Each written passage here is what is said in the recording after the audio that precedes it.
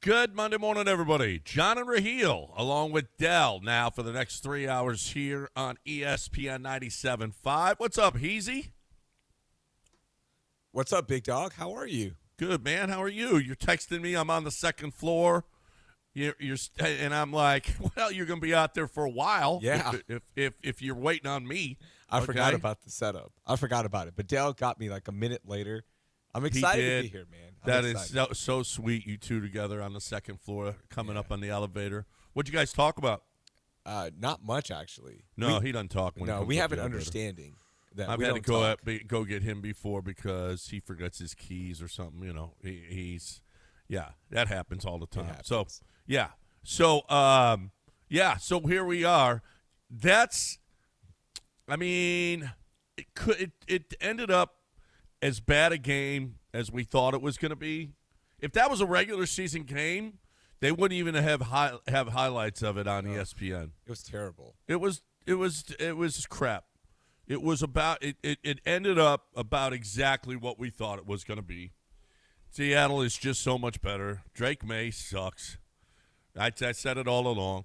I said it the whole time. This game is going to be garbage. There's some real revisionist nonsense coming out of Los Angeles, right? Or the L.A. area, excuse me, right now. Yeah. No, you were on the Patriots and on Drake May. Ugh.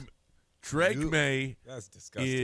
he's bad. He's terrible. He's a terrible quarterback. No one said all that, but stop it. You were, I know. He's going to hit Kayshon Boutte down the sideline, a couple of big plays. Get out of here. Oh. Drake the schedule, May. It was wishful thinking is what it was. Dude. It's all it was. Why did you Why did you think a team who couldn't Well, block because anyone I- all because- postseason was going to block the Seahawks? Because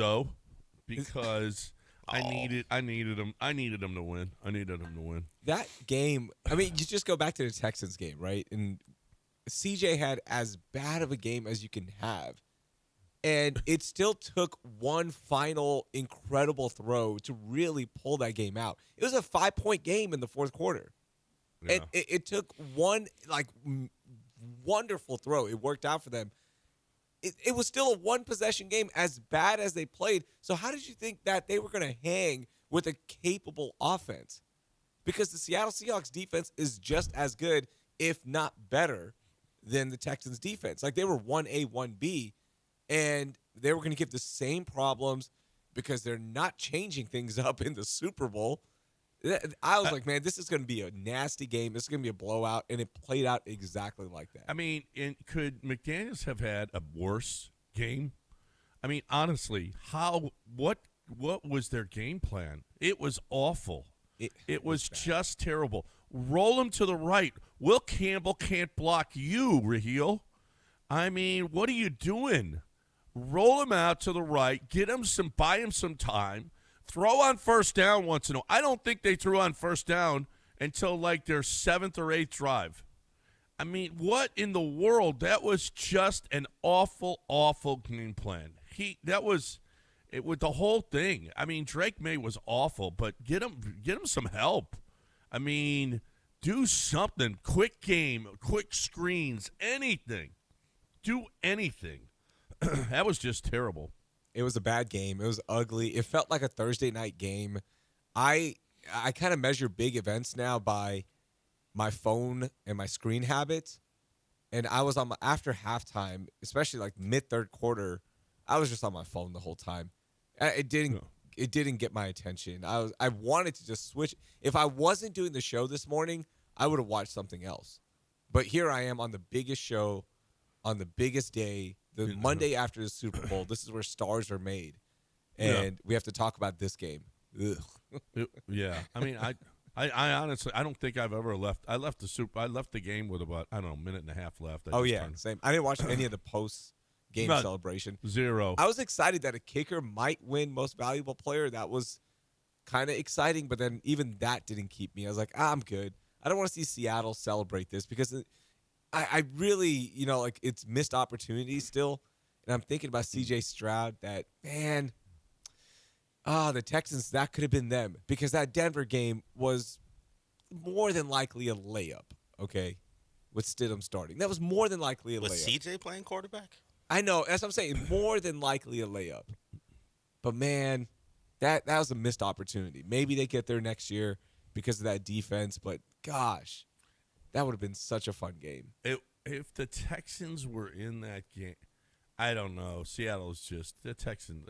I think the Texans would have made that think the AFC that offense's sucks. life a little bit harder than what the Patriots did. The Patriots were just sitting back, hoping that Darnold would turn the ball over, and that never happened. It never felt like they were applying any sort of pressure. They weren't physical. No. It was Seattle's night. They're a damn good team.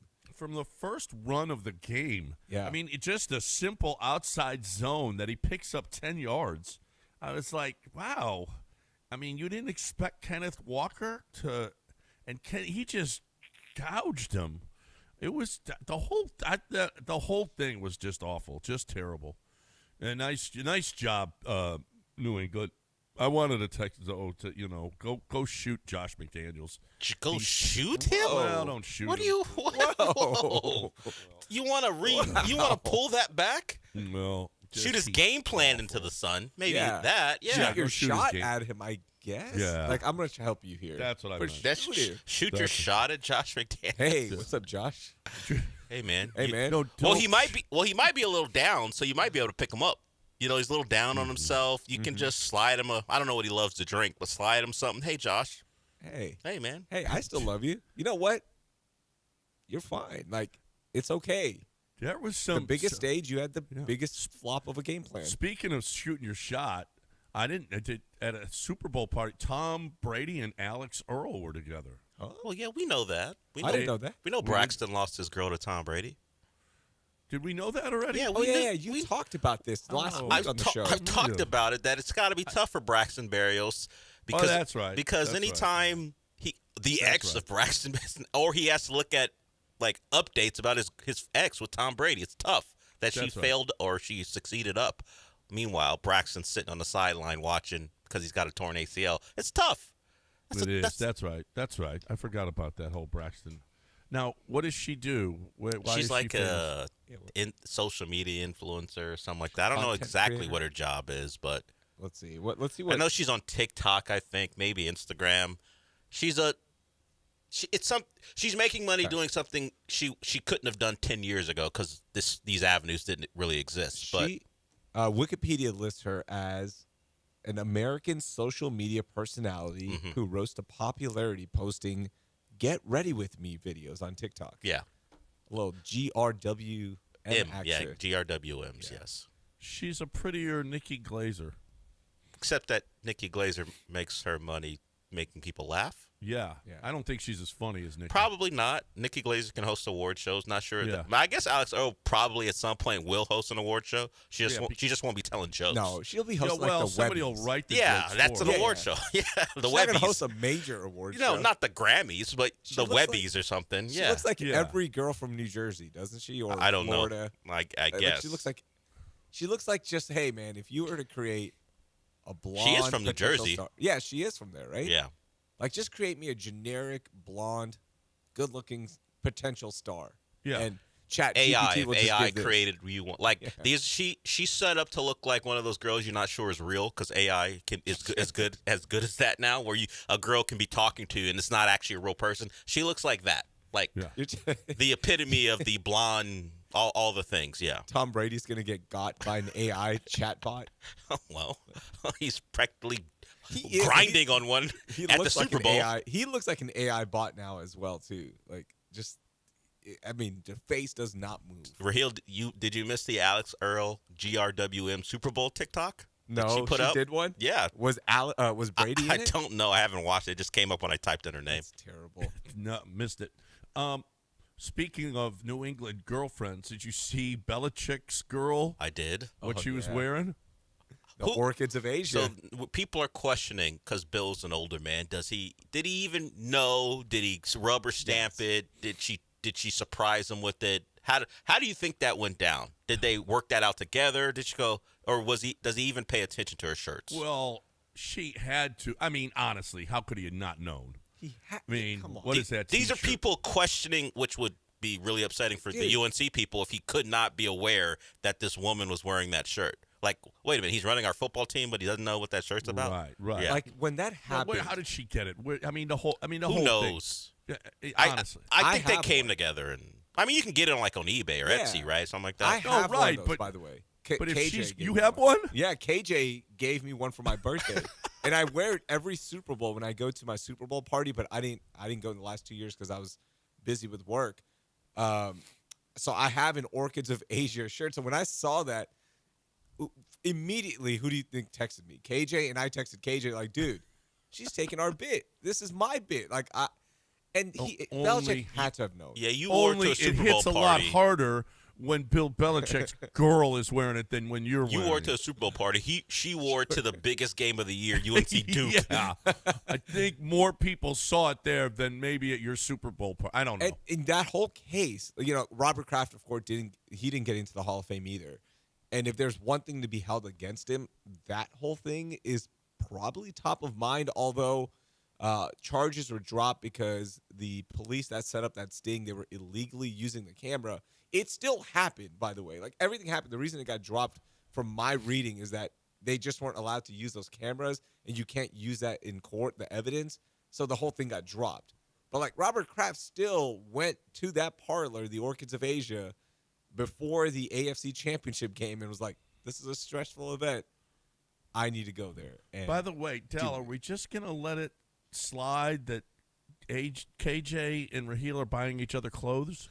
Well, at least it's like it's a bit they're doing. Not a like funny your, shirt. Not like your guy buying another guy jeans. yeah, what are you talking That's about? different. Like, this is No. a bit. I No, no, no, understand no. that. Hold on. I've given you guys shirts. Yeah, but it's a bit what he's doing. It's funny. No, what was behind I buying mean- another guy jeans? That's no joke there. There's that. I'm sorry, but that's You can't compare the two. Yeah, what are you Sorry. talking- did you guys I'm have sorry, frappuccinos but together when you were You and jeans KJ shopping? buy each other clothes. What are you talking about? It's not, you can't comp it. Stop it. I get what you're doing. I appreciate it. I would Good love try. to get after them over this, but it's a joke shirt. It's funny. Yeah, it's a I sports don't joke know. shirt. Come on. Yeah. I don't know. Hey, I just- by the way, Clint that's Kubiak. uncomfortable now. The whole show's uncomfortable. I don't know. Did you see this? Clint Kubiak officially going to the Raiders. Yes, he Yeah, confirmed that's that awesome. Good on the for him. field last night to multiple reporters. Yeah. That's awesome, man. You I think mean, Brady he loves him more, considering he's the OC who beat the Patriots? You think Brady's like, yeah, considering people don't believe Brady was rooting for the Patriots last night? I don't. Brady's think got he to. was. I think Brady's got to love that his guy. I think Brady just doesn't want them to have a title without him. You know, So petty. it's okay. You guys you're gonna miss me. I want you to miss me as long as possible. And Drake May proved they miss him. What if when Well, Tom Brady gets in to the hall, he's like, I'm going as a buck. Wouldn't that be If the you had to ultimate? wear a hat, if it was that way, and he did that, I'm going in as a buck. That would be. That's how you lose an entire fan base forever. oh, They're yeah. already mad at him for not They can't be that immediately mad. coming out and saying I want the Patriots to win. Like, we loved you, we backed you up through everything. You can't even come out and say that you want us to win. If a Patriots fan came up to me and I was Tom Brady and they're like, "Oh, why didn't you open root for us?" I would just put my hands in their face. Look, I what gave did you all do of for- this. Shut up. What do Keep you want walking. from me? Look Go how get much your joy I mediocre gave you. coffee. Go get your mediocre donuts at Dunkin'. Get out of here. Get out of here. Don't talk to me. Don't ever say anything to me. They really should have nothing to say to him. Yeah, I'm Tom Brady. Yeah. Well, we are going to break. 713-780-3776 is the number if you want. I mean, I was hoping we'd have something to talk about with this game, and There's we're a talking lot to about talk We could talk about T-shirts the and- game, but I mean, I look. I appreciate it. You wanted a game. You got your guy up in New England, but just watching that team play over the last month, no shot in hell. No, I was. You know- I made up stuff in my head just to hope. what are you and- doing? You know the Yeah. craziest thing is people were pointing to, well, now the New England Patriots get to play in good weather. Now they can operate. The Yeah. New England Patriots, if Drake May can't play in bad weather, pack it up. Because isn't that the whole goal? Play great in the regular season, get cold weather games, and bring a team from warm weather up there and punish him. If his problem's going to be playing in cold weather, forget about it. Well, he's from North Carolina. Well, then why is he then they've got a be problem. so much better in cold weather? Then Tom Brady's from California. Yeah. Well, yeah, except it gets cold in Northern California. No, Okay. it was perfect last night. It was great. Yeah, It it was actually pretty nice. Super Bowl conditions. Yeah. But we got to stop playing outdoors. Let's just put it in a dome, please. What are we doing? It was awful out there last night. It was just horrible. We got a break. 713-780-3776. If you want to get in here, we are about a half hour away from What Did You Learn This Week in one sentence. We will do that at 7:45. 713-780-3776.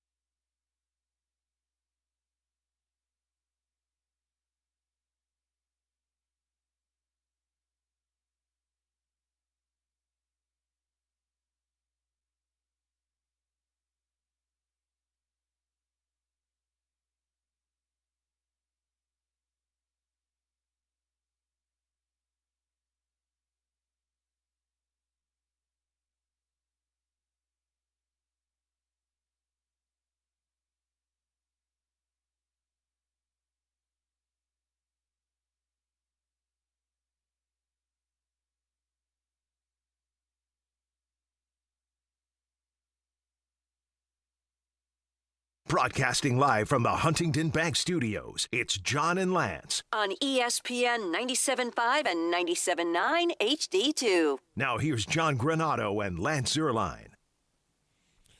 I'll tell you what was the best thing about this weekend was that Cougs BYU game. That was really good. About 9 minutes to go, and they're tied at 54. About 9.5 minutes left. And then Kingston Flemings just went on. Boom, boom, boom. 3 buckets. They're up 5, and they just run away with it. They pulled it within 4, but that's the closest they got. Flemings hit another one, 8 straight points. And then Osako had a big play, rebound, fake, and then put it in. Chris Senack was awesome. I'll tell you what, A.J. DeBansley is real. He's a good player. Good player. He's 28, and they decided that they were just going to stop Richie Saunders. You can't – both of those guys were not going to beat you. Richie Saunders was just – he's a really good player and their second best player and probably second team all-conference. Well, not against the Cougs he wouldn't. Cougs just shut him down. That was fun. I didn't get a chance to watch the game. I saw the highlights, and it was great. Yeah, it was a good game. Flemings went off 11 of his 19 points in the second half. Everything you laid out, like, man, big buckets. Now I'm just looking forward to that stretch that's coming up where they're going to play Arizona. Well, Iowa State. Yeah, Iowa State, Arizona, and then Kansas. Yikes. And, Arizona, the number 1 team, somebody said that's not even the toughest game in that run. I mean, you got to go to Iowa State, you got to go to Kansas, you got Arizona at home in the middle. That's going to be they play 3 of the top teams in the country in a week. Man. In 8 days. Tickets right now for that game, $280 to get in. It's such a great place. Did you go? Have you been there? I have not been there. You haven't gone there yet? Not for basketball. I've gone there for volleyball multiple times. My God, it's great. I know. I just haven't had Put a out chance the to go. $280. Come on. I'm not paying $280 for a college basketball game. Let's go. Make a friend, okay?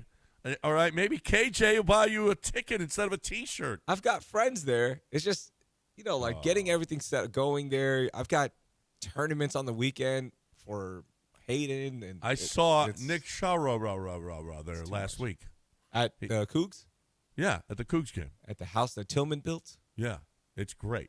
It's the best arena we have in the city. Yeah, for sure. It's amazing. Like, even for volleyball, it's amazing. You sit so close.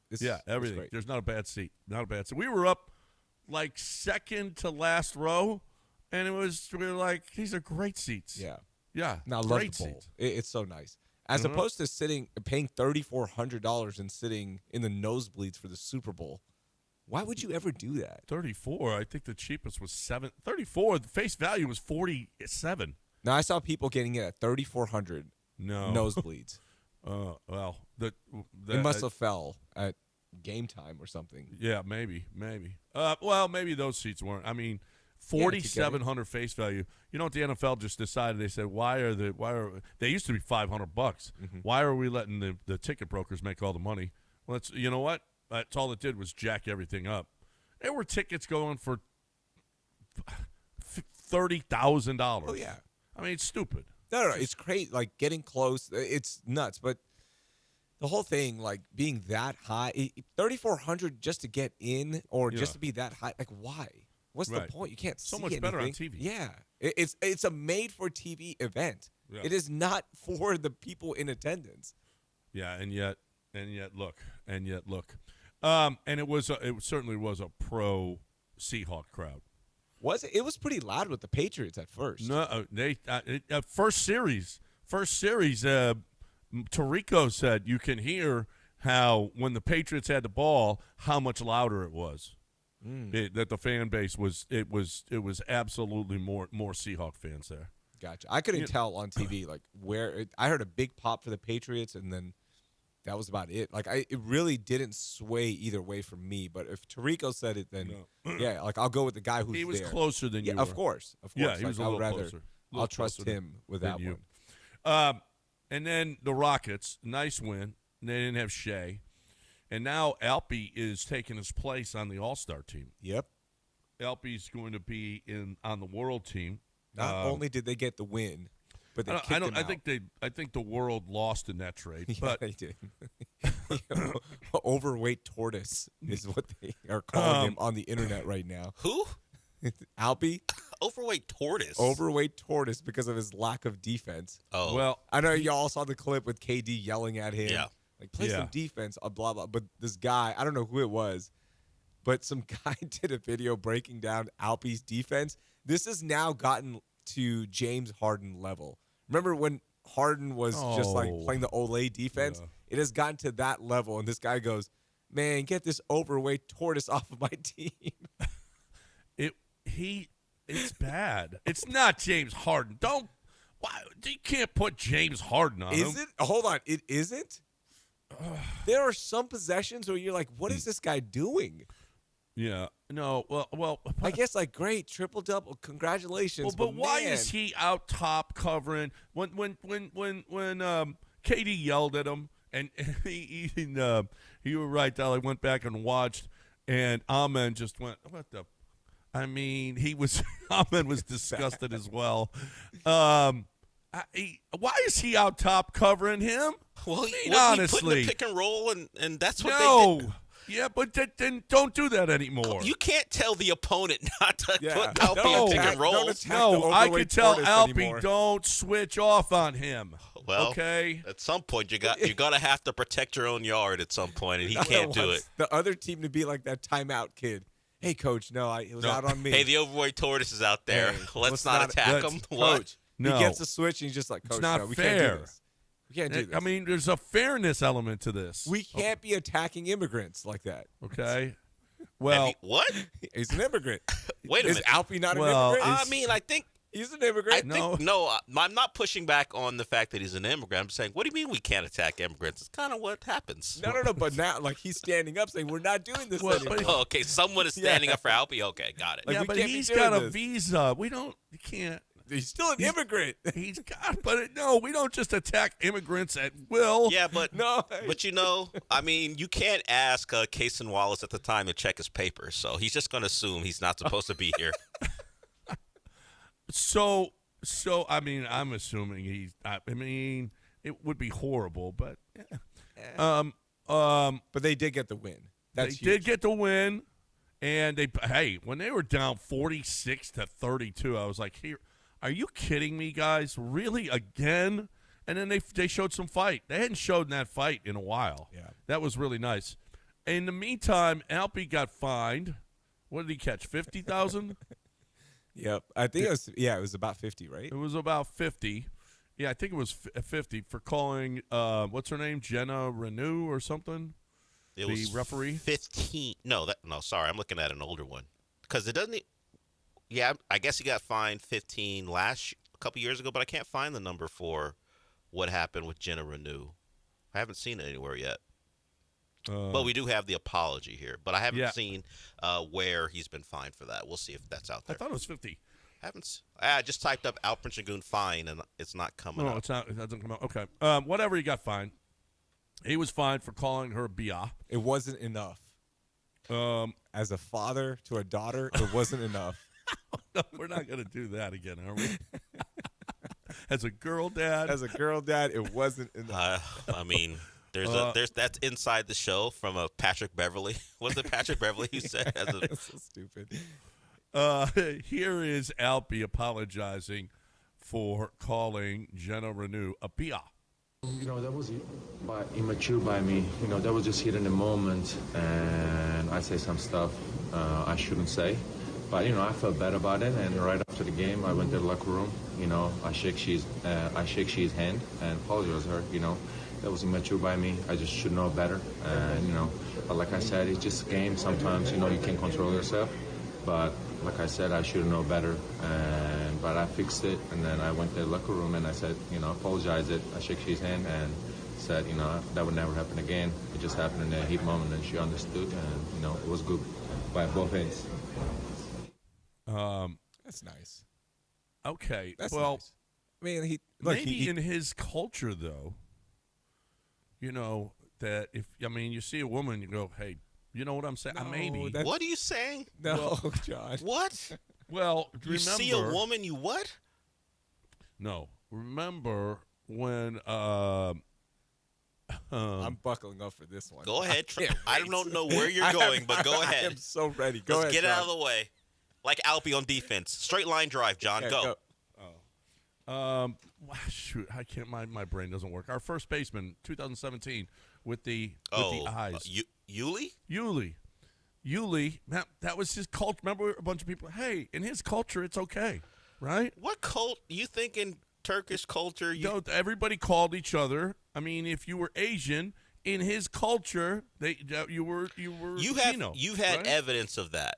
Do you have evidence that in Turkey? I'm just saying, men maybe in Turkey, maybe that's just common. What? That be All right, That let's might say- be common, but you think it's something the women are looking for? All right. To hear that? I'm gonna just come in with some facts, okay? Okay. According to the Stockholm Center for Freedom, this is their Women's Rights in Turkey 2024 in review. So this is a year old. Okay.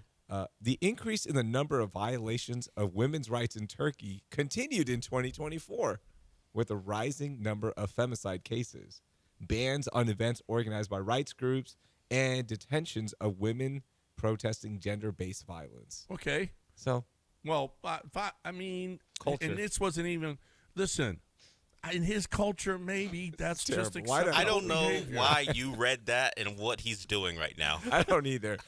He got fined. He apologized. He shook her hand, and it's all good. Heat of the moment, and Yes. we move on. Yeah, let's Yes. move on, John. and become an all-star for it. When we get back, Do you think that was part of how? Hey, if you don't apologize, we can't No. put you on the All-Star team. No, no. you want to represent the world. You gotta apologize right now. Like if he didn't apologize, it would have went to Lou Dort or something. They would have thrown a Canadian on there. He had to apologize. It was him or Lou Dort. No. Wow, I how mean, far Alpie? I thought Alpie was going to be first team All NBA this No. year. Now Overweight it's him tortoise? or No. Lou Dort. Hey, Okay. when we get back, can I get your thoughts on the halftime show? Absolutely. All right. When we come back. Let's do that. But first, let's talk about Champion Energy. Let's talk, and don't forget, we are just minutes away from what did you learn this weekend in one sentence. We learned, listen, I was with Champion Energy for 17 years. Love what Champion Energy did for me. You will love what Champion Energy does for you. If you're somebody who's on, listen, if you're about sick of your electricity bill, you're like, this is really ridiculous. Why don't you see what Champion, how different it's going to be? Because I switched over and I was amazed. I've had buddies switch over and they were amazed. Holy crap, it is different. It is better. It is less expensive. It is the way Champion does business and has been doing business for years and years and years in the city of Houston. You're looking for the best way to get that electricity to the house or the business, and you need champion.energy/1560, champion.energy/1560.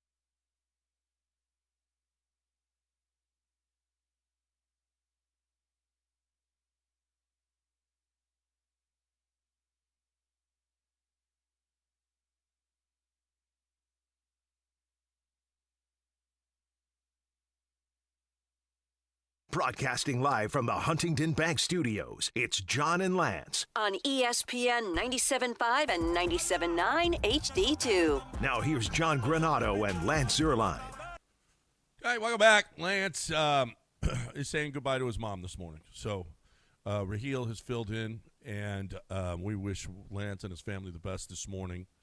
His dad made the plans and didn't realize it was going to be the day after the Super Bowl, but the family is doing that. They're doing it in Austin or in the area anyway. And so we miss him, and thank you, Raheel, for coming in and taking his place this morning. Super Bowl was last night, not a very good game. The halftime show is what you wanted to talk about? Yeah, I just want to open it up. What did you think about it?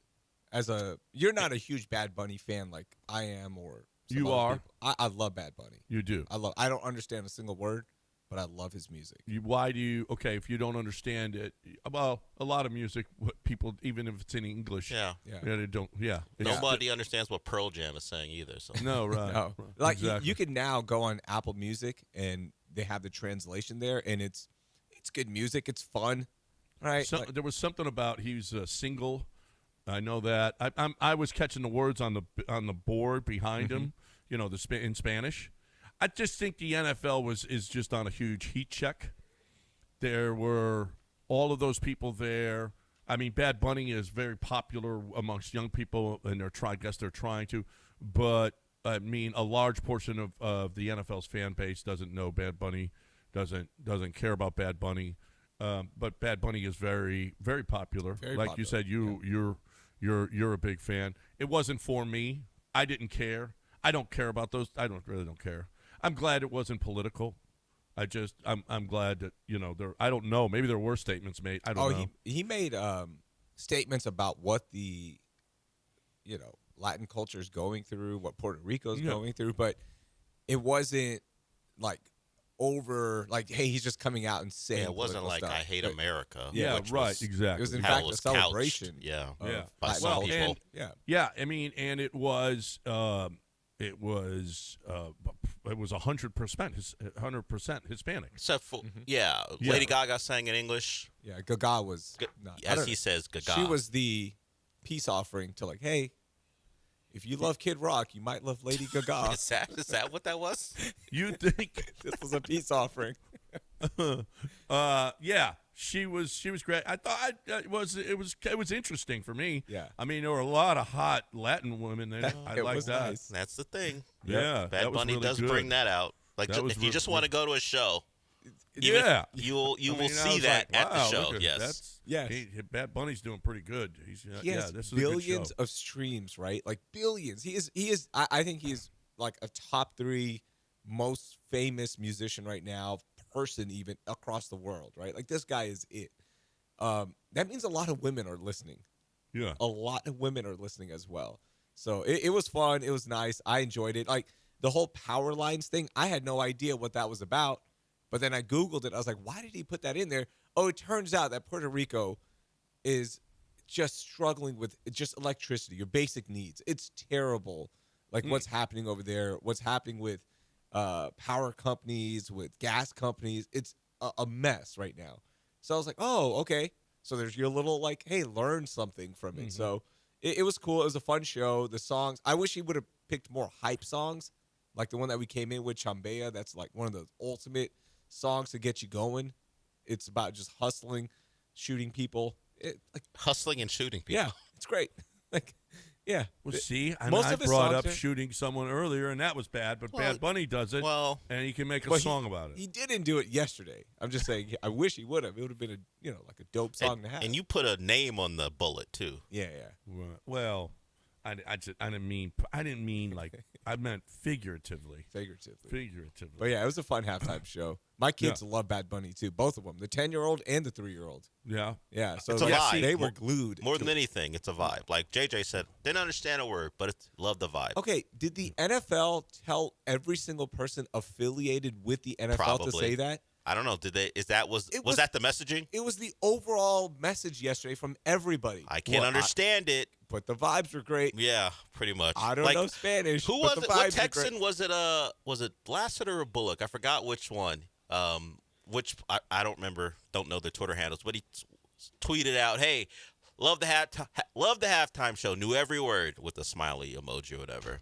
That's kind of what it was. Everyone's like, "Hey, I like Latinas." I think that was the overarching thing.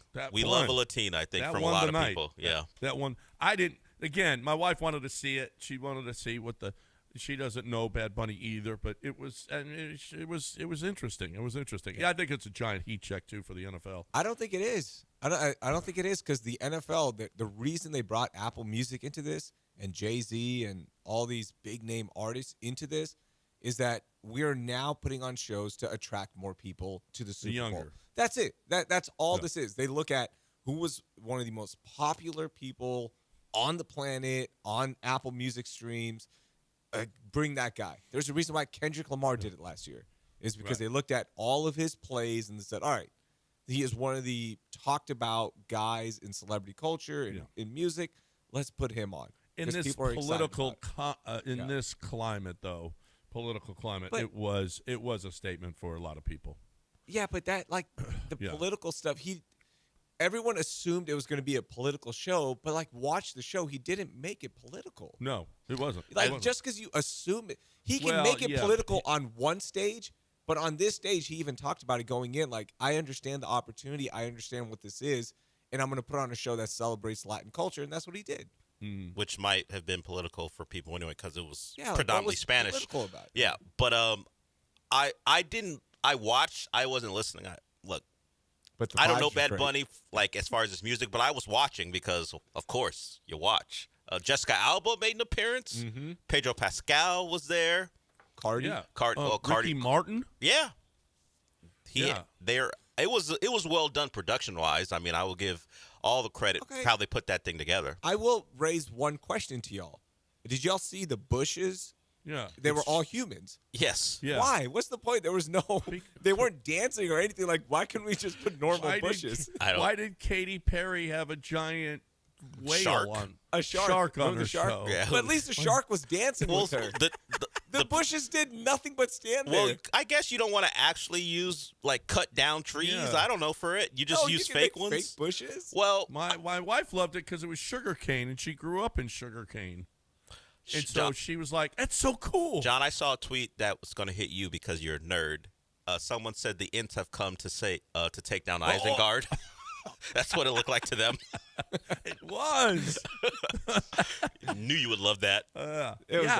They could have just put normal bushes there. I mean, I feel like it was just hey, normal. We have $1 million. They had to run production. in and off, on and off the field. Who's going to carry them? Yeah, you're going to carry that many shrubs on and off the field. Someone had to get there. The people were utility more than anything else. Somebody was in a room okay, look, we need to put 500 bushes there. How do we get them there? How do we do this there? We can't roll them all. Okay, so what do we do? And some guy goes, why don't we just get people to dress up like them? And they run out there.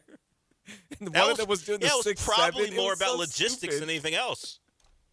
It was so ridiculously fun. It was awesome. It was good. It was. I mean, I was fine. I don't care. It doesn't. Those things I really don't care about. But it was actually. I thought the music was. I was trying to figure out what he was saying. Yeah, you are a Spanish speaker. Mm-hmm. Yeah, but and I saw it in the background, some of the stuff, and I was like, this is not. My thought was, this is not for anyone who's at the game. No, no one. No, zero. Although a lot of people went just to watch Bad Bunny. Right. There were people there hey, this is a Bad Bunny concert for 18 minutes, surrounded by stupid football. Yeah. All right. Speaking of which, did you see what the Big 12 is making their tournament? There's an announcement coming. Your Mark was on with, I don't know who he was on with, but he said, we're going to have music at our Big 12 basketball tournament. It was let's like, go. That was a great idea. Why not? In between games, put concerts on. Are you kidding? You know how many people you're going to get there for those games? That's a really smart idea. The question is, who are they going to pick? Who are they going to pick for? Who's going to show up? Artists. Where's the Big 12 tournament? Is it like Kansas? It's always in Kansas. Okay. Always in Kansas City. So who are they going to get? That's a question. That is a question. Yeah, it's not big names. That's make it a little bit more, because how many empty seats are there for Iowa State versus West Virginia? Yeah, that Wednesday, whatever the Right. tournament The starts, opening whatever day, day the yeah. tournament starts. But what Right. I haven't. It's the morning session, so there's 2 games. Then they kick everybody out, and then the evening session starts. Right? Like I'm pretty sure that's how it still goes. I haven't been I to don't- the Big 12 championship in a while, like ever. I don't know. I Yeah. don't know if that's how it goes. Okay, but well let's talk we about. got we got a break. We got what did you learn this weekend in one sentence? Coming up next, 713-780-3776. You've got one sentence to tell us something that you learned. Doesn't have to be about sports. Could be about Drake May. I don't know. What did you learn this weekend in one sentence? 713-780-3776. Get on right now.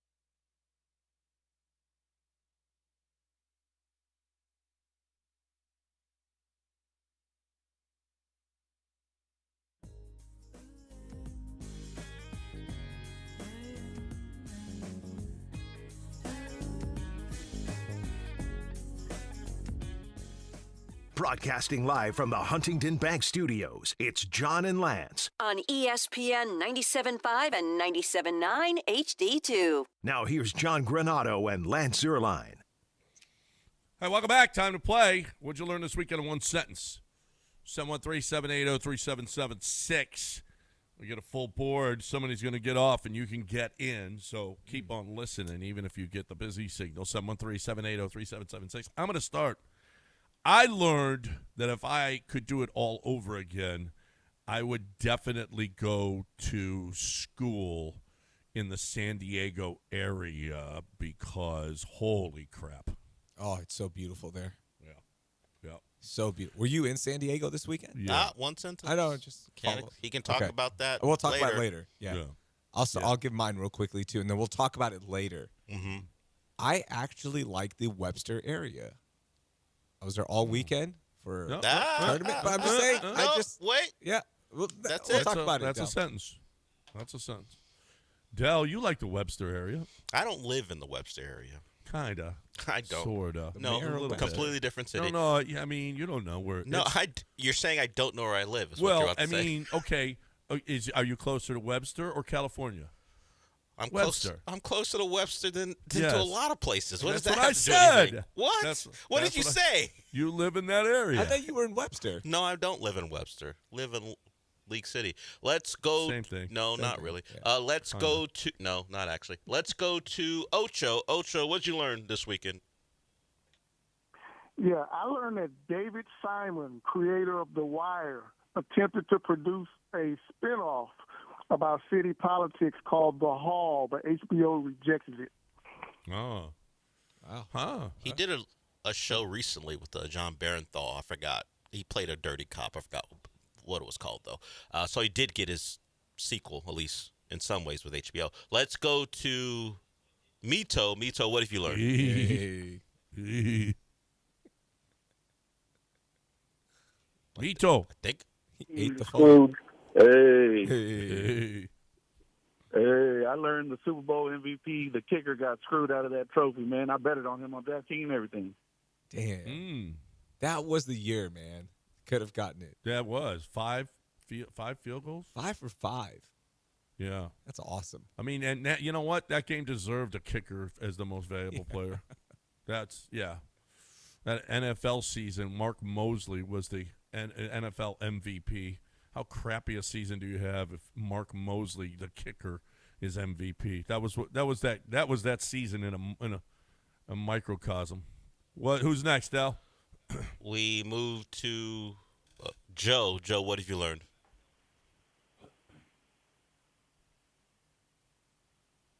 I learned that Kingston Flemings is so cool that he can walk into another team's huddle and they just laugh about it. Yeah, that was cool. They were pushing him in there laughing. What are you doing? Get out. That was fun. Kingston Flemings is so good. He's so good, bro. I mean, I don't know if he's going to win conference MVP, but he should. It depends. This stretch is going to tell you. I don't think Peterson, I don't think DeBanza. We'll find out. JT Toppin might, but Texas Tech is getting slapped around a little bit. Kingston Flemings has been the best player in the conference. He's awesome. Who's next, Del? Tom, what have you learned? Morning, gentlemen. I learned that my new favorite sport is Olympic women's speed skating. That's cool. You late on that, Tom. Oh, man. Yeah. What you waiting on? Have you seen that bobsledder from Australia as well? She is. There's one that is very popular on Instagram right She now. is? Well, let's Is look she? I think she ran track and then transitioned to bobsledding. Yeah. She's I don't know the positions what they're called, but she's Desi one. Johnson? I think so. She's one of the. I don't know what they're called. The pushers. Like she's the not sprinters. a driver. She's Yeah. one of the. Gets the speed going. I Yeah. forgot what those. I don't know her name, John. I never looked up. I could never get past what I was watching to look up the name. You didn't ever look at her name, huh? Who cares about? Does she have I a name? care about her name. She's a I'm being person. honest. I was like, I Is don't know her she? name. Yes, actually, she is a person. Oh, She's no. she's an Olympic athlete, John. Yeah, I Put don't some know. respect on her Yeah, name. let's have some respect. Why Australia's pushing a bobsled? I don't know, but Yeah, good why- luck. Good luck, Why Australia. was Jamaica doing it? Well, fine. Are they going to make a movie out of this one? If you put in bobsledder, she comes up immediately. Yeah. Well, Yeah. Desi. those people are new. I've been known about her. Welcome to the internet. Yeah, let's go to Elliot. Elliot, what have you learned? Morning, guys. I learned that if you're at a bar and you confidently pretend to agree with a woman's political beliefs and ideologies, you increase your chances of getting her to do stuff. Yeah, as opposed to, fighting her on those things. Yeah, arguing with her over politics, which will never get you anywhere at the bar. Yeah, I mean, you're not there to actually have views on anything. You just nod your head and buy a drink, right? Dude, wait a minute. Oh, wait, a man lied to a woman to get her to do stuff. When you put it that way, it seems unseemly. Do you know how many different jobs I had back in the day and how much money I had when I really had none? Didn't they have to go back to your place and they find out how much money you didn't have? You go to hers. Oh, okay. Yeah. How do you avoid? Hey, let's go back. Hey, there's a mattress on the floor. Now I'm remodeling. You don't want to. You don't want to. Told me you're in investment banking. But I'm remodeling the place. Dust everywhere. Staying at a buddy's house. Yeah. You figure it. You just keep the lie alive, is what we say. Right.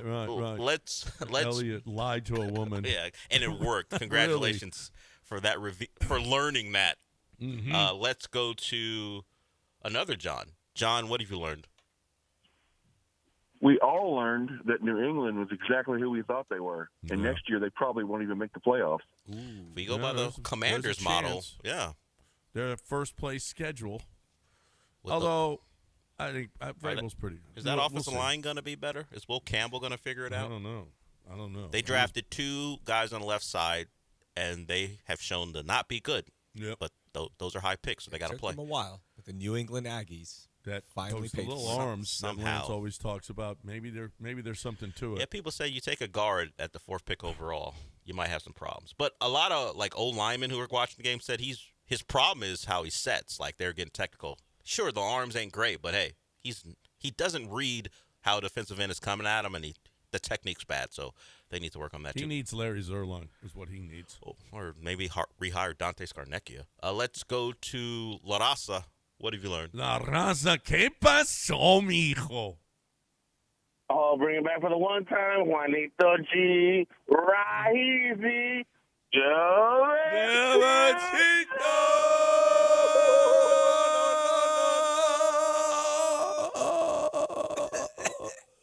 Gentlemen, good morning.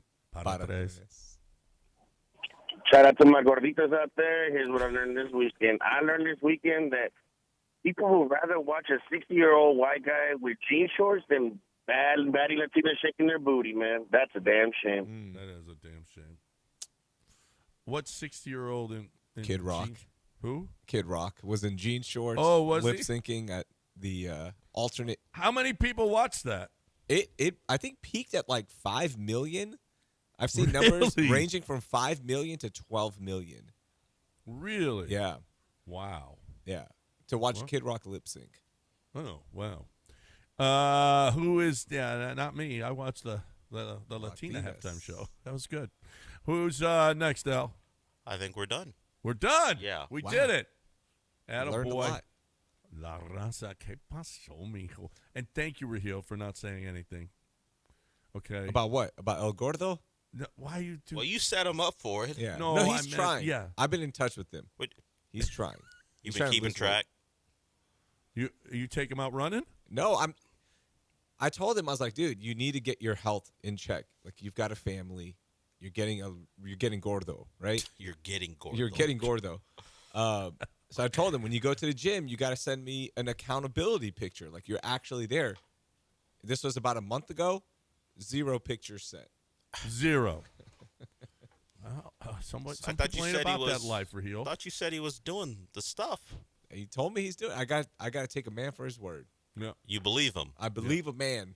when he tells you the truth or says he's telling you the truth? You want gym pictures of? Well, No, just evidence like a that he's picture that there. he's at the It's gym. getting Yeah, even worse. he doesn't now. have to. Not of him. He of doesn't the have to equipment. be taking a selfie. Just take a picture of the squat rack or whatever the hell he's going to be on. Yeah. Okay. Yeah, I just elliptical. I don't know. Hey, look. Snap. I don't want La Raza gym Accountability. pictures, Stairmaster. okay? I don't know. Okay.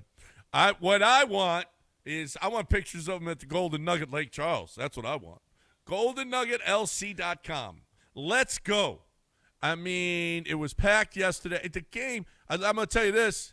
The game didn't live up to Golden Nugget, I can tell you that. I can tell you that right now. All right, but here's the thing: if you had the Seahawks and you took them, and you my friend won. You were at the Golden Nugget Lake Charles winning money, and you had yourself a big time. I'm going to tell you this right here and now. It is the place to be for any big event. Coming up, the NCAA tournament, right? That is coming your way next up on the agenda. And here's the deal. Golden Nugget Lake Charles is the place to be to watch that. There's no better place than at a sports book to watch the NCAA tournament. And they got great shows coming up, all right? Lita Ford, Dee Snider, February 20th. Josh Turner, February 21st. Styx in March. ZZ Top in April. Chicago in May. Big names, great shows. You're looking for a great way to have a great time. Just 2 hours and 15 minutes down the road. It is the Golden Nugget Lake Charles. I love it. You will love it. You're looking for a great way to entertain and not have to fly all the way to Vegas. GoldenNuggetLC.com. Get there.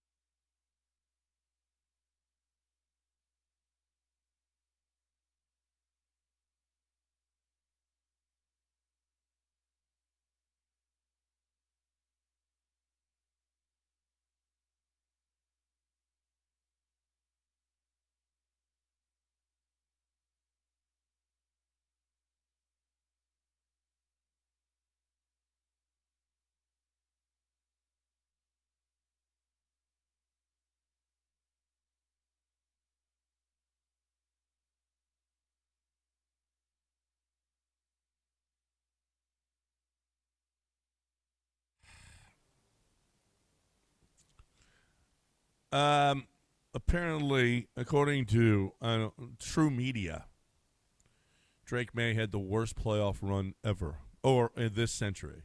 Oh, wow. This century. I mean, he was up there with Burrow, right, in terms of sacks. The 2021 playoff run was hits, yeah, getting hit, sacking, getting sacked. sacked, yeah. Burrow was 11th on the list. Yeah, people forget the Bengals' defense is why they got to that Super Bowl, but Burrow wasn't as bad as no one. Well, you just told us no one was as bad as Drake. Drake May was the worst. Peyton Manning was second worst in 2015. Yeah. Remember how bad he was in that second year with Denver? Yeah, and found a way. Yeah. Rex Grossman, Joe Flacco in 2008, Jared Goff when he was in L.A., Kerry Collins, Trent Dilfer, Tom Brady, Jimmy Garoppolo, Rich Gannon, Joe Burrow. Wow. 11th. CJ? Yeah, he got sacked. I mean, that was the worst offensive line. It was the worst. But Drake May, congratulations. Congratulations to you. It's really a congratulations to me. To Dell. I hate saying it, but yeah. Were you the only one that picked them? No, I think Lance was on the Seahawks side, but 5-star and John liked the Patriots. John was trying to convince himself. 5-star actually believed it. Yes. 5-star had a rough championship. He had Miami. They covered, right? Yes, they covered, but he had them winning. He had a money line too, but and then he had Oregon against Indiana. I was trying to convince him otherwise, and he loved Oregon against them, and that was over in the first quarter. You win some, you lose some. Yep. Well, that's gambling. That's why they call it gambling, Raheel. Yep. And yes, unfortunately for him, it was not he. Yeah. You had to talk yourself into New England to take New England. You did. Yeah. Oh, yeah. You really did. Like, you're like, come on. Like, the actual games you're watching, you go, man, they're good, but come on. But don't we understand what we're watching here? Yeah. How they're winning these games, and do we expect them to do this and find a way against what was either the best, and if you beat the Rams, how they did, I guess you're the best team in football because the NFC was better. Why would the Patriots? How are they going to win this game? Dude, the Texans had 5 turnovers, and it was still a 5-point game. Yeah. Think about that. It was 5 turnovers. If not for a snowstorm, they don't beat Jarrett Stidham. Yeah. It took a miracle of God. Yeah. For them to win. It's great. The fact that they got there is impressive. It's a good story. 4-13, 2 years, all that stuff, right? I don't think they're getting back next year. Things change. That schedule is going to be harder. That was a real thing. I think there's definitely a scouting report now on Drake May. Yeah, he saw ghosts. Yeah. People pointed that out. Darnold saw a ghost against Patriots. Drake May saw the ghost against Seahawks. So I saw Warren Sharp broke down. He said, there's a lot of stats. If you play man against Drake May, he's gonna hurt you. If you play zone, and there's a cover 6 out there now that he was like the worst in the league at. I mean, he's there. If you're playing 2 or 3 high zone against Drake May, you're gonna kick his ass. Yeah, Kyle Shanahan talked about it.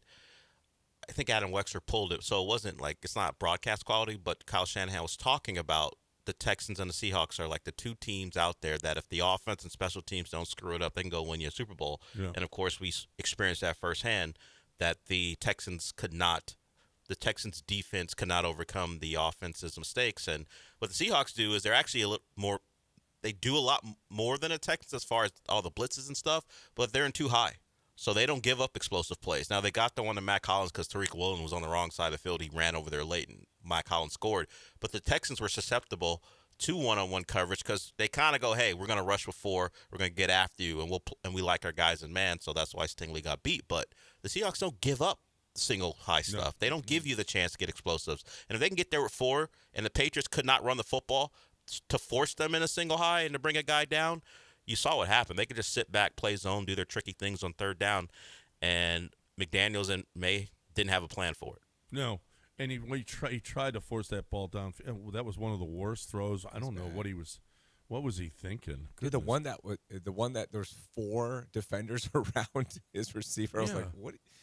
Man, and he so underthrew. It was bad. It was awful. Man, he's a young quarterback. He got there. I don't know if he gets back. Like, this is the thing we always do. Like, oh, look, he's so young. He got to the Super Bowl. He's going to be there so much more. It's not guaranteed. Well, Joe Burrow hasn't been back. Hasn't really been. I think Dan Marino never got back. That's always the Yeah. example. Brock Purdy made it the one time or twice. Did he make it twice or once? He didn't get back. Jimmy G never got back. There are no guarantees. It's hard. Yeah. Particularly when you still have, and I like to make fun of him because he hasn't made it, you still have Josh Allen in the conference. You still have Lamar. You still have Patrick Mahomes. I know Lance is predicting the end of the Chiefs. I don't know how you do that when Patrick Mahomes is still around and Andy Reid ain't retiring yet. You still got these. Remember, Burrow? If he can stay healthy, and we'll see what the Bengals do with Zach Taylor at some point. We still got these all-timers in that conference, like Hall of Famers that are to be. So there's no guarantee you get a year like this again, and that's why the Texans not getting there sucks. Yep. And this was the chance. That was absolutely the chance. What is ESPN had a segment on? What is this? One of the greatest turnarounds? Sam Darnold, is that one of the greatest turnarounds for a career ever? It's redemption. Yeah, I mean, he was. Look where he it is was. pretty cool. It's his fifth team. How many times do you go to your fifth team and win a Super Bowl? I mean, Rich Gannon got close. He had been around the league but never won it because the Bucks dismantled. But was he the on Raiders. a bunch of different teams? He was with the Chiefs Vikings, and then he went. I think he went the Chiefs, the Vikings, at least 3 teams. I don't know how many he got to, but yeah, he had been around a little bit. He was in his he won the MVP at like 33, 34, right? Right. He'd been an older player before he got to John Gruden. Rich Gannon is always the example, though. I mean, there are very few guys that this happens for. Yeah, the Raiders were his fourth team. He played with the then Redskins as well, so it was his fourth team. So not as many as Sam Darnold, but I mean, he is the example. Yeah, he only got there. He didn't win it. He didn't win it. Like 2022 was the last time he was a full-time starter, right? He started 6 games for the Panthers, then went to San Francisco. Backup, yep. 1 game, and then just went on the tear in Minnesota, and then now, of course, Super Bowl champion. I think it was one of the best stories. Like, on both sides, if you're just looking at storylines, that was really cool. The fact that a really crappy team like the Patriots for the last 2 years turned it around. Mike Vrabel, which, by the way, I don't know if you guys remember this, I was the only one saying the Texans should give a serious look to Vrabel when he was here, but, of course, that didn't work out. I think he's a culture guy. You're the only one? I was the only one. And everyone laughed at me. Everyone. Yeah. And then look at that. And then the Seahawks, of course, the defense, the Darnold storyline. It was storyline-wise, it was good. The game just sucked. It was a terrible game. It was a boring Thursday night game. Yeah. With Super Bowl branding. Oh, I wouldn't have 9-0. I mean, if that game was on Amazon Prime, it would have gotten like nobody would have watched 2. It. Yeah. Yeah, a 2 rating. Terrible game. Everybody would have clicked off. So we've had 2 of these stinkers in a row. NFC dominating the AFC. Mm-hmm. I mean, there's no reason to predict like the 13 or 14 in a row that happened back in the 80s and 90s. But I mean, the AFC, pick it up. Come on, AFC, pick it up. We got a bunch of NFC people just chanting NFC at the Super Bowl. NFC. Well, yeah. How come 49er fans in attendance weren't chanting NFC West because it didn't roll off the tongue? But NFC. How come that wasn't happening? Well, just to prove how dumb that is to do. I mean, if it's got to be the Chiefs, because they represented and I would rather NFC. I don't want to see the Chiefs anymore. I mean, if that's the only hope, and it looks like it might be, the only hope is Patrick Mahomes gets great again. No, we still have a great defense here in Houston. Oh, yeah, but you just said last week CJ's going to the Super Bowl in 4 years. I know, you just said that. Is that like your Patriot stuff? You had to talk yourself. Same thing. Okay. It's the same exact You can't thing. talk CJ. I can't. Until I see it, I can't even talk myself into No, I'm trying to talk myself into that. Into it. Okay. Don't. You just hope that the I'm just trying because everybody's so down on him, but now he's got that hair. He's got that hair. He's got Super Bowl hair? He's got Super Bowl hair now. Was he? I mean, honestly, wouldn't it have been embarrassing with that hair? I wouldn't have cared. Okay. I don't think I would have cared. I'd have been embarrassed for him. See, there's a guy. And now he's got Super Bowl hair. At some point, there was a guy next to Bad Bunny who had the long locks or the dreads, and somebody goes, CJ made it to the Super Bowl. It's like, dude, come on. Like, what are we doing? But you're assuming the hair's not going to grow out. You think he's just going to he's maintain? Done with it. No, he's done with that. He's done. He's done. It's a new look, Del. I don't know. It's a whole new CJ. He's only it doesn't throw interceptions. He's only 24. The hair will change at some point. No. Don't we worry. Got a break. 713-780-3776. Anything you guys want to talk about, we will on the other side. Come on.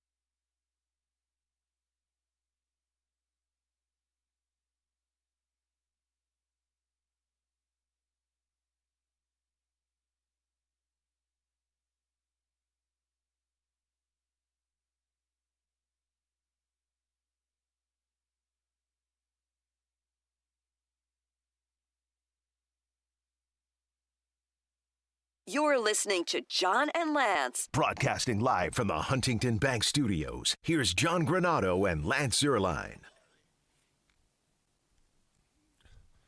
Welcome back here on ESPN 97.5. 713-780-3776. 713-780-3776, the number. Good news, Rockets win this weekend. Beat Oklahoma City. Take that for a while. Woo. Okay, Oklahoma City. I know you didn't have Shea. That's not our problem. No, that's your problem. We didn't have we didn't have Fred. Yeah, we didn't have Fred VanVleet. We don't have Steven Adams. We ain't worried about your injuries. Yeah. We got our own over here. On the road, trailing, they came back. Tari Eason went off, 26 on their heads. Yeah, he did. Finally. It was nice. It was a nice comeback after the two previous games. And in the second quarter was looking like, uh-oh, this team is just falling apart. Where are you on Ime? And I mean, there's a lot of people down on Ime right now. I'm kind of torn on this, right? Because as a culture, as a guy who's like, hey, I don't stand for crap. Like, we have to play a certain way. This is it. And yet they still turn the ball over so much. They're one of the worst in the NBA, and that kind of is one of the separating factors why they're not in the elite right now. They rebound really well. They hustle on the boards. They do all that. But it's like those little things always bug me. Like, if you are a great culture guy, if you don't stand for crap, like, your team should get better, right? There should be something being done, whether it's messaging. You know, it really is messaging, because you can't go out there and not turn it over as a coach. That's where I'm like, man, is he really the real deal when it comes to that? Because I think certain coaches, you look at the Hall of Famers, wouldn't stand for that. Like, hey, guys, you can't do that. But then also the other side of this for me is, does he have the guys right now to manage? Like, you are figuring this out. You've got a young guy handling the ball at times with Reed. You've got guys who aren't used to being point guards playing that role, and it does catch up to you. So I don't know. I'm kind of torn on it. Like, is it the culture? Is it the lack of personnel? What is it? So I'm about that, that defense, and and they're not. I mean, it's energy, defense. Are you bringing it every night? They're offensively, they're meh. They got Kevin Durant. They don't. Amen can't shoot. Alpes is bad. I mean, it's. Do they bring the energy every night? And the answer is they're not. They don't. I mean, those two games against Boston and Charlotte were just awful. Yeah, that was just that was awful. Bad. I mean, and I know that sometimes in the middle of the season, blah blah blah blah blah. But I want a guy like Kelvin. I guess you can't beat Kelvin Sampson in the NBA. You just can't. Yeah, like there's just too many stars. But we got that as an example. Did you see JoJo Tugler the other night? He is guarding the guy up top. The guy is just barely inside the half court. JoJo is out there. His guy's underneath the basket. JoJo runs from there. They throw the pass to the guy underneath the basket. JoJo runs from above the top of the key and blocks his shot. No, I didn't see that. I was like, oh my God, that play. I love JoJo Tugler, and I love that kind of. I guess. Why can't you bring it though in the NBA every night? But you do get it. Like from Amen, you get it. From Tari, you get it every once in a while. Like you do get those hustle plays. And Durant, I think overall, you're right. Like it's not meshing right defensively. But you also have the overweight tortoise out there in Alpi. KD he's gonna try on defense when it matters, I guess. But he's never been. KD That's never been his calling card. Yeah, like, but this year he's played defender. a lot of good D. Yeah, he's actually he's a good team defender. Yeah. So, I mean, I don't know. Here's the rap against Ime right now is his lack of offense. This read and react offense that he's got. Apparently they're not very bright at it. Apparently they're he wants I want the guys to just if they see a mismatch then we're going to take advantage. They're not. Well, or they don't have any mismatches. I don't know. because Amon is left all by himself out top. So is Alpi. They're just left. Okay, go ahead, and you know what? They put up 92. Okay, so I don't know. Maybe he needs to change. I don't know. He's forgotten more basketball than I'll ever know. But whatever the case may be, offensively, this team is awful. Raheel, you're pretty confident in your basketball ability. How many coaches, when someone says that, you're like, probably not. How many coaches they forgot? They forgot more basketball than I'll ever know. Some coaches are like, probably not. Yeah. I'm probably up there with them. There's some like. Yeah, I've seen this guy's offense. Yeah, I don't know how much he's forgotten, actually. In fact, I'd ask him to stop forgetting. Yeah. Start remembering some stuff. Yeah, that help. They're reading and reacting at a third grade level right now. That's not, no. That's not what you want from your NBA I saw team. some people say, "Hey, that offense looked a lot better in that second half. They figured it out. Maybe because you can't hide a center on Amon to be a clogger in the lane. Things look better. It's pretty easy. Yeah. You didn't have someone who could hide on Amon all game long. When you're half court stuff, the offense started to flow a little better because you don't have a clear non-shooter who you can put a big and let them be a floater. Of course, Amon would be back when he's good to go, so they're gonna have to figure it out. But Tari being out there, an actual guy who can knock down shots, who can score, yeah. That's the problem. Amon cannot be such a, at this point, zero. No, Amon when it comes to a jumper. They really have figured it out. I mean, he is such a finisher, but not creating. He's not. Yeah, and oh, by the way, we're just gonna sag off him and clog. I mean, and it's just it's gotten to the point where it's just and when you're running that offense, you know, we say they don't have energy when they're not scoring, when they look as bad as they do, and they're turning the ball over. It might not be energy; it's just incompetence. Whoa. I mean, honestly, you say that like baseball teams, they had they couldn't get any hits. How are you going to have any energy when you got nobody on the bases? Yeah. You know? So, and by the way, it looks like we'll talk Astros on the other side. Looks like Isak is definitely in the mix to be a Red Sox. We'll see if that happens. But right now, I'm talking about HRP. I'm talking about my peeps over there. We were at the game last week. We went to the Cincinnati game, and HRP's all over the place. Mike Holly and HRP. Mike Holly's a U of H guy. Hey, listen, Chris Fisher's an A&M guy. You got Rice guys there. You got Texas guys there. It doesn't matter what college you went to or where they went. I can tell you this: they are partners. And I don't care what your affiliation is college-wise.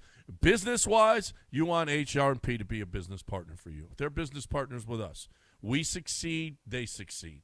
And absolutely. You want to streamline your HR and your payroll as much as you possibly can. That is an expense that doesn't pay you any, doesn't give you any. It is an expense. Make it as simple, make it technologically efficient as possible, make it economically as efficient as possible. Do it better, do it for less money, and streamline. Streamline your business with HRP. It's what they do. They're our partners. You hear a bunch of our people on here talking about what a great partner they are for them too. They'll be a great partner for you. HRP.net, 281-880-6525 or HRP.net.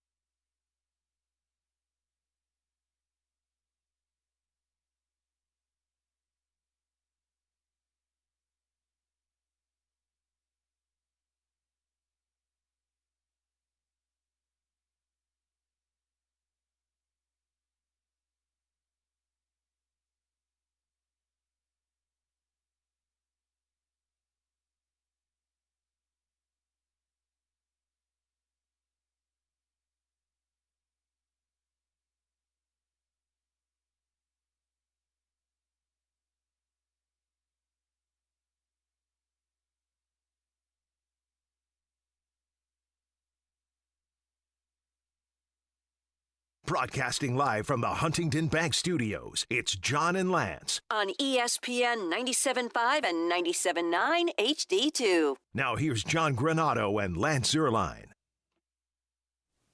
All right, welcome back. So I'm torn on this. The Astros need Isaac Paredes. They need his bat. They've got. I hear they've got too many. Like nobody's going to get hurt, right? And by the way, you give a day off here to Walker. Then you give Carlos a day off a week. You give Jeremy a day off a week. Or you give Altuve a day off a week. That's 4 starts right there. I mean, it's not like they have to play. And then you could put Paredes in. Jordan's hands are going to hurt at some point, right? I mean, you can put him in. He could get 5 starts a week. And it's not like you're going to. And by the way, if anything happens, God forbid, to anybody, who's your backup? You don't have Dubon anymore. Who's moving in?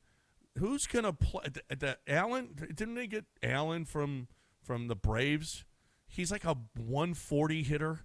I mean, this is that you got depth in the infield is something that they continue to. Now, do they need a left fielder? Yeah, pretty much. Yep. Do they need a left-handed bat in the lineup? Yep, probably. Yep, all of that. But that you got to get rid of Isaac Paredes because you're overloaded is, to me, that's dumb. Yeah, and you just went through everything you talked about. Like the injuries last year were the big reason, right? Like, why would you not plan for this? Now, is this more of just we got to get something figured out with everything you mentioned? Is it financial considerations? I haven't been paying as close of attention to this situation. So why is it? Why can't they keep him? I don't know. I have no. Well, first of all, 2 things. He has said we need to get a left-handed bat, and they need a left fielder. They have to have a left fielder. Why can't you find a left-handed bat somewhere in your system? Or they're not that rare anymore. It's not like back in the day. We're like, ooh, it's the lefty. Well, are you going to be okay? Is Zach Cole? Is he good enough now? Are you a contender? Look at you got Jesus Sanchez. Who's just, I don't know. Why did you pay? I forget why you paid him. I don't get it. You got Cam Smith, so I'm hoping is going to be better this year. Zach Cole came on and looked really, really good for a week or 2. That was great. You still got Jake Myers. You've been trying, and nobody will take that.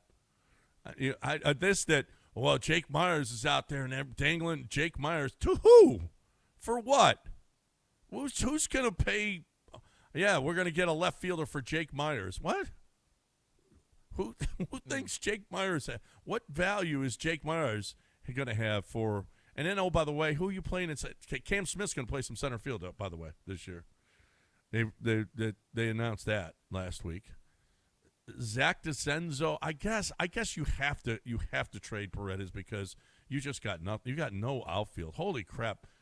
This team has just gone. Who are you playing? Who's playing outfield for you? It's Zach DeCenzo, Jake Myers, Jesus Sanchez, Cam Smith, Shea Whitcomb. Ooh, you're just making up names now. I mean, what? I guess you have to trade. I take it back. You have to just for you have to somebody. You have to. This is an interesting strategy. But that because you're so deep that's not the reason. That's not the reason you have to trade Paredes. The reason you have to trade Paredes is because you're so bad. This could be one of the worst outfields in baseball. It's got that kind of potential right now. It really does. As the clock hit zeros last night, and the Seahawks captured the Super Bowl championship, was your immediate reaction, it's baseball season? Well, I did see that. Somebody said, well, football's over. That sucks. But baseball's coming. It ain't. It's not coming fast. It's not here till the end of March. Yeah, it's still a long time to go. You still have the NBA, NHL, Olympics are going on right now. Right. Do you guys have any interest in the Olympics? Zero. I can't name you. Lindsey Vonn got hurt, supposedly. Yeah, she's really done. Tore ACL or broke a leg. No, she broke a leg. She had the torn ACL, went out there and competed, and then broke her leg. So wait a minute. So are we that bad at skiing that Well, they're not going to tell a woman the with legend a no. torn ACL is the best option? No, I think they simply aren't going to tell the legend no. Like, they're going to say, hey, you earned the right to do They that. need some ratings. yeah. NBC said, no, we need her. Yeah, I don't know how she wanted to compete. They weren't going to tell Lindsey Vonn no. Is there not somebody younger that's ready to take that mantle? I imagine they could have gone to someone. I think it's like, hey, it's like when, hey, Jordan makes the final All-Star team. Gotcha. Lindsey Vonn's going to go out there and compete. Who was it? Vince Carter, right? He was like, no, you take the start, Jordan. Yeah, stuff like that. Yeah, I think Like, that's no, what you that's get this, about. MJ. Yeah, I know you are completely incapacitated and you probably shouldn't be out here, but you're Lindsey Vonn. Go out And there. if she had 2 ACLs, that would be different. Like, she didn't even have one. So she competed and won and got the spot. I guess I didn't look at qualifying. Maybe they just handed her one. I don't know. I can't be sure, but I assume she qualified. And then I guess if you decide you want to compete, you can go back out there, even with the torn ACL. And unfortunately, it ended in disaster. It led to a broken leg. Yeah, well, Congratulations. she had her chance. Man. I guess I'll watch the men's hockey. Yeah. I think I'll watch yeah, that. I think that'll be. Didn't we just watch this last summer? Like the whole World Games? Or, No, what was it? The yeah. 4 nations, I think That that's was what they great. call it. That was their All-Star I break. already watched it. We're already You don't doing want to this see again? it in the Olympic model? We're doing this again? You No. got something new for me? Is No, there it's gonna- the Olympics. They do it every 4 years. I'm trying to think. I'm even in the Summer Olympics. I really only care about the team sports for the most part. If you're trying to get me hyped about the 100-yard dash, okay, whatever, 100-meter dash, whatever it's called now.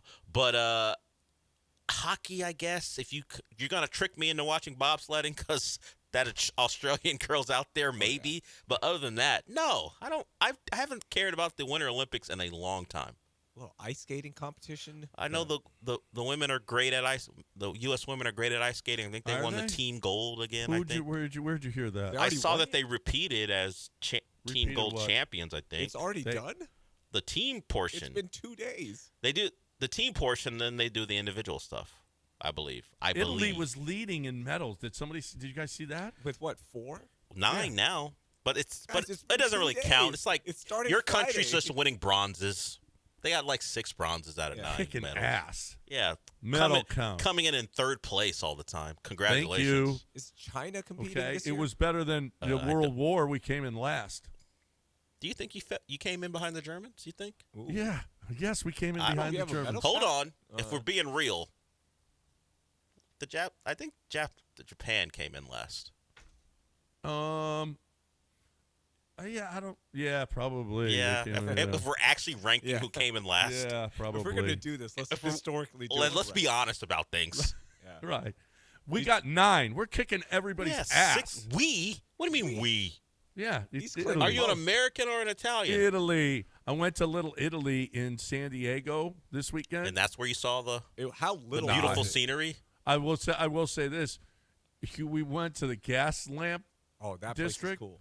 Yeah. It's grungy now. It is? I Yeah. was there like 4 or 5 years. Nah, probably longer than that. It was it's pretty nice. Yeah, no, I don't know. Well, you've Anyway, got higher my standards. wife was like, oh no. And then, Well, so look we where he drove up lives. to- He's got higher standards now. Yeah, she does. Anyway, so we drove up to Little Italy. That was awesome. They got a really cool Little Italy in I San didn't know Diego. they had a little Italy there. I did. Yeah. Yeah, that's pretty cool. It is. It's a nice stretch and So- a bunch of Italian restaurants. So Really you were good. in San Diego this weekend. I was in San Antonio. Equally scenic. And then in Webster. Webster, Texas, he was in. Yeah. And why did you like Webster again? Dude, it was pretty fun. I liked it. I always go to that area. So so Friday night I was in San Antonio for Fury doing the UFC stuff. I drove back right after the show, got home at 2 a.m., slept for 4 hours, woke up, and Hayden had a volleyball tournament in Webster. And then we just ended up staying the weekend there at Great Wolf Lodge, which is like an indoor water park thing. John, you should be happy you don't have kids right Oh, now. no. Man, that place was... I don't know if they're going to be a potential sponsor, Who but knows? I don't want to go back. Indoor water parks are... Oh no. Oh, dude, Wait you a walk minute. in, you get hit with chlorine in your eyes. Chlorine and Yeah. urine. Well, that's what the chlorine's for. To cover up the urine. I would have taken the urine in a heartbeat. I've always there was poop. I've always said the best place to do a huge drug deal is in the bathroom of a water park because nobody's in there. Yeah, everybody pees in the pool. Well, Rahil's got an example of it going beyond pee. Yeah, we were in the kids section, and there's two lifeguards. They run to each other and they put up an X, like they're in WWE where there's a real injury, and they go X. Hey, this is real. And there was a kid who just pooped in the area and had to shut down the whole attraction. Oh God. And it the became Hershey bar. Yeah. It was a melted one. That was worse. Oh my God. Yeah. It took an hour apparently to. But it was fun. That's all? To get marked all safe and clean. I want more effort than an hour. It wasn't in the water, so it was thankfully on the outskirts. It was in the outskirts. So it wasn't like they had to track the poop through the water, but it was still bad. Oh, just put the cones around it and let's go. Mo, they had to track the kid because the kid kept the kid didn't just stay there. So they had to make sure he didn't make a mess anyplace else. It was like back in the COVID days. They had to track you down. Like, who else did you talk to? Did you fill out? No. Just go. They turned off the lights, had like a poop light that they could track and see if the fecal matter went other places.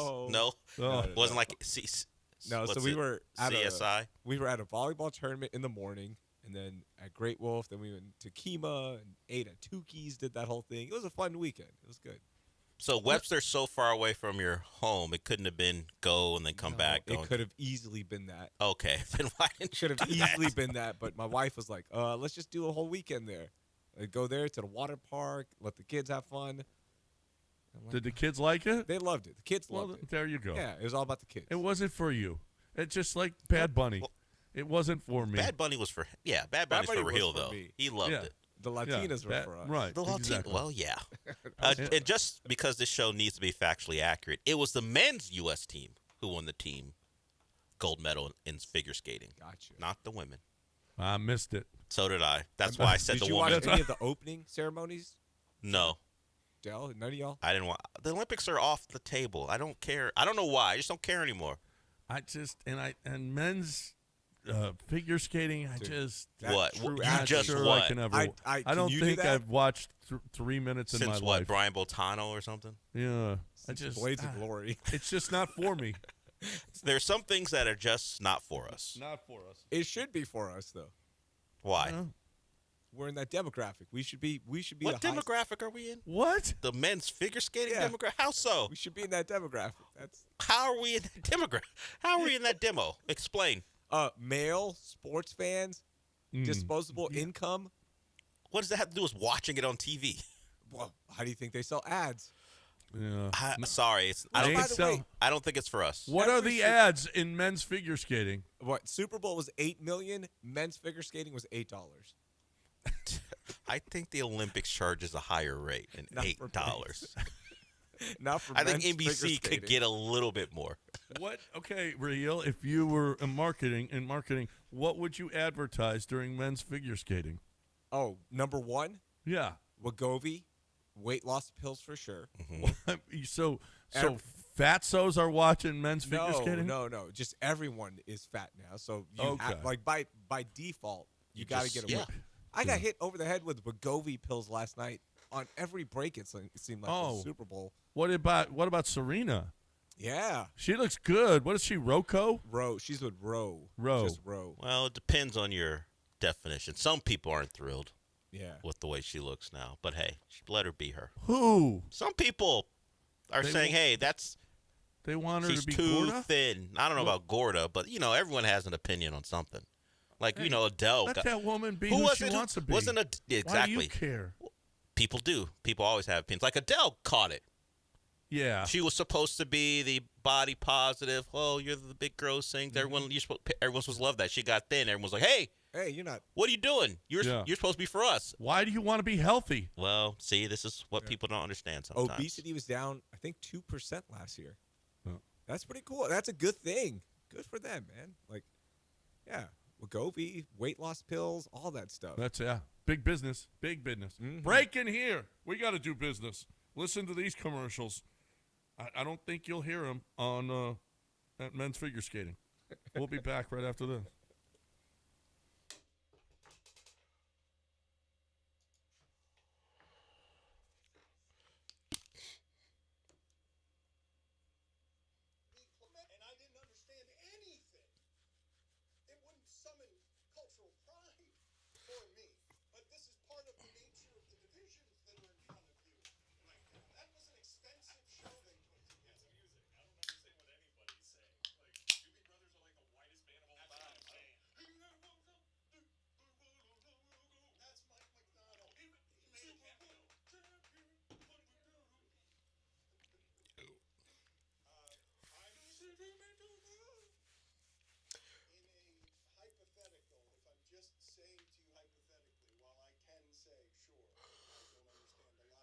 Oh, this kid. There's not 100% guarantee before you start that I'm not going to understand any of the lyrics. Like, that's never so if they're in English. If it's American, I shouldn't even say American music, because Puerto Rico is obviously American Jack. But if it's Spanish, the starting point is you're excluding me. So I get why people might be threatened or fragile about that. But this man doesn't sing in English. Like his English, he's just learned some English, and it's not great. He struggles in English. And on top of that, regardless of language, when you just pull out an act, like last year was what, Usher? I think that was Kendrick Lamar. It was Kendrick Lamar. Okay, but a couple years ago, there was like an Usher or like some other thing. If you don't like the band or you don't like the person, they're already excluding you, right? Because if you're looking at it and be like, oh, I don't really like. If they would have taken Metallica, like I'm not a Metallica fan. It should have been Metallica. San Francisco, how was it not Metallica? Okay, sure, whatever. Nothing against Bad Bunny, but how was it not Metallica? Okay, so if it was Metallica, I would have checked out and been like, okay, they're excluding me. But I'm okay with that because I know what I don't like that music. Okay, it's not a big checked out and be like, okay, they're excluding me. But I'm okay with that because I know what I don't like that music. Okay, it's not a big deal. I'm not gonna go turn a Hispanic halftime show around. Zaslow is speaking to something here when he brings up Metallica. That Goodwill Duncan commercial hit because it was for old people, correct? I liked it. I know, but it's the same reason you want Metallica. There is a certain nostalgia. Was that considered the best of the commercials? Benson Boone, Ben Stiller for me. When people fall off of something and hit something, it's always fun. It's always fun. Put it on the poll at Levitard Show, but especially when they're dressed kind of like the character from God.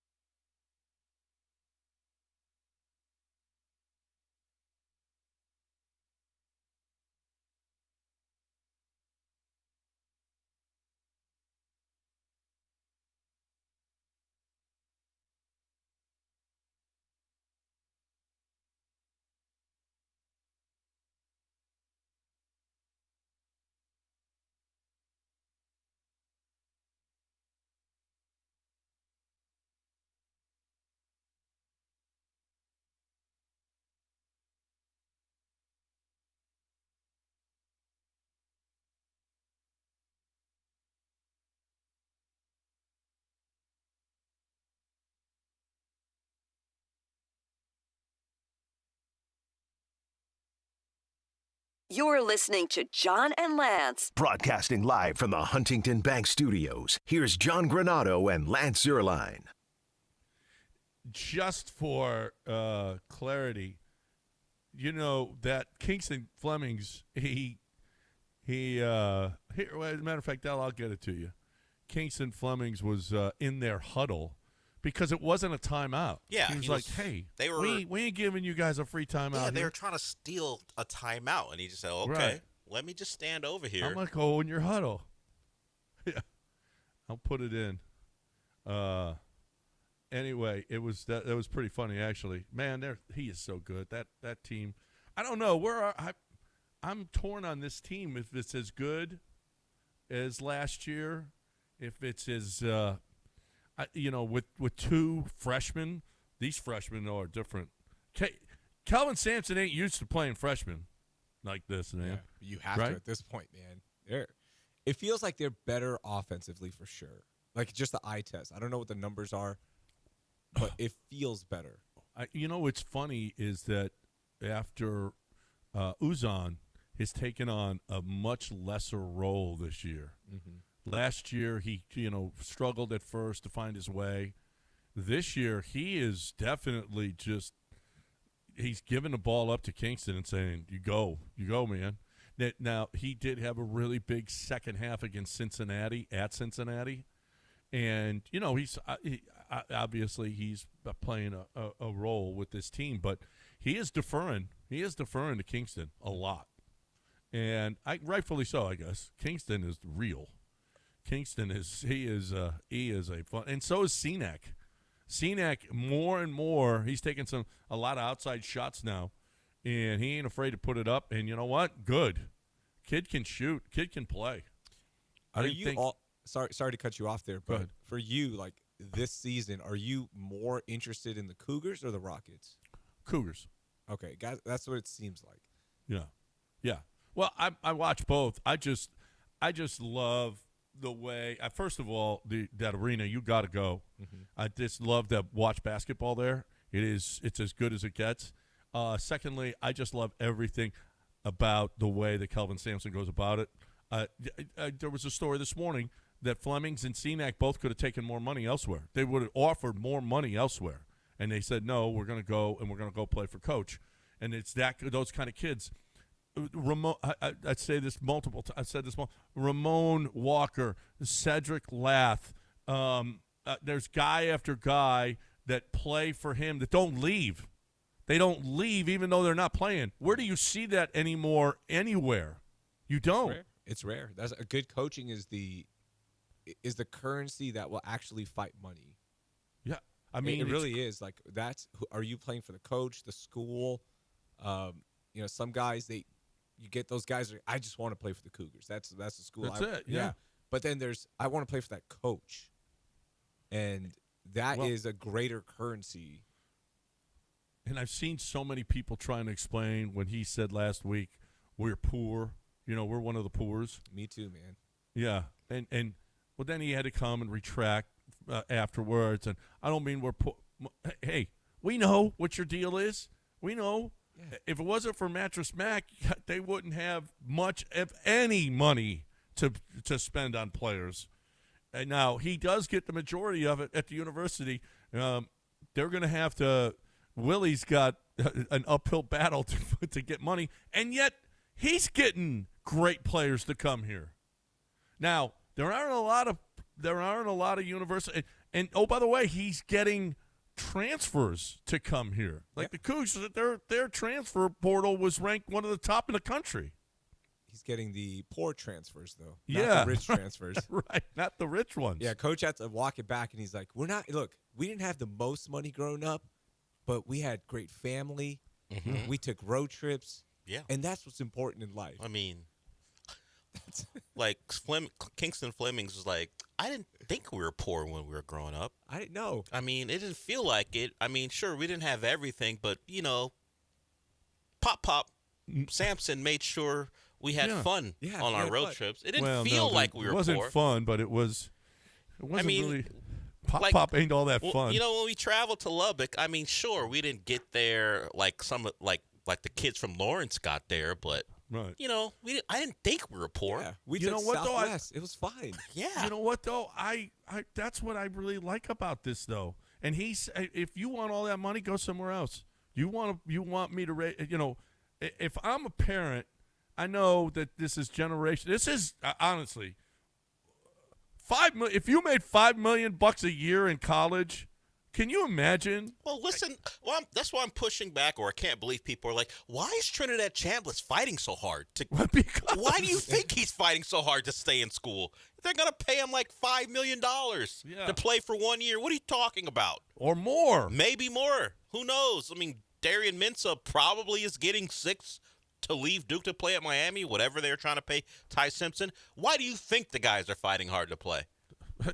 Are you kidding me? That money it makes a huge – and what I love about the Cougs and about the guys that go, Kelvin Sampson's like, that ain't why we're here. That is not why we're here. We're here to make – if I'm a parent of a kid, I would love them to play for Kelvin Sampson. Okay, here's your breakdown then. You get – and maybe you can fix these numbers after I say them, okay? You play for the Cougars and you get $600,000, all right? Or you get to go to Kansas and you get $2.1 million. 2.1. See, hold on. You just hold on. I would love it, but then what's the number for you? Then I'd have to make that. What's the number that gets? Hey, let's play for Coach Sampson. What's the number? If it's 1.2, well, if it's between 1.2 and 900, that's okay. 900. So anything more than 300,000. No, that what I'm saying. Relatively speaking, 2.1 versus 600 is a big difference. 600,000. You get to play with Coach Sampson, 2 years minimum, or you get to go to Lawrence and you get $925. I would. Now it's a great program too. Yeah, but I we're would talking rather about Kansas my here. kid went and played for Kelvin Sampson. But you don't know Bill Self like you know Kelvin But Sampson. the Coach Sampson proposition. Well, actually, I've that's had some beers with Bill Self before. good guy though. What do Good you guy. know? Good You guy. still would choose Coach Sampson over I Bill would Self? choose Coach Sampson. If money's That's a lot of equal, money. I would choose Coach Sampson over Well, yeah. everybody. Yeah, but that money's not equal. That's the 'Cause whole it's point. Kansas. We're Right. poor here. Right. We are the We're poors. poors. Yeah. Man, I think for me, if they're like, look, you get to play here at 600,000, or Hayden gets 700,000 To that play would be where? enough. Yeah, if it's what's the school? Like if it's Kansas and you're telling it's an extra 100K. Dude, 100K What do we? is a lot It's of money. Kansas. What are we doing? I think I'm going to. They develop. Even if- They win. Yeah, like if it's okay, you get to play at UT for 600, Well, or no, you go to no. UTEP for 700. You're going UT. You take the loss there. But if it's like equal footing, This- I'm taking the extra Okay. money. Okay. What if it's A&M Oh. for Oh, A&M. 700 No, A&M. or UT for 6? Oh, then it's UT. But if it's no, but if A&M offers a scholarship, the national champions, right?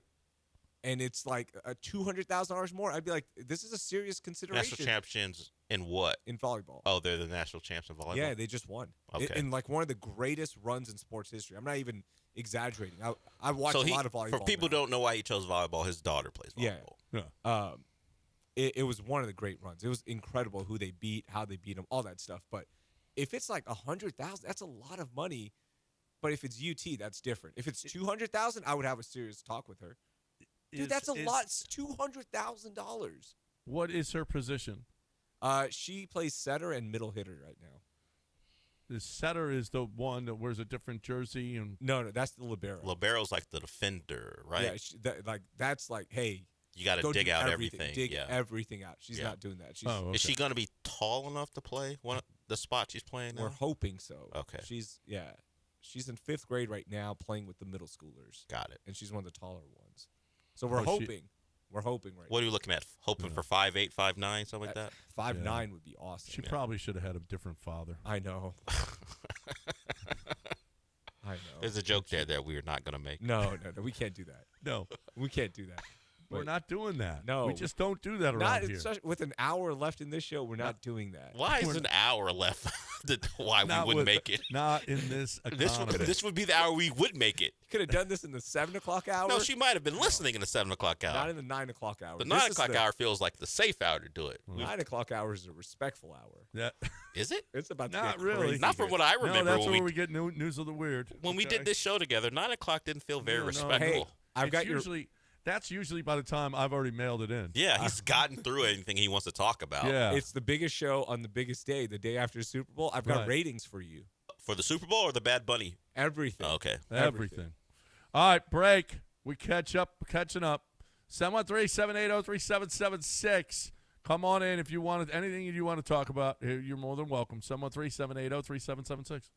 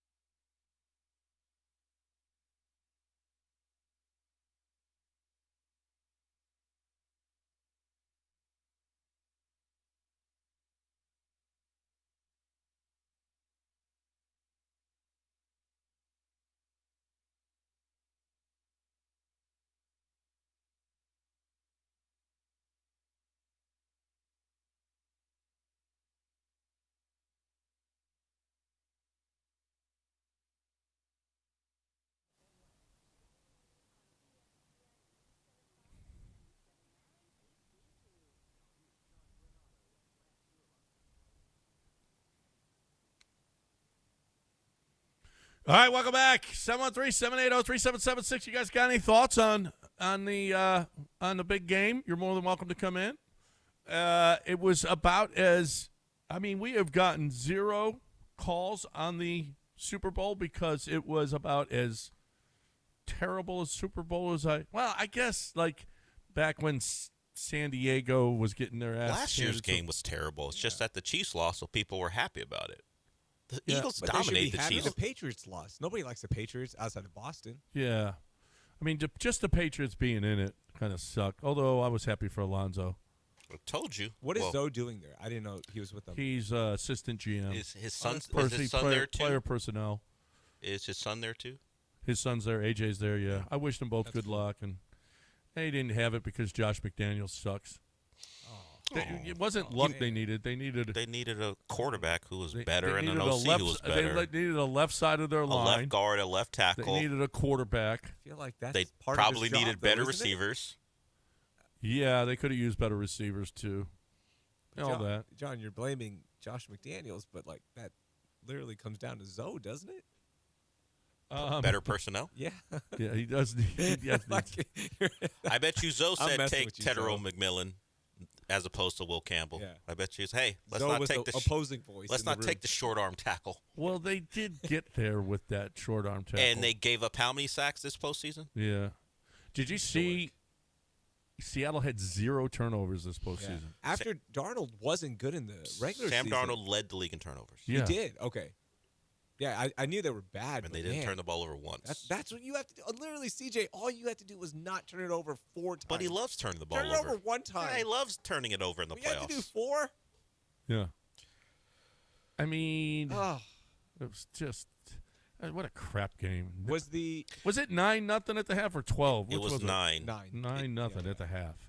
I was like, this game blows. Is the Super Bowl in general now for you? Because obviously the Texans aren't in it, they haven't been in it, but is it still like beginning to end, non-changing the channel viewership for you? Like you just leave it on?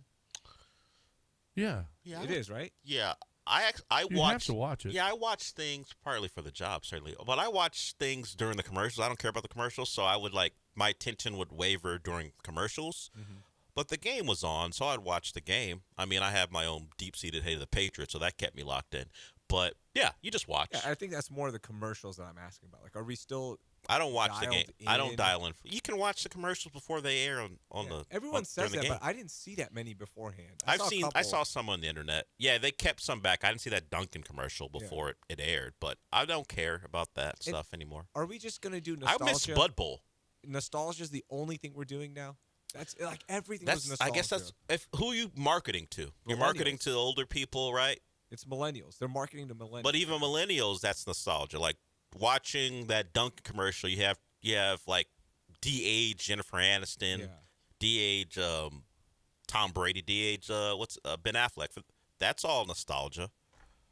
You not only do you get people we recognize, you get them when they were young.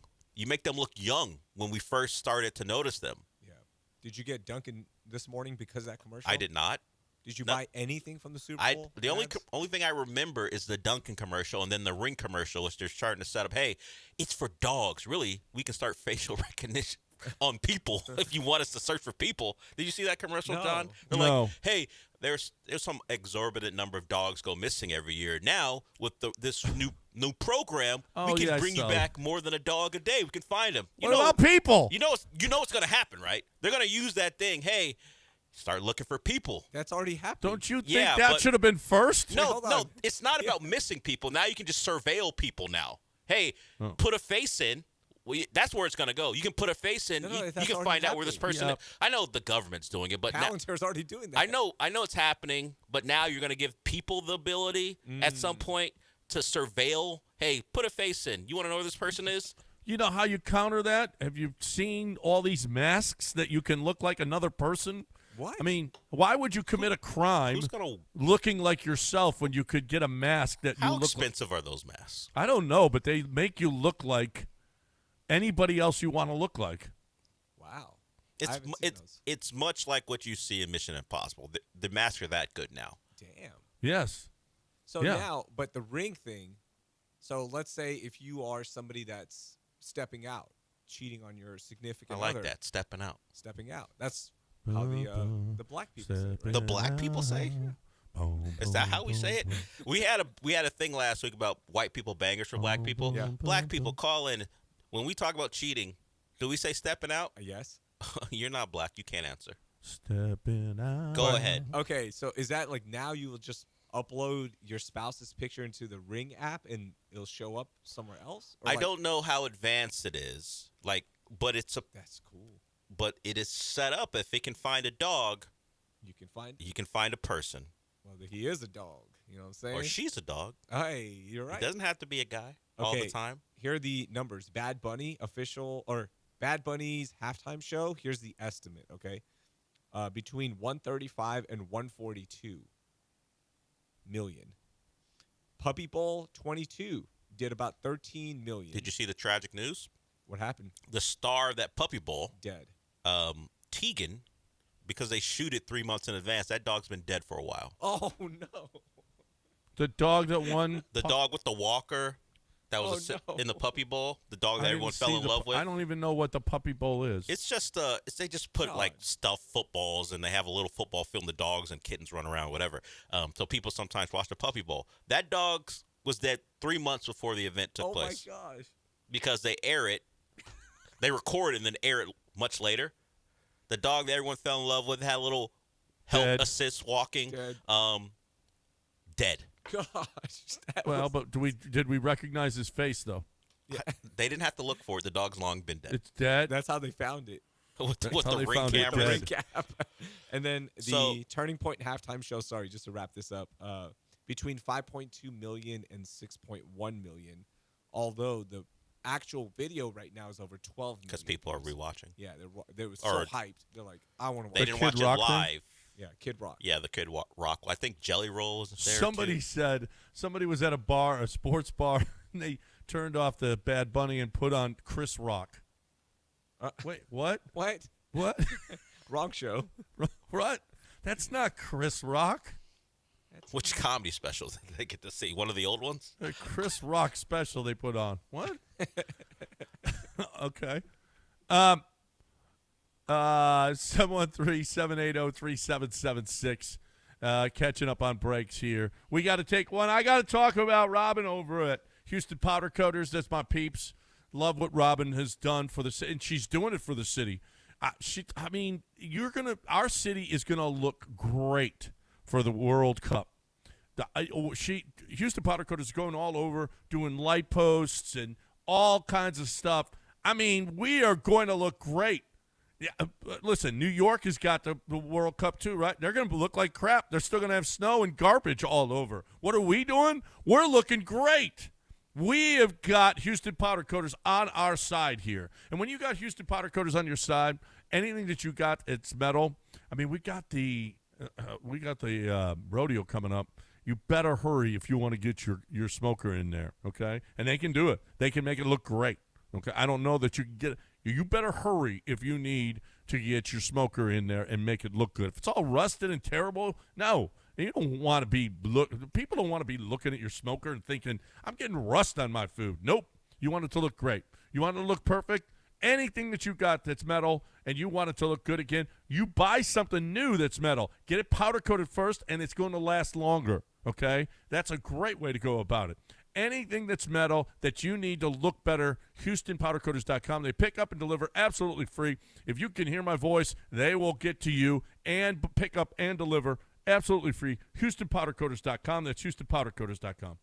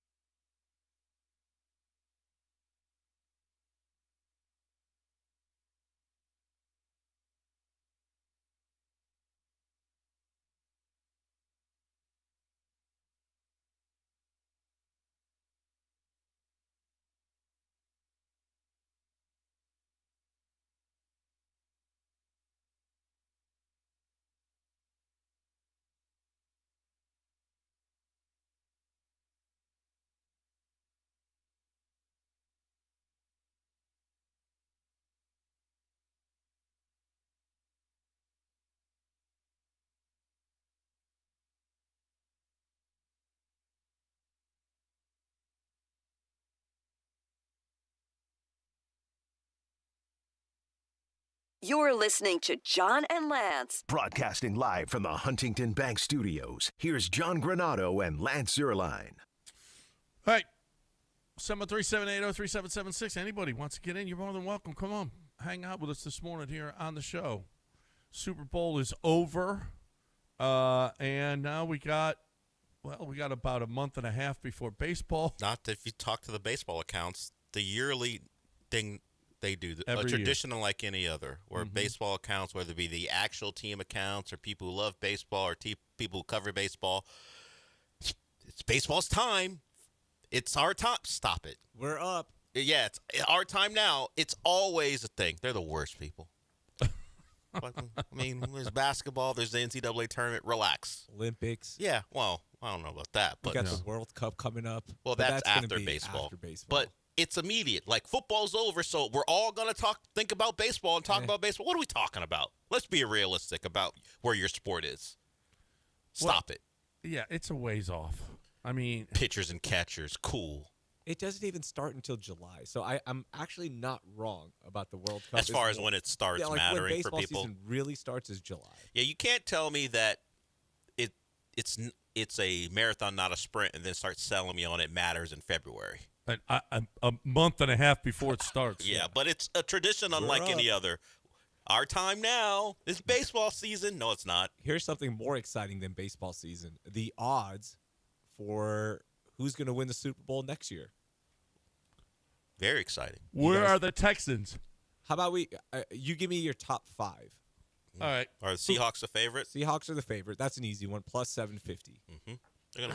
I wouldn't bet the Seahawks. Yeah, they're gonna lose. Well, they'll keep mostly everything. Kenneth Walker's probably made too much money for them to pay him. They have Zach Charbonnet in the tuck, so other than that, they're gonna be fine. By the way, why is Sam Darnold going to Disneyland too? They didn't think Kenneth Walker, the MVP, was enough. I mean, what's the deal? Why did he get to go too?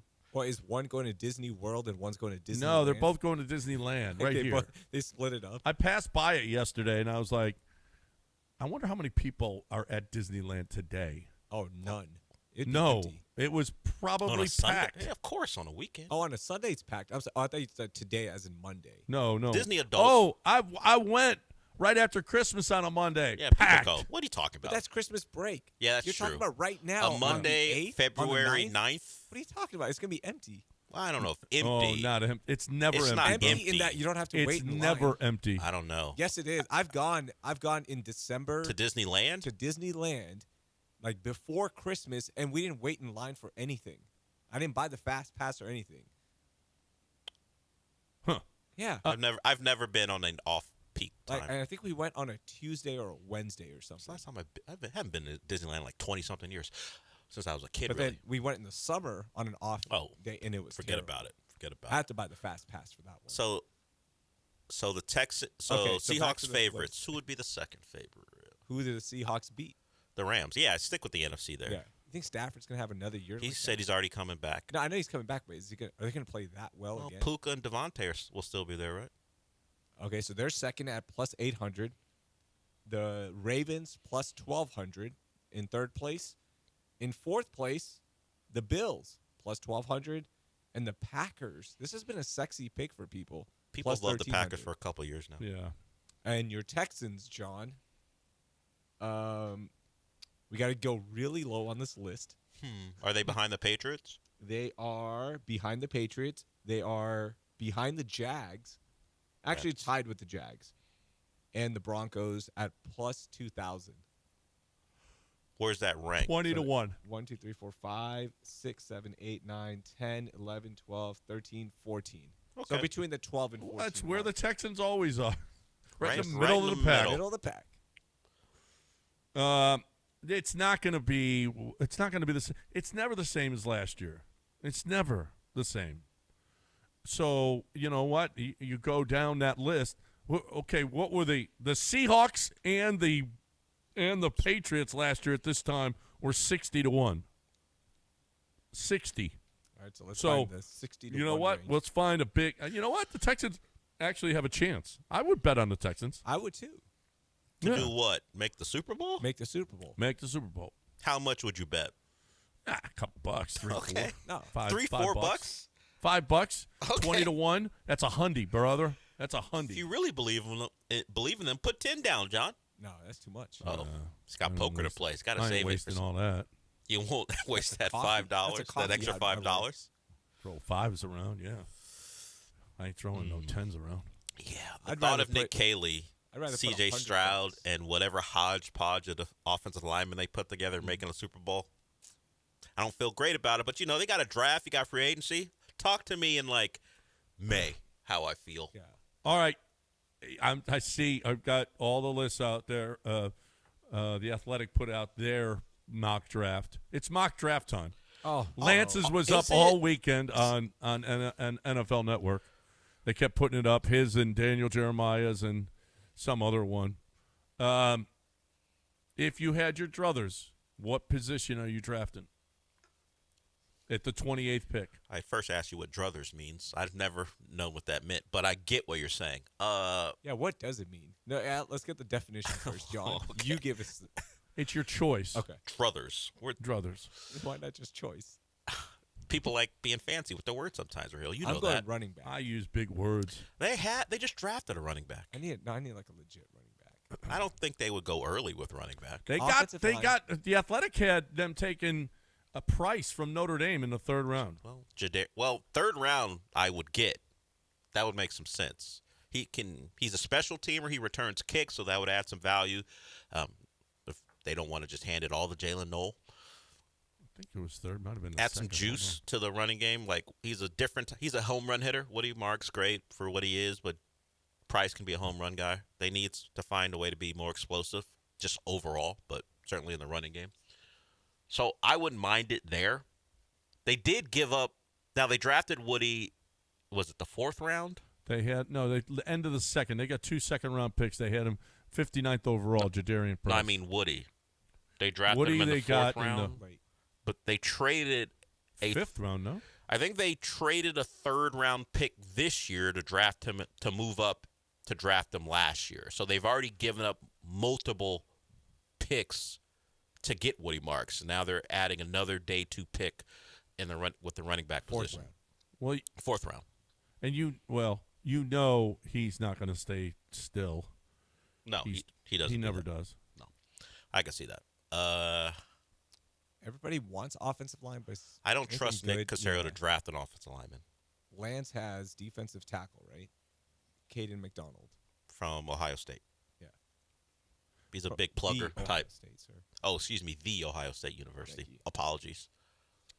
Did you see? Yeah, Will Campbell, the Louisiana State University. You can't do that and then play the way you did. No. First of all, no one does that anyway.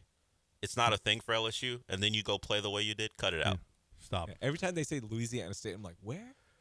It's LSU.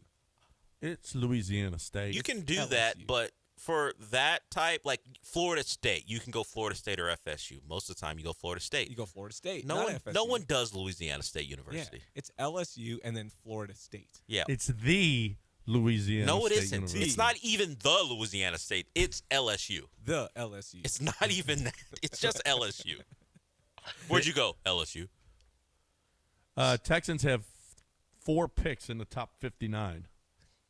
Do you think they make all 4 in the top 59, or no. or they trade No, down he or move trades. around? Yeah, he trades. 28. They got 38. They've got 59, and they had one more, or maybe it was in the top. Okay. You've been in on getting another corner because they don't have much. They depth. do need another corner desperately. I mean, Behind the top whenever 2. Tremont Smith came in, it was disastrous. So you got to get another corner. You need offensive line. I think you need corner badly. You could use a running back. You could use a wide receiver. You could use defensive line. You got a lot of needs. Yeah, an interior, maybe a guy who isn't in the interior, a guy you can count on for the next 4 or 5 years, as opposed to these one and done types that you pick up a free agency that they've done pretty well with, actually. Yeah, they but have done find well a with. young guy who can be there for 4 or 5 years and see if he can get to a second contract. Another receiver, huh? I was going to ask if there's a stud receiver there in the first round. Like if 28, I don't know if Tyson would be there though. Would Probably you, not. Would you pull the trigger on that? Because with Nico, you never know. He does miss another time. A lot of concussion issues, and that's not his fault. That's just what it is. It's right? the NFL. It's the NFL. Would you pull the trigger on that one and not address offensive line? I mean, if Not Jordan address Tyson corner? fell to 28, I don't think he will. That's a guy I would take in the first round. He's a big body, not giant, but 6'2", so he's not a small guy. Receiver from Arizona State. Had some injury issues last year. That's a guy I like, but I don't know if he's falling to 28. He's 8th overall in this one. Yeah, so he's not falling. Good He's luck. Not falling that much. Now, Unless we start a rumor. What rumor do you want to start? I don't know. Makai Lemon might fall to you. He was a really good player at USC. Really good. And Jeremy Bernard is probably the 3rd wide receiver gone. What kind of rumor can we start? This is About more important. to get a receiver down to 28 that you love? Down to 28. What rumor would drop a guy to like 20 spots? Can you superimpose a bong mask on Jordan Tyson? I don't think the bong mask will do it anymore. No. It's too accepted. No. Weed is too much. It would have to be mainstream. something political. Which one is better? He is a giant. He was in the background at the Bad Bunny show, or he's at the Turning Point show. Which one show. drops him further down? Instead of being at training for the combine, he was at the Turning Point show. Yeah, he was in the crowd singing "Ba with the Ba," and that gets him the fall. He drops at 28. Sorry, it's too political. We don't want that on our team. Yeah. We can't draft that. Yeah, and the Texans are like, we can. Let's do it. Let's run it. They couldn't. I don't think they'd draft a Bad Bunny guy. They wouldn't draft any grass. Oh, no. Hannah loves Bad Bunny. You think so? Yes. I don't know. She might say she loves Bad Bunny. You think That's what matters, what she says. What she says publicly, huh? Publicly. She said she loves Bad Bunny? No, I'm just saying, I don't know what her affection towards Bad Bunny is, but I'm going to lean that, like, she wants to be the cool mom and, like, be in and hip. And she's like, I love Bad Bunny. Yeah, I think Bad Bunny is great. Didn't understand a word, but the vibes. But the vibes, yes, she would maybe say that. She's Yes. saying that for sure. The NFL's. Now you got me wondering what's on the Cal Hannah playlist when they're driving it someplace. They're not driving, but someone's driving them. Like, what's on the playlist? New Country for sure. Jelly Rolls on there. John, what do you think? Hannah McNair's playlist. Oh, on Hannah's playlist? Taylor Swift, 100%. You think so? Huh? Oh, yeah. Any Sabrina Carpenter? No. No? No. Too raunchy? Too raunchy. No, there's no way Sabrina Carpenter. Yeah, there's no chance. No. I only did it for that. I only brought up the name for that. I'm going to go Taylor Swift. She definitely has some K-pop demon hunters on there. Golden. What? Just to be hip. Again, this is all about, like... You think she's playing music from a hit Netflix show? Well, or the movie? Olympics are using it. The Olympics commercials are using K-pop demon hunters. That Golden song. I think she's more classic, to be honest with you. I think she's playing the Cal's stuff, too. I think it's a shared playlist. Because Cal doesn't know how to make one. Well, you said that, not me. Cal's got all country. Yeah, all country. All Garth, country. for There's sure. Oh, yeah. No ZZ. question. He's Is all ZZ Top country all the considered time. country? I think Or that's like rock new music. rock? I don't think it's new rock. ZZ Top. Back then, it was new rock. Old rock now. I think it's classic rock as it Classic rock. stands. Yeah. Okay. Yeah, it's not old rock. I think it's just called classic It's just rock. called rock. I don't think the stations around town say, Hey, our leading got old rock for you. station in Yeah. Houston. You only have 5 more years before we're out of a demo because you're all going to die. Classic rock, I believe. Hannah's got Kelly Clarkson. Yeah. Oh, that's a good one. Yeah. Do you think, because Kelly Clarkson, Katy was she Perry? a pop girly? Like she was listening to the pop stars of that era besides, or because Kelly is like a real voice? Well, she was listening to her. Frankie asked Wendy the other night, she said, Mom, you were a Madonna girl, right? Oh, absolutely. There was nothing before. And Frankie's generation is Lady Gaga. Yeah. Gaga. Gaga. Gaga. Yeah. Lady Gaga. Yeah. Because she's So- like, the showman. Yeah. She's So Wendy, vibrant. before obviously the aughts and Britney Spears and Christina and Jessica Yes. Simpson, and yeah, she was probably Madonna. What about Lauper? Did she listen to Yeah. Cyndi Lauper? Yeah. Yeah. Yeah. She liked that too. She has some Kate Bush on there for sure. But Stranger Things brought But that. but Hannah's a little younger, I think. So she wouldn't might be in the Hold on, how old is she? Britney Spears era, right? Are we allowed to ask how old Hannah is? I'm sure it's somewhere. We don't have to ask her. I think Google can tell us. Yeah, you can't. I don't. You know you should. That's the first thing you should. Hannah, how old are you? Whoa. What? It says that she's 37. That can't No. be right. Is she? It's 39 right now. As of 2024, it says 37. That's right. So Let's she's say 30, 40. almost. She's about 40. She would have been listening yeah, to Britney, Spears Christina. and Jessica Simpson, all that stuff. Destiny's Child, Yeah. Beyonce. She's in that era. Yeah. Yeah. All right. That's our. This is our Super Bowl show, by the way, everybody. Yes, right. That's our. What does Hannah listen to? Guys, if you called in, we could have been talking about what that Seahawks defensive line did to the Patriots, but instead, no, this how is about where we that? are. Oh, that was a boring game. You want to talk about that game? Not really. How the Seahawks kicking team executed 5 times? Special teams. Your guy, Dixon. I Great know, job. dude. Yep. Best punter in the league. All right, we break. Don't go anywhere, ESPN 97, because of this compelling Up content. next, we're gonna. Why would you Tillman leave? Fertitta's playlist. Why would you leave? What's Tillman listening to Tillman when he's not listening giving to- Kelvin Sampson money? Yeah.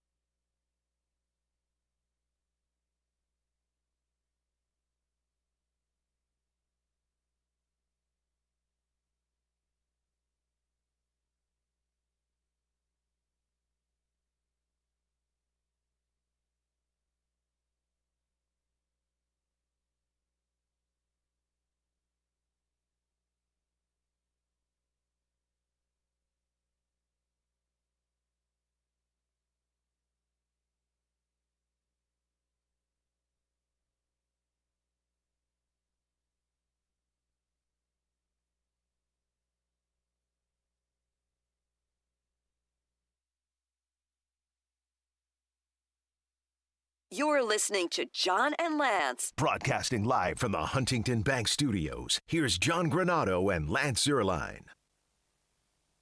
All right, welcome back.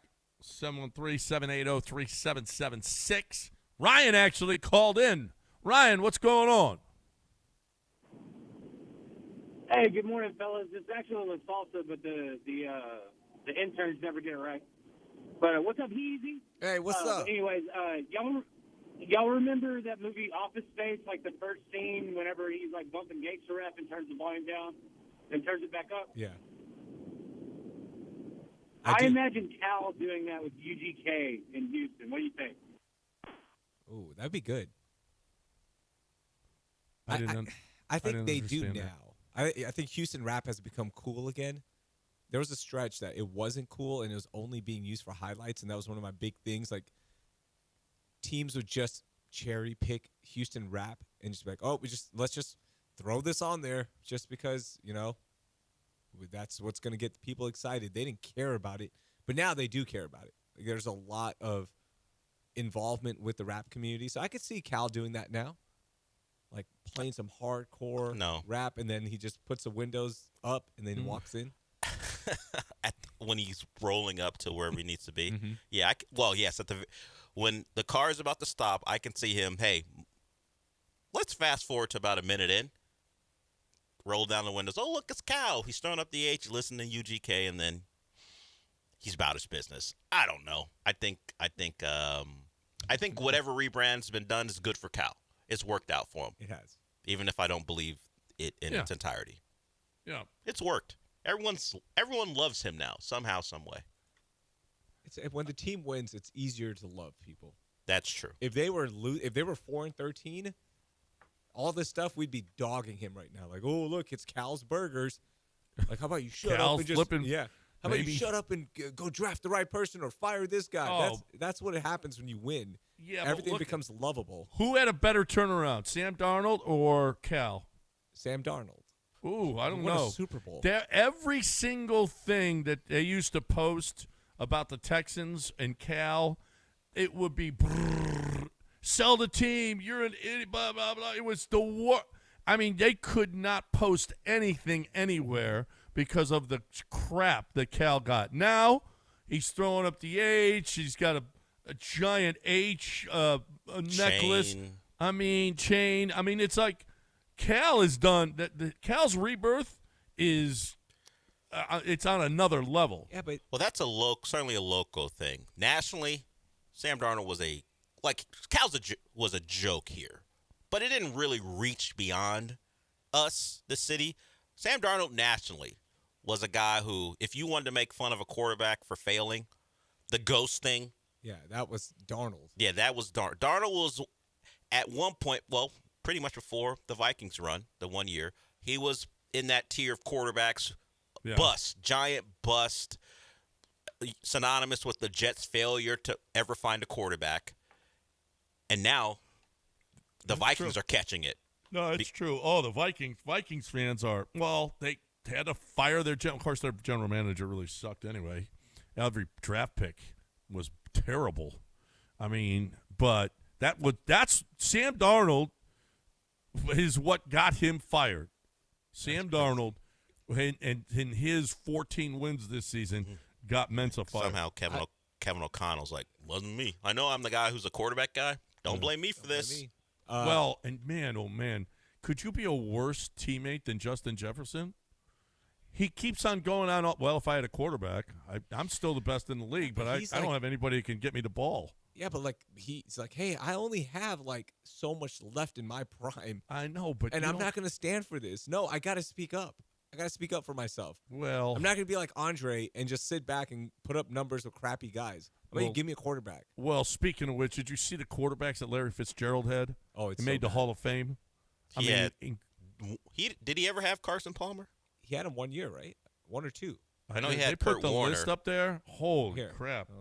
The quarterbacks that he had, wow, it was awful. I think that's Andre too. That's in part why Andre got in as well. You're like, oh, he put up numbers with what?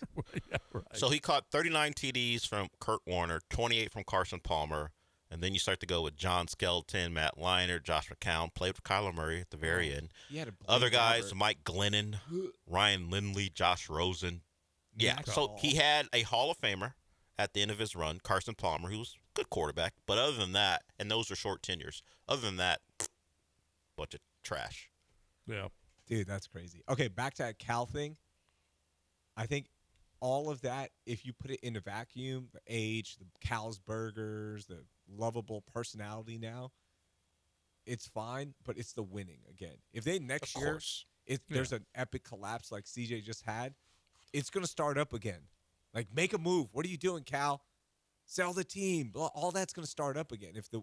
There's a certain level now that Texans fans expect. And if you keep flaming out at that level and you can't get to an AFC title game, it'll start back up. Well, Casario's contract, does it run through this year and that's the last year on his deal? Did he get an extension? No, he got an extension. I'm almost positive. Yeah, Nick's going to be around, didn't he? He signed a 6-year contract. I don't see an extension. I don't see an extension anywhere. Oh, I thought Nick was. No, in 2021, it was a 6-year contract. I don't see. Yeah, a he new has, one. from all reporting that we can see, he does not. This is the final year of his deal. So maybe we find out Contract about a year. contract extension in this offseason, but as it stands, this is the final year for Casario's deal. Wow. Well, he better pick up an offensive lineman. And get it right. Yeah. So it's a big year for him. He's got extensions with Will Anderson he might need to get done. The CJ thing, we all hope that gets pushed back. And then he's got his own. He's got to worry about. Well, I'm not worried about that. Okay, I'm not worried. You're about not that. worried about it. Yeah, I mean, if I'm not worried about it, why are you worried about it? I'm actually not worried about Nick Casario's extension at all. But if people were talking about, hey, you got to do something if things go poorly, they have an easy do something button right now. If Casario doesn't have an extension on the table, hey, we don't like the fact that we've plateaued after what it would be a 4th season. We're gonna make a move. And then D'Amico steps in and says, "I'll do both." We want a guy associated with Alabama. That worked out well. Having both jobs again. Let's do that. Out great last time. Let's do that again. What did we miss today? Okay, this is terrible, Del. What? Dorian Finney-Smith's new nickname. It's not mine. I didn't give it to him. Is it worse than what did you call Sengun? Overweight tortoise. Is it worse than overweight tortoise? Yeah. You think calling Dorian Finney-Smith Dorian Finna-Miss is worse than overweight tortoise? Like a 4th grader? Dorian Finna-Miss. That is terrible. That's bad. It's accurate. I mean, it's a whiff for Rafael Stone. It is that he has really added nothing to this team. Like, overweight tortoise is insulting and not funny. And he's an all-star. Particularly for one of our best players. Dorian Finna-Miss for a guy who's in and out of the rotation, has been hurt, and he's an older player. That's fine. That's fun. Sure, you don't like signing that contract. It might be now harder to move. But the Alpy thing suggests, hey, this is a guy we actually like, and there's a real problem. Dorian Finna-Smith, whatever. Keep him out of the rotation. I combine both. Dorian Finna-Miss.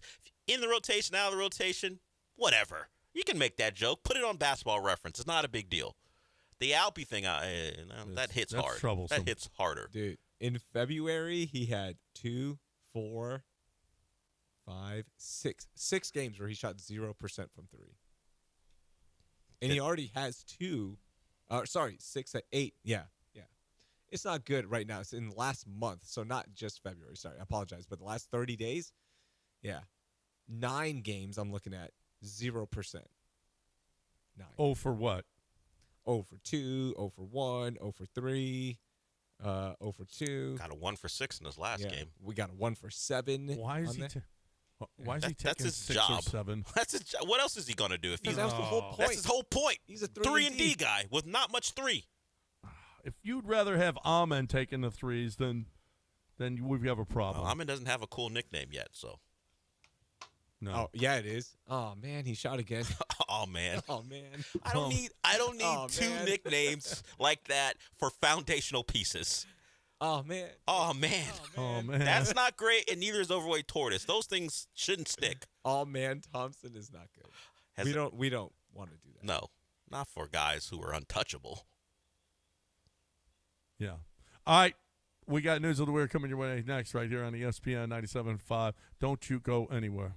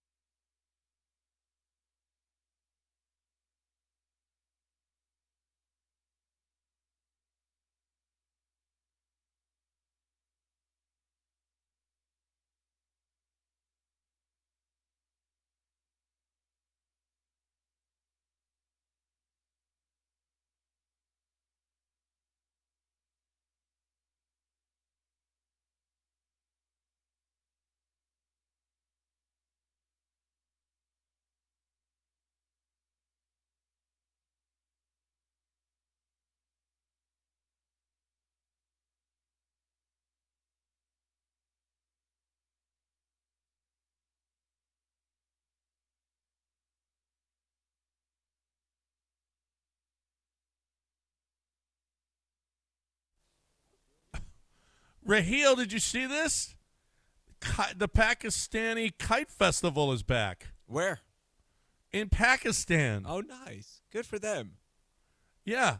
So apparently it was deadly someone fell off of a roof and it was banned for 19 years. I don't know if that's why it was banned for 19 years, but apparently it got deadly, and now it's back. Apparently they don't care if people die while they're flying kites anymore. Yeah, the kite fights are intense over there. They Do try to you cut each care other. if people die flying their kites? Doesn't bother me one bit. Not you do what you one. gotta do. Not one little bit. I mean, you could have stopped that. Do you care if people die? Yeah, probably. Yeah, probably. Sugarland does a really good kite festival, which is in March, usually like spring. Have you to start gone? Spring. Yeah, we go every year. It's a tradition in the Ramzan Ali household. Did you notice he has now started pronouncing his name Ramzan Ali? in the correct way? Yep. Much like I did when I made my return. Yep. So I'm not. You're the We're not Tony. You're the Tony Dorsett of this show. No, I'm the Tony Dorsett of the show. Oh, because you of are. Ololeye, but he is now also pronouncing it in the ways people demand. I've been doing it for 2 years now. And I'm John Granado. Granado. Is it actually pronounced Granado? I think it's Jan Granado. Jan. Jan. Yeah, that's in northern Italy. That's how they. We had a pronounce it. guy over the weekend, a fighter. He's from San Antonio. His name is Luis, but his last name was Duchesne, spelled Duquense, right? So I told our ring announcer, like, we should just call him Luis Duquan and throw everybody off. But he would not go for it. Your ring announcer's professional. That's Luis Duquan. Well, that's because that's stupid to do. I do that all the time.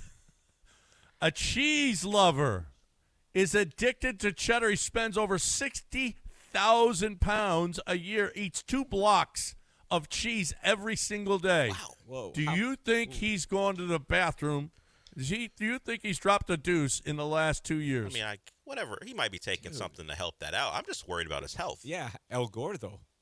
Well, he Do we doesn't know what he look looks like like? he's that fat, actually. 2 blocks of cheese a day. 2 blocks of cheese every 60,000 day. pounds on chease? Yeah, he's not that heavy. What's he do for a living? He's man? bald. That's what might have happened to his hair. Yeah. I don't know. He probably smells, too. Well, there's a lot of cheese 2 around him. blocks of cheese And every day. Is it always cheddar? Is that what he's eating? He likes cheddar. Oh. Yeah. Oh, man. He's addicted to cheddar cheese. Oh, man, you get a good Mexican blend? The thick cut? Oh. I'm just a yellow American cheese. I know you That's are. no surprise. Yeah, nobody's shocked No, here. hey, thanks for that information. We were that's unaware. right. I'm a simple man. I'm a man of the people. John's a Kraft Singles American cheese guy? No, I don't do but that just anymore. American cheese, though. Just American cheese. No added. He won't even go Swiss. There's nothing to him but American pepper cheese. jack? America. Monterey. Oh, I nothing? like pepper jack. Yeah, Don't you get like me pepper wrong. jack? A little hot I'll honey do pepper pepper jack jack. from Trader Joe's? Woo. Yeah. Yeah. He's not going for hot honey. I like me some pepper jack. But I'll do that. A world map shows that America is a shoes-on country. We are. In the house. Oh, yeah. It's one of the shoes worst on things. in the house. We go Are you a shoes on. shoes on in the house? No. Not when I get home, the shoes come off. Shoes come off. I know. I'm a shoe. All of Asia is shoes off. Yeah. Northern Africa, shoes off. I mean, I don't leave my shoes like at the door, like the countries you're talking about. But yeah, as soon as I get home, the shoes are off. Shoes are off.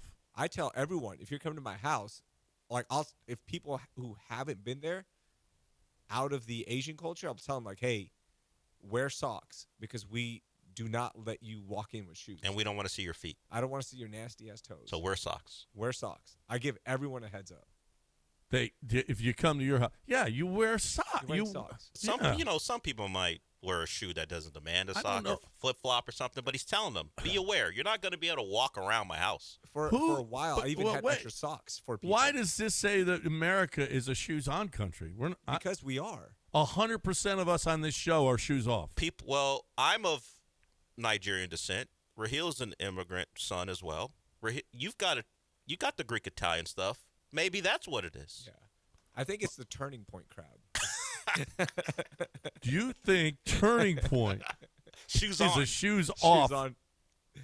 No. No. Turning Point is shoes I don't even on understand that. organization. Why would you want shoes on in your home? Yeah, why you're walking in with the crap Forget from about outside? the dirt. Just the comfort level of not having to wear shoes anymore. The Not that my dirt. shoes are uncomfortable, What but about the dirt? I don't want to wear shoes in the house. Why would I want to? In my own place. Why would I do that? And when I go to people's houses that they're like, "Oh, it's cool, leave your shoes on." I'm like, "No, I don't feel right." Like if it's their home and their shoes on home, I'm not gonna force the issue. Like it's not my house. I'm not gonna take my shoes off if that's not what you're about. But I would prefer to just walk around in socks if I could. I do judge them. I'll say, "Oh, you guys keep shoes on?" Like I'm not gonna tell a guest to take off their if they don't Well, want to. My mom I'm not told gonna, everybody, that type take of your concern. shoes off at the door. Do not come in No, my I house. get it. It's just not part of me to go, hey, you're in my home, take your shoes off. You don't tell. I tell them like, I "No, know. dude." I we know do you know. not- You just no. told us. It's just not in me. What to about tell you, them. John? Does Wendy make you like if somebody comes over and they're like walking with shoes? Will she say, "Hey, no shoes in the house"? No. We She'll don't tell people. Yeah, to I take- don't. Oh, see, No. you guys are weak then, man. It's a guest rights. If they want to keep No. the shoes on, keep the shoes You're on. in my home, my rules. I understand, but it's not in me to go, hey, take them shoes off. But I don't want to wear shoes. I'll tell my uncles, my aunts, all of them. Hey, no shoes. No shoes. Sorry. We would assume Lance would tell people to take off their shoes. I like pretty feet. I like pretty feet. Yeah, he likes pretty feet. He Is that likes all pretty you feet. got today, John? That's it. We're done. Mopey and Mapes are next right here. Hey, if Raheel, you guys thanks for- want real Super Bowl talk, Mopey and Mates. Oh, is yeah, next. you're going to get real. Next. You guys came to this show expecting, because you didn't know Lance wasn't going to be here. You expected real football talk. We're saving it for 10 to 12. You didn't think I brought good real Super Not Bowl particularly, no. It was a soft effort by you. Do you think anybody wanted to talk about that Super Bowl today? Well, if they did, Mopey and Mapes will talk about it, but not in the way you think. No, certainly not the way you think. No. Not with X's. Not with any X's or O's. If you're looking for someone to laugh at Drake May for 2 hours, this is the show got for it. you coming up next. See y'all Next, later. right here. Bye, John. On ESPN 97.5. Heezy, thanks for showing up. We appreciate you. Lance will be back tomorrow. Have a great day, everybody.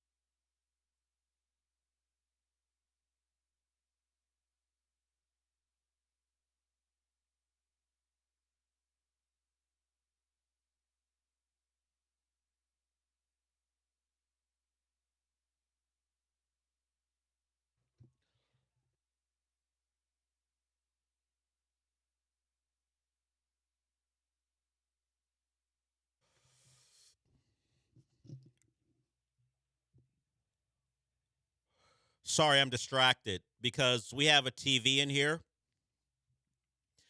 and someone's MacBook just connected to it. Whoever Luis is, your MacBook, if you're in the building, or you can just hear my voice because you're out there someplace, your MacBook is connected to our TV, and it's telling me a passcode for AirPlay. So I don't know. Hey, it's 6495. Just to see if something pops up on the screen, if Luis is out there or his MacBook is out there. I want to see what you're looking at. But that's will be the entertainment for the day for me if it actually pops up, because the game itself last night we're going to talk about, but it was entertaining for me in a couple senses. Mostly, I have a deep-seated Patriot hate, so that went the way I wanted it to go, and we avoided maybe the most fraudulent Super Bowl winner in a while now. Like, when you win a Super Bowl, there's not a lot you can say to a team who wins it. But if the Patriots had somehow found a way to luck their way into another Super Bowl, I mean, it's hard to say luck. But watching them play in these playoffs, you knew that team undeserving. And the rest of the AFC should have been ashamed of themselves. Because you watch that team play last night, you go, what are they doing here? And it's kind of what we saw throughout the postseason. It's why Drake May has a particular nickname, Drake the Schedule May.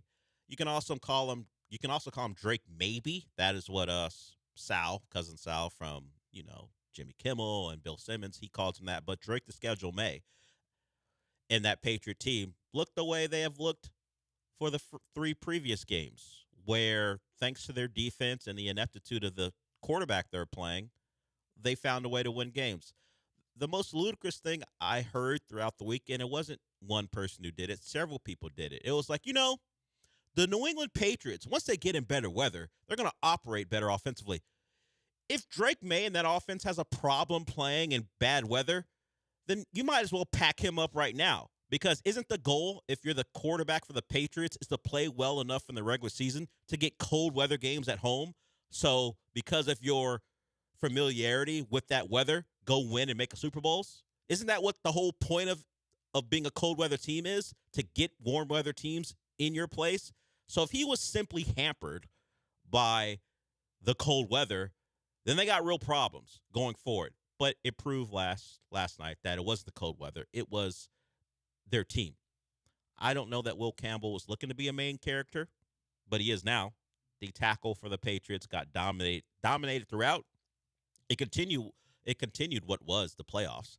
The Patriots gave up 15 sacks coming in. And who would have thought, for all the people finding ways to convince themselves that the Patriots going to possibly win this game, who could have predicted that the team who couldn't block anyone in the playoffs would then go up against the best defense in football, at least points per game, and not block anyone? 6 sacks, could have been 7 if not for one being ruled a pick. If that was ruled a fumble, that would have been a 7 sack, which would have tied a record for most sacks given up. They would have gotten another one, but I think Owosu lined up offside. So it was an overall dominating performance. And, if you're looking at it from a Houston perspective, beyond a lot of people tweeting, hey, this could have been the Texans at least playing in the game, they may have caught the same type of beating. We saw them play the Seahawks earlier in the year, and they caught a beating that night too. Beyond that, the sad thing I say coming from it is the fact that Seattle's defense stamping themselves the way they did last night means no one's going to remember this Texans defense outside of Houston, and maybe even us will forget about it. Because you think about it, the best defenses in football, the ones that we remember, stamp themselves with Super Bowl wins and then dominant Super Bowl performances. The Legion of Boom, well, first of all, they had a name. A nickname helps. The Texans, I don't think, have a nickname. I guess their overall philosophy is Swarm, but that's not a nickname. Like Seattle has Dark Side. That'll stick. The Dark Side defense, and then you pair it with a dominant Super Bowl performance, they're going to be remembered, particularly if they back it up next year with another dominant year. The Texans defense, first of all, no nickname. Got to find one. And secondly, you don't get remembered if you lose in the divisional round. Name me a great defense that you remember who didn't make a Super Bowl run. You don't remember them. And it's not their fault. And sure, they can be great again next year, but this will be one of the defenses that gets forgotten to memory. Like a football nerd may remember that Will Anderson and Daniil Hunter were great, Jalen Petrie, Bullock, Stingley. And we here will remember it too. But as far as historically, the Seahawks will be the defense of 2026. Even though up until the final game of the regular season where the Texans pulled their guys, the Texans were going to lead in yards per game and points per game.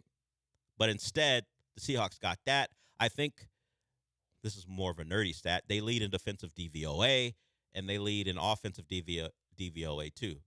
Everybody who has led in both has won a Super Bowl since they started measuring that, except for one. And I only know this because a reporter from a certain city tweeted it and with just a sigh.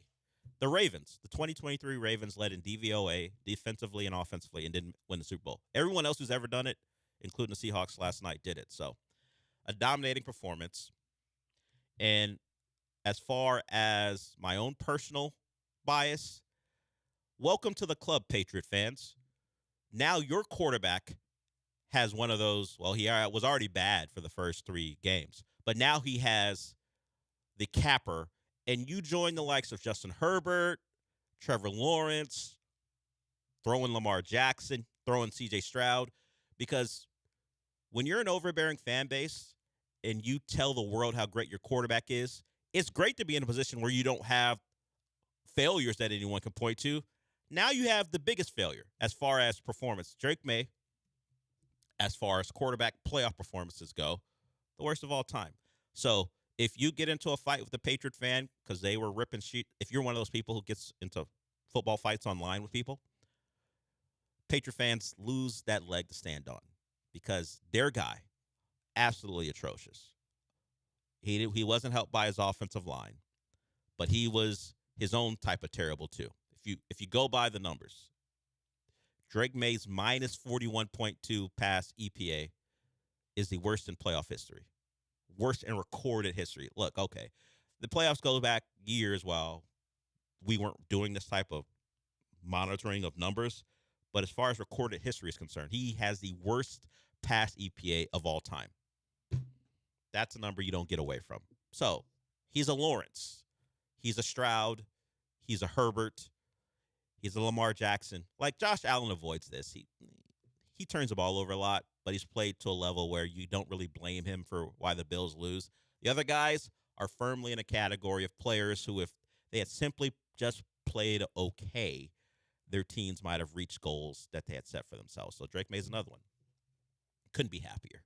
My agenda thrives. It really is like you watched Sam Darnold's performance last night, which was like fine. B.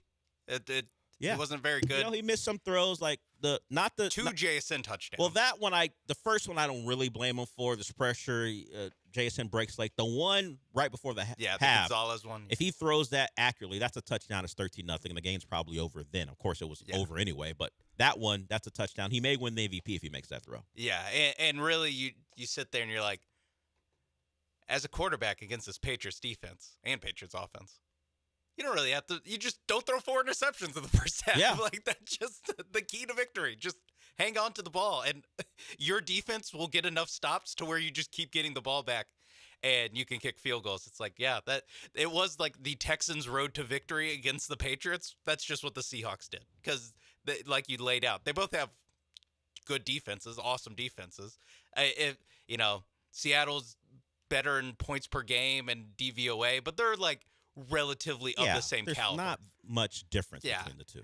And you watch that and you're like, wow, if only C.J. Stroud would have played like Sam Darnold in the Super Bowl. Look, and Sam Darnold, the reverse of what he was in the regular season, didn't turn the ball over once. The entire team. First time a Super Bowl winner has never turned the ball over in the playoffs. That's what they were doing. He was great against the Rams. As soon as the Rashid Shaheed touchdown happened against the 49ers, that game was over, like the first kickoff. So he didn't have to be great there, but he was good there too. He just didn't turn the ball over for 3 straight games, and he didn't screw it up, and they win. And they played to a defense that was dominant, and they got an opponent in the Super Bowl that was flawed, that couldn't protect, and a quarterback who didn't have answers.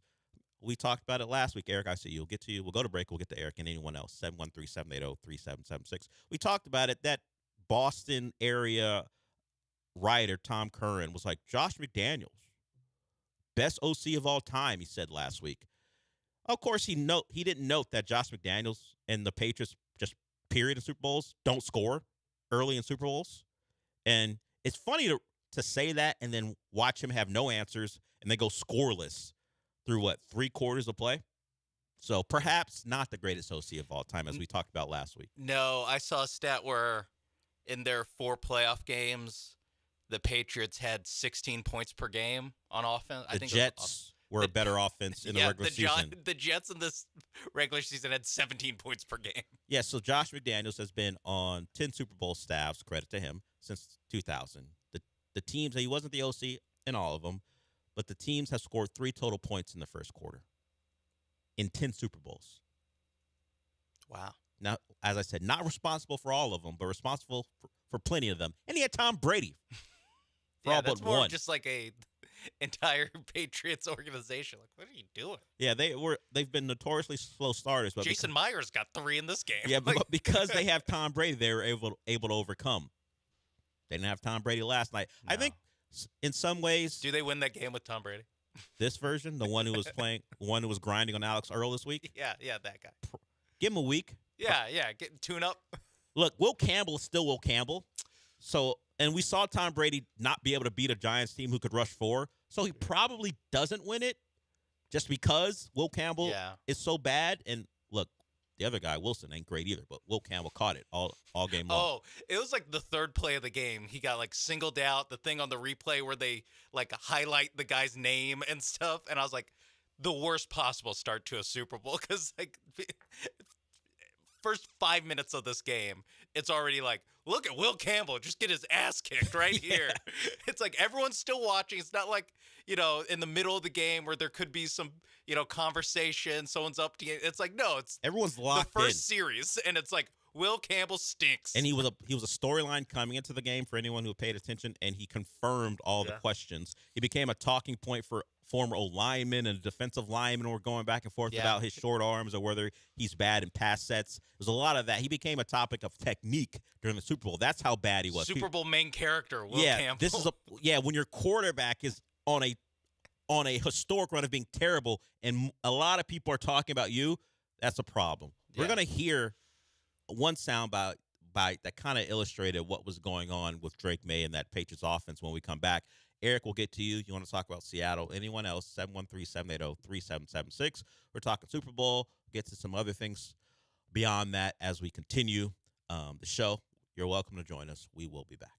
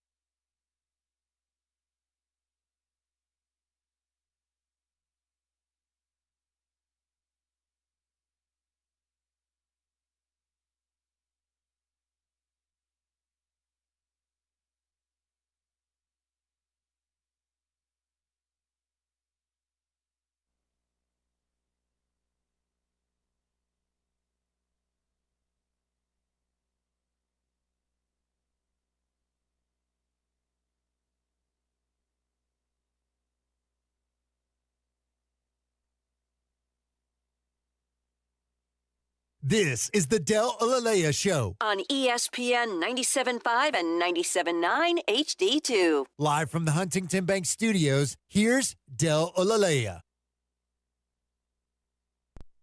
All of a sudden, there's a rhythm to the New England offense. You can almost see a little confidence building. Well, he's reading the defense now. He's seeing the blitz off the right side. He knows he's hot. He's got to throw it to the other way. These are the couple of best plays that he's had so far in this game. 8:50 to go. Trying to step up and shoot one downfield. It's intercepted. Ill-advised throw in the middle. Julian Love has it. Love 50. Love 40 and out of bounds at the 36-yard line.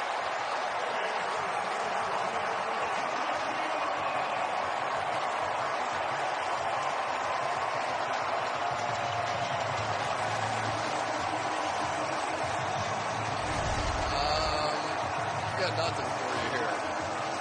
He's going to drop back, and they're going to have a crossing route in here eventually. But there's just no way that ball was going to be completed. That is courtesy of NBC. That was when it was 19-7, and Chris Collinsworth and Mike Tirico, hey, let's sell this. We got a shot. It's about 9 minutes ago. The Patriots had scored on the Matt Collins touchdown. They got to stop. So, hey, you know, you watch that logo, you seen giant comebacks in the past, you're like, you know what, maybe we got something here.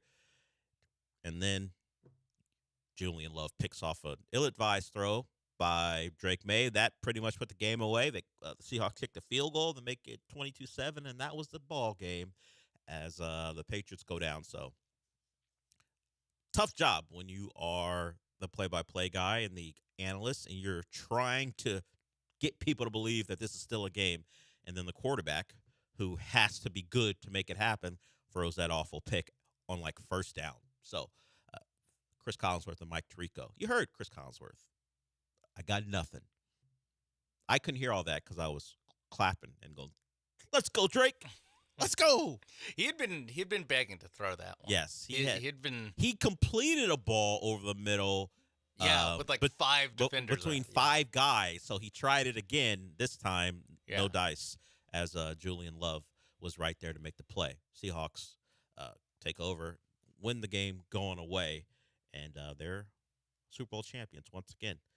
And I'll make note of it. I made note of something, but we'll do it after we talk to Eric. Eric wants to talk Seattle. What's up, Eric? Hey, guys. Yeah, I don't think Seattle deserves a nickname. The 85 Bears don't have a nickname. The 2002 Buccaneers don't have a nickname, and they're a better defense. And also, What? I thought the Bears were the monsters of the Midway. That wasn't their defensive name? No, they had that before. Okay. The 85 Bears. Got it. But, this Super Bowl was as season at the Turning Point halftime show. But that Turning Point halftime show hit hard on mute. I'll hang up and listen. He's talking about the Latinas.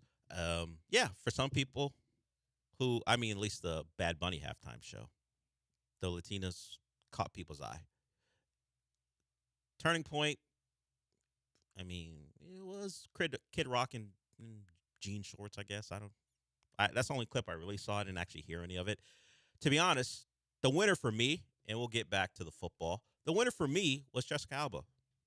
Wow. She was there. She's like mid-40s, and you wouldn't know. I feel like every once in a while she just pops up, just to prove that, like, hey, by the way. Like, she has a beauty line that she has, and last time we talked about her was actually fairly recently because I don't know if she's still with him because it's a Hollywood relationship, but she was dating Danny Ramirez. He's a giant Miami Hurricane fan. He's also an actor. You would have seen him in, if you were like us, you would have seen him in some Marvel properties. He is the new Falcon. He was in the latest Hulk movie. No, it was a Captain America movie. Captain America. With Red Hulk. Don't try to take it away from him. I know he's not your Captain America. Yes, particularly me, not my Captain America. With Red Hulk, Harrison Ford in. He was in that. But he was on Instagram celebrating a Miami win in a way you have to when Jessica Alba's with you. You can't be crazy about it. He was like, woo! Yes, keep it cool. They're in some location where he was watching it on a laptop. She probably doesn't allow TVs in her homes. So he's watching on a laptop for whatever reason. And he's like, yeah, Miami wins. And he got her to take a picture with the Miami Hurricane hat. So he's a winner in my book no matter what. But she was there. Pedro Pascal was there or whatever. Thanks, Pedro, for showing up. Yeah, cool. But Jessica Alba, like she's from my youth. She was one of the ones when I was a kid. Still remains that way. Somehow, no drop off. Like Kevin Durant. I would have. Yeah, she's in a Kevin Durant type run right now. Where Kevin, shout out to the Rockets for winning over the weekend in OKC. Yeah, Kevin Durant type. Yeah, older, but you couldn't tell by the way. Yeah, jump shot still smooth. And because it's Hollywood, there's some women who are trying to keep up and be in the public eye have a certain look because they are doing the things you need to do to look whatever, I guess young or at least up with the times when it comes to additions to your face and all the other things.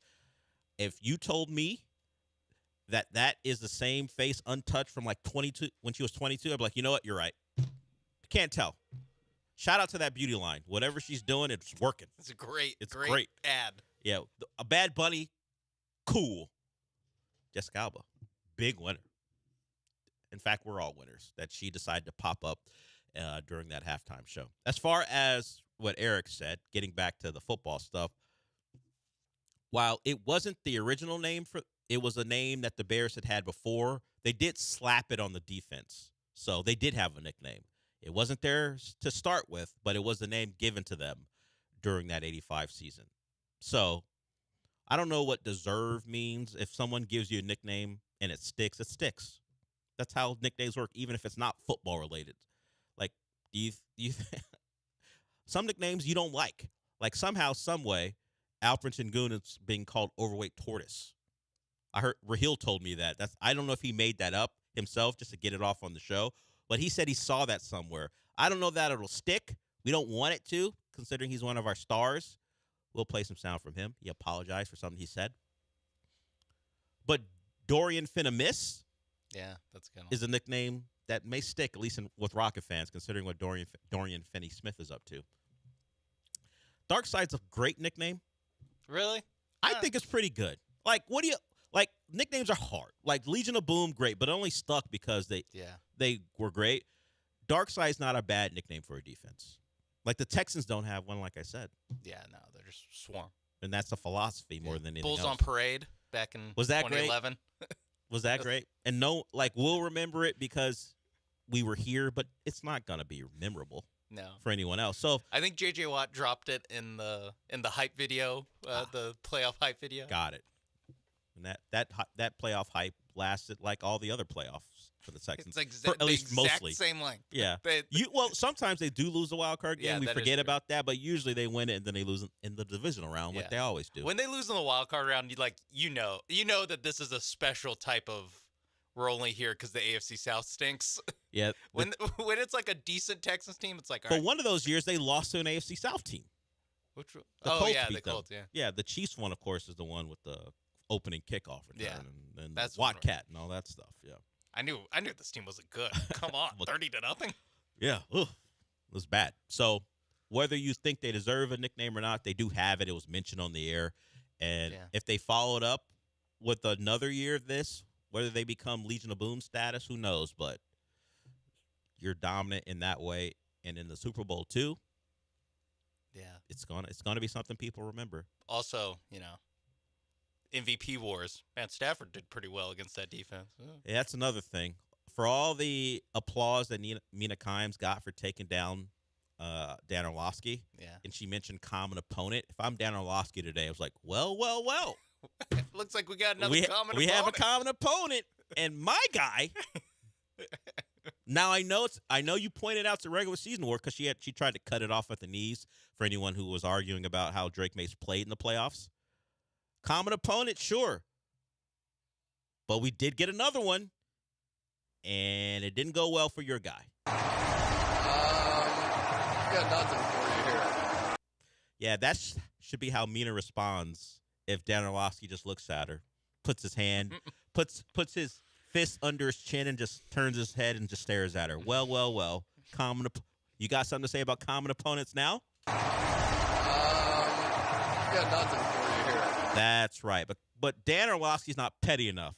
If I had been eviscerated like that, not just by her, but by the general public who was siding with her, you think I wouldn't have a package ready?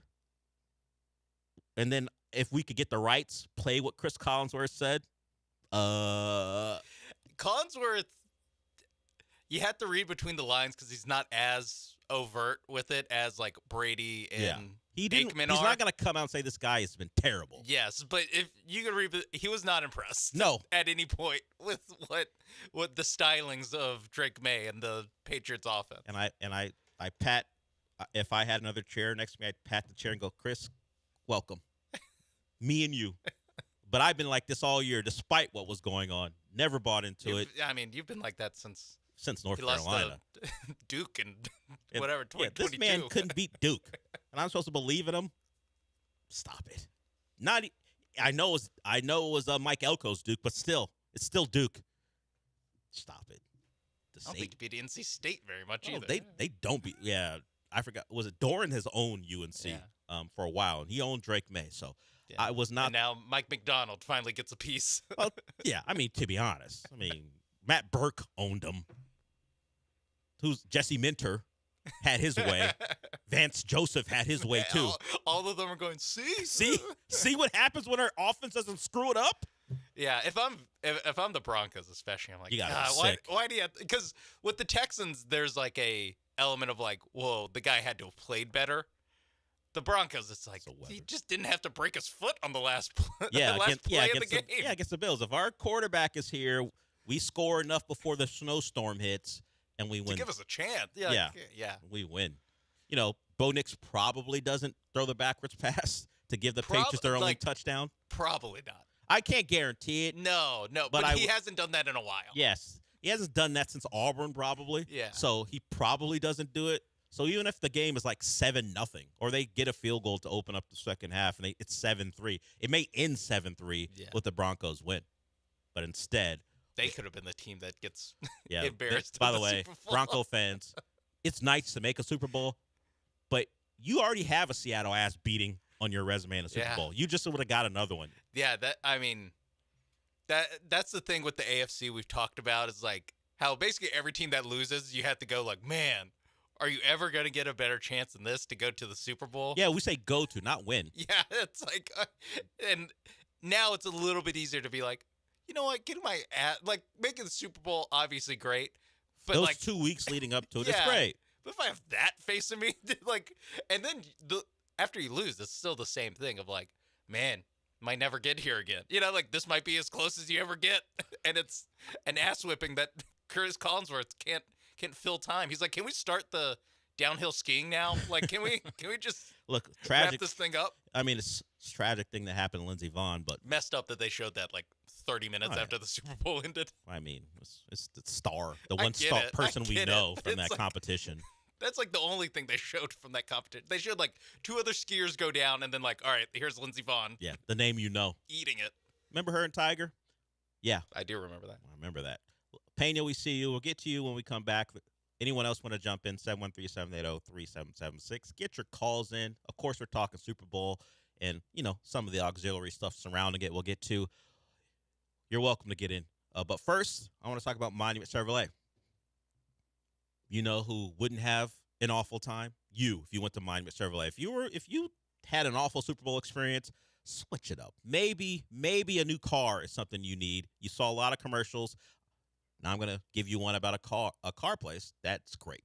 Monument Chevrolet. Just go to the website, monumentchevrolet.com, and find the car, vehicle, SUV, whatever it is that you're looking for. They got great trucks, too. The Silverado 1500, you know I talk about a lot.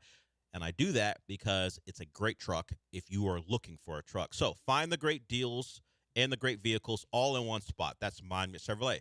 Once you make your choice, then you just head on out there. They're in Pasadena off of Beltway 8 and 225. You should ask for Jeff. He is their GM. He wants to be your point person. Any questions you might have about a vehicle or anything else at Monument Chevrolet, he's the person that can get you the answer. So find the vehicle and the price, find the car on site, and then make the choice. And once you're there, beyond Jeff, they have great salespeople who will walk you through the car buying process in a way that goes at your pace. They're not going to rush you, but they also aren't going to hold you there if you have the car or vehicle, truck in mind that you want, and then they'll get you into that vehicle as quickly as possible and get you on your way. That's the Monument Chevrolet way. They're not pushy, but they will work with you at the pace that you like. From the salespeople to the finance people, they're all there working for you. That's Monument Chevrolet. So one more time, monumentchevrolet.com is the website. They're in Pasadena off of Bellway 8 and 225. Get a great vehicle at Monument Chevrolet. Chevrolet. Together, let's drive.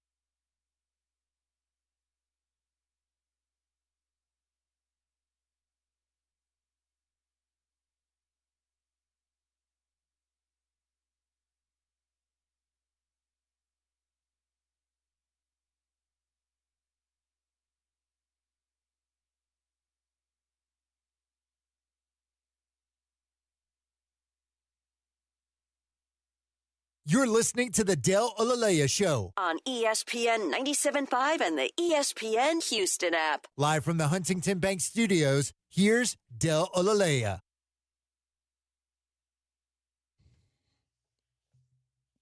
Peyton, if you want to get back in, you're welcome to. One thing that did catch my eye, and it's because it was a talking point a couple weeks ago. Like Mike McDonald's family was there, and the little, I guess it was a toddler, maybe even younger than that. So he can see his kid. I can't fight it. That was the first thought when I saw that. When I saw that kid on the stage, he can actually see his kid. Yeah, Mike McDonald's like, who is this? I don't recognize you. Little Sam Darnold. How's it going? Oh. Oh no. So if you don't know, Mike McDonald was very open about his work week as an NFL coach, and he stated in an interview that he sets aside Thursdays as the time he can spend the most time with his kid. And from what we could tell, it seems like he said he spends about 30 minutes to an hour a week seeing his young child. I think the kid's name might be Jack. And of course, if you're a football person and a Seahawks fan, you're like, damn right, we just won a Super Bowl. I mean, if you are... The trade-off was worth it. Yes. Well, for Seahawks fans, maybe Mike McDonald. But for people who are like, who aren't like football first, like, is that a healthy way to go about things? Or you have admitted to only seeing your child for an hour a week or so? We, on this show, believe it's a bit of an exaggeration, mostly because we can't imagine that being real and, his significant other, his wife, being happy with that. But, hey, it all worked out, right? Super Bowl winner, one of the now looked at as a defensive genius and going to be one of those guys people can do this over and over again because of his age. He's 38. I think he's the second youngest. I think McVay and Tomlin are tied at 36 for winning. He is now second youngest at 38. So he is one of the new faces of coaching. Yeah, I mean, at least he just signed himself up to a Tomlin or Mike McCarthy type, like, hey, I'm a Super Bowl winner. I can just be an NFL head coach for the next 20 years. He's probably certainly locked himself into, even if it goes, like, generally everyone gets fired. If it goes wrong in Seattle, like 5 years from now, and they have to fire him, someone else will hire him. Yeah, he's got that. He'll only be 44 at the time. Jobs. Yeah, so well, you win a Super Bowl and you don't leave your job in disgrace, you've got a shot certainly to be. Well, we saw John Harbaugh. Yeah, John Harbaugh. Another guy. Won a Super Bowl in 2012. Yeah. And as everyone's talked about, his resume is very similar to a guy we like to make fun of, Mike McCarthy. But it didn't keep Mike McCarthy from getting hired, and it certainly didn't keep John Harbaugh from getting hired. Yeah. Mike McCarthy openly lied about what he did to get prepared for his previous job, admitted to it later, and the Steelers were like, you know what? Sure, you lied in the interview that one time and admitted to it. You have so much hubris, you admitted to it. Come on in. Yeah, you lied to Jerry Jones. Yeah, everyone. I get lying to him, but you would never lie to a Rooney, right? Of course not. The first family of football. Would never. So, Mike McDonald now stamped, Yep. made man. Clint Kubiak stamped. I think Tom Brady very thrilled that the guy who now it wasn't the main factor. I mean, Mike No. McDonald was, No, but the guy who beat the Patriots is now his head coach. I think that's a big deal for him. Yeah. Because it's funny that you think about it. A lot of people, Patriot fans mostly, who I don't care if he doesn't want to root for the Patriots. We talked about it. He's the owner of the Raiders. I mean, should he be actually openly rooting for any team? But he is actually hiring the assistant from the Seahawks. Why would he be rooting against his new hire to lose and just because he's a Patriot? He's also not really a Buck, but he is a Buck in some ways. I get it if he doesn't want to come out and go, yeah, you know what? I'm not only as an owner rooting for another team, I'm rooting against my new hire as well.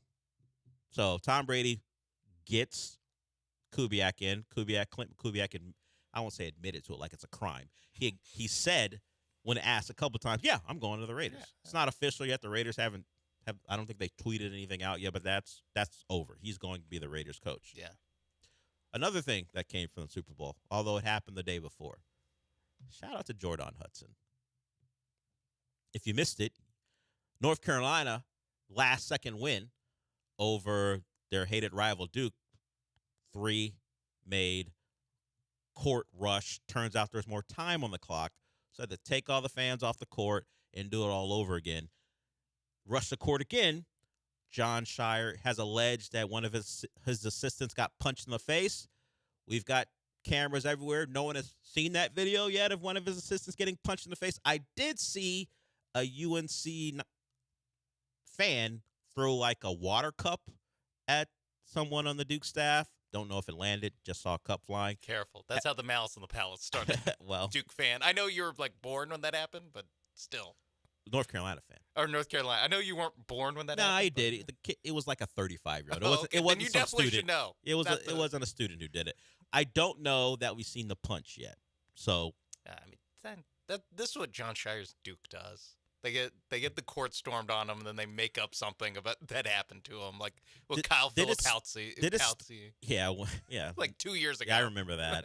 like faked an ankle injury. Yeah, I do remember that happening. There's sympathy. Yeah, didn't miss a game. Yeah, everyone was like, "Yeah, we gotta really look into that. Players are getting hurt." Next game, probable. He played. Yeah, it is. I forgot about that, but that is a Shire thing. Everyone's court storming. Someone got hurt. Now another guy got punched in the face.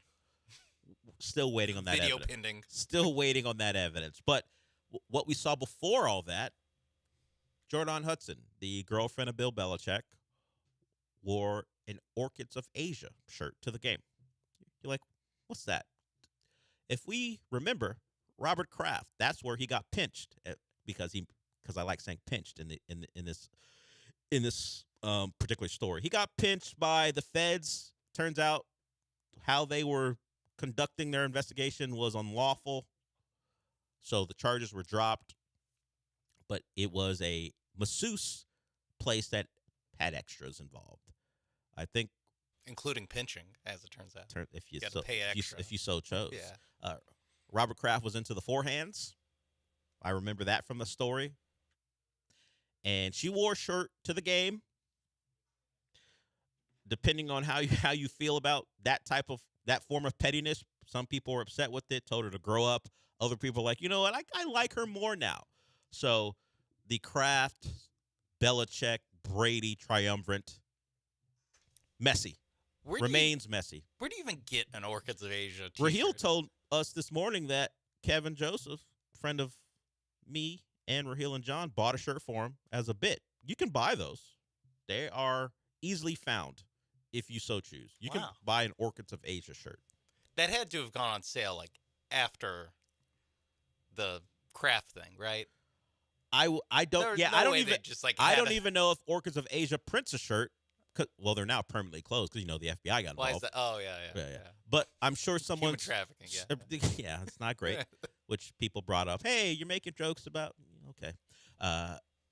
But the shirt was printed by someone. You find the logo thrown on a shirt. What's Yeah. Orchids of Asia going to do? They don't even exist anymore. They're not going to sue you over it. They got their own problems. It would be funny if they said. Yeah. Tarnishing the good name of Orchids of Asia. Actually, not even that.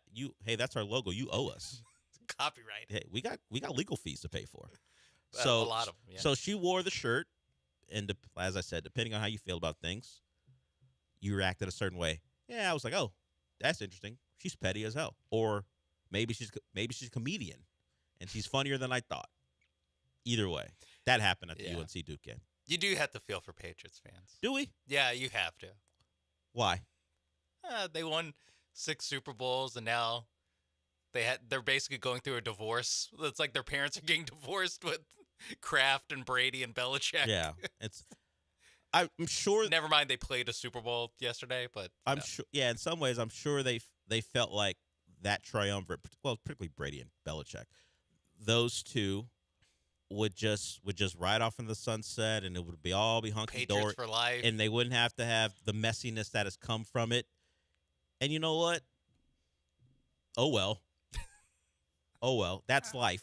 That's life. Sometimes things can't be perfect. You gotta feel. Comfort yourself with the championships. And I got distracted because Eric called in. I was going to get to this. Philip, I see you. We'll get to you before we go to break. Some of this, particularly their confidence going into this Super Bowl, was I think they believe it's their God-given right to win these. They won enough of them. By the way, they're now tied for now they have the most, or are they tied for most Super Bowl losses now with 6. So sure, you get to a lot, but you lose a lot too. Is the way some people were framing it. But I think they believe that logo makes Super Bowl. It's their God-given right to win it. Ignoring the fact that they lose plenty of them too.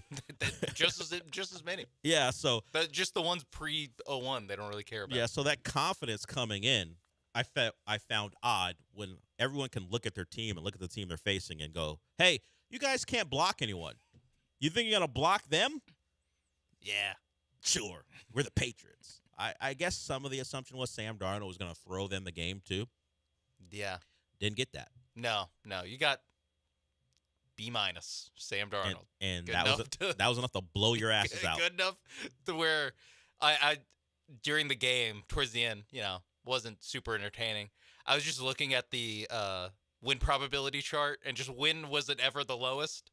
It was like at 80 in the second half. Yeah. That was the lowest it ever got in the second half. I think the lowest it got was like 60 in the first quarter. So yeah, it was a cruising victory. I mean, really the only time I was like, was when it was 19-7. I think like right before that interception, I was like, Seattle probably wishes one of those 4 first half field goals was a touchdown right now. Sam Darnold was on target right before the half. Yeah, just one of them. Yeah, one of those. And yeah, it's because of the logo. Did I at points think they're not gonna Brady this, are they?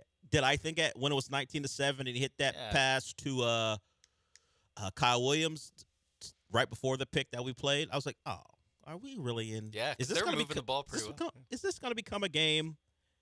It did cross my mind. Yeah, and then Drake May did the Drake May thing, and okay, game's over. We're good. Yeah, good, cool. I can relax.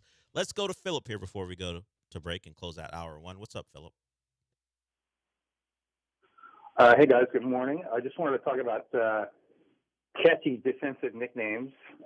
If I find them catchy that either didn't make it or didn't win the Super Bowl. Obviously, you guys mentioned Bulls on Parade. I realized that didn't, really go nationwide, but I thought it was kind of catchy, and I bought in, literally bought in. I bought one of those T-shirts when I lived down in Houston. Another one is the Eagles defense from the late 80s, early 90s, Gang Green, with, Reggie White and Jerome Brown and Clyde Simmons. The New York Sack Exchange for the Jets, I thought was a really catchy name, with Gastineau and Klecko and Marty Lyons. But none of those made it to the Super Bowl, so I think the most kind of heartbreaking or tragic example is the Vikings from the 70s. They were known as the Purple People Eaters. Yeah. And I thought that was a really neat one, but they whiffed on those three. I don't know if they were called the Purple People Eaters when they faced the Chiefs at the '69 season, but just I'd throw those out there. Appreciate it, Philip. That's all I got. Yeah, I typed it in from 68 to 97. I don't know when the name actually started, but they call that era of the Vikings defense and that defensive line the Purple People Eaters. Yeah, so if you're like someone who's watched NFL films a lot, or you have a great recall, you're going to be able to remember some of these names. But the Legion of Boom is like when you think Seattle of that era, you're going to think Legion of Boom, and it's because they were able to stamp it with the Super Bowl, and they got back to another one. I don't think we really do nicknames in this country like we used to, where it's like now, like you really gotta either it has to be like a corporate push to make a nickname happen, or you have to win constantly to get it to stick. Because there really isn't like that's true. We don't that do much it so like much. Drake May is the schedule, that's the Drake May second MVP. His second year in the league, like you should probably have a cooler nickname than a patronizing one. I'm sure Patriot fans have one. Well, isn't it the things like it's Drake May, Yeah, or it's Drake May, it's May? Drake May. Yeah, it's like it's not great. Stupid. Yeah, and that's why now. Well, there's the other one, but it's more to describe oneself as gay for May. Yeah. But it's not really for him. It's not his which I'm nickname. glad. I'm sure he's glad. It's not. Yes, it's not his nickname. We talked about it. That Patriot fans are so enamored because they got tricked by Mac Jones. Now they think Drake May is their answer because they think they have their next great one. And look, the Packers did it. The Colts had a little break between Manning and Luck. So it has happened where you find your way to having a second all-timer, and Luck, of course, injuries short-circuited his career. So they think they have their second one. Right now, the allegations of it all being because of the schedule are going to stick until proven otherwise when they get the opportunity next year against the first-place schedule. All right, we'll go to break with that. We'll talk some Rockets when we come back. They did get a win, and I don't even want to use, but a couple guys didn't play. The way for the other team, the way they had been playing, I don't care if Chet, Shea, none of them played. Shea and Jalen, the good Jalen Williams didn't play. I don't care. They needed that, and it was a close ball game. So we'll talk about that. And Alperen Sengun had to answer for the first time for the things he said to a certain referee. He'll talk about that, so we'll hear that sound when we come back as well. Hour two when we get back.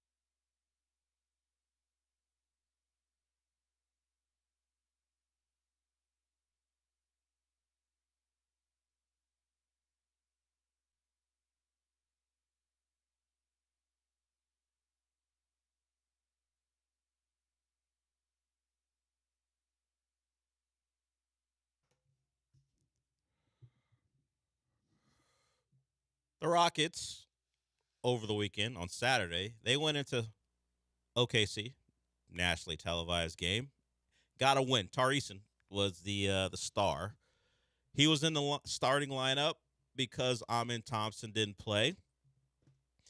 And people are saying, Sean, that perhaps, particularly in that second half, the offense flowed better because they had a shooter on the floor as opposed to a non-shooter. So you cannot do the thing that teams have done is put, a stouter, smaller player on Sengun and allow a big to hide on Amin and be a floater. No Amin, no ability to hide Chet on someone else, and you got a shooter out there who, at least this year, has been a knockdown guy. Is that going to matter when Amin's back? No, they're not taking Amin out of the starting lineup. But it did open some eyes that, hey, when you actually have a guy who can space the floor, your offense may seem a little less congested. Amin Thompson, this year's Jalen Green? No, not this year's Jalen Green. Gets voted off the island. We're not starting that. Another young piece having to go. Yeah, just eventually just trade them each one after every year. Yeah, they all prove to not be fits, and you get older and older as the years go on. I don't see that happening. Amin certainly has some holes to his game. There are a lot of positives, mostly positives when it comes to Amin. But in moments when you got to play half-court basketball and you have a clear hole and teams won't respect them, we've seen it become it's been a problem for the better part of the season, especially against a defense like OKC. Yeah, and they were any win you can get, hey, let's make it a little bit harder for them is good. Yeah, they had 2 30-point quarters in the second half, which you didn't really see coming considering how they played. Well, particularly in the second quarter, they were bad in the second quarter offensively, but they found a way. A 112-106 the final, and as I said, I'm not using no Shea, no J-Dub. They needed it. They needed that one. Yeah. Even if you believe that's a bunch of super confident athletes, yeah, it's only a 2-gamer, they're going to be fine. I think just for everyone's state of mind to go into OKC and find a way, win a close one, that I don't know if it's a restart to the season, but it's something to say, hey, it's not, as Kevin Durant has kind of talked about, it's not as bad as you think. It's just a stretch of the season where we haven't played our best, but we still super talented team. Even when we're missing one of our starters, we can compete. Yeah, it's a little bit of like, hey, win's a win. They needed it. It's way better than a good loss at this point. Yeah, competing and falling late to OKC. A win where you can go, well, you had me at win. Yeah, particularly, it might have weighed on them more when you point out there was no Shea, there was no Jalen Williams. Yeah, the fact that you had that as something in your favor and not win the game, that sparks a whole different thing where you couldn't even beat them when they didn't have their top 2 scorers, or at least their traditionally top 2 scorers. Yeah, so now they have 2 games against the Clippers, I think. In Toyota Center. The Clippers, who, despite the trades, didn't have Benedict Mathurin, still don't have Darius Garland, winning and beat the hell out of Minnesota. They, be careful. Yeah, the Clippers had been playing well up until they traded James Harden, and you thought, they're giving up on the year. Zubac is gone as well. That was the white flag move. When they traded Zubac. Yeah, you bringing in Darius Garland, younger player for James, because you know you're not going to pay him. Okay, you get why you might make that move, but then you trade Zubac. You're saying, okay, this team, despite their recent run, has said we are not winning anything. Mm-hmm. We're going to make a couple moves for the future, and they still go into Minnesota and take them apart. So I don't expect Darius Garland to play. Benedict Mathurin, I think, played in his last game when he was with the Pacers, so he may. I didn't think he was hurt. That just might be a logistical, physical, whatever it might be, why he wasn't available against Minnesota, but. See if he's available against the Rockets in tomorrow? They don't play today. Yeah. Tomorrow. So overall, nice kind of palate cleanser for what has been a lot of negativity surrounding the Rockets. No moves at the trade deadline. You get smacked around by Charlotte and Boston in consecutive games, and then you have Alperen Sengun. Triple-double. Great. But he also had to answer for something that happened a couple games ago, but we didn't know about it until the hot mic stuff leaked. Yeah, because this was from the Celtics game. Yes. And they had a back-to-back, so the next night they played the Hornets. I don't think it hadn't, been uncovered or it just hadn't been circulated enough to where, these things always kind of start on like deep NBA Twitter where it's like you're not entirely sure if this is real or fake it could always be some AI thing. Yeah, it needs to be kind of get verified, like the wheels of motion to like verify this. We talked about it when we found out about it, and while you and your point is correct, unless they AI the Celtics reacting. Oh yeah, no, on the for bench. Sure, yeah, once we saw that, we're like, oh okay, yeah, that's real. And he was asked about it after the game on Saturday. Here's Alperen Sengun on his incident in the Celtic game. That was immature by me. That was just hit in the moment, and I say some stuff I shouldn't say. But I felt bad about it, and right after the game, I went to the locker room. I shake she's hand and apologize to her. That was immature by me. I just should know better. And but like I said, it's just a game. Sometimes you can't control yourself. But like I said, I should know better. But I fixed it, and then I went to the locker room and I said, apologize it. I shook she's hand and said, that would never happen again. It just happened in a heat moment, and she understood, and it was good by both ends. Thanks, Alfie. So the referee in question is Jenna Renault. So he went to her. He explained it. They shook hands. He did it after the game, and apparently all is good.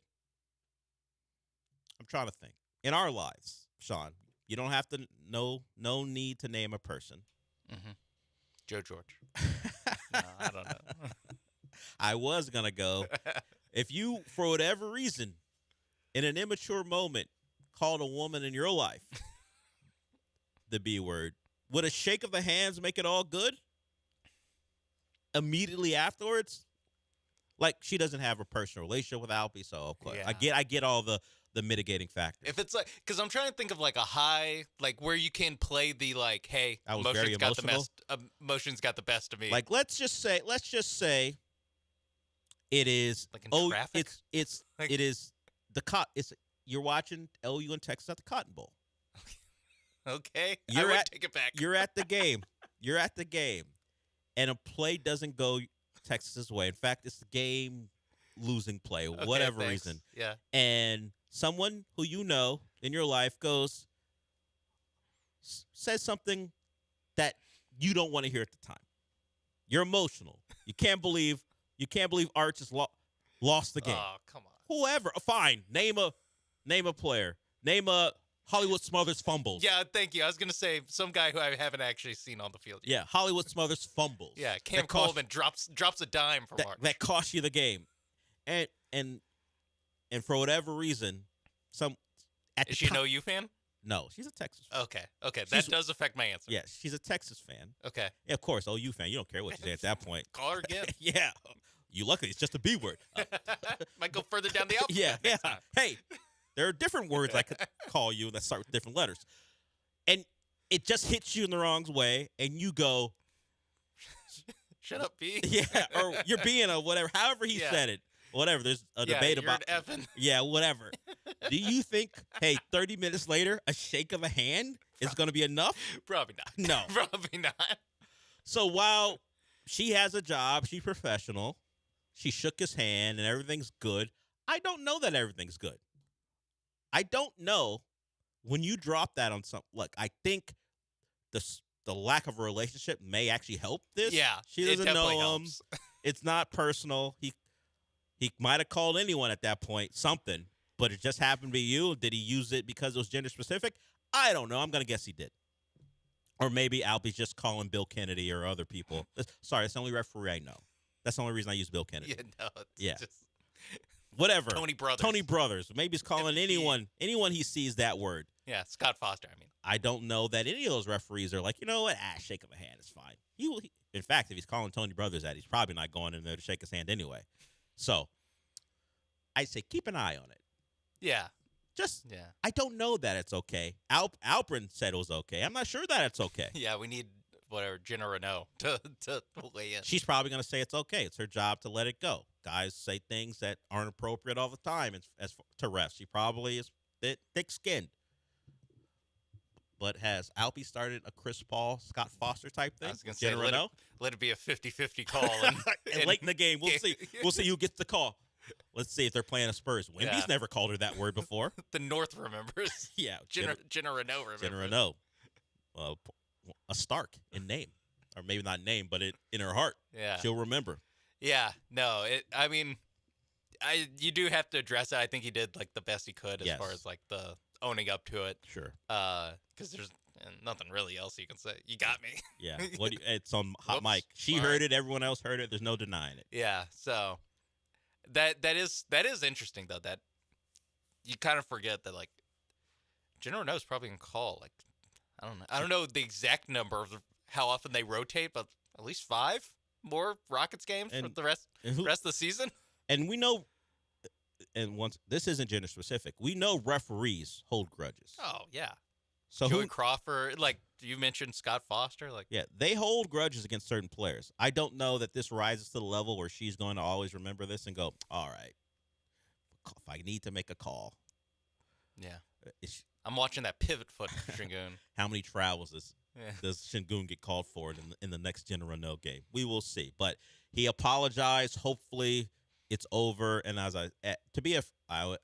would imagine to be a female referee, you probably have to have a pretty thick skin. Referee in general, but maybe even her job on the come up has to be. Yeah, she's not established yet, but she's making her way. Probably not going to be as bothered by it as the girl who's at the OU Texas game that you call that word. Allegedly. Hypothetically. Not allegedly. Hypothetically. I was going to accuse you of something you've never done. That's right. Fight it. Hypothetically. Hypothetically. I'm not taking the high ground like Sengun. I've never done it. Never will. As long as she watches what she says. Yeah, the whatever hater report hot mic doesn't have video of that. All right. Yeah, he's never done it. Don't worry about it. Or was it courtside? I forgot what because there's an account that does just like pull the like rim mic. I think it's from like all the Legends games. or something. Yeah, Legends or something. Yeah. So in this case, Legends didn't get to it. The hot mic did. I haven't seen a fine yet for Alpy. We were talking about it this morning. I don't know if it rises to the level of a fine. It did get thrown out, so he'll get that fine. I don't know if inappropriate remarks to referee get you fined in a way that's going to be something normally they would have it's been at least a game and several days now, and we have not seen an Alperen Sengun fine for that. The one thing the NBA announced is Alperen Sengun's an all-star, so that happened. He's taking the place. He's European. He would play for the world team. He's taking the place of Canadian Shai Gilgeous-Alexander. So Alperen Sengun gets selected to be an all-star. Second time in a row for Alperen Sengun. And that's good. Saw that come across, so good for him. He probably should have made it initially, but they're just limited world spots. And now that a guy's hurt, he gets to make it. I think in like a more normal situation. Yeah, if they weren't trying to make people care again. Yeah. So Also, they're figuring it out. He probably would have made it. I know he plays for the team Dominican Republic. Also, Carl Towns being a world player, it's a little bit. And then there's Norm Powell. He's Jamaican.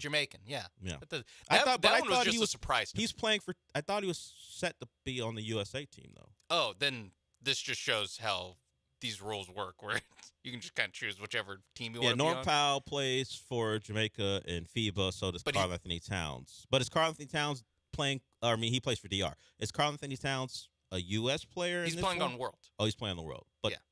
But Norm Powell's playing on the U.S. team. Exactly. Yeah. That's what I'm saying. Like, these rules are stupid. The whole thing was convoluted to try to get people to care. Yes. And even how they get to the teams doesn't make a whole lot of sense. The rules don't really apply. Like I think I mentioned it before, I watch a lot of sci-fi, read sci-fi stuff.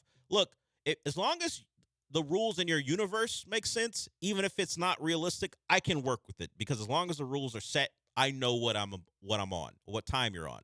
The rules in this made up all-star world that Adam Silver's concocted, they don't even make sense. Scheduled to play for Jamaica if they make the Olympics, but not for the world in the All-Star team, in the All-Star game. And then Cat, who is from New Jersey, but representing Dominican Republic. He's on the world team. He's on the world team, which makes sense. Like that's at least logical. Yes, like but that at least like the Norm Powell follows. Yeah, should be playing for the world team as well.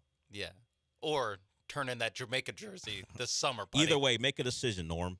You're born in San Diego. Make a decision, Norm. First All-Star appearance for Norm Powell. Congratulations to him. Yeah. I mean, that's how it sticks out. Is that I'm like, oh, Norm Powell, All-Star. That was his goal. Some people thought he should have made it last year. Yeah. He makes it this year. All right, we'll go to break. Somehow, we find a way to make the Super Bowl about the Cowboys, but only because this clip popped up. And sometimes you call your shot. Cowboy fans push back on it when it happened. Turns out a former Cowboy is right. They're wrong. So we will remind you of that when we come back.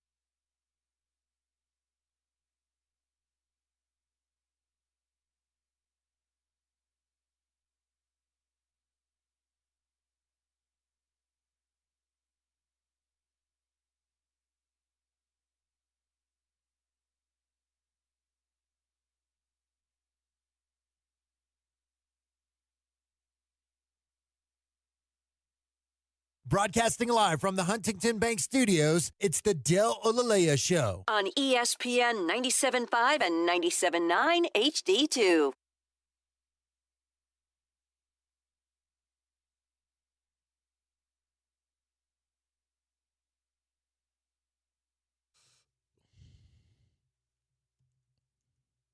Seahawks win, dominant. Their defense put on a show yesterday. Didn't make the game that entertaining unless you just hate the Patriots or Drake May, or at least the hype around Drake May. Maybe you don't hate Drake May. I don't think he's a bad guy. But if you don't like the Patriots hype, didn't believe in it, the Seahawks did you a big favor yesterday by shutting that down. And the other thing it did is getting people to say, oh, the Patriots will be back. They got a young quarterback. They have Mike Vrabel. This is just maybe one of several opportunities. A lot of that coming from the Patriot fans because that has been their lot in life the last 20 years. They get to Super Bowls. Well, only Jalen Hurts, I believe, has made a Super Bowl or won a Super Bowl after losing the first one. I believe he's the only one to get there, lose his first one. Actually, in the last 20 tries, John Elway, of course, has lost his first one and got back. But I think Jalen Hurts is the one guy in like the last 20 guys to lose their first Super Bowl to get back and win one. So there's no guarantees about, we know Dan Marino, that's the classic one, never made it back. They called it out on the broadcast. Trico brought it up, and I was like, Dan Marino's probably watching this at home. He's like, what the hell did I do? It's just checking me. It's his lot in life that if you, because it was also a second-year quarterback. Yeah, it's all those making things. the Super Bowl. So only 4 quarterbacks ever have won a Super Bowl after losing their first appearance. Jalen Hurts is only one of the last 20 to even make it back. So in the modern era, if we want to call it that, at least if you're a millennial or a Gen Zer, guys don't even get back after losing. Yeah. So I can't think of like the other guys that have lost and made it back to lose again. You know, like Jim Kelly. Yeah, but Jim Kelly, but that was in the early 90s. Yeah. Of course, Jalen Hurts is one. I'm sure there's some dudes in the 70s as well. But it just doesn't happen. You don't. Joe Burrow, of course, hasn't made it back. No. Brock Purdy never got back on his early in his career. Jimmy Garoppolo's probably never going to make it back. No. Certainly it's not as a starter. He's never making it back. So this whole, hey, it's a young team. Future's bright. If you go by recent history, future's done as far as being a Super Bowl winner. Trade him now. Yeah. Well, probably not going to happen. But yeah, sell high. If we just go by history, the Patriots should trade Drake May. Don't pay him. Trade him for a Min Thompson. Draft another quarterback and try it all over again. If we just go by history, so we'll see if he is one to avoid that fate. Joe Burrow certainly hasn't, as so far. A guy who did make a Super Bowl and win it, DeMarcus Lawrence. DeMarcus Lawrence, longtime Cowboy, and he joined the Seahawks for a couple reasons, but one of the reasons he was very vocal about. He said something Cowboy fans didn't want to hear when the news broke that he was going to be a Seahawk. He was interviewed by, I don't know if it was the team side or a local Seahawks reporter, but this is DeMarcus Lawrence right after he signed with the Seahawks. You know, Dallas is my home. I made my home there. You know, my family lives there. You know, I'm forever going to be there. But, you know, I know for sure I'm not going to win a Super Bowl there. So, yeah. We here. We're here. DeMarcus Lawrence, welcome to the Seahawks. Thanks for joining us. There was, as you might imagine, pushback from Cowboy fans. How dare you? How dare you suggest that? Oh, I don't know. Maybe he just followed the DeMarcus Ware plan. DeMarcus Ware did the same thing. I don't know if he made a comment like that, but he said, I'm going to Denver. He wins the Super Bowl. Just another in the long line of veteran defensive ends for the Cowboys. Not a long line. It's been a couple. Named DeMarcus. DeMarcus, who said, you know what? Nah, I'm not going to win it here. I got to go someplace else. And they go win one. Yeah, and Lawrence getting it year one doing it. I mean, there's no way really for the counterfactual to be proven right of like the Cowboys like never winning a Super Bowl with him there. They didn't seem pretty close this year. In fact, they traded away their best player before the season started. But to get it year one, like he just kind of wins this exchange forever. Like there's just no no matter what you think, no matter what your thought was at the time, you might have been like, he ain't winning in Seattle. They got Sam Darnold playing quarterback. Got it. And who knows if he ever would have won one. Seems unlikely in Dallas. Yeah, it doesn't seem likely. Yeah, based off recent history. Yeah, they're on another coach. They didn't make the playoffs. They got questions everywhere. Jerry's losing his best players, at least his best defensive end, after he lost to Marcus Lawrence. So credit to him for calling his shot.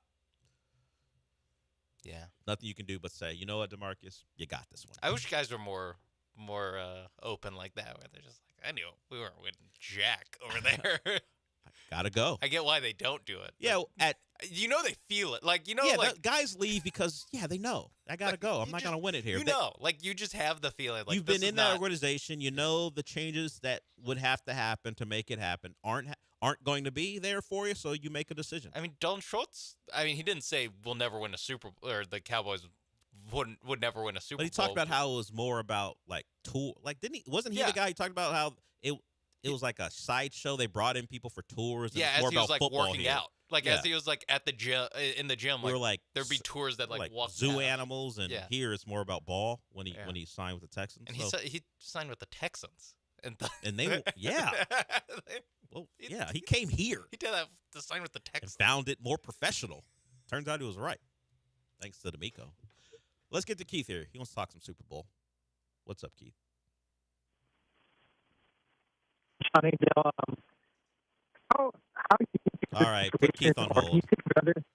Keith, your phone's breaking up. Call back. It just a bad connection. So Keith, you can get back in. We will welcome you. See, I can still hear it through the queue. It still doesn't sound great. Yeah. So Keith, you can hear me. Call back in.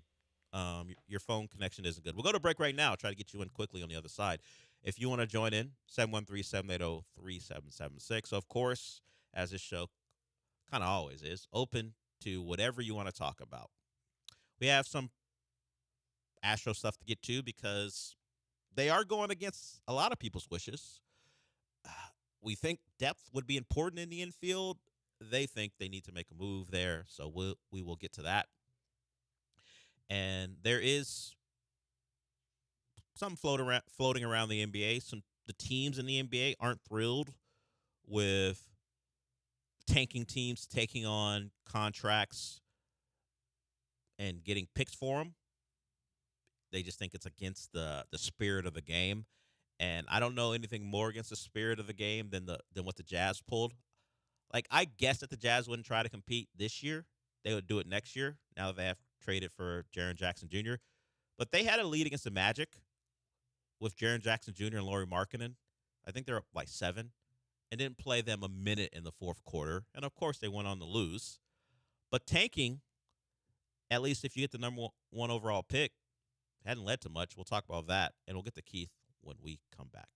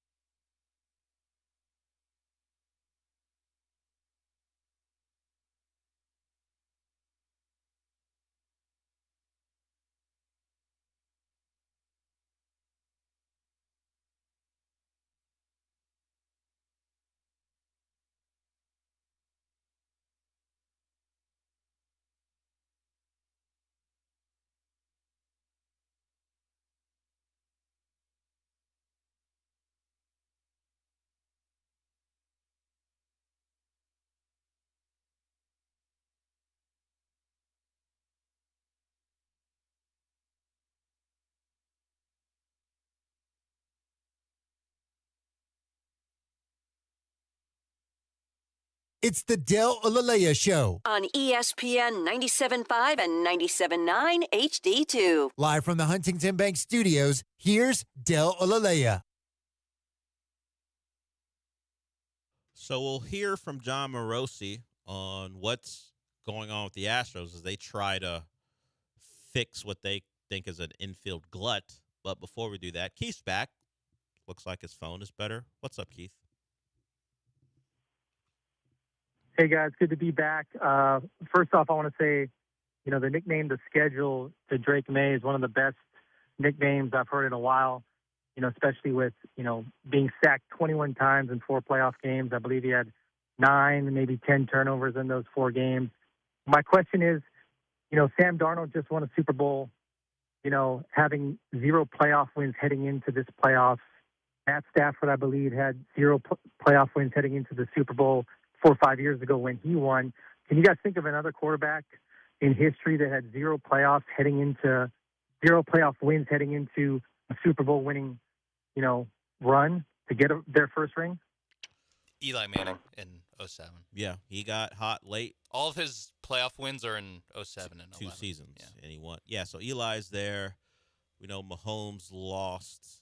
He lost to the Patriots in the year before. Yeah. Oh, did they win? Yeah, that was the AFC title game. Yeah, where D4 lined up all sides.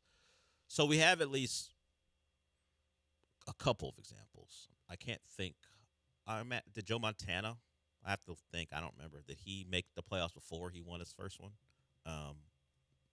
Don't have it off the top of my head. I mean, Dan Marino. I guess he didn't win. Win the Super Bowl. Yeah. So if we go way back, Bart Starr. Yeah, didn't he win the first Super Bowl? If he lost an NFC, although he probably won the NFL championship. Yeah, did he lose an NFC championship game when it was just the championship? Yeah. At some point, I don't know, but maybe Joe Montana comes to mind. Steve Young in '94. I think Steve Young had already taken over as quarterback for the 49ers and maybe lost to the Cowboys or something before they beat the Chargers. I think they lost to the Cowboys the year before. So I would have to think maybe Joe Montana is someone we can look at and see. Brad Johnson started games, right, for Tampa? No, he took over for – yeah, Brad Johnson had to have started playoff games before, right? Before that 1 year at Tampa? I don't know. So that might be one of more recent vintage. Maybe Brad Johnson. Big Bad Brad. Is he still doing trick shots on is that what he's up to? Media? Yeah, he did that for a while. Yeah, he had played in the postseason before. Okay. Did he win a game? Because it's win a game. Yeah, he won with Washington. Okay. And then lost. I was gonna say. So yeah. So and he was on the Minnesota team. So. Yeah, but he didn't. He only started 1 playoff game with them and lost it. So I'm sure there's some we just don't have that right in front of us. What else? Did Keith mention anything else? No. All right. The schedule. The schedule. Yeah, Drake May's nickname is something that will stick until proven otherwise. It's just what it is. Schedule stunk. They took full advantage of it, and they somehow found a way to take advantage of it, of the teams they play in these playoffs. Much better teams, at least much better defenses. But we know, flawed on offense, whether it be because of offensive lines and somewhat the quarterback against the Chargers. C.J. Stroud did them so many favors. Then, of course, Jarrett Stidham. So I will say it is fitting for this AFC that for, I don't know, since like November, we've been like this is some team's best chance to like steal one. And every team that loses should feel bad because it'll never be this easy. It is kind of fitting that it's like, oh yeah, the team that had like the easiest schedule in the last 25 years of NFL seasons won 12, 13 games and didn't impress really at any point on their way to the Super Bowl. It's like, yeah, that's actually fitting that it's this team that just kind of like in no other year with this like if this team actually topped out in like the divisional round and they lost to like an awesome Chiefs team that'd be or whatever, a great season for them. Yeah, everyone would be like, great first good. step. Yeah. But instead, it's like they got too far. Where you're like, this team, you feel the need to like praise them for making the Super Bowl, but you're like, this team really isn't that good. Like it really isn't like any different than honestly like the Texans teams that top out in the divisional round. This is a Texans team who got beat by a better Patriots team from long ago or a Chiefs team or a Ravens team. That's the type of team Yeah. that the Patriots had, but they were able to make a Super Bowl because there was no Chiefs or even a Ravens or even a Bills. Yeah. That was up to the vintage of past teams. None of these teams were like, the AFC teams that you think about. That stat where you can go back however many years and it's always either Brady, Manning, Roethlisberger, Mahomes in the Super Bowl, other than like one Flacco year. It's like, no, it wasn't like that this year. It was Stidham May in the AFC title game. And Joe Montana, 1981, first playoff run, won a Super Bowl. 3-0. There we go. So there it is. I thought so. If I had to guess, that would have been the one. Troy Aikman lost before. Just think of the teams who had dynasties or close. So. Brady in 01. Yep, Brady's another one. He got to the playoffs and won it all in his first go. So it has happened. Of course, it doesn't happen very much, but it does happen, Keith. Did Kurt Warner, 99? He would be another one. Yeah. He wasn't supposed to be the starter. Trent Green, we know the story. Yeah. Thanks to Rodney Harrison in a preseason game. Kurt Warner became a legend and won a Super Bowl in his first go-round. So it's happened in the 80s. You can hear him on the Rich Eisen show later this week. Oh, look at that. Rich got Kurt. Yeah, Sure, he's Kurt a will- weekly. I'm sure Kurt will have things to say about Drake May's performance. Yeah. Probably more eloquent than Collinsworth after the interception. I don't know, Mike. I got nothing, Mike. I got nothing, Mike. Yeah. Look, Kurt. That might Kurt be Warner a has drop. time. He's got time to break down. Chris Collinsworth was in the moment, Just being like, trying not to say WTF. and he had just come off applauding Yeah. him for getting the rhythm, and then he does that. Let's get to this before we go to break. John Morosi covers baseball. He's a go-to guy for MLB Network, and he has some thoughts. He was asked because the Astros are one of the teams trying to make a move. The reporting came out this weekend that Paredes is the guy that they and the Red Sox have discussed. The Red Sox may be backing off that because they made a move. So Morosi was asked about the Astros' plans and if anything is going to happen soon. Here's what he had to say. Yankees getting complete. Are the Astros, Robert, you listening complete? Because we keep hearing, he said no, Isak Paredes or Christian Walker. I mean, big names. And Isak was great before he was hurt. Could they be moved? Any truth to that? Yes, Lauren, I think both players are still available, but I've been checking on this in recent days. It does not appear that a trade is imminent at this hour, at least, for either Paredes or Christian Walker. I think the general idea, and Robert knows this well, the Astros would like to get more left-handed. They are really right-handed. You look up and down their lineup, and if there's a situation where Yordan Alvarez is out of the lineup for a particular amount of time, they become even more right-handed and perhaps susceptible to really quality right-handed pitching. So this guy, though, Isak Paredes, you look at what he's been able to do, 20 homers, someone that can move around the diamond, of course, some second base, some third base, some first base as well. Actually, ironically, Lauren, Paredes' ability to play first base is what has made Walker somewhat expendable. So, again, the potential trade fit is there because Dana Brown would like to get a little more left-handed. But as we speak today, it appears more than likely that both Paredes and Walker will be in camp with the Astros to begin the Grapefruit League. All right, Morosi showing off with the pronunciation. I get it. Paredes. He watched Bad Bunny last night, too. I get it. Hey, I see you, Morosi. Yeah, That's all. Morosi's I know what you're up to. felt Hey, inspired. Hey, you think I can't roll an R here? Watch this. Yeah. All right. Dana Brown, as I said before, the odyssey of him trying to get more left-handed continues. Morosi knows about it. Everyone knows about it. He still is searching for his left-handed bat. Can we ask the question? We have a break. I'm sure we can. Can we ask, so you need to get more left-handed. Therefore, you're trading away the guy whose swing is most tailored to your ballpark, maybe in the league, of Paredes hitting balls into the Crawford boxes. He is a dead pull hitter. And that was the appeal when they brought him in, right? Now when they you made need to the get trade. more left-handed. The thought was, and they voiced it themselves, what it would do because of the dead pull hitting nature, and we had the stat of how many balls he would have hit out in 2024 if he had been playing for the Astros at what then was Minute Maid, now Daikin.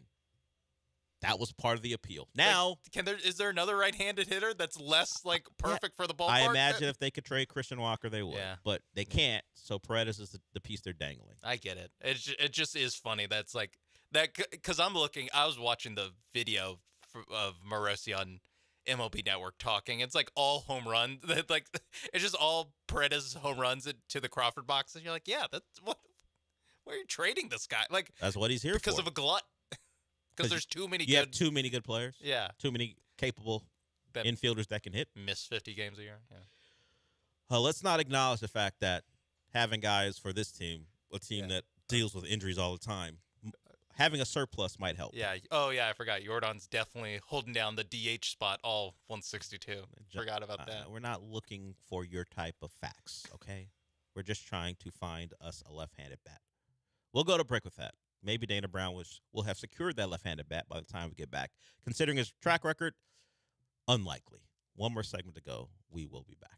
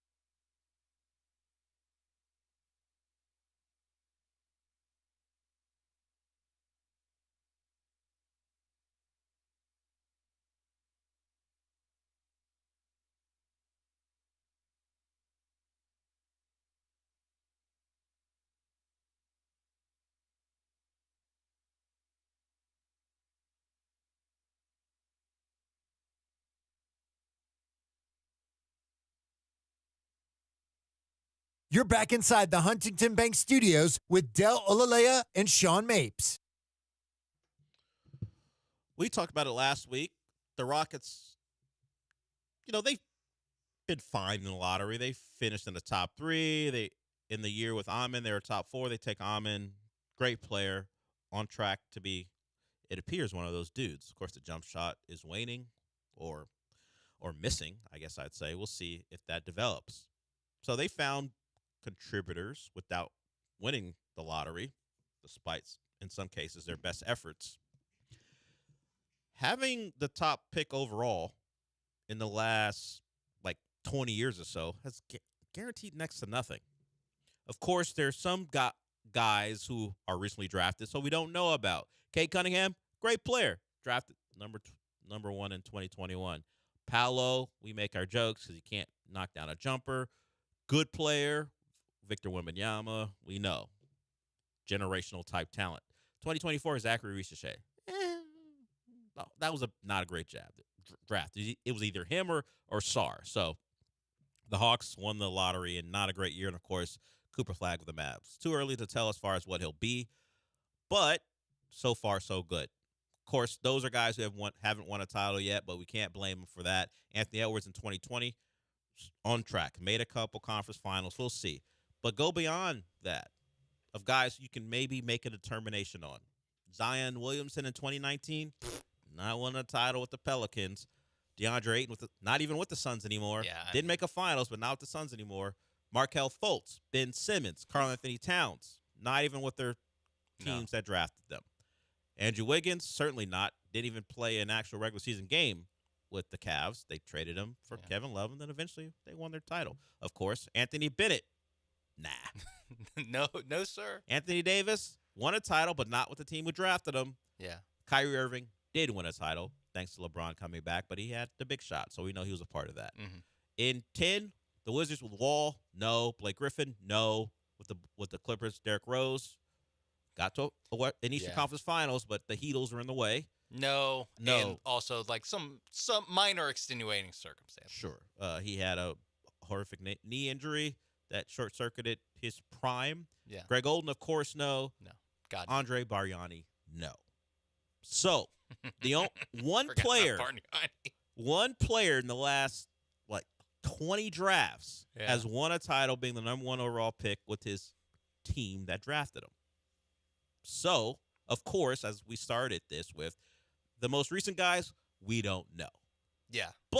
And those guys, outside of Risha Shea, it looks good, are going to be at least all-stars, maybe perennial when it comes to some of them. And some of those guys are going to be all-NBA for years. Like Anthony Edwards is probably going to make a couple of those. Certainly, Wembanyama's going to do that. We'll see about Paolo as he continues with the Magic. Kate Cunningham on his way. So, good draft picks. We got to wait and see. But as far as where we can make determinations, 1.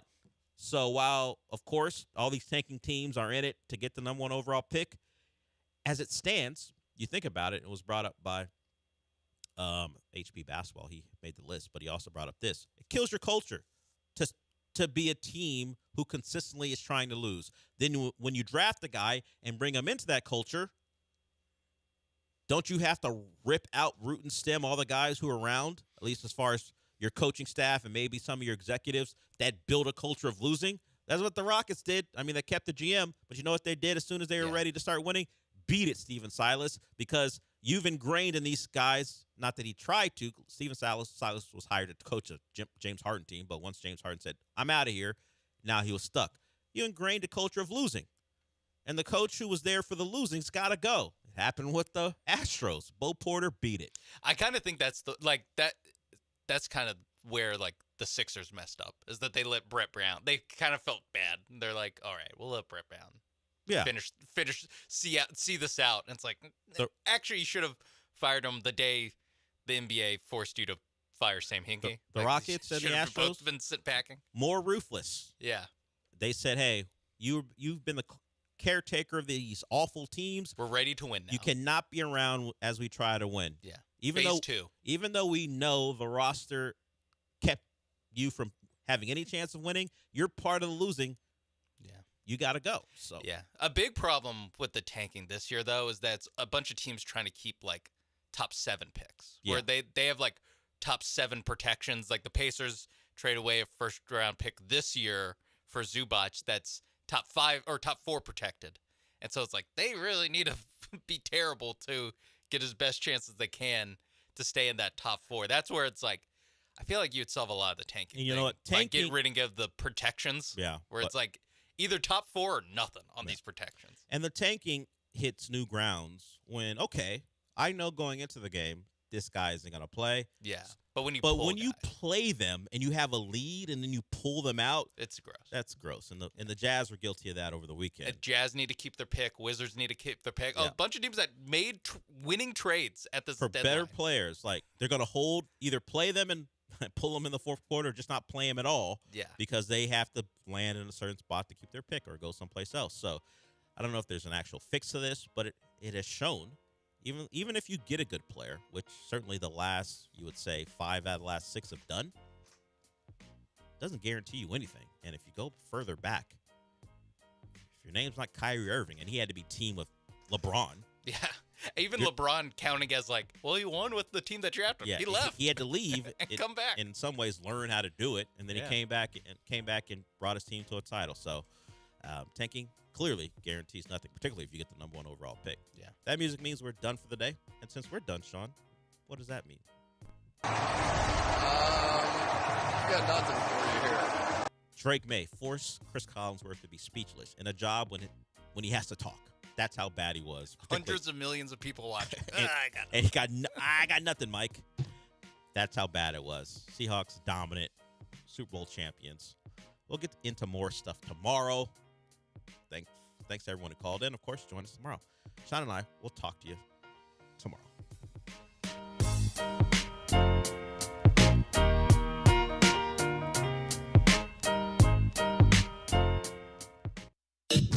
You're listening to ESPN 97.5. This is Ron Ansana with your market scoreboard report on ESPN 97.5. In today's Trend Watching, a quick recap of the so-called Super Bowl indicator that suggests when an original NFL team wins the Super Bowl, it's good for the stock market, while an original AFL team wins, it's bad for the stock market. Well, this morning, we get neither, because the Seattle Seahawks were originally placed in the NFC, not the NFL. This is a post-Super Bowl environment, moved to the AFC West for a while, and then back to the NFC, where they won the Super Bowl last night over the New England Patriots, an original AFL team. So it may not tell us much about where the stock market is going. It is something known as a false cause fallacy for a very long time. When an NFL team won the Super Bowl or an AFL team won the Super Bowl, you had a very high correlation between which way the stock market would move. It didn't really mean much. It just happened to be a very large coincidence. It had about an 86% accuracy rate. It has fallen off rather considerably since then. But since the Seahawks are neither, it may say nothing about the future arc of where the stock market's going. Hi, I'm Kirsten Stokes, third-generation neighborhood hardware store owner. For 72 years, Stokes Hardware has proudly served our community with everything from plumbing to paint and power tools and more. We're family-owned, 3 generations strong, a small business with competitive pricing. Come see our knowledgeable team today. Hablamos Español. Shop local, save more. Follow Stokes Hardware on Instagram, Facebook, and TikTok. Stokes Hardware, your neighborhood store since 1954. Property taxes keep going up. It is annoying, but it is one of those things we just have to deal with. But if you get Ownwell in your life, they're going to help you out. I understand that protesting your property taxes sounds like a hassle. I don't blame you. Expensive attorney, going to the town hall. You don't want to do that stuff. It's daunting. I get it. That's why you need Ownwell. Sign up in just 3 minutes, and Ownwell is going to be on your side, helping you out, trying to save you money on property taxes. Plus, the compound interest of savings. Great. I used Ownwell last year. They saved me a few $100. Going to use them this year. They're going to save me money again. Compound savings. I love it. Join the 140,000 Houston properties that use Ownwell. More than 500,000 Texans have used Ownwell, and Ownwell saves customers over $1,100 on average. So stop overpaying on property taxes. Get your free savings estimate right now at Ownwell.com. That's Ownwell.com to see how much you can save. Ownwell.com. Welcome to Huntington Bank. We're new here, but we've been around since 1866. Wow, that's a long time. Long enough to know that insightful bankers, great products, and customer service make a big difference. Let's get more from money. Switch to Huntington Bank. Welcome. Eligibility requirements apply. Some features may require enrollment. Houston is Soccer City, USA, and World Cup 2026 is coming our way. Join me, Glenn Davis, every Tuesday and Wednesday, 6 Central Time, for Soccer Matters ESPN 97.5, presented by the Daspit Law Firm. You wouldn't send a team onto the field without a strong bench. As an IT-managed service provider, EAG delivers IT outsourcing solutions for Houston-based organizations needing consistent software and infrastructure performance. We manage day-to-day help desk support, cybersecurity, cloud, and on-prem infrastructure so your business stays focused on execution and growth. When issues arise, our engineers focus on fast first-call resolution. EAG is built for pressure, not excuses. Learn more at eaginc.com/ESPN. Jeremy and Joe, weekday afternoons from 3 to 6.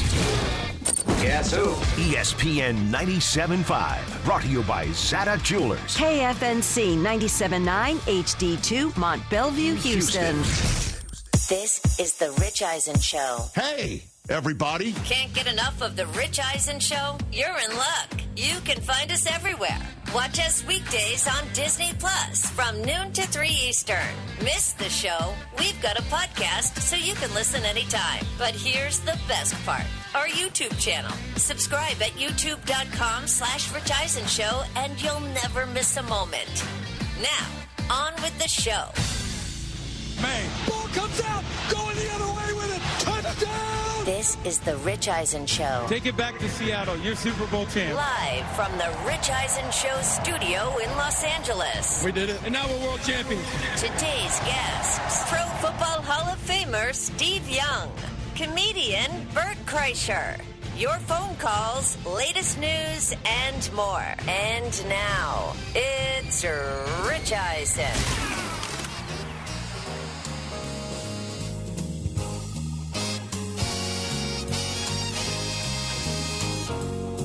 All right, everybody, back here in the Los Angeles studios of the Rich Eisen Show here on this post-Super Bowl 60 Monday edition of the program. Happy to have you with us here today, whether you're watching us on Disney Plus or the ESPN app. Hour 3 is going to be on ESPN2 later today. Just a heads up to those who might be listening, walking around, listening to us, driving around on ESPN Radio or Sirius XM Channel 88. 844-204-RICH is the number to dial. Phone lines are already lit. Thrilled to be sitting here in this neighborhood. Steve Young, who was introduced prior to the game, hanging out with Green Day on the pregame stage last night with all the returning Super Bowl MVPs like Joe Montana and Tom Brady and Peyton Manning and Jalen Hurts, just to name four. He is going to be joining us in about an hour's time. And then hour 3, why not? We break down Super Bowl 60 on ESPN2 with Bert Kreischer. So that's the way we're rolling here on this day. Good to see you over there, Christopher Brockman. What's going on? We could have used Bert on the offensive line last night. That's possible. We'll ask him what he was doing. Could have used the machine. Yeah. The Bad Bunny of the Rich Eisen Show, Mike Del Tufo, is here, everybody. Hey. From the fields. Buenos dias, Miguel. Yes. Good to see you, TJ Jefferson. How are you? Don't ever compare Benito to Del Tufo. My bad. Man. Oh. Come on, please. Please don't do that. It's Benito. That's Bad Bunny. My bad, sir. My Bad Bunny. How you doing, man? Because you put in work yesterday, dog. Yeah, just a bunch of hours on TV, and then watched the game with Suze and Cooper and brother-in-law, nephews, and then got back here so I could be sitting here chopping up Super Bowl 60 with you. Why not? How's the back of your head? Because I know you said the sun was eating you up. I appreciate that. I am face forward and happy today, and thrilled to be covered. So thank you for joining us on this program. The Seattle Seahawks, the best team in the National Football League, and they earned that moniker. They earned it with a team effort. Every phase of football is necessary to be a championship team, and they nailed it. You have to also have outstanding coaching. You also have to have outstanding grocery shopping. That part. And they nailed it. They nailed it. They got a team together that got better as the season went along and faced whatever adversity they faced and faced it down. And then beat down the opponent that they had placed in front of them every single step of the way, with the exception of the Rams, who they went ahead and just got through by being the better executing team at the end of the day. They got some breaks, too, along the way. You got to have those. To be straight up honest with you, they got some breaks, like New York City chiming in a Week 16 game saying that 2-point conversion, that was an incomplete pass. Hold on a second. But you also have to have somebody smart enough like Zach Charbonnet to pick up a loose football and having no idea he just converted a 2-point play that the Seahawks utilized with their stellar quarterback, who will never, ever look you in the eye and say, I can't, which is why we follow sports. Somebody like Sam Darnold. Put it all together, and you had a 29-13 score that wasn't really even that close. I was there in that building. It felt over from jump. It really did, because once again, that Seattle defense jumped all over the opponent in front of them, and they were all over that New England offensive line. They dominated the trenches. They dominated the trenches. Kenneth Walker III dominated the running game. Their place kicker dominated the place kicking. And Mike McDonald dominated the coaching. He dominated this team the minute he took over, and he's an unassuming character who has this burning desire and fire, and he's got this totem pole in his locker and in his meeting room where he is placing one helmet on top of the other of every team that they have beaten, which is a chest-thumping way that he does not give off externally of coaching this team. And they respond. Honestly, last night, the Seahawks get the ball first. They marched down the field. They got a little bit of a break. I don't know. Again, I'm in the stadium. I thought Cooper Kupp bobbled that ball a little bit, certainly when he went out of bounds, but they were on it. They got a little bit of a break there. They got right on the football, and they matriculated a little bit further, just enough to get the first 3 points on the board, and then say, Drake May, young'un, with whatever you got going on that left side of your offensive line, and then whatever you got going on that right side of your shoulder. See what you can do. And he couldn't do anything. I was sitting up in the stands behind the end zone that Seattle was first trying to score into. They were heading towards me to start the game, and Drake May was heading away from me in the first quarter. And it's one of those game tape views that coaches have from the end zone. I mean, I could see it all.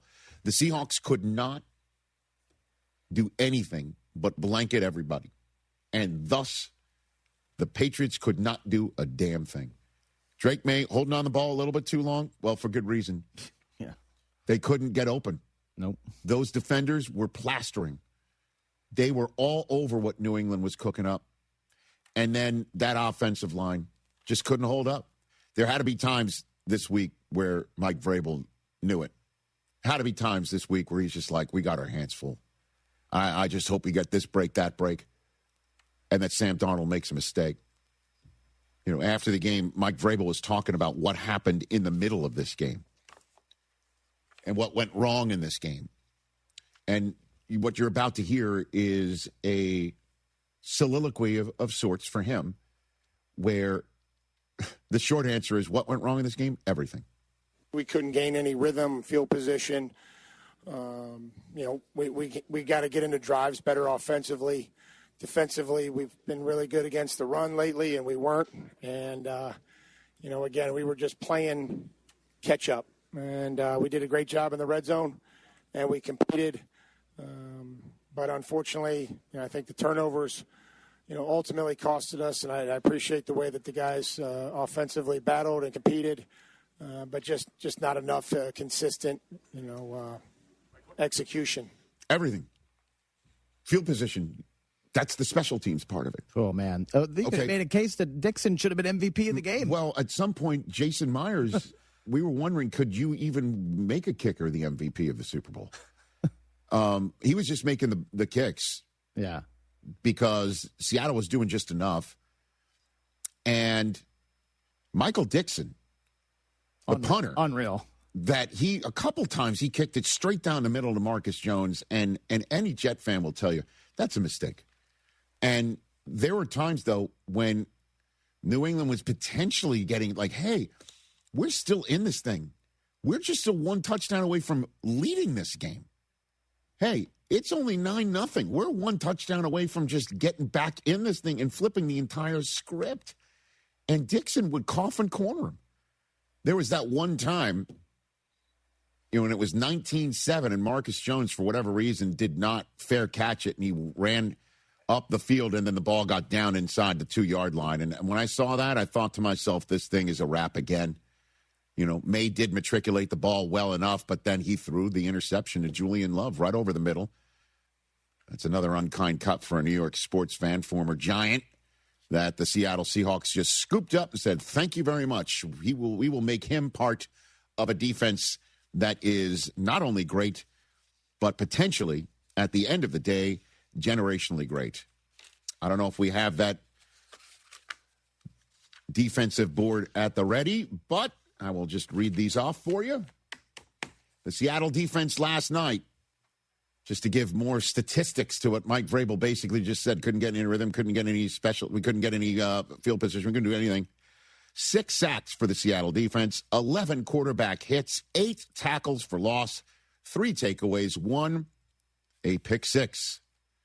They scored, they got home, they created havoc, they got May off the spot, they got May on the ground, they got May potentially sped up, they got May potentially flustered, and dare I say it, seeing ghosts.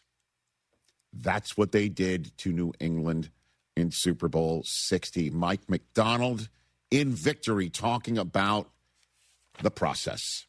There's always some part of your team that you're trying to attack and improve on, but if you stick to the process and the process is right, then the results will get to where you want. But I think what you saw today is just the end point of a team that has been dedicated to become this team since we walked in the door in April. And it started with our offseason program. Then it went to training camp and how they handled the offseason, and we just did it week by week. It's coach speak in a way, but it's also because we're all looking for why did this happen? How did a team that wasn't really on many people's radars coming into the season do what they just did? And how can we copy it? How can we as a fan say, look at Seattle, we can do that? Or front offices around the league saying, how did that happen? We have a plan. We have a process. What have they got going on? And I don't know what the answer is, because if I did, RES Consulting would be in a lot of other businesses. Okay? But again, when you've got a general manager like John Schneider, who is now the first general manager in the history of this great Super Bowl era game, first one to win 2 Super Bowls with a different head coach and a different quarterback in each of the Super Bowls, and because Howie Roseman's done that, and Ozzie Newsome's done that, win 2 different Super Bowls with a different coach and a different quarterback, okay? And they both did it. But both of them had members of that second Super Bowl win of that team be part of the roster from the first. John Schneider's the first to do it with 2 completely different rosters. There's not a soul that was on that team in the 53 men in Super Bowl 60 that won Super Bowl 48. Not one. 2 different rosters. You got to have that guy have a plan connected to a coach like Mike Macdonald, who can then send it out into a locker room and connect all of them together in a way that makes everyone believe and makes everyone execute and makes everyone look at the other man and hold them accountable and then maraud with every snap of the football with speed and intelligence and grit and determination. And I think I just described the 2025 Seattle Seahawks. You could say that about many champions, obviously, every single year. But this one is quarterbacked by a guy that I think can also personify what I've just said about belief and accountability and excellence in the face of where did this come from? And that's Sam Darnold. I cannot believe he is a Super Bowl champion. Now, again, that's my, perspective of growing up a Jet fan and having a T-shirt that says not the same darn old Jets. Putting belief in Broadway, Sam. Okay? Right? Having that guy go from the Jets to the Panthers and sit there and go, absolutely. Let's see what Zach Wilson's got. Because Sam ain't it. I didn't see anything. He's the guy that couldn't beat the Patriots. He's the guy that couldn't play clean football games. He's the guy that 100% the new head coach in Robert Saleh should not have to own whatever his deficiencies are, he should start something new.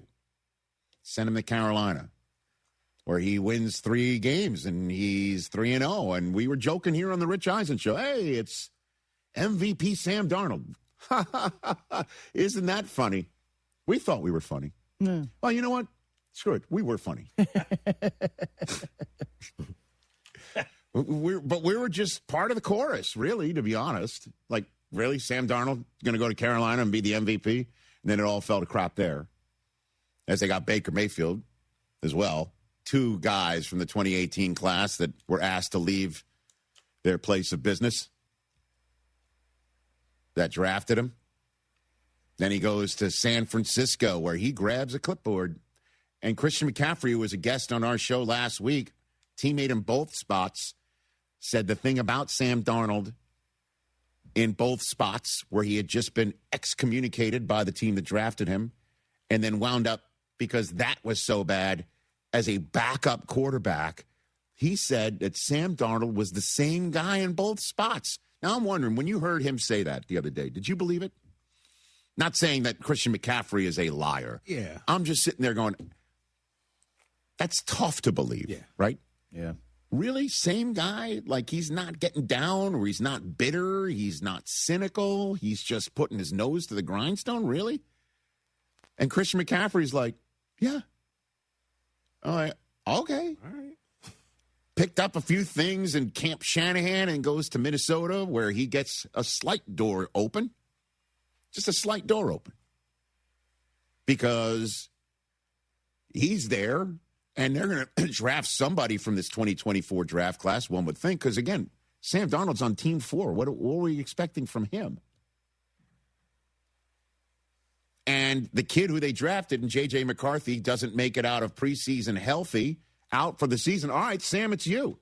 We're going to rally around Sam Darnold, and we're going to win, essentially, what Kevin O'Connell said. And he wins 14 games. And his teammates love him. And they hoist him on his shoulders after he beats the Packers. Only for us to start believing, once again, who is Sam Darnold anyway? Because he hit his head on the ceiling the next week against the Lions, and the week after that against the Rams in the playoffs. And it's now time to see what the kid's got in J.J. McCarthy. And Darnold is now a free agent, decides to not stay in Minnesota, doesn't want to look over his shoulder and see J.J. McCarthy standing there. Other options weren't good enough for him, I guess, or welcoming enough for him, or comfortable enough for him. And he goes to Seattle. I'll join your group. I'll be your guy. And he's a Super Bowl champion today. It's crazy. This is why we watch sports. Yeah. Journeys like this. Yeah, but even Seattle wasn't sold. That was essentially a one-year deal. Well, but why would they be sold? This is what happens in the NFL when you have opportunity knocking, as I had wrote and voiced for our opening tease at the NFL Network for Game Day Morning yesterday. When opportunity knocks on Super Sunday, it's best to answer the door. And you know what? It's not going to be hung in the football Louvre. But what Sam Darnold did on Super Sunday was exactly what he needed to do. That's it. He got enough field position for Jason Myers to set a Super Bowl record with 5 field goals. And guess what? Those 5 field goals on its own would have been enough to win Super Bowl 60, with the Patriots coming up with only 13 because of that defense, and Darnold knows that. Guess what I'm not going to do, said Sam Darnold. I'm not going to pull the pin on the grenade like C.J. Stroud and flip it up into the middle of the Patriots defense when we're up 10-7 in the second quarter of the divisional playoff round in New England, when we've got Drake May down and on the run and seemingly struggling to get first downs. I'm not going to do what Jarrett Stidham did, which is be up 7-0 in an AFC championship game and chest pass one like I'm a member of the Denver Nuggets rather than the Broncos. I'm not going to do that. And the Patriots try to bait him into that. You saw that a couple times. He was deep down and back in his own end, and the Patriots were trying to bait him into it. A couple times he did put the ball up for grabs. But he didn't put it essentially in harm's way. Didn't make the mistakes. I heard something from my sweet 14-year-old boy, Cooper, who is needing a hug today. Die-hard Patriot fan. He said words to me during the game that I couldn't believe I was hearing. And it was spot on true. When the Patriots started having a pulse in that fourth quarter and the Seahawks get the ball back, he goes, man, Sam Darnold's just not going to make the mistake. And I thought to myself, when the hell has anybody said that with conviction and you can 100% believe it? Probably when he was in high school, maybe. Maybe in USC. Yeah, who knows? But it's the truth. He didn't make the mistake. And then he finds A.J. Barner on a beautifully designed and called play by the newest head coach of the Las Vegas Raiders in Clint Kubiak. Let Kenneth Walker do the rest. Let his defense do the rest. Let his punter do the rest. And then be Super Bowl champ. Sam Darnold is the first from the 2018 class to win a Super Bowl. Not Baker, chosen before him. Not Josh Allen, chosen after him. Not Lamar Jackson, who was chosen last in the first round. Allen and Lamar have beaten Sam Darnold to the MVP podium. But Sam Darnold has beaten everyone in that draft class in the first round to the ultimate podium, and had this to say about being that guy last night. I didn't not believe that I would be it's special, man, and it's not, it's not about that. To me, it's never been about that. I'm just doing the best that I can every single day to be the best quarterback for the Seattle Seahawks. That's really what it comes down to. And, again, I didn't have my best stuff today, but team had my back. Our defense, our special teams had our back, and, we just played how we always played, resilient, and, we're came out on top. So it was pretty special. So, as you know, here on the Rich Eisen Show, we talk amongst ourselves in studio, right? We talk with you at 844-204-RICH, number to dial. I see the phone lines lit. And we talk to guests like Steve Young joining us in a little over half an hour. And we put information in front of you to make you smarter, make you laugh, to just have a conversation, right? But as I like to say, we weave a tapestry around here as well. We like to pull strings from one conversation to the other. And Jordan Palmer, who's known Darnold forever, told us a couple weeks ago that Darnold is internally motivated. He's not externally motivated. That he's not a guy who hears what you're saying, what we're saying, and goes, I'll prove these people wrong. And that's the way he can do what he just did. On his fifth team, become the first quarterback in the history of the NFL to win a Super Bowl, having played for 5 teams. The other 2 quarterbacks who were in a position to be that first couldn't do it. Chris Chandler in Super Bowl 33 and Earl Morrall in Super Bowl 3. And here he is, Super Bowl 60, champion Sam Darnold. Coaches like that, too. They're kind of perfect for each other. Mike McDonald doesn't appear to be externally motivated either. And so that's maybe why Darnold isn't, effusive. Somebody even pointed out to him, hey, you're smiling. You're emotional. Here's his answer to that. It's special. I mean, I shared a great moment with my parents and my fiance Katie after the game, and I think that's what kind of got me a little bit. I told me and my dad don't really cry very often, and I told my dad I was, and my mom, but I'm here because of their belief in me, and they believed in me throughout my entire career, and I think that's why I was able to believe in myself almost ad nauseum. Some people called me crazy throughout my career for believing in myself so much and having so much confidence, but it was because of my parents, because of the way that they believed in me throughout my entire career, and it allowed me to go out there and play free and have a ton of confidence. Man, talking about mom and dad believing him on a Super Bowl night where he's a Super Bowl champion and all he does is clear his throat once. He's an assassin. Right. I'd be a puddled mess, but, I'm the dad who cries with the son. Does he know that he won the Super Bowl and is going to Disneyland tomorrow? Actually, well, I mean, Kenneth Walker is on his way to Disney. I would imagine they're all Disney, going, right? Today. Maybe so. Yeah. But because Kenneth Walker's the MVP, and we'll talk about his journey later on, because as you know, I'm all about the journeys. Sam Darnold is a Super Bowl champ, and part of that is because he doesn't listen to the Jackals. You know? Yeah. I think it was super important, man, because now it shows that you got to give these guys a chance, you know? Oh, it's all about opportunity knocking and busting down the door when you can, and this entire team, soup to nuts, from the front office all the way down to, I'm sure, the staffs, who don't get the credit that McDonald's put together and the rest of the front office put together. A++, congratulations, Seattle Seahawks fans. You have a team to be proud of and a championship to boast about. 844-204-RICH, number to dial. We'll talk about the Patriots, Kenneth Walker III, and then at the end of the day, me being right about the MVP choice. Don't go anywhere. We're off and running here on a post-Super Bowl 60 show.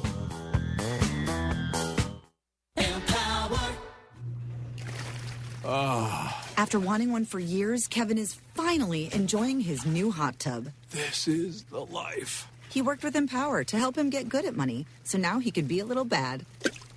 Oh, no, not my phone. Oh, Kevin. Kevin's phone may be in hot water, but his finances aren't. Invest well, live a little. Start today at Empower.com. Life is full of choices, some big, some small. And when you choose an H&R Block Tax Pro, you're choosing the largest network of tax expertise to be in your corner. For when your big ambitions need help with the small details. For when your six figures come from 6 different places. For when your gaming stream becomes your revenue stream. For when your business's year one needs 70 years of tax know-how. At H&R Block, we've seen it all, and we're here to help you make the most out of your money for life outside the box. Get started at hrblock.com. Jeremy Branham here. If you're looking for a cozy winter escape, Two Creeks Crossing Resort has you covered. From November through February, you'll get 40% off all cabin rentals and 20% off nightly RV stays. That's the 40-20 discount. Perfect for relaxing by the fire or exploring the beautiful outdoors. Book your stay now at twocreekscrossingresort.com and make your winter getaway one to remember. That's twocreekscrossingresort.com. John Granato with Robin Orlando from Houston Powder Coaters. Robin, I'm out there and I'm saying, well, what metal do I need powder coated? We do bicycles, we do wheels, we do bumpers, we do patio furniture, we do antique items such as sewing machine bases. Some people will have light posts in their front yards. Yard art is also a big thing. When you have Round Top with the antique festivals in the spring and the fall, tons of things you can find there that are vintage. Boat parts, anchors. How about gas lamps? It has to be carefully taken apart, but anything that's metal on there and cleaned off, we can definitely do that. Yep. Trailers, we do barbecue pits. Really, if it's metal, give me a call and let's talk about it. You had frogs in one woman's backyard that you did. Yes, it was a frog that represented all 5 of her kids, and then she also had 8 grandkids, and each one had a frog. For all your powder coating needs, there's only one place to go, Houston Powder Coaters. HoustonPowderCoaters.com or 281-676-3888. And ask for Robin. That is me. Rated one of Texas Monthly's top 25 barbecue joints and now recognized by the Michelin Guide. J-Bar M Barbecue is serving up world-class Texas flavor. Sink your teeth into legendary brisket, house-made sausage, and timeless barbecue classics. Kick back with $15 buckets of beer and $4 well drinks every Friday and Saturday. Unwind with friends at Houston's Michelin-recognized smokehouse. J-Bar M Barbecue at 2201 Leland in the heart of Edo. Visit jbarmbbq.com and follow on socials at jbarmbbq. All right, guys, football is over. It's time to turn our attention to basketball. Actually, our attention is already on basketball. We can multitask. But now we are taking a look at Underdog Fantasy with basketball because you can make picks and win money right now in the state of Texas, completely legal. Playing Underdog is really easy. You download the app, and then what we're going to do is we're going to start looking for players to go higher or lower on statistics like rebounds, points, assists, a combination of those statistics, steals, block shots, three-pointers made, and many, many more. Now, what you have to do, though, is you download the app and you use promo code Lance on your first deposit. What that's going to do is unlock $75 of bonus entries when you play your first $5. That's promo code Lance to unlock that. It's never been more fun. You're watching the games anyway. Play along with them using your sports knowledge. Pick higher or lower on stats. The more players you pick, the higher dollars you win. It's Underdog Fantasy. Must be 18 plus and present in Texas. Terms apply. See assets.underdogfantasy.com/web/play and get terms _DFS_HTML for details. Concerned with your play? Call 1-800-GAMBLER. Visit ncpgambling.org. Small business owners, does your bank get your life? Does it let you switch from your personal to your business account with a tap? Or let you give your CPA direct access? We do. Let's get more from money. Switch to Huntington Bank. Welcome. Eligibility requirements apply. Some features may require enrollment. Be fearless with your future at San Jacinto College. Register today at sanjac.edu. John Granado here. You know what's the scariest thing about winter coming? That you might run out of beer. That's scary. Actually, the scariest things are frozen, broken pipes that can cost thousands of dollars of damage to your home. Have Aqueduct Plumbing Company come out, give you a free estimate for pipes that don't burst in a freeze. Billy says if you go with them, he'll throw in a traditional water heater in for free. That's crazy, Billy. Call them today, 281-488-6238, or visit them at aqueductplumbingcompany.com. Tell them you heard it here.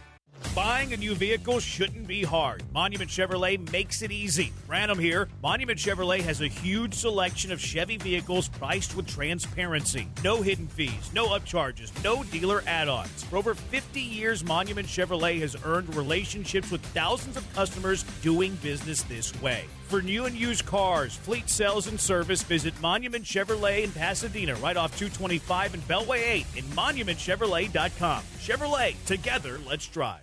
This is Danny Clark, owner of Collector's Firearms. If you're in the market for a new or used gun or accessory, don't wait for the gun show to roll through town. With over 10,000 guns in stock, we have what you're looking for. We're open Monday through Saturday every week of the year.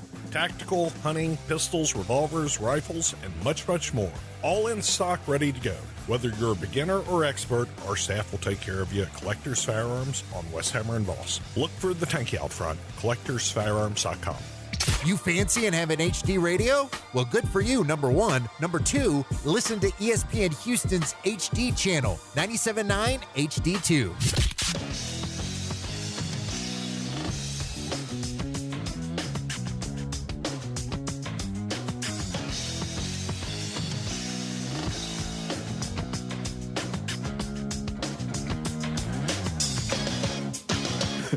Back here on the Rich Eisen Show, everybody, 844-204-RICH, number to dial. We'll take some phone calls in a moment. Let's talk about your Patriots, Christopher. I mean, we don't really have to. You know what?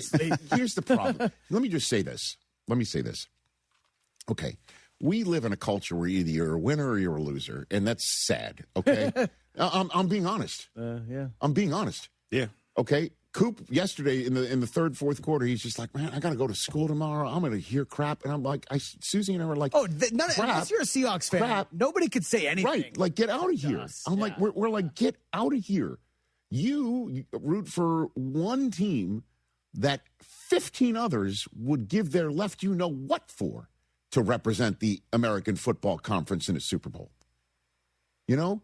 They would kill to have a quarterback like Drake May, many of them, or a coach like Vrabel, or a general manager like Elliott Wolf, and a bunch of young studs who are becoming, really good to excellent football players as a team. They just ran into a better team on Sunday in many respects.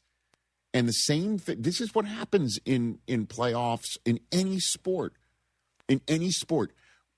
And if you get past the first 2 or 3 rounds in that sport without it biting you, then you're really good. Because at some point, like I've said many times with baseball, if you've got a problem with left-handed hitters, or if you've got a shortstop that can't range one certain way, or if you've got a center fielder that can't track a ball down here, if you've got somebody who cannot catch but hits, and you hide him in a certain spot in the field, the baseball is going to find that every time. You got a guy who can't defend on the perimeter and hoops.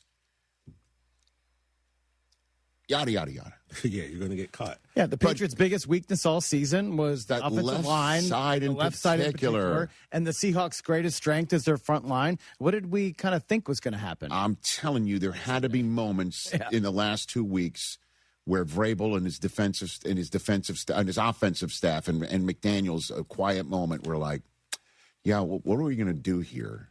I think let's come up with a plan. Well, but we are outmanned here.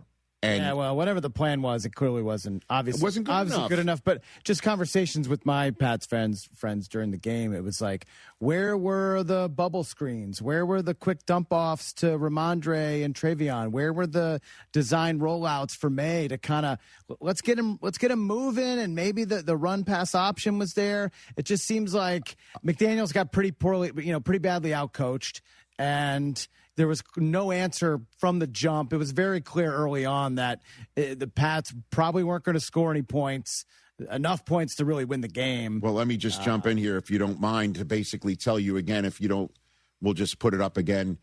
From my perspective, this is where I was sitting on the second level behind the Seahawks end zone. Yeah, there it is.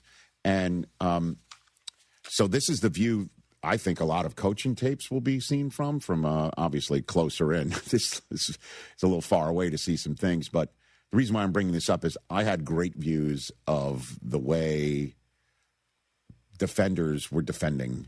Yeah, nobody was open either. No one, Chris, this was not a game plan issue. This was not a play calling issue. This was I don't know about I'm just saying that if we played this game 100 times, 99 more times, would you have a couple of shots to win it? I think so.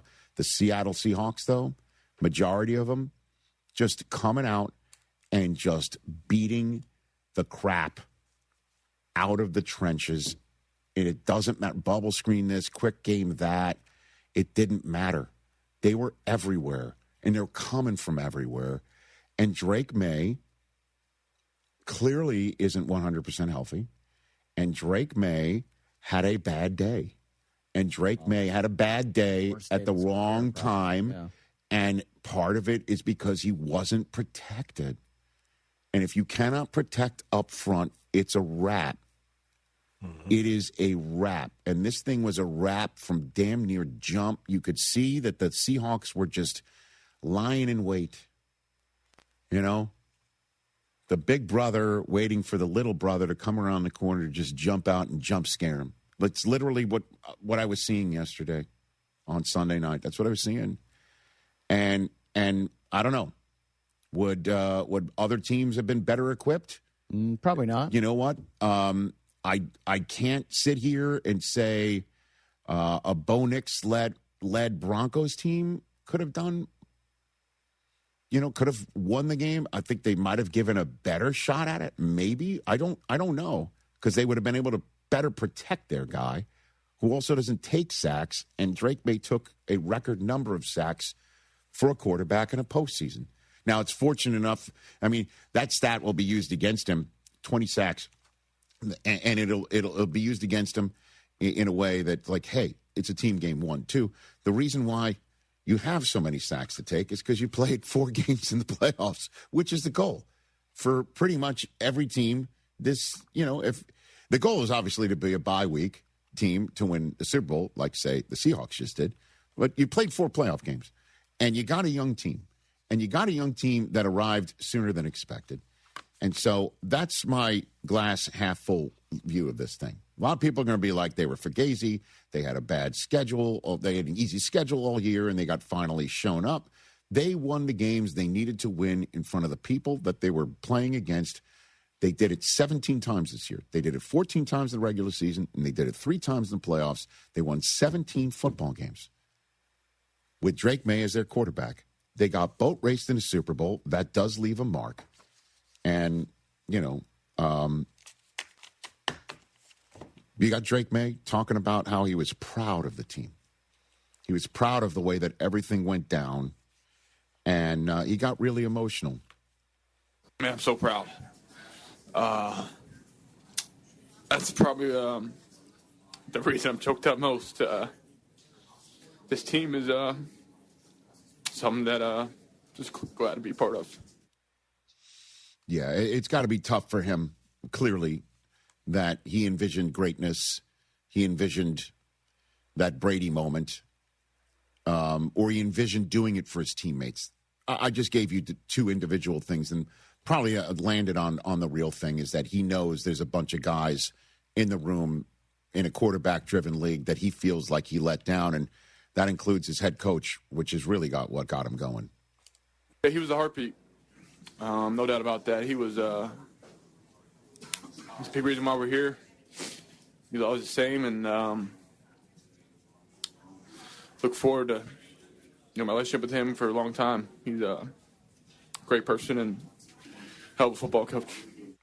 Well, and I'll just say this to Drake May, even though he's probably not looking for my 2 cents. Hey, Drake, in the same way that Darnold became the first of the 2018 class to go to the Super Bowl and he won it, you're the first of the terrific, clearly, 2024 class to get to the Super Bowl. And no matter how bad you're feeling right now, no matter how you feel like you're putting it on yourself, okay, Jaden Daniels wishes he had that chance last year, and he couldn't do it against the Eagles. You did. You did. And you showed guts and determination all year long. Arms, legs, the whole thing. And this is only going to make him stronger. Mike Vrabel also, for you Pats fans out there, he's not going to, whatever, he knows what went wrong, and he knows how to fix it. And this is him on seeing the disappointment on his players' faces, including his quarterback. We spend a lot of time together, and I'm sure he's over there talking about all the things that he has to do to improve and what he could have done better. And those are the types of guys that we have. I care deeply about them, and I'm confident that they'll be back and they'll do everything that they can to help this team and improve. And we won a lot of football games with the guys that we have, and Drake's a big reason why we're here. So I can't wait to get back and coach him again. I'm sure they're going to want a break from me, but the show goes on. We got to get back to work. They will. You got to. What a dream! What a season! 17 wins. Yeah, and incredible. And the whole business of their schedule, you can only play who you play. They got better each time, and then on top of it, they went into Western New York, and everybody thought this was the Bills' season. Beat them. I know they lost the Bills later on at home. The Ravens were a stout team, feeling that they were ready to go on a run, and as you know, almost won their division. They took care of business there too, and then they won 3 playoff games, and this is only going to make them stronger. And last year they had a terrific draft. They got all these young stud players. I'm not going to sit here and boat race and say May is Fugazi and this team is Fugazi. That's ridiculous. It's ridiculous. Next year, a lot of the teams that weren't in the playoffs, we think will be back. It'll be a tougher road, but they're more road tested than anybody else. It was their first loss away from New England all year long on Sunday. So. Yeah, kind of funny just looking at the stat, the box score right now. Drake May had a better passer rating than Sam Darnold. Well, that dude. That seems off. That's no. That game, the game was over. No, I and you started winging it around. Just look at the box score. Also, I feel bad that Christian Gonzalez's performance is going to get kind of lost. Oh, he was terrific. He kind of erased JSN. He was amazing. There was a big moment at the end of that first half. Okay, big moment where Cooper Kupp. It looked like he had an incomplete pass, but it looked like he caught it. Yeah, I thought he implemented it. Well, and I turned to Cooper and I said, "You want this to be a catch, because that would run the clock down to 5 seconds, and you'd be forced to forcing Seattle to kick a field goal here, and you get out of Dodge. Yeah, you're down by 9-0, but you get out of Dodge because they could come back now with the extra time and throw a touchdown pass, and the flip side almost became true." When they did rule it incomplete, and they did have another shot at the end zone, and Jackson Smith and Jigba was open, and Darnold, because again, from my perspective, they're going away from me, and I saw this thing. JSN was open, and Darnold threw a dart at him, and Christian Gonzalez undercut it and almost damn near picked the ball off, and they would have had no points. Yeah, that play was sick. That was a crucial sequence. He was awesome. And he's like all-pro greatness. He's all-pro great. I'm going to have to pay that man. Remember, he was my pick to win MVP. He was awesome. So everybody in New England, enjoy it. It was a great ride. And don't boat race. It just wasn't your night. Yeah, it happens. 844-204-RICH, number to dial. Back to wrap up hour number 1. Getting ready for Steve Young in a moment. Rich Eisen here. As you all know, I care deeply about pediatric cancer research and awareness. That's why I'm proud to talk about Hyundai Hope on Wheels. For over 27 years, every Hyundai sold has helped fund life-saving pediatric cancer research. Together with over 850 dealers nationwide, they've raised more than $277 million, supporting over 25,000 kids in their fight against cancer. At Hyundai, hope isn't optional. It comes standard. Visit HyundaiUSA.com and search Hyundai Hope on Wheels to learn more. Out on the course, they're the PGA Tour's best players. But in the arena, they're prime time. And Season 2 of TGL presented by SoFi is back with lights, cameras, action. We're talking big moments, big personalities, big names in the stands, all on the big screen. Big-time matchups with shot clocks, hammer drops, timeouts, overtime, and playoffs. It's city versus city, squad versus squad. The sport just hits different under the lights. It's TGL presented by SoFi. Keep up. It's golf. Tune into every match. Only on ESPN. Nothing I hate in the car business more than a bunch of damn liars. That's why I created GiveMeTheVin.com. Go to Give Me the VIN, put in your license plate number, we'll buy your car. We do what we say we're going to do when we say we're going to do it without a bunch of games. We come to you with a check or pay off your payoff. And if I don't beat your CarMax offer, I'll send you a check for $100. Check out my reviews online. GiveMeTheVin.com. Sell us your car. GiveMeTheVin.com. So easy you can do it in your underwear. Game day, date night, or just because. Dessert Gallery makes life sweet. Enjoy over 30 handcrafted desserts reimagined by the slice. We're open late, 7 days a week till midnight on Fridays and Saturdays, so your dessert cravings never have to wait. From decadent cakes and pies to custom hand-decorated cookies in your team's colors, every slice is a win. Visit us at Kirby or in the Woodlands or order anytime at DessertGallery.com. Dessert Gallery, serving classic handcrafted desserts reimagined since 1995. DraftKings Sportsbook at the Golden Nugget Lake Charles. Catch all the action and immerse yourself in over 3,200 square feet of LED screens. Wager, watch, and win in the sleekest setting with the best odds. Order your favorite game day bites and sip on an award-winning cocktail at your game day headquarters. Only at the DraftKings Sportsbook, Louisiana's largest sportsbook at the Golden Nugget Lake Charles. A 2-hour drive from Houston. Must be 21 or older. Gambling problem? Please call 1-877-770-STOP. Mike Holly, class of 1990, has been protecting the interest of Cougars for over 30 years. First as a Cougar offensive lineman and now as president of HR&P. HR&P provides comprehensive human capital management services, including HR compliance, benefits administration, and payroll. Don't struggle with the demands of human resources. Let HR&P eliminate these burdens and customize a plan that fits your business needs so you can get back to growing your business. Learn more by visiting hrp.net/U of H. That's hrp.net/U of H. You like saving money, right?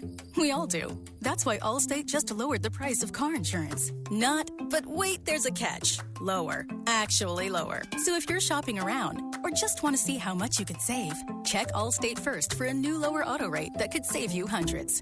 You're in good hands with Allstate. Not available in every state. Only applicable for new auto insurance business. Rates will vary by several factors, including how you purchase the policy. Potential savings vary. Allstate North American Insurance Company and Affiliates, Northbrook, Illinois. How do you stay humble when you're America's #1 wiper blade? That's what we're currently dealing with at Rain-X.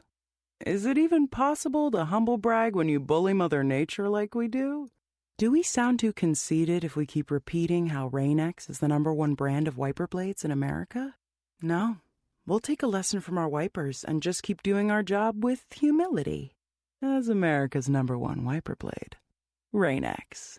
Outsmart the elements. Are you selling your home or just want to make it look new again? Start with the bathroom. Clean, modern glass showers instantly update the space, and buyers notice. In fact, bathrooms are one of the first things people upgrade, and glass makes a huge difference. Replace dated shower curtains, get new mirrors, or upgrade with custom glass from Bluebonnet Glass. Fair prices and dependable service. Call 832-508-0911 for a free quote and visit BlueBonnetGlass.com. Bluebonnet Glass, adding the beauty of glass to your project.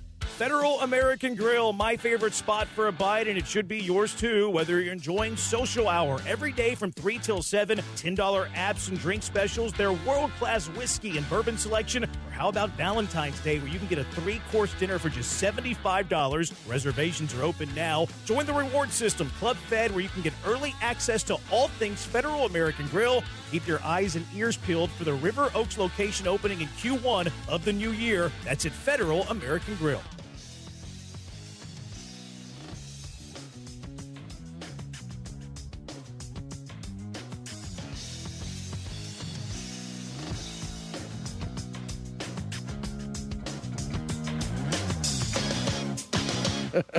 Back here on our radio simulcast with Disney Plus and ESPN app. Steve Young going to join us shortly on the program. And we take your phone calls. Let's take one right now. Gabriel in Washington State has been a resident Seahawk fan calling in a lot. Congratulations, Gabriel. You must be on cloud nine, bud. Oh, baby. Gentlemen, good morning. Yes, it is a great day. And I'm proud and honored you call me a resident Seahawks fan. That's been my goal since I ever started dialing your phone number, Rich. Hey, buddy, I appreciate that. You've been calling a lot, talking about your Seahawks, giving me crap for needing to see more, but hopefully I gave them the proper due off the end of this, off the top. No. I don't want to point out all the times you picked against them. I don't want to point out. The only thing that made me uncomfortable was everyone talking about the Seahawks this last 2 weeks and everyone picking the Seahawks. What made me really uncomfortable was all the bettors were on the Seahawks, and there was an article on ESPN saying the books back the Patriots, and I was like, I am a tinfoil hat kind of guy in life. I'm trying not to be or whatever, but football, dude, stay out of football. I don't want to believe that. I've never wanted to believe that, but seeing the result yesterday and no flags in a clean game was like, all right, you're absolutely right. I've never believed there's tinfoil or the thumb on the scale for NFL games, but that just goes to show that Vegas does not have any way on NFL games. But anyways, I just want to say the dark side, turn the lights out. One of the best defenses of all time. If you punch in, I'm not a big numbers guy. I've had someone try to explain it to me about Aaron Schatz's DVOA. This defense has a better DVOA than the LOB defense had. So if you want to look at some numbers, they're a better defense in the record book. But I think we're built for the long haul. Majority of guys on the defensive line are coming back. Maffei's going to be a free agent. He might walk to take some money, but he can be replaced in the first or second round of the draft. Yeah, and you got the right, and you got the right, and you got the Mills. Yep, and you got the looking like Justin Smith last night. That's the rookie that we got out of Notre Dame. I know. He only fell to the fifth round because he tore up his knee in the semifinal in last season's college football playoff. And he also, I've got a stat for you on that one, and then and we're up against the end of the hour, and I will wish you a good rest of your Super Bowl victory Monday. Riley Mills became the fifth player since sacks were recorded to record their first career sack in the Super Bowl. Oh, wow.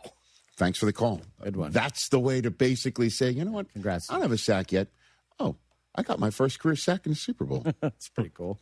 You want to know the other one names? These are names we just haven't mentioned. Cam Gill did it in Super Bowl 55. Thomas Everett did it in Super Bowl 27. Alvoid Mays did it in Super Bowl 26. And the first to ever do it, Ben Thomas, in Super Bowl 20.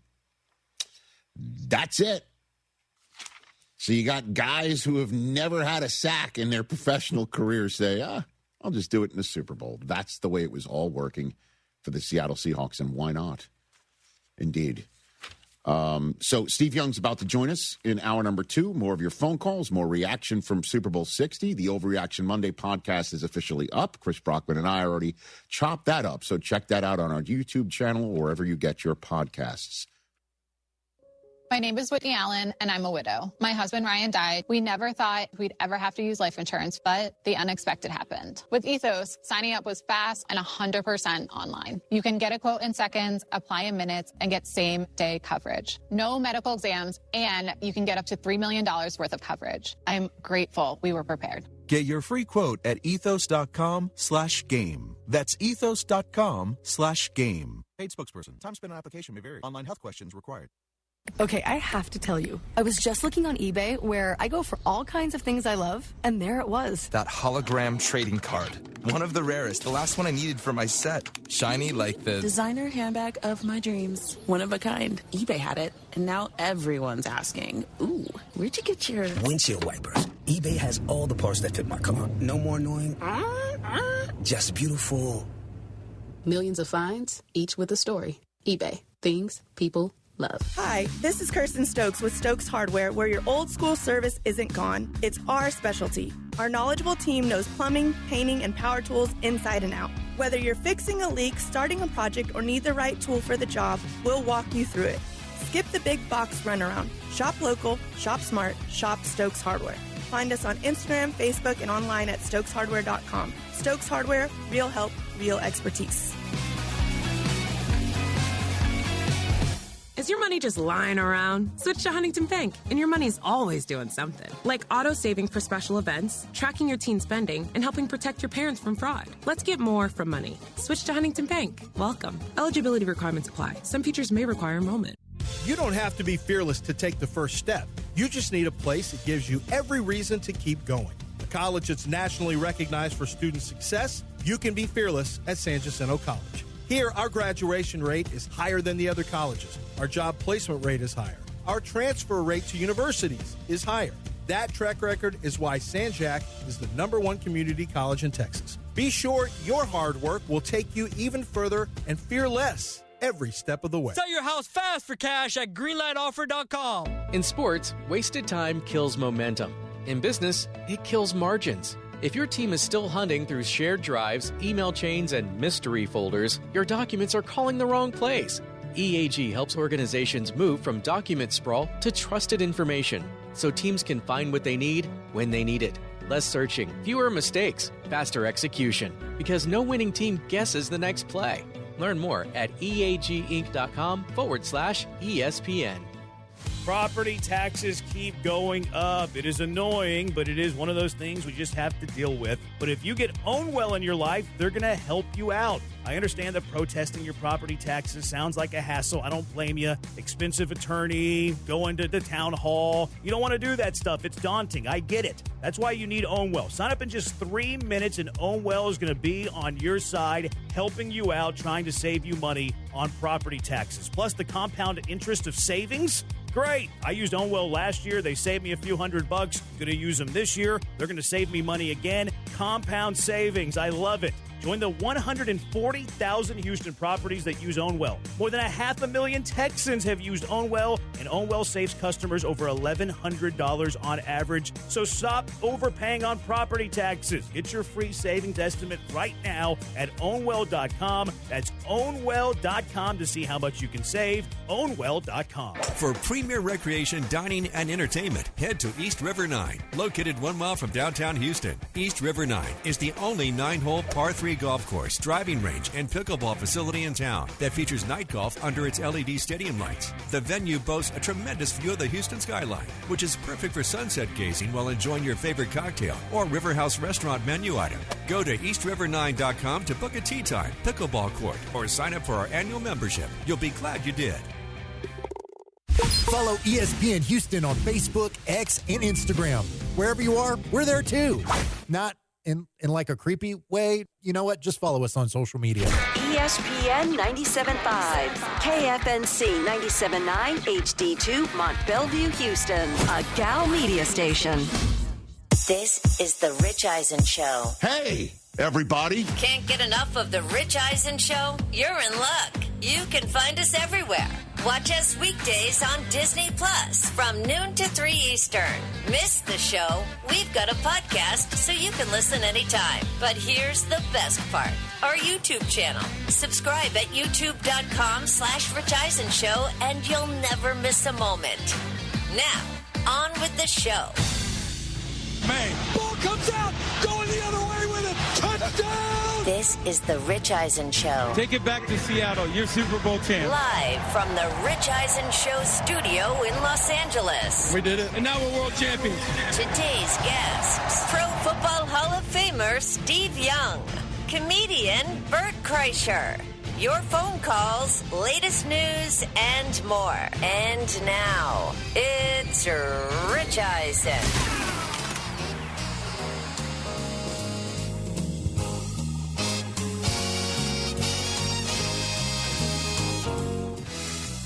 Hour number 2 of the Rich Eisen Show is on the air. 844-204-RICH is the number to dial. Phone lines have been lit. Steve Young's about to join us, so we might as well just hit the phone lines real quick before Steve Young hops on. Let's go to Giuseppe in Seattle, Washington. We'll just go through all the Seattle calls while we can. What's up, Giuseppe? You there, Giuseppe? All right. Yeah. am, and I'm shocked that you said my name correctly. Thank you. Okay, I you got appreciate it. that. I'm from Staten Island, New York. I grew up with a lot of Giuseppes. What's going on, man? I see that. I'm a triple New Yorker myself, born in the county of New York, city cool. in New York, state of New York. Okay, So, yeah, there you go. What do you got? Living in Seattle, obviously. How you doing? I'm doing great. How are you? Oh, living the dream, obviously living in Seattle. Living the dream. Hi, TJ. I'm not going to acknowledge that main hole over there in the corner. It's okay. And, It's I don't hear any okay, inappropriate Giuseppe. laughing over there. So good job, Jay Fellas. It's okay. It's okay. I just wanted to throw out there and say that I really feel that Drake May was super overrated this year. Wow. He played the lowest, the worst schedule ever. I mean, you can bring up that graphic anytime you want about all the coaches that got fired that he played. I mean, he played a horrible schedule. He got into the playoffs against actual decent teams, and we saw what it looked like. He won his games basically by defense, and Mike Vrabel did a fantastic coaching job. Nobody's taken that away from him. Giuseppe, let me just jump in here because Steve Young's about to join us. So, did you see him beat the Bills on a Sunday night? Did you watch that game?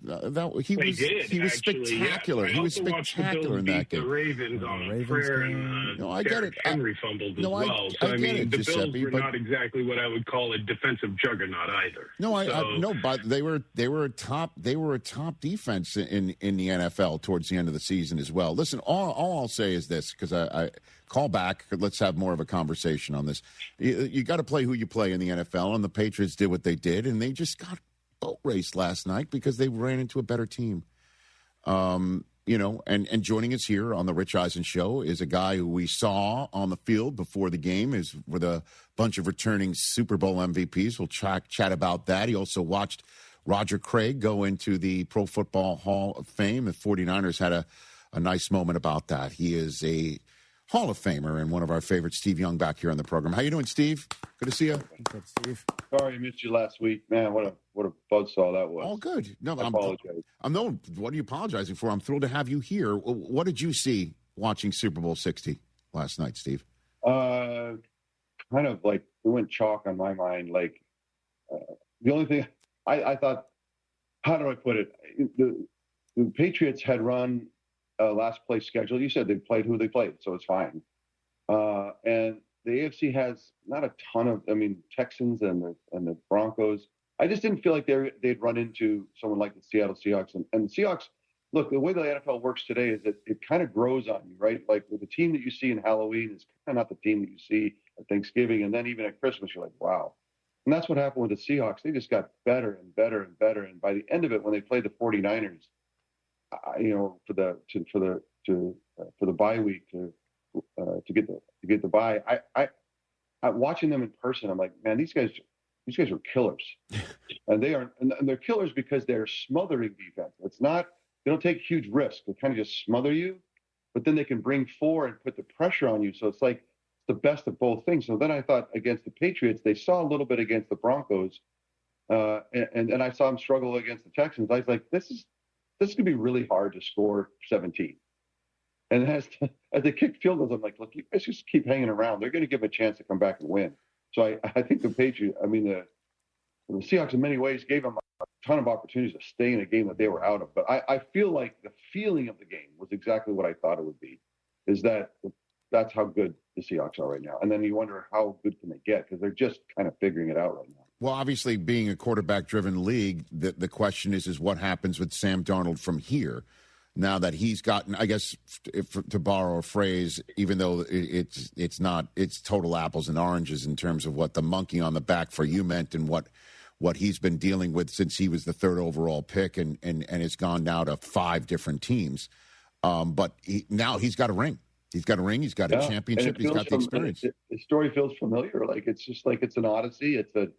It's not a straight line. And he found finally the fruit of the most innovative minds in football today. The coaching trees of Andy Reid and Kyle Shanahan and Sean McVay, and what you find those guys, the clouds part and the sun comes out, and he found that in San Francisco 3 years ago.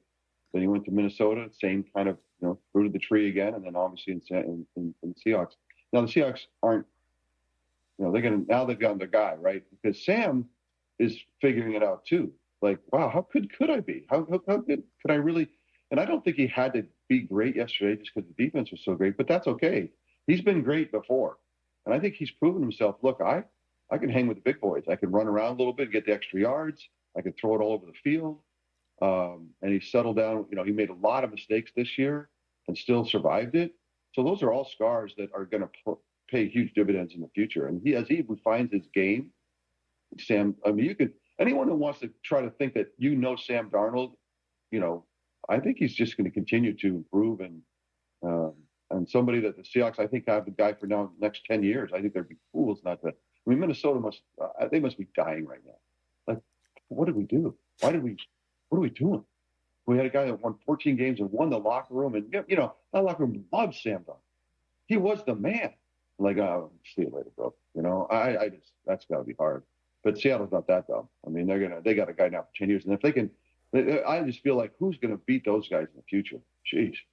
Well, you also won a boat race Super Bowl coming on, causing a national conversation to be had about the NFC Championship game was the de facto Super Bowl. And Sam Darnold in the final 2 games against the Rams, the playoff game, and then certainly in fourth quarter and overtime of the Week 16, they got past arguably their toughest opponent within their conference and division thanks to Sam Darnold's arm. And 100%. Rich, I think we really stop now, right? Let's not. It's not recency bias. It's not something that you can't see coming. Sam was drafted where he was because of his talent and who he could be. He couldn't find that measure, and he'll own it. You got to own it. But he was in some terrible places for quarterback, and then he got the help that he needed. Every quarterback, we were talking about last night in that room with Joe and Tom, and we were just kind of hanging out before we went out, just like how much help you need to be great. It doesn't mean that you can't do it. Like, it's not an alone game. And so in that way, to really find the full measure of yourself, you got to find the partnerships. And when he found them, he thrived. So that's Sam Darnold. That's who he is. That's who he's going to be as long as all of us receive the partnerships that make a difference in the NFL. So anyone that wants to try to define Sam any other way than somebody who's ascending to be one of the top quarterbacks in the league is just wrong and wasting their breath. Like, why, all you could say is, look, Sam's got to clean up the mistakes. Yeah, he's a little of a riverboat gambler. And, oh yeah, I think that was Patrick Mahomes in 19 and 20. Yeah. I think and then what did Patrick do? He kind of refined it and cleaned it up and had the opportunity and the support. Yeah. Look what happened to him.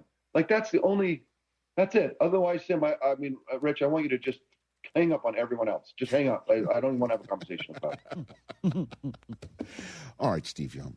I was going to follow up on other questions about Super Bowl 60, which I hope to be able to do later on in this conversation. But you're like, okay, so I'm sitting around with Joe Montana and Tom Brady talking about quarterbacking, what it takes to succeed, which I want to be a fly on the wall in that conversation. Please. So I know that the league had a bunch of Super Bowl MVPs returning for Super Bowl 60, similar to what happened at Super Bowl 50 in San Francisco. And all right, so you're in the room waiting beforehand to go on the stage with Green Day. What and you're having Green Day was warming up in the tunnel. Okay. So yeah, they were doing their own thing, which is, that's a Bay Area icon. Right. So when we walked out and saw him, you think about Tom growing up right here down the street, and everyone knows in San Mateo, and Joe and I have been here for a long time. It's like, and then you get Green Day out there, it was all of that, right? So it's like, Bay Area. So that was fun to see them. But in the room, just got chopping it up around the game today, and the people who are thriving, and and again, we were just talking about what you need, and the support, and then how much the game how fun it would be to play today. And Tom was talking about that. He's many times said to me, the difference between before they changed the rules for launching your body towards defenders, it's just changed the game, made the field bigger, right? We made a Canadian League field because defenders couldn't control the way they'd done before. And he said, it's so much fun because the flats are always open, the middle of the field is uncontrolled, the middle of the field used to be a death zone, right? And people would just get yourself killed in there. And now it's unpatrolled, and no one can hit me. And I'm overstating it. But so we were just talking about where it was and where it was going, where it's been, and now where it is today, and how much fun it would be to play today, just as a quarterback, especially if you learned in a more sophisticated era. Be like, man. And so we're just chopping up around what it used to be like, what it is today, and the NFL, and the people that support you, and coaches, the great coaches that are around, and then really just no one's perfect, right? The coach, we were talking about Bill Walsh and some of the stuff he was doing. I was like, yeah, and then plus he pissed me off about this and that. So it's like it's a fun conversation of real openness around relationships and things that you would have been, any football fan would have loved to. It would have been like a dream to just sit there, because we're talking about all the stuff that you wonder about and think about, and it's fun. We rarely get with people that understand what you've been through, and when we're together, that's the 4 or 5 people alive that understand what your life is like, and it's fun to have those moments. Yeah, and look at the running back and 2 wideouts for you guys, for you quarterbacks. Look at that, Swan and Rice out wide, and Emmett behind you. You know what I mean? Great, and it was all of that, and that was funny, because we were all taking pictures of all the quarterbacks, and Jerry goes, you guys can't do it alone. You guys know that, right? He's. Is that what happened? Is that why you all got together in one shot? That's really? what we were. Well, no. The first shot, I give Tom credit for bringing us together. It's like, let's get some pictures. Like, all right, cool, let's do it. So we got the pictures, and then it was like, let's get some pictures of all the quarterbacks got together, and then that's when Jerry's like, you can't do it alone. And we're like, yeah, bro, that's for sure. That's the fun about football. That's the amazing thing about football, is that there's too many guys. It's insane.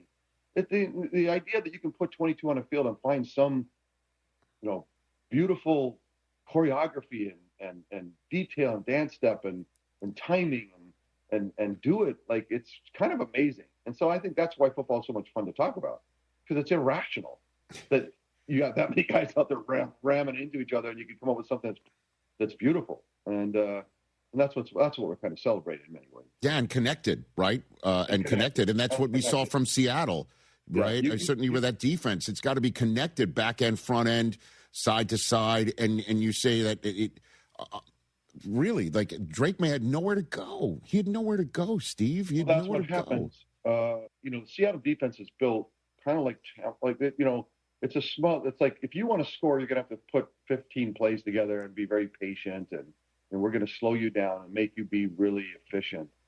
But then they bring 4 with pressure, and so now you're like, yeah, I got to be patient, because there's not much happening out there. That guys aren't just roaming free, and now I'm like always ducking and diving, trying to throw for the 3-yard check down. And so it really puts you in a place where you just takes the air out of you, and that's what happened. And they had nowhere to go. I mean, they had 1 first down in the first half. I mean, where does that happen? I mean, that's just you have to be either a real terrible team or playing somebody who's amazing. And I think it was the latter, right? You're playing someone who's amazing. Yeah, no question about it. So, Steve Young, a few minutes left here on the Rich Eisen Show after Super Bowl 60 in Santa Clara. What advice would you give Drake May, sir? Clearly a guy who uses his legs, also has a beautiful touch, great deep throw ability, and clearly has his life together when not playing football. What advice do you give this kid after what you just saw on Super Bowl 60, Steve? Drake is all of that. I mean, he's all of it. I think he was hurt. Even during the first half, I'm like, something's not right. So that happens a lot towards the end of the season. Something can go a little haywire. It's like you're not like hurt, but you're like, hey, I'm not myself. And so there's part of that too that you have to just kind of own, right? It's like, I just wasn't 100%. And then just everything he learned this season, including the Super Bowl, he's now seen it. He's now seen, the killer teams that are like, he went to Denver, like he saw it. He played Seattle, like I've seen it. And with that knowledge, there's a sharpening of the saw that happens. Like I'm a pretty good player. I'm young. I'm trying to figure it out. But now I know. Now Like you can't. There's no more learning.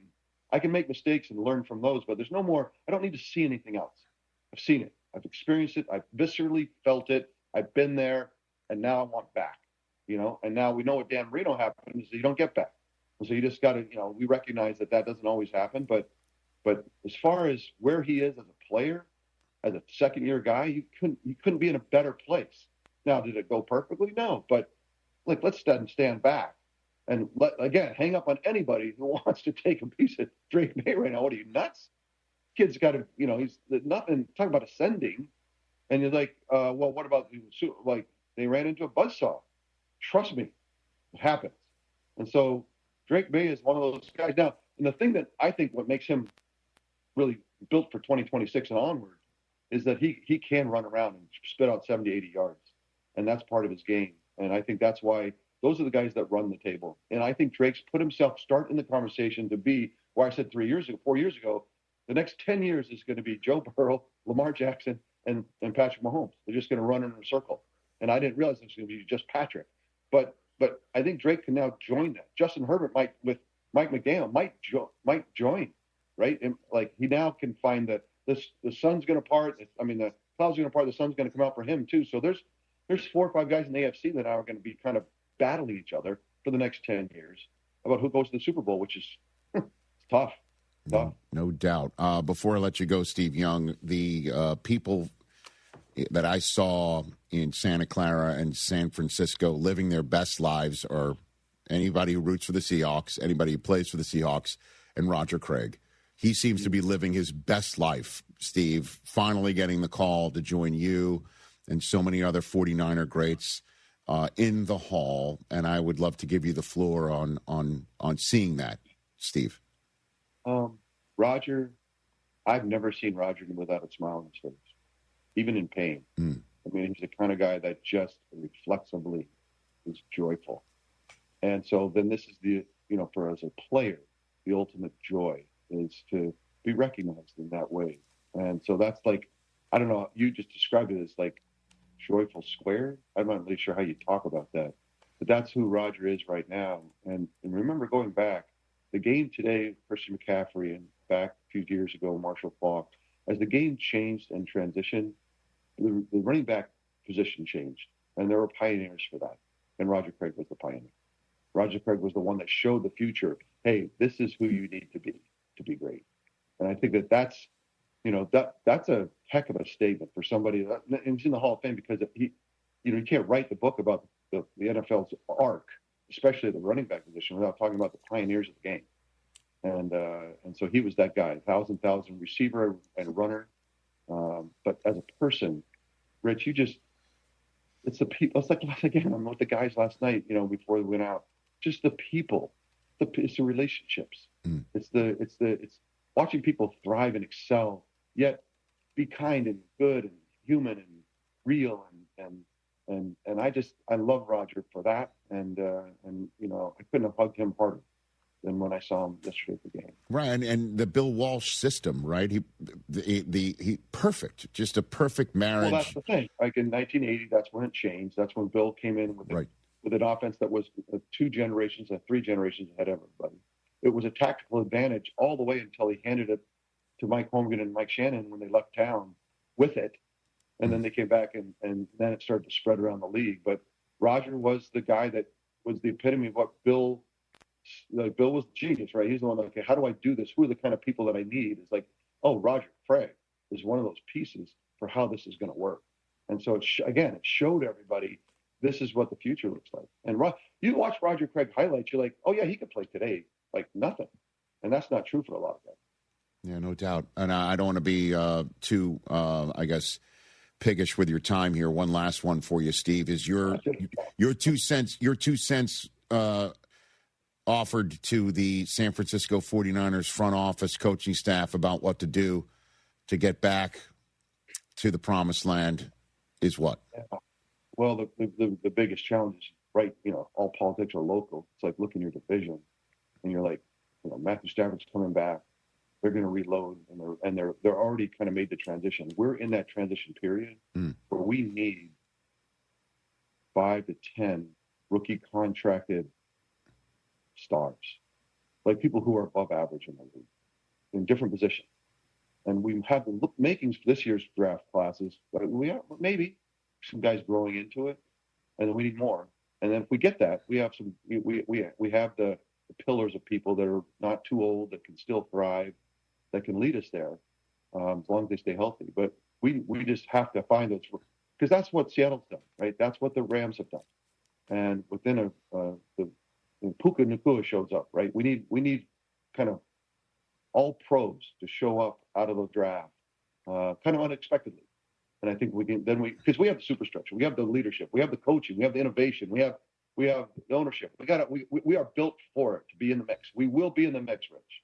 No matter what, we will be in the mix. But to take it away from everybody, we're gonna need those rookie contracted guys to come in and be great. And we look forward to that.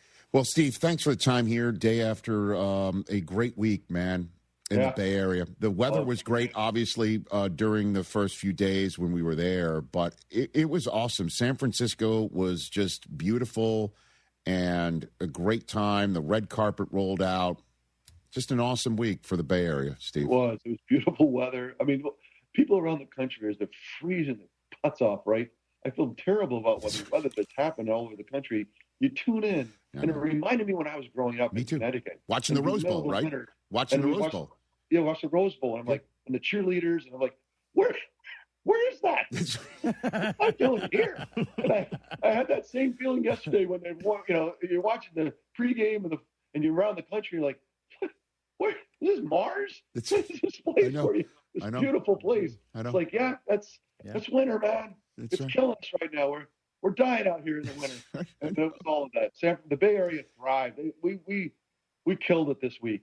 Killed it. It was awesome. Can confirm it. I was growing up in Staten Island, New York, Steve, watching the Rose Bowl, seeing that Chamber of Commerce, blue sky, and I'm like, where is that place? I've got to get there. I've got to see what it's like. You see cheerleaders, you're like, what am I doing? Right. You know what? And I was just saying to my kids and anybody who will listen, there is nothing like a football game, big-time football game, Rose Bowl, College Bowl game, obviously a Super Bowl in California played outdoors, where it starts in the sunlight, and then at halftime, like a movie theater or a play, the lights go down, and now the drama's about to hit, and the second half's in darkness. There's nothing like it, Steve. Nothing. I am so with you, Rich. I had the same. You and I had viscerally the same reaction yesterday, and it was all of that. It was all of that. Look, the drama was defensive drama, right? It was like it was just smothering. Like it was a different kind of feel. Yeah. But there was still the drama of it. And then because the Seahawks didn't pull away, you're like, is this another Tom Brady and the Falcon thing? Is this like some weird thing going to happen? But alas, no. Steve, you're the best, man. I'll reach out to you over the next couple of weeks because I'd love to know what you think of Mendoza and other guys that are up or anything you want to talk about. I love talking ball with you, and I really appreciate you doing this after the Super Bowl, buddy. Great. I'm so happy we connected, buddy. Thanks. You too. Right back at you. That's a 3-time Super Bowl champ, Pro Football Hall of Famer, ladies and gentlemen, Steve Young here on The Rich Eisen Show. That was all awesome. Yeah, just me, Joe, and Tom. We're just talking about what it takes to be a successful quarterback. And then, Jerry Rice is like, why are you all taking a picture together? And then Emmett and Jerry and Lynn Swan get in the picture. And, Then someone tried to crop out Jalen Hurts. Well, no, that was Steve's picture, actually. The one that I saw. That was Steve's picture, actually. Jalen Hurts was like cutting half. I'm like, hey. Try to crop him out. I don't know. It just got cropped out. Sometimes people don't know how to size pictures. I get it. That happens. Like right there. Like half a Hurts. I mean, I guess he's only got one, But there you go. Look at that. That's iconic. I'll say Eli had the Eli had the. Look at that. By the way, those are the jackets. The jackets are dope. Wear a jacket. Those are now Super Bowl MVP jackets. Can't get one of those unless. No, you may not. You may not. It's not you can't. You may not. Yeah, true. It's a difference. You can't. I mean, you could get there's signatures on the sleeves too. I don't know, but why does Tom Brady look cooler in his than everyone else? Come on, that's just a you thing. That's a you thing. Yeah. I think they all look. I mean, that's a Joe Cool. That's his nickname is Joe Cool. Who never lost one of them things. Yeah, well, Brady doubled them up. So it's funny. We were walking down in Embarcadero on Saturday with Coop. Just beautiful day, awesome. And Joe Montana was taking pictures at some event that was right there. I mean, right there on the street. And he's covered, and there's a long line of people. And Susie's like, you should go up and say hi to him. And I'm like, just cut the line? No, I'm not cut the line. Just jump in and say, hey, Joe. Hey, Joe. You think it would be funny? Like, hey, Joe. And he's like, hey, Rich. And that would be the end of that.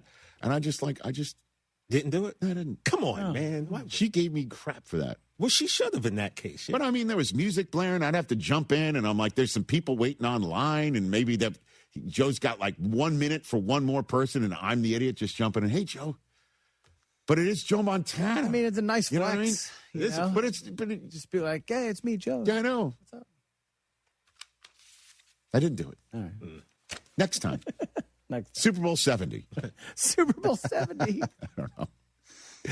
We're back on the Rich Eisen Show talking about the great running back MVP, Kenneth Walker. Out on the course, they're the PGA Tour's best players. But in the arena, they're prime time. And Season 2 of TGL presented by SoFi is back with lights, cameras, action. We're talking big moments, big personalities, big names in the stands, all on the big screen. Big-time matchups with shot clocks, hammer drops, timeouts, overtime, and playoffs. It's city versus city, squad versus squad. The sport just hits different under the lights. It's TGL presented by SoFi. Keep up. It's golf. Tune into every match. Only on ESPN. Do you read more about your team in the off-season than in the season? Does your game day outfit include a brown bag with eye holes? Then you may be a fan of a BST or bad sports team. Luckily, when you bundle your home and auto insurance with Progressive, you're protected. Because seeing your painted face in the rearview mirror after a loss isn't just depressing. It's distracting. Visit Progressive.com today. Progressive Casualty Insurance Company, affiliates, and other insurers. Covered subject to policy terms. Not available in all states or situations. Hey, Lance Zerline here. What's the scariest thing about winter coming? If you thought it was night walkers, no. They're not even real. But the scary things are frozen broken pipes. They can be real and cost you thousands of dollars when you get damage to your home. Aqueduct Plumbing Company can come out and give you a free estimate for pipes that don't burst in a freeze. Billy Brown says if you go with them, he'll throw in a traditional water heater absolutely free. Call them today. AqueductPlumbingCompany.com, 281-488-6238. That's 281-488-6238. Mike Holly, class of 1990, has been protecting the interest of Cougars for over 30 years. First as a Cougar offensive lineman and now as president of HR&P. HR&P provides comprehensive human capital management services, including HR compliance, benefits administration, and payroll. Don't struggle with the demands of human resources. Let HR&P eliminate these burdens and customize a plan that fits your business needs so you can get back to growing your business. Learn more by visiting hrp.net/U of H. That's hrp.net/U of H.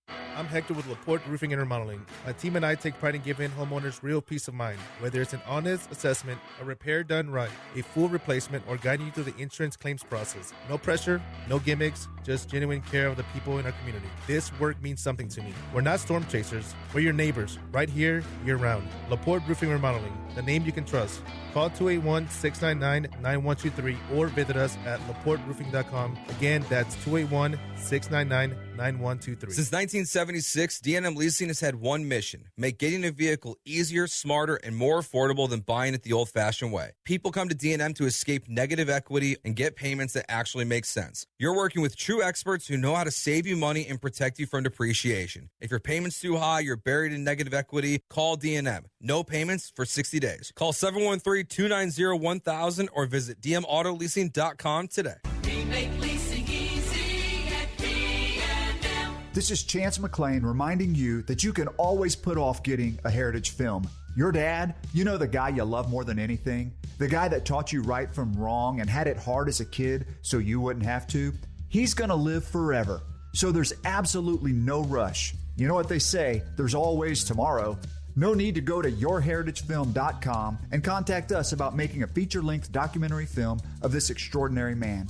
yourheritagefilm.com. No rush. People are immortal. Hey, Houston, Jeremy Branham here. If you love a good getaway, listen up. Two Creeks Crossing Resort is running their Discover Our Resort giveaway on social media, and you could score discounted, even free stays. Just follow at Two Creeks Crossing Resort on Facebook or Instagram and watch for their breadcrumb posts. Each clue could lead you closer to your next riverside escape. Don't miss it. Follow Two Creeks Crossing Resort and visit twocreekscrossingresort.com to learn more. Hi, this is Harold Gunn. And this is Bill Olson. Texas Outdoor News is the longest-running, most award-winning outdoor radio show in the state for a lot of good reasons. We bring you the latest news and information about hunting and fishing across our great state and beyond. And our guests are who's who from industry, government, and the field. Texas Outdoor News is brought to you by Ford Trucks and your best in Texas Ford dealers. Join us Saturday mornings at 6, Sunday at 7 on ESPN 97.5. Danny Clark here of Collectors Firearms on Westheimer and Voss. You have some guns collecting dust in your closet? We want to buy your guns. We're the strongest buyers for one gun or entire collections. If you have a big enough collection, we can come to you. Modern and antiques of any kind. You could be sitting on a gold mine and not even know it. Come see us at Collectors Firearms on the corner of Westheimer and Voss. Look for the tank out front, collectorsfirearms.com.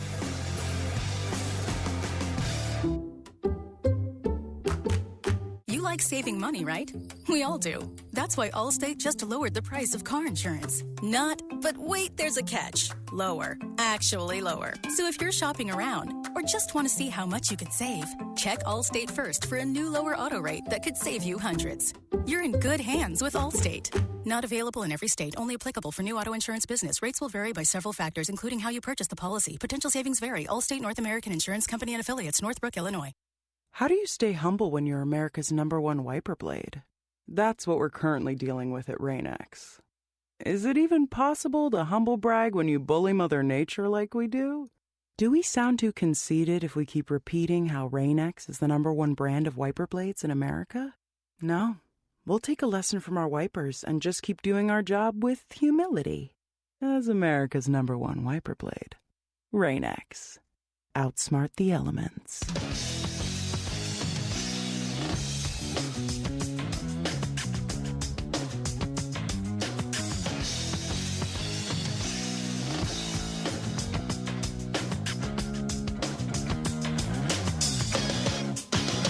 For sure. Unreal.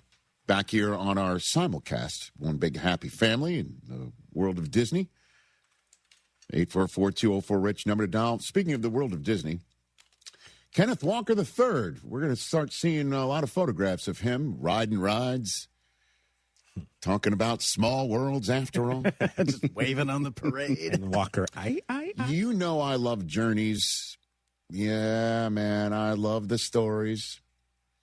I love how people believe in themselves. We all do. This is, again, why we watch sports, why we follow athletes, why we're inspired, because we all in our lives have doubts about what we're doing and figuring about life decisions and what would we do if faced with adversity when told no, or things happen like you're a stud high school athlete to the point where your nickname is Thunder Shoes. Would you refer to me as Thunder Shoes from now on? Nah, don't worry about it. I just spent a split second wondering if Wait, Thunder Shoes or Vanilla Wood? Yeah, be wood. I think we all understand which one is more appropriate. Thunder Shoes. Thunder Shoes? Well, I mean, look at the logo of the show. Look at that right there. Look at that. Shut up. Anyway, we were all on that. Kenneth Walker is in Arlington High School out there in Tennessee, and he is somebody who's running, but not getting noticed. And then, sure enough, he's told he's got blood clots in his lung. Senior year. And the doctor tells him at one point, "What do you do?" "I play football." He says, "Not anymore." And they come up with some sort of a plan, medication plan for him to overcome that. And there's only one Division I, if you will, to the old school phrase, school that says, "We'll take you." It's Wake Forest University. And apparently his parents, dad was working night shift, mom and dad couldn't drive him to an important meeting at Wake Forest. So we were wondering about Kenneth Walker's story a few years ago because we had an NIL deal. I tried to give him some free glue. And we'll explain why he couldn't take that deal. I almost forgot about that. Yeah, I remember. Well, we looked him up because he was flashing. Yeah. Not at Wake Forest, but at any rate, his coach, his assistant coach in high school, let's give him some love, named Andrew Atkins, drove him the 10 hours to Wake Forest so he could get hooked up with Wake Forest, where he rolled. And after a couple of years, decides to enter the transfer portal. And unfortunately, for me, he did, and wound up at Michigan State, where the day before Halloween in 2021, taking on an undefeated Michigan Wolverine team, ran against them. That kid right there, he was K9 in green before he was K9 in green last night. He ran for 197 yards and 5 touchdowns against the Michigan Wolverines, and I had had enough of him. Oh, yeah. The only loss Michigan suffered all year long until the Orange Bowl against the Georgia Bulldogs. Aiden Hutchinson will tell you all about K9 in East Lansing. This kid was all that. And I tried to give him a glue deal, but the folks at Michigan State, I don't know if this was a Mel Tucker thing at the time or whatever, or the AD or whatever, the SID, like, yeah, keep moving on, Wolverine. We don't want your free stuff. That was crazy. That happened. Forgot about that. Got to give the guy some money. That happened. But so, just telling the story, 2021, Kenneth Walker's been on our show radar screen for a while. Oh, yeah. Yeah. Oh, yeah. To the point when he was in the draft, I'm like, why is nobody taking him? Like, where is he right now? Why is nobody taking Kenneth Walker? And then the Seattle Seahawks, John Schneider, because he's really good at his job. Very. Eventually did. Kenneth Walker, by way of Wake Forest and Michigan State, where, by the way, he won the Walter Camp and Doak Walker Awards. This running back thing is crazy how some people sometimes just keep passing him because he's 5'9". I don't know. Finally, the 41st overall pick, second round 2022, John Schneider's like, I'll take him. Yeah, you will. Yeah, you will. And he got it done, man. Last night, Kenneth Walker, what a night for him. He is the Super Bowl MVP. And he had 135 rush yards, 161 yards from scrimmage. That's now a record for a Seahawks player in a Super Bowl. Marshawn Lynch no longer holds those records. He had 48.1% of the Seahawks scrimmage yards in the Super Bowl. That's the fourth highest percentage by any player of their team's scrimmage yards in a Super Bowl win. You know who's the only ones above him? Are named Marcus Allen, Larry Zonka, and Terrell Davis. They're all in the Hall of Fame. Only Timmy Smith in Super Bowl 22 had more first-half rush yards than Kenneth Walker's 94 in Super Bowl 60. Timmy Smith, as you know, ran for 131 yards in that Washington victory. Eighth running back to win Super Bowl MVP. Last one to do it was the aforementioned Terrell Davis in 1997, and before that was Emmitt Smith. This is Kenneth Walker, who was told, you've got blood clots, kid. You're not playing football anymore. Yeah, he is. Yeah, he is. Dealing with those health struggles as a kid, Kenneth Walker talked about it last night after being named a Super Bowl most valuable player. The doctor told me I couldn't play no more. I just thought, football was over. That's what I was doing all my life. So it was a shocking moment, but, my dad worked with me throughout that whole process, and he was in the hospital with me as well, and my mom. So just going through that, it just made me grateful for each and every day to be able to go out there and strap up and play this game and just, still be alive for real. And talking about his dad, his dad was there last night. Now, you'd be like, what do you mean? Of course his dad was there. It's a Super Bowl.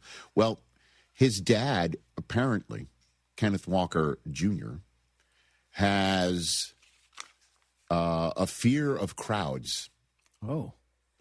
And has been to his son's game cities but doesn't go to a game. This is the first game he's seen him play as a professional. Oh, really? Wow. And he had this to say about that. It means a lot, especially my little brother and my dad. My dad, he comes out to Seattle all the time to watch games, but he never goes to the game because he don't like crowds. So this is his first NFL game, and, we won a Super Bowl, so it means a lot to me, and I know you're proud of me for real. Yeah. My buddy David Cantor's his agent. I'll give you a shout out, David. You didn't ask for it, but I'll do it. He convinced him. Convinced his dad? Mm-hmm. Oh, man. Say, you got to be there. Yeah, they were mentioning something about the Walkers on the broadcast, I think, but I couldn't. The room was so loud, you couldn't really. Come on, man. Are you getting goosebumps right now? It's pretty awesome. I mean, Dad's there. It's pretty awesome. You know what I'm going to do? I'm going to, as I said at the top of the show, opportunity knocks on Super Sunday. It's best to open the door. He opened the door. He ran through it. He had a touchdown, and he slipped on the turf towards the end of the game. Too. Right. Had been called back. Right. I mean, he was superb. He was. I think in the second quarter, I tweeted out that if you've never seen a football game before today, you think Kenneth Walker III was the best football player.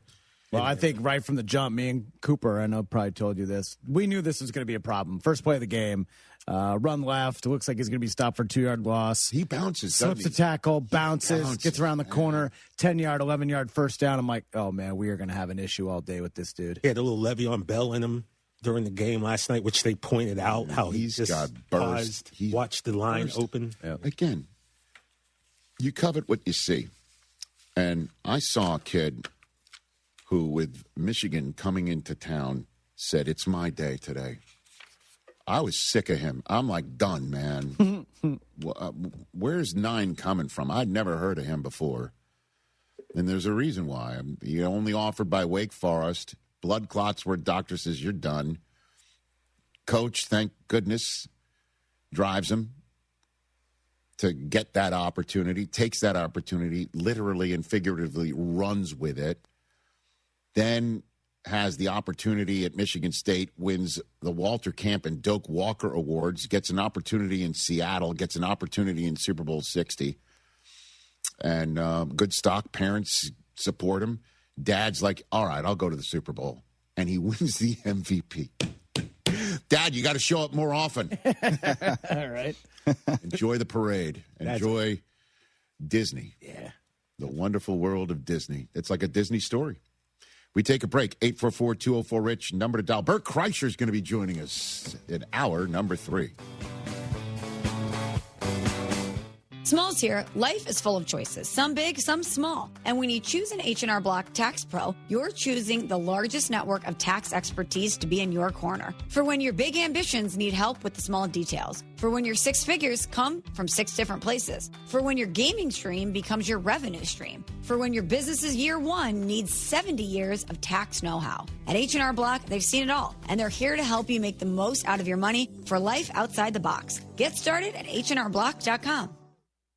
Rich Eisen here. For small businesses, every hire counts, and so does your time. Hiring can quickly become overwhelming, from sorting applications to figuring out who's truly qualified. That's where LinkedIn Hiring Pro helps. It streamlines the process so you can focus on connecting with the right candidates, not managing the noise. Hire right the first time. Post your job and get $100 off towards your job post at linkedin.com/Eisen. That's linkedin.com/Eisen. Terms and conditions apply. Valentine's Day is coming up, and guys, the smart play is always jewelry. And Zadig Jewelers, they've been the trusted name here in Houston for nearly 50 years. And they've already done the work for you with their Valentine's edit. Think diamond hearts, classic hoops, tennis necklaces, luxury timepieces, and more. This is the kind of gift that doesn't miss, doesn't fade, and definitely doesn't get returned. Let's be honest, flowers are temporary, jewelry lasts. Make the easy winning move with Valentine's Day at Zadig Jewelers. Go to 1801 Post Oak Boulevard today. DraftKings Sportsbook at the Golden Nugget Lake Charles. Catch all the action and immerse yourself in over 3,200 square feet of LED screens. Wager, watch, and win in the sleekest setting with the best odds. Order your favorite game day bites and sip on an award-winning cocktail at your game day headquarters. Only at the DraftKings Sportsbook, Louisiana's largest sportsbook at the Golden Nugget Lake Charles. A 2-hour drive from Houston. Must be 21 or older. Gambling problem? Please call 1-877-770-STOP.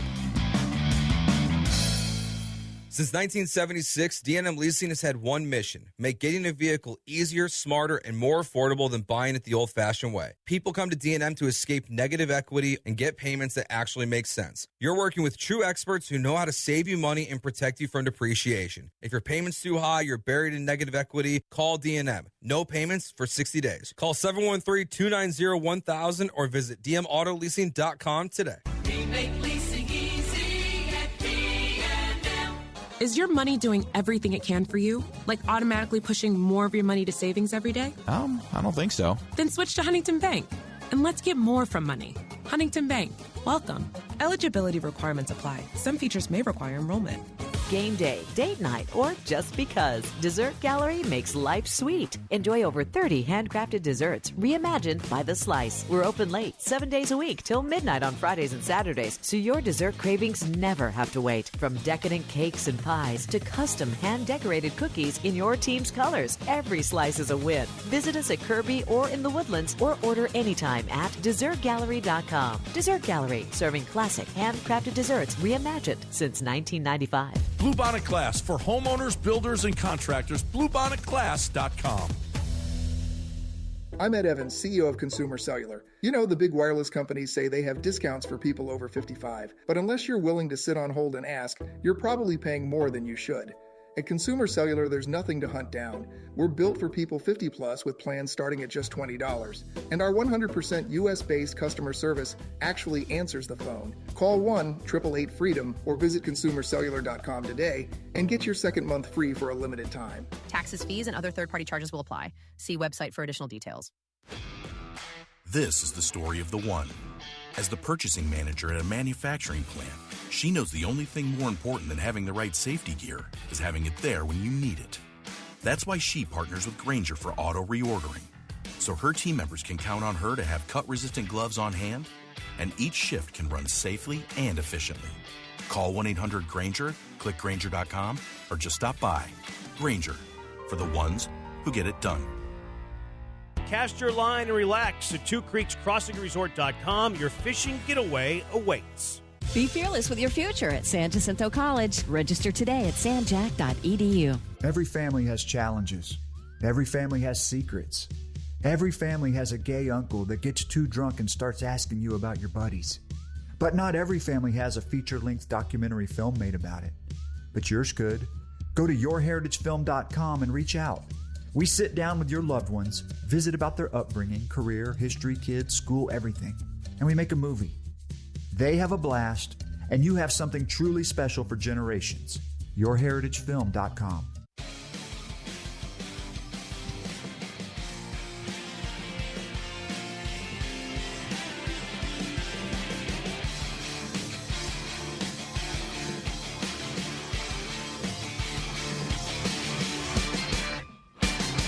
Hyundai Hope on Wheels. Every single Hyundai sold helps fund life-saving pediatric cancer research. It's been happening for over 27 years, thanks to over 850 dealers nationwide working together. They've raised more than $277 million supporting over 25,000 kids in their fight against cancer. Visit HyundaiUSA.com and search Hyundai Hope on Wheels to learn more. At Hyundai, hope isn't optional. It comes standard. 844-204-RICH, number to dial. You do mold remediation, correct, Jason Feller? Correct? You do that sort of thing. Yep. Where are we going here? Do you remediate, potentially, someone's locker room that has been celebrated in by a long-standing, hated rival winning a Super Bowl in your building? Can you work on that? If there's enough water damage, yes. Okay, good. Well, apparently there was some, champagne popped and there's stuff on the floor. And I only asked for Terzo in Iowa, who joins us here on the Rich Eisen Show. Diehard Niner fan. Terzo, are you okay today? Are we okay today? What are you guys talking about? Yeah. Did I miss some kind of sporting event or something? I don't know what's going on here. Kind of feel like everybody missed out on the Golden Girls marathon last night. No. It was the Seahawks winning in the home of the Niners in the locker room of the Niners, celebrating winning in the home of the Niners in the locker room of the Niners. Terzo. Yeah, I think we're going to need more than just the mold mitigation. I think we need a fumigation at this point to probably get rid of that stench. Do you offer such a service? I'll make some phone calls. Okay, can you know some I'll people? add that to the list. Okay, because I'm wondering if Jed York's already on the phone right now saying, we got to rip up the carpet. They have to build a whole new Honestly, tear the stadium down. Just start over. I think we might need a medicine man to come in and smudge the whole entire thing. That's extreme. They could send a shaman in to just, It's extreme. That's an extreme one. There we go. Exercise the demons, because it seems to be something that we need. But shout out to Sam Darnold, man. It's a hell of a story. I'm happy for him and the way he was able to turn this around. I'm going to, as a Niner fan, take a little bit of credit since we kind of helped revitalize his career whenever he sat behind Brock Purdy. So we'll take a little bit of credit in that. But I was pretty excited to see Roger Craig get in. I saw videos of Charles Haley and Ronnie Lott going up to his door. Yeah, he beat them to the door. See that guy smiling. He beat him to the door. He opened it before the knock. Did you see that? It was great. Yeah, I did. I loved it. Every minute of it. Yeah. Thanks. You guys did a great job last week, too. Thanks, pal. There in San Francisco, that looked like a heck of a time. It was great. I might have to try and steal that rug from you guys.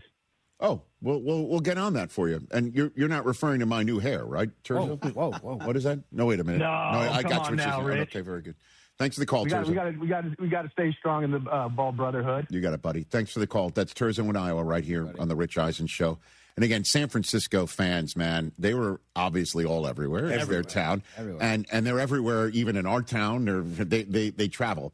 And Cooper, he got there Friday night. And we're walking around town Saturday, and he's in his Pat the Patriot, sweatshirt that's got the Pat the Patriot logo on the front, on one of the sides, on the back on the hood. It's facing you on the hood. Attaboy. It's everywhere. Attaboy. And he says to me as we're walking around, he goes, "Dad, I have a theory." So I'm like, "What?" He goes, "The Niners fans are rooting for us because they don't want the Seahawks to celebrate in their building." And I'm like, that's interesting. Okay. Good theory. We then, walking down the Embarcadero and everywhere else, run into one Niner fan after another, who every single time Cooper passed by in that sweatshirt said, "Go Pats." Go Pats. And every single time Cooper's like smiling, like, "I told you, Dad. I told you." And one person who was a city worker, working there, making sure that the city looked great. And it did. I'm telling you. It was awesome. They crushed it. It was a great week. San Francisco crushed it. And the guy stopped Cooper and said, "Let me tell you something. You've got to win." You've got to win. You basically asked a 14-year-old, "Do you have this? You got this, or do you got this? Because we don't want it. We want you to have it." Mm-hmm. He was so proud of seeing that coming. Did any of those people, could they play offensive line? Is there any way that they could have blocked anyone? I don't think so. They didn't seem to have a good lateral step. Got it. They were walking straight forward. That's all I saw. We were walking past, and they were all like, "Go Pats." Yeah. Okay. Didn't happen. Yeah, they couldn't block anyone. Sorry, Niner fans. Yeah, I know. Bert Kreischer's coming up in hour 3. Out on the course, they're the PGA Tour's best players. But in the arena, they're prime time. And Season 2 of TGL presented by SoFi is back with lights, cameras, action. We're talking big moments, big personalities, big names in the stands, all on the big screen. Big-time matchups with shot clocks, hammer drops, timeouts, overtime, and playoffs. It's city versus city, squad versus squad. The sport just hits different under the lights. It's TGL presented by SoFi. Keep up. It's golf. Tune into every match. Only on ESPN. I'm Boomer Esiason. My mom died from cancer. She was only 37 years old. She didn't have life insurance, and that was devastating for my family. That's why having life insurance is so important to me. Ethos makes it fast and easy. Get a quote in seconds, apply in minutes, and get same-day coverage. You can get up to $3 million in coverage with no medical exam.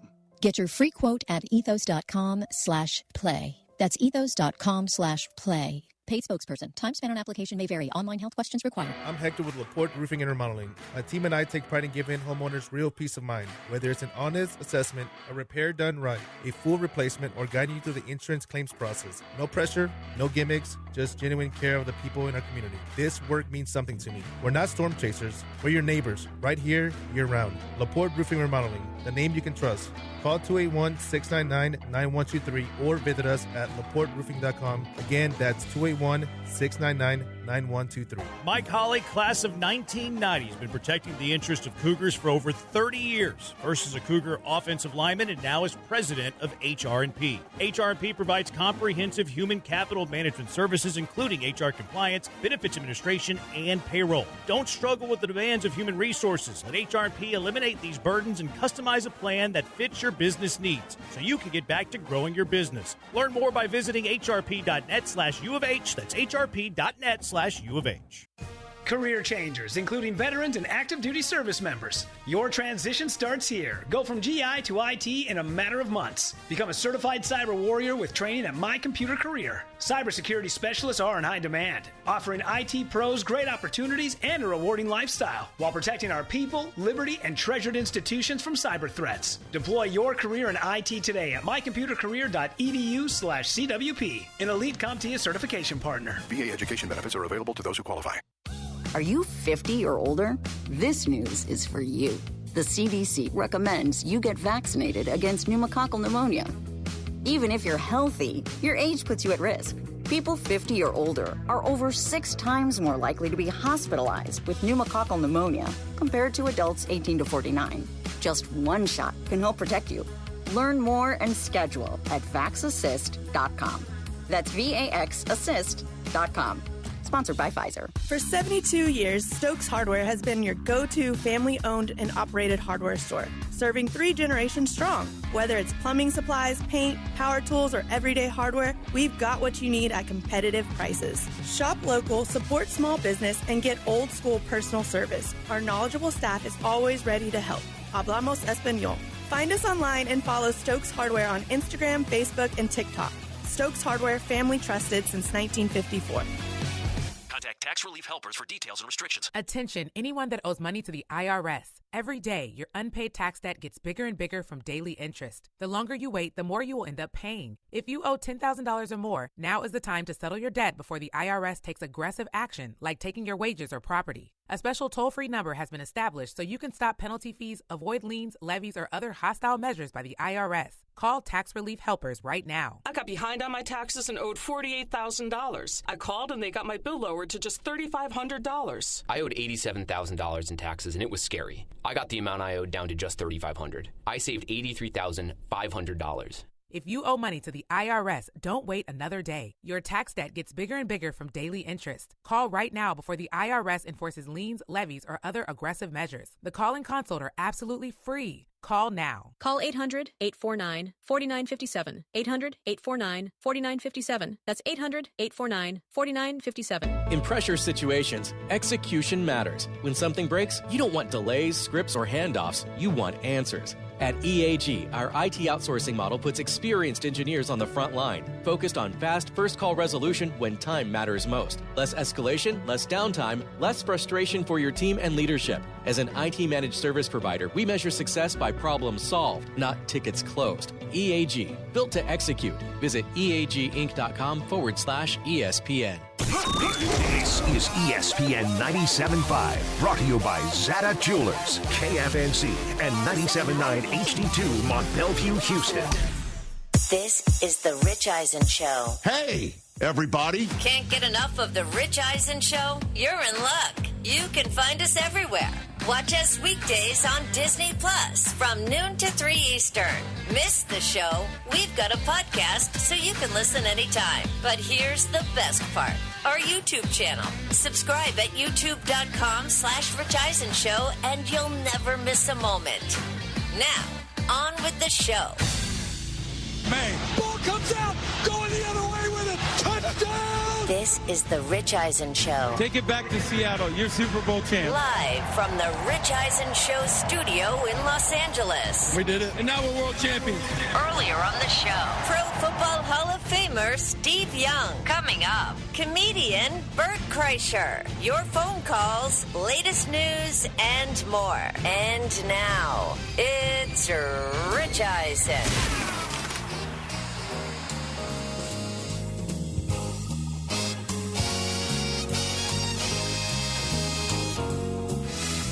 Hour number 3 of the Rich Eisen Show is on the air, and we're on the air on ESPN2 right now, which we're always pleased to say. And we are also on Disney Plus and the ESPN app, which is where we're to be found every single day between 12 and 3 Eastern Time. Same with ESPN Radio and Sirius XM Channel 80. Hey, ESPN2 audience, you're just in time for Bert Kreischer to show up here, and Bert's in our green room. You're going to chop up Super Bowl 60 with him, and Free Bert is an outstanding show on Netflix, and don't just take my word for it. It is just happens to be part of Netflix's global top 10 most watched shows global for 2 weeks running. About Bert's life, basically, right, as a dad and a comedian and just being Bert. Free Bert. It's awesome. You should check it out, and we'll be talking about it and talking about Super Bowl 60 with him, as we just did with Steve Young in hour 2 and with you at 844-204-RICH, number to dial. Let's go to Cody in Charleston, South Carolina here on the program to kick off hour 3 again on ESPN2 and various other streaming and radio platforms. What's going on, Cody? Hey, Rich, how are you? Well, good. What's going on? I was kind of want to get your opinion and kind of Chris Brockman's take of what I'm dubbing the Marino curse. Lifelong Dolphins fan, so feel you. So Drake May was now the 9th second-year quarterback to make the Super Bowl. Okay. 4 had won, 4 had lost previously. All 4 that have lost have never made it back to the Super Bowl. Okay, so what you're saying, Drake May is not going back to the Super Bowl, or what's your opinion? I mean, there's a chance. I feel like they definitely, they had an easier schedule. Sure. I'm not saying there wasn't some skill involved. No, I get it. I think we and I appreciate the call, Cody. Call back 844-204-RICH, number to dial. Phone lines are open. Certainly, if you're watching on ESPN2 and so much more. Listen, the Seattle Seahawks were a better team, roster top to bottom, end of story. And I just think that everybody thought that Sam Darnold would hit his head on the ceiling and Drake May would put his hands on his head like he's Tom Brady. And at the end of the day, the Seahawks defense was like, not today. And the Seahawks special teams was like, not today. And Kenneth Walker was like, not today. And the offensive line for the Seattle Seahawks were like, not today. And the coaching staff, not today. Just keep giving you the Game of Thrones line, not today. And if you play the game 99 more times, you'd probably hear about 90 more times, not today. It's just that simple. Yeah, I mean, it happens. Steve Young, when I said, give me your advice for Drake May, he said, I think he's hurt. That's what he said. I don't think he's healthy. I wouldn't be surprised if in a week or two you see a cleanup or something like that. Yeah, it's Drake May undergoing shoulder surgery. Like a little cleanup. Yeah, I think that wouldn't shock me. Steve Young knows what he's talking about. Yeah, and Steve first thought was like, I'm looking at Drake May and something's not right. He goes, no one's 100% this part of the season, but he's what he said hurt. It seemed like he was this, insinuating he's injured. There's a difference between hurt and injured. But he we'll find out. Yeah, we'll find out. And it didn't help that, again, the defense was all over him. And the defense is as good as we've seen in the Super Bowl, and a performance that we saw. The 28 quarterback pressures, 28. That's the most by Seattle in what's being called by NFL Network Research the next-gen stats era, which is since 2018. The second team to record more than 10 quarterback hits and more than 2 takeaways in the Super Bowl since quarterback hits were first tracked in 2006. The only other one is the team that won Super Bowl 50 in that building, the Broncos against Cam Newton. Cam Newton and Drake May both ran into buzzsaws, and they weren't equipped to stop it. I think it's just that simple. And we haven't talked about this, but let's talk about the halftime. Let's talk about Bad Bunny's halftime show, the Apple Music halftime show. I'll tell you what that stadium needed after that first half was a jolt of energy. and it received it. It received it. My opinion, if you will, of the halftime show. I was highly impressed at the jump and then got more and more impressed as I learned more and more about it because I didn't see a lot of what you saw on television. What you see in the stadium is a spectacle. And I'll be honest with you, as soon as the Myers made it 9-0, and there were 16 seconds left in the half, I ran to run an errand, if you will, so I could get back to my seat in time for Bad Bunny. And there were many others who were needed to run an errand. Was it fertilize? No, sir. But I appreciate you asking. I try to be subtle about it, but once again, you weren't. It's all I'm good. trying to remember the quote. What was the quote? Do you remember? I don't know what the quote is. I'd like to move on now. Water and fertilize the eagle. So all I'm just saying is I got back and the setup had started and it was just as the first notes were being played. And I thought to myself, my God, that's a lot of greenery on the field. Like, what is happening? And what is happening was a total, complete spectacle of joy. And I didn't understand a word of it. And all I could see was the building was rocking. And the many Spanish-speaking people around me were losing their minds. And just the sense of joy. It was joyous. And then you learn later on the Easter eggs and the meaning of the sugarcane and the meaning of the light poles and the meaning of everything that he was doing. It seemed like every ounce of that Super Bowl halftime show was produced and it had an intent to it. And then you find out that amongst the partiers in that first sequence of the halftime show ran the gamut from Pedro Pascal to Ronald Acuna Jr., right? And Jessica Alba and John Hamm and costume and Cardi B. Am I missing anybody? There's a whole bunch more, right? Karol G. And it was wild. And then, the ultimate message about the only thing more powerful than hate is love was awesome. And I noticed the shot of that screen of the scoreboard was behind me, and I just want to make sure it wasn't, like green screen or anything like that. I learned it was on the board behind me, and what an awesome message it was. And then we find out the marriage that happened, it wasn't just planned. Yeah. I mean, pardon me, it wasn't just part of the landscape. Yeah, the show. Yeah. Apparently, these two people really were getting married and invited Bad Bunny to the wedding. And he was like, I can do you one better. How about you get married during my halftime show? Yeah. Really cool.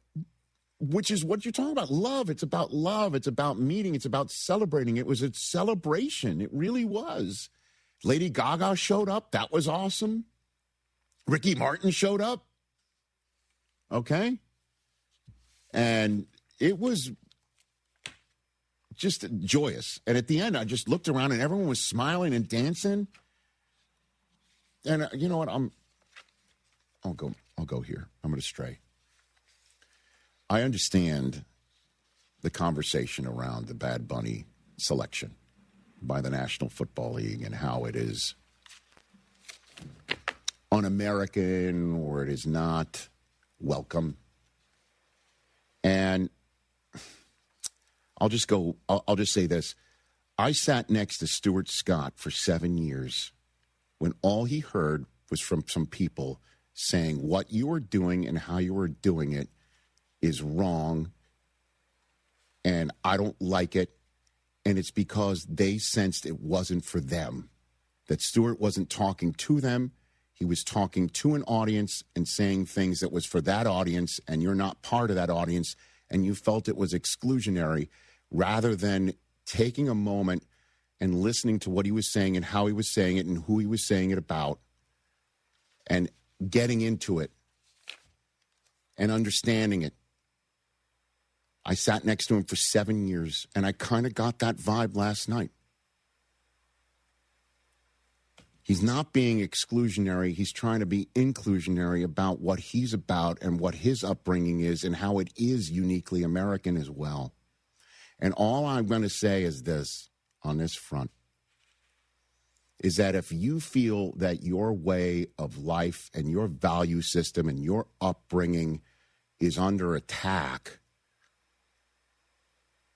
and you want your way of life and your upbringing to rule the day, the only way for you to feel respect for your way of life and your upbringing is to have mutual respect for someone else's and have a curiosity about it and an interest in it, to know that collectively we can all do it together. That's the message I got last night sitting in that stadium. And it's unfortunate if somebody didn't see it or sense it because they tuned it out before. What a week the guy had, too. SNL, Grammys, Super Bowl, halftime show. And I'm sitting there watching it, too, in the stadium. And I'm like, wait a minute. Those bushes, I don't know. I was far away. I'm like, they're moving independently. Like, are there human beings in there? Yeah. And there were, because I don't know if you've read about it, because the field is grass. There was only a limited number of carts the NFL would allow on the field, because the last thing they want to do is have a grass field ripped up by a halftime show. And so they basically said, hey, Bad Bunny, you want that foliage around, how about we dress people up in it? Unbelievable. Oh, and do we have a Rich Eisen Show exclusive as well? We're going to break other news here as to who also, because again, the Easter eggs, the dancers and the background dancers becoming some of the most famous people as well. You notice him right there on the right? It's Del Tufo. Oh, wow. Look at him. Wow. Right behind Bad Bunny. You'd think you would notice him. That's amazing. Yeah. There's Del Tufo. Looking good. Did he get a selfie with Jessica Alba? That looks so well done, Smitch. Well done. Yeah, I didn't understand a word of it. I think J.J. Watt summed it up best. He's like, did I understand a word of it? I did not. Was that a vibe? Yes, it was. Yeah, it's a hell of a vibe. This music is universal, man. Just Dude, I mean, don't understand the words. There's a beat. There's a rhythm. You can see it. You can feel it. It's palpable, man. He's Spotify's most streamed artist, right? Cage was dialed in. There. He was 5. He was loving it. It was great. We had a good time. Yeah, and by the way, I woke up today and the sun came up. It did? Yes, it did. Man, thank God. Oh. And then also, it came up, and we can all still live together here. You know what I mean? Like, and he wasn't lip syncing. The choreography was amazing. It was the great. Camera work. It just. I think every frame was planned, right? Yeah, it looked like it. I mean, he went down a street, from the coconut stand, the light poles, like you said, the sugar cane, all of that stuff was just.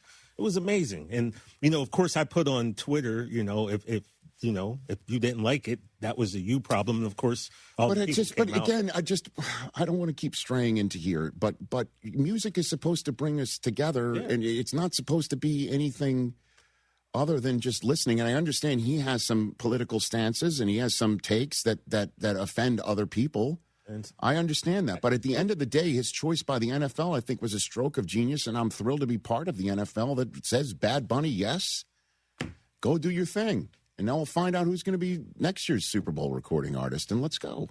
Early favorites have Miley Cyrus. Okay. In talks, yeah.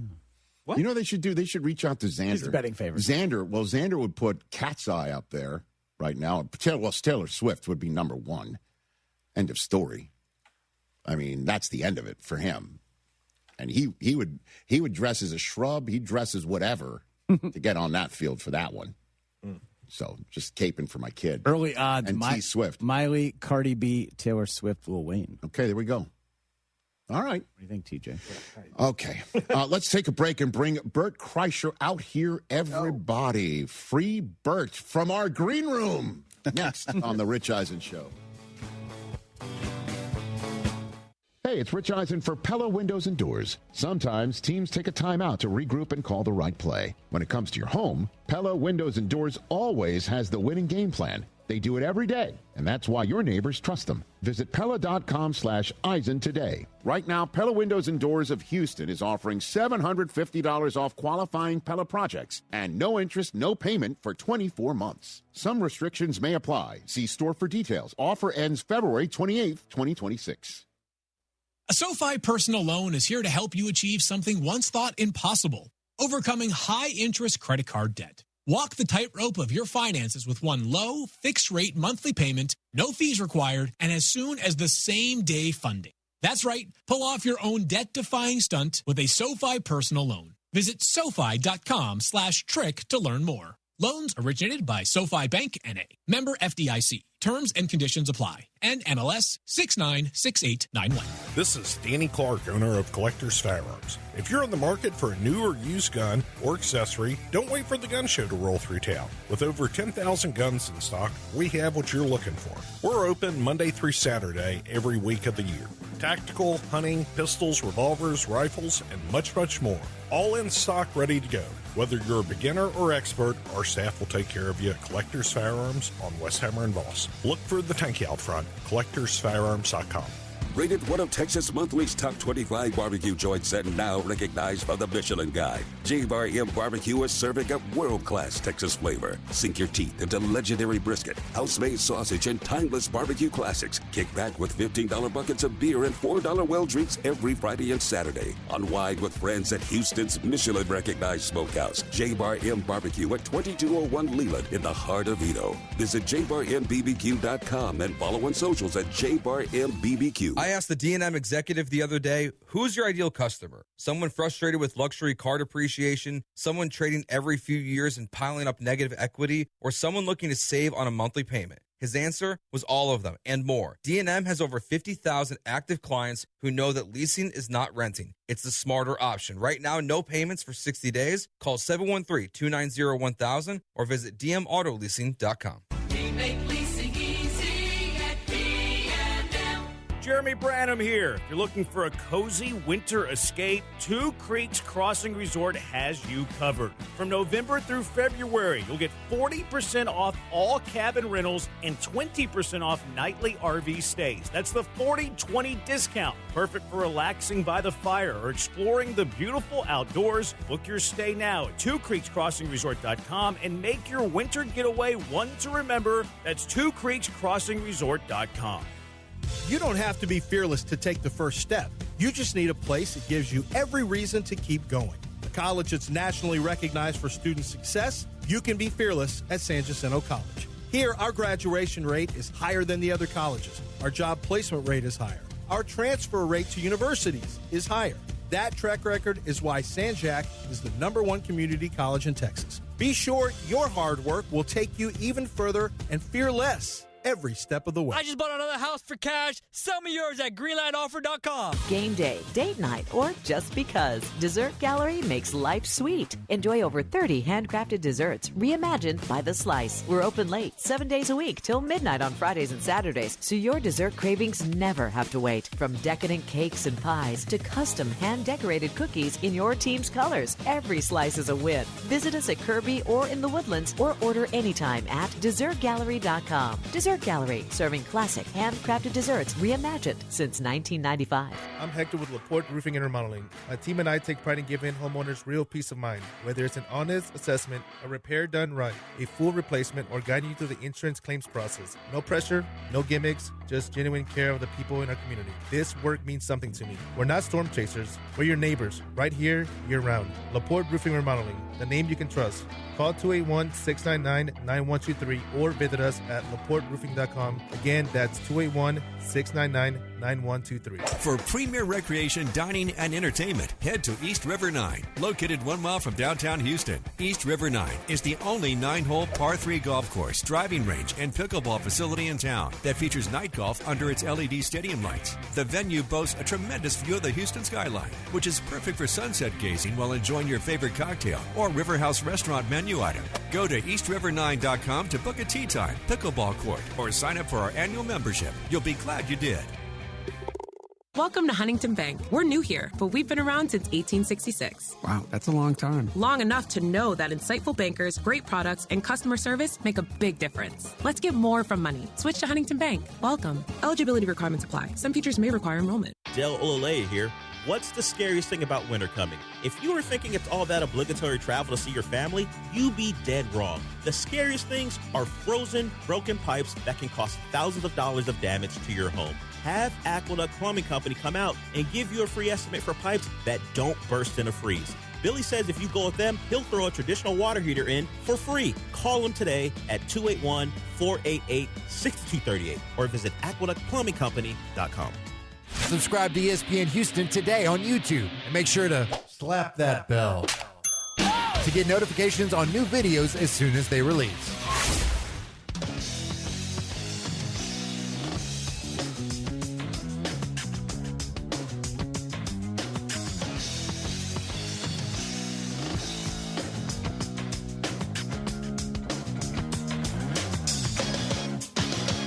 And I were fighting, Isla and I were partners. We'd have meetings in the middle of the pool so no one could hear us. Yes. Like old mobsters. Mm-hmm.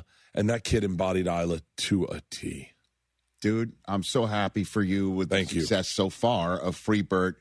Bert Kreischer is here. Our radio audience just rejoined. It's available for streaming right now on Netflix. When did you come up with this idea? Or who came up with it? Because, again, this is a choice by you. I mean, you got a lot going on. And, you know, you got your Full Throttle Festival coming up and at the Daytona 500, Fully Loaded at Sea, coming in November, going from Miami to Cozumel, the BertBertBert.com for your Permission to Party World Tour. You got your Bertcast, you got your Two Bears, One Cave, you got your standard, if you will. We got the Two Bears 5K coming up for Netflix as a joke if you guys want to run with us. Okay. We'd love to have you. Jelly Roll's going to be there, me and Tom. But what happened is I had a meeting at Netflix, and I've always wanted to do a show about my family, but I never wanted to be a beer salesman or a radio guy or I just wanted to be Bert Kreischer, and I wanted my daughters to be Georgia and Isla, and I wanted Leanne, and I wanted to take all my stories from my life and just plug them right in. Yeah.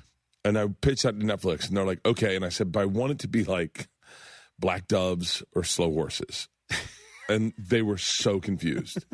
And Slow Horses? Yeah, and Andy Wheel, shout out to Andy. He said this with the premiere. Okay. Mm-hmm. He goes, you kind of accomplished it. Because I watched Slow Horses with Leanne. I didn't know what it was. Yeah. Turned it on. I didn't know what it was. Right. And by the end of that first episode, I looked at Leanne and I said, we're watching this entire series tonight. And we binged it. And I said, that's what I want to make. I don't want to do episodic. I want to create a scenario where it arcs out for 6 episodes. But at the end of that first episode, I don't know if you know the last words that come out of my mouth. I can't say them on here because we get in trouble. But the very last words at the end of that first episode, you have to say to yourself, I've got to watch this guy get out of this.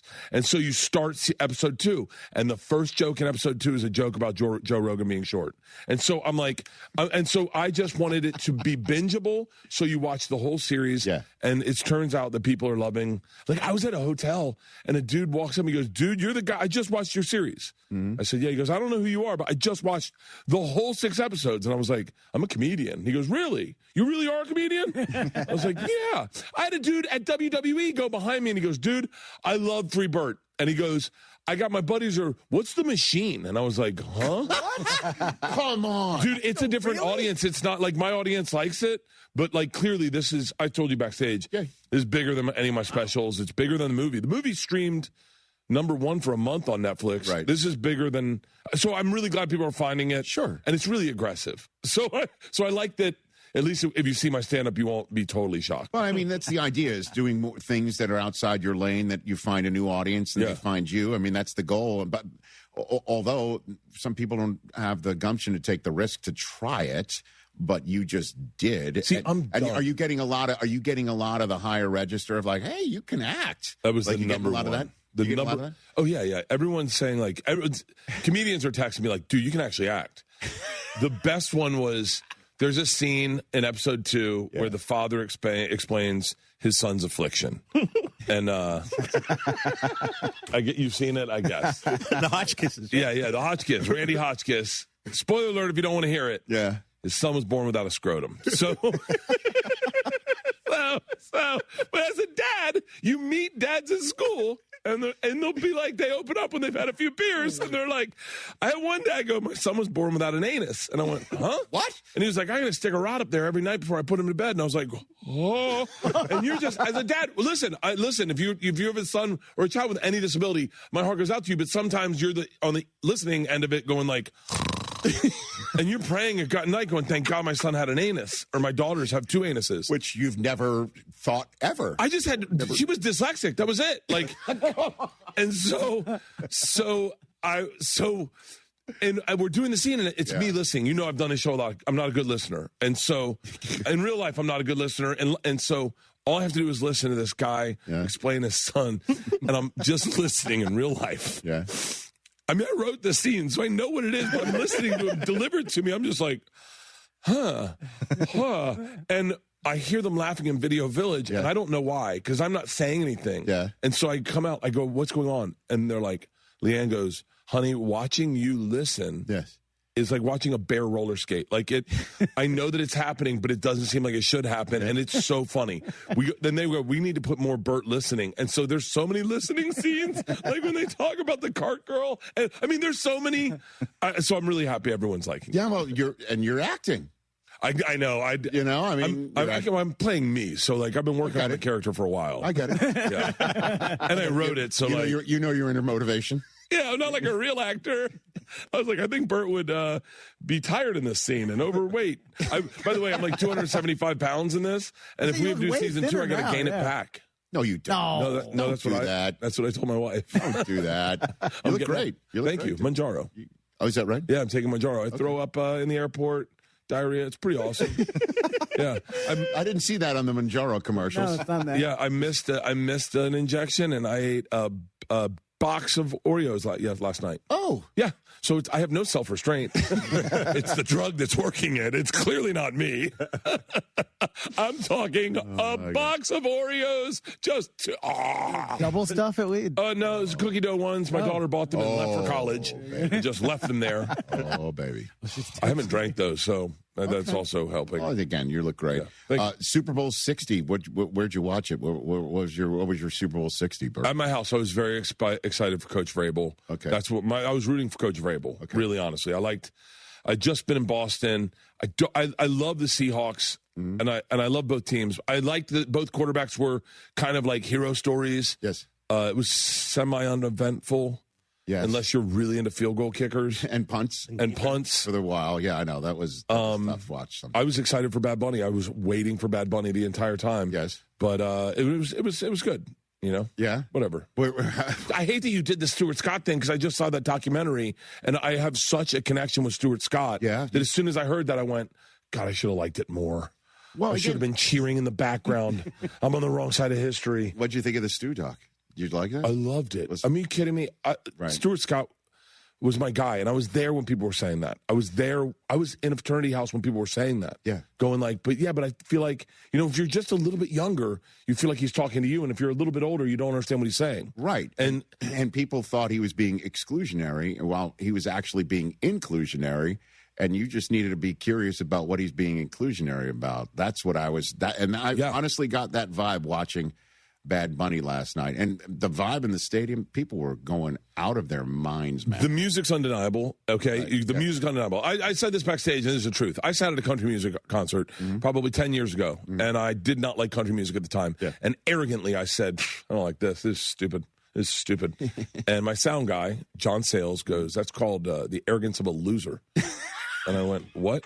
And he goes, there's a stadium full of people that love it. Maybe you're wrong. Maybe you should give it a chance. And I sat, and the next band to come on was the Zach Brown Band. Okay. And the bassist, John Hopkins, was my favorite bassist in college, and all of a sudden I hear Zach Brown, and I went, "Isn't that bad?" And now I'm really into country music. And by the way, all we've listened to today is Bad Bunny. That's what happens. I kind of watched the thing, and I was like, I kind of want to go on vacation. I love the end.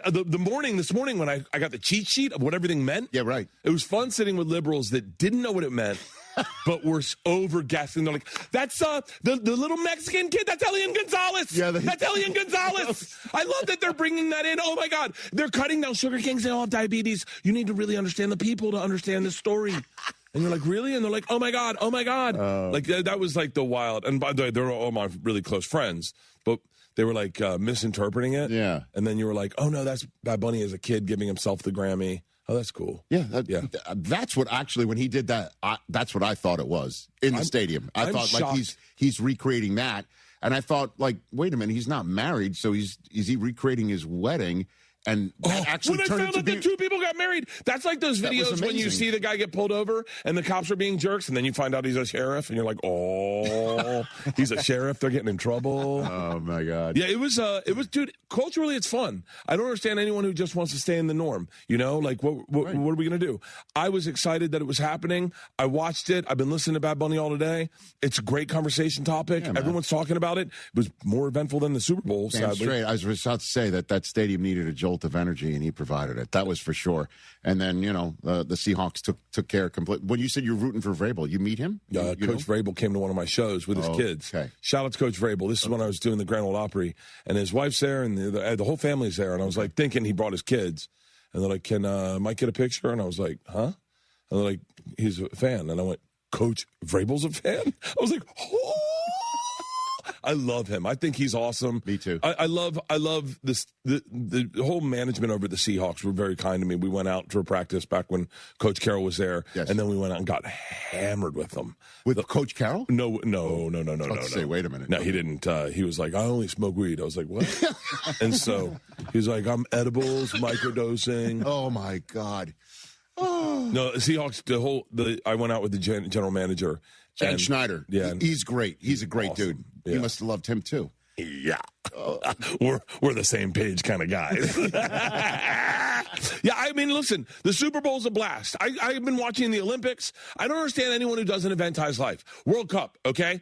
If World Cup is so fun in Los Angeles because bars open at like 5 a.m. Yeah. And you go get hammered at a Brazilian bar you've never been to on Venice and drink with a bunch of people you don't know, and everyone's cheering. It's a blast. Eventize life. If you're sitting here going humdrum, the people that didn't watch Bad Bunny and tuned into Kid Rock is a great performer as well. Yeah. But they're the people that go, I don't really like sushi. It's my wife's family. My wife's family can't have pasta with red sauce because it keeps them up all night. I don't like that spicy stuff. Can I just get butter? They're like, huh? You're married to the same redneck family. I don't know what you're doing. You know when you take them and they go, can we take them to a nice steakhouse? And he goes, I need it extra well done. And you're like, don't get him a steak. Yeah. Can you get him chicken? That's right. Yeah, he's not allowed to get a steak. I'm so sorry. Extra well done's no good. Oh. Can't have that. Yeah. Can't have that. The Puppy Bowl actually finished in second place in terms of the viewership. The Puppy Bowl did nicely. Really? Yes. Yeah. People like dogs, man. People love dogs. Our dog just passed away. Oh, I saw that. Another one. Sorry about that. I mean, at this point, I feel like I'm not going to make a joke about that. So where does Freebird go from here, bud? I don't know. Hopefully we get to do a season 2. I'd love to. I mean, yeah. Are we waiting to hear, or we're like? Yeah, I mean, Netflix is pretty rigid with how things work. They're like, we're talking to you in 5 days, and 10 days, and 28 days. Yeah, I got you. 32 days, we're going to have a sit-down conversation. I mean, they know exact numbers. And so I guess we'll hear in like a couple weeks, and hopefully everyone can do it. That's the other part is like we want everyone back. And, of course. And then we definitely want Lilu, but I think she's going to be doing movies. Dude, she's killing it. And I don't mean obviously the whole cast is great. Yeah. But she just can deliver. How old is she in real life? She's 11. Dude. Wow. 11 years old with a fully formed ability to stick a line and stick a landing. There's jokes we had to take out because I don't think people would believe that she said them. Or they'd be like, okay, this is over scripted. At one point I go, I said this name of the family. I go, who are they? Right. She goes, I don't know. I think they're on the Epstein list. And I was like, wait. I was like, how do you know who Epstein is? And she was like, it's all over the news, Dad. And I'm like, wait, hold on. And I'm talking to her for real as Lilu. Like, there's a scene where she kisses me on the head. She gives me a speech. She goes, don't let them change you. Don't let any of these MNFers change you. You're beautiful just the way you are. When you fight a bull, you don't run away from it. And in real life, I'm listening to this, and I'm like, she messed up the line. And I go, no. And she goes, hey, you run right the F at it. And then she kissed me on the forehead, and I was so confused in the scene, and that's what they used. The kid is just, she is the sweetest. She's got the greatest parents. Her mom, this is a deep cut, okay? Sure. Her mom was on a TV show I grew up watching called Kids Incorporated. Oh, I've heard of that. IDS, Kids Incorporated. And I was like, you run Kids Incorporated? And then I saw her, I was like, I grew up watching you. Yeah, and her aunt's a great actress. This is the first audition Lilu ever went on and the first TV show she's ever been a part of. And at the very end, the very last scene we did, I'll post this today. The very last scene we did, she kept telling me, you got to tell me when it's my last scene. You got to tell me, Bert, let me do my last scene and not enjoy it. Okay. And so I said, okay. So we get ready to go action. They go, action. And I lean and I go, Lilu, this is our last scene. And the kid is sobbing through the scene. She's like, and like in real life. And we couldn't use it. But then she gets there and she goes, someone goes, this is the best project I've ever worked on. And Lilu goes, this is the only project I've ever worked on. The kid's gold. That's awesome, man. Life is amazing, and it's a small world. Bert, can I ask a question real quick? Please. I know you, on another interview, you said that Isla, there was a line that you used that Isla really said to you, and you said it's in the show, and she actually was like, that was between us. Yeah. And the whole series, I'm trying to figure out what the line might have been. Can you tell us what the line was? There was a line that Isla had in one of my specials. It was in I forget which one, one of them. And she said it to me, and it made me laugh so hard. And I put it in my act, and then she saw it, and she goes, hey, you got to take that out. And I said, what? She goes, like, I'm the one, I can't be the person that said that. And I went, okay. And it's the very last line of episode 1. Okay. And it's the hardest I've ever laughed in life. That one. At my child. Okay. And do you know which one it is now? She said that for real. And I went, I was like, where did that come from? And she was like, well, I thought it one time during a pop quiz. I went, for real? She goes, yeah. And then I was like, I said to her, yo, I want to use it in the thing. She goes, no. And I said, well, hang on. She goes, you can't have me saying it, and you have me saying it. You can say it, but I can't say it. Right. And then I said, I'll give you $10,000. And she goes, no. I said, I'll give you $20,000. She goes, no. I go, Isla, I'll give you $100,000. And she looked at me and she goes, buddy, when you die, I get all of it. She is, she's a really fascinating child to this day. I bought them life-size pillows of me, shirtless, to keep in their bed so they don't bring dudes home. And then I bought them ski masks. What? It's all their Valentine's Day present. I bought them ski masks that say, yes, Daddy. And they're like, Dad, what the hell? I love sending my daughters presents. I just sent steaks to Georgia. Like I send them stuff to their house. I get high and just text Amazon stuff to their house. And they're like, what are you sending us? And I was like, I sent them Irish balaclavas. Yeah. Oh, my God. Bert would have loved San Francisco when we were up there. No doubt about it. How was it? Did you guys have fun? It was loud, Bert. How was Radio Row? Was it more? We didn't do Radio Row. We were a little bit away from it. But that was the reason I didn't go, is it seemed like everything was way spread out. It wasn't spread out. I mean, it was spread out if you had to go to the stadium. But we were up there in San Francisco. It was awesome. We came up with a new band name, The Occasional Waft. The Occasional Waft. You'd just be walking down the street. Down through San Francisco. There was one time we were sitting on the set and somebody just went right down the street, and I guess the windows were. I guess those windows weren't totally closed. Not totally closed. Or people were coming in and out to go to work. Oh, my word. It wasn't an occasional waft. It was pretty consistent. Consistent waft. Yeah, we suddenly got hungry. Oh, man. So the Bert Kreischer's Full Throttle Festival coming this coming weekend, huh? The Daytona 500. Yeah, I head to Daytona tomorrow. Dude. And then we're there for the Daytona 500. Me, Leonard Skinner, Diplo, and Ernest. Ernest's new album is amazing. And we're throwing the pre-party, the official pre-party. At the Daytona 500. Yeah, can I tell you a good story? Please. So you got to close the deal with NASCAR, right? So like I go to the Coca-Cola 600 to talk to NASCAR, and I'm good. I'm clean, right? Everything's going perfect. They're, hey, Bert, it's a great partnership. We should do more stuff. Got this great thing fully. Let's all I got to do is leave. And I can close the deal. I get to the elevator, and the door next to the suite next to the elevator, the door opens, and it's a 13-year-old boy and his mom. And he sees me, and he goes, oh, the machine! And I'm like, what's up, buddy? And he's like, dude, you are incredible. And I was like, thank you. And he goes, can I get a picture? And I go, yeah. He goes, can you take the shirt off? And I was like, yeah. And I looked at the NASCAR guys, and they're like, yeah, we know what you do. So I take the shirt off, put my arm around this child. He gives his phone to his mom. His mom's my age, and she goes, who are you? And I said, I'm a gay porn star. Get to know your son.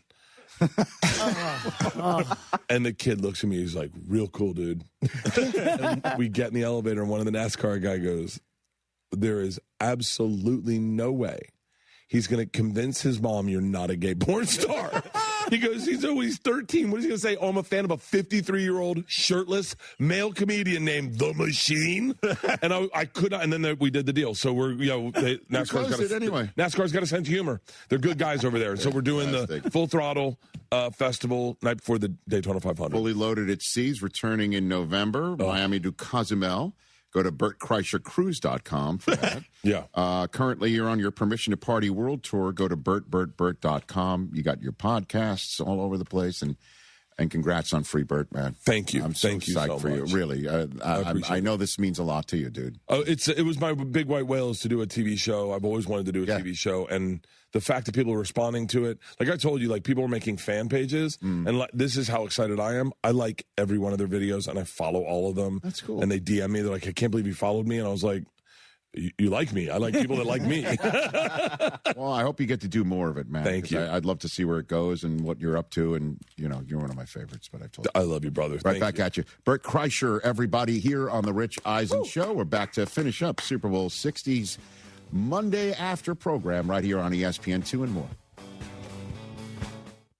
We all hear the radio ads about the IRS. They tell you to be afraid, to be scared, and they try to frighten you into calling. I'm not here to do that. Tax Relief Advocates is different. TRA is here to tell you that if you owe money to the IRS, whether it's $5,000, $50,000, or $500,000, we have a solution. It doesn't matter if you're sitting in your car, at work, or with your kids. No matter where you are, call now. 800-575-6759. Don't lose hope. TRA can eliminate or reduce what you owe to the IRS. Generous programs are now available that can give you a fresh start. Our passion is taxes and helping individuals fix their IRS problems. We have over 1,000 5-star reviews on Google and an A+ with the Better Business Bureau. You don't need to be afraid of the IRS any longer. End your tax nightmare today by visiting us online at TRA.com or call 800-575-6759. That's 800-575-6759. Tax Relief Advocates. Real solutions for real people. D&M Leasing just delivered a truck to a customer who had heard their ads for over 25 years. He's always thought leasing was just renting, but when the dealership offered him an 84-month loan, he realized he'd be stuck upside down in payments again. That's when he remembered D&M Leasing. They showed him that leasing isn't just about what you can afford, it's the smarter way most people pay for their vehicles. Call 713-290-1000 or visit dmautoleasing.com today. We make leasing easy at D&M. Danny Clark here of Collectors Firearms on Westheimer and Voss. You have some guns collecting dust in your closet? We want to buy your guns. We're the strongest buyers for one gun or entire collections. If you have a big enough collection, we can come to you. Modern and antiques of any kind. You could be sitting on a gold mine and not even know it. Come see us at Collectors Firearms on the corner of Westheimer and Voss. Look for the tank out front, collectorsfirearms.com. Be fearless with your future at San Jacinto College. Register today at sanjac.edu.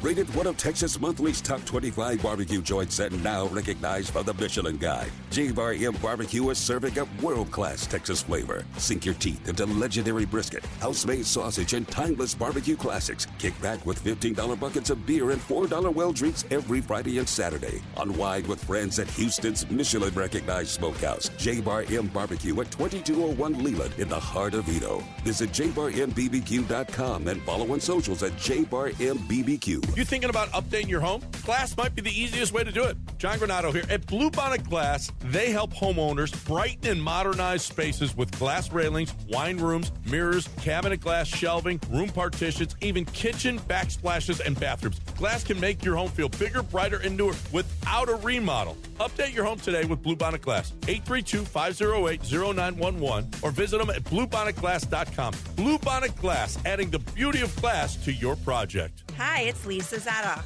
And I'm Gilad Zadok from Zadok Jewelers. So, honey, what are you getting me for Valentine's Day? I loaded the dishwasher last night. Does that count? No. I'm thinking a diamond tennis necklace, studs, Mickey Moto pearls. Ooh, that Cartier watch I've been eyeing. Okay. I get it. But what are you getting me? No, honey, that's not how this works. Can I at least sleep in the house? Guys, stay warm this Valentine's Day with the perfect gift from Zadok Jewelers. I'm Ed Evans, CEO of Consumer Cellular. You know, the big wireless companies say they have discounts for people over 55. But unless you're willing to sit on hold and ask, you're probably paying more than you should. At Consumer Cellular, there's nothing to hunt down. We're built for people 50 plus with plans starting at just $20. And our 100% US-based customer service actually answers the phone. Call 1-888-FREEDOM or visit consumercellular.com today and get your second month free for a limited time. Taxes, fees, and other third-party charges will apply. See website for additional details. Why choose a Sleep Number smart bed? Can I make my site softer? Can I make my site firmer? Can we sleep cooler? Sleep Number does that. Cools up to 8 times faster and lets you choose your ideal comfort on either side, your Sleep Number setting. Enjoy personalized comfort for better sleep night after night. And now, during our President's Day sale, take 50% off our limited edition bed. Plus, free premium delivery with any bed and base. Ends Monday. Only at a Sleep Number store or sleepnumber.com. Small business owners, does your bank get your life? Does it let you switch from your personal to your business account with a tap? Or let you give your CPA direct access? We do. Let's get more from money. Switch to Huntington Bank. Welcome. Eligibility requirements apply. Some features may require enrollment. You fancy and have an HD radio? Well, good for you, number one. Number two, listen to ESPN Houston's HD channel, 97.9 HD2.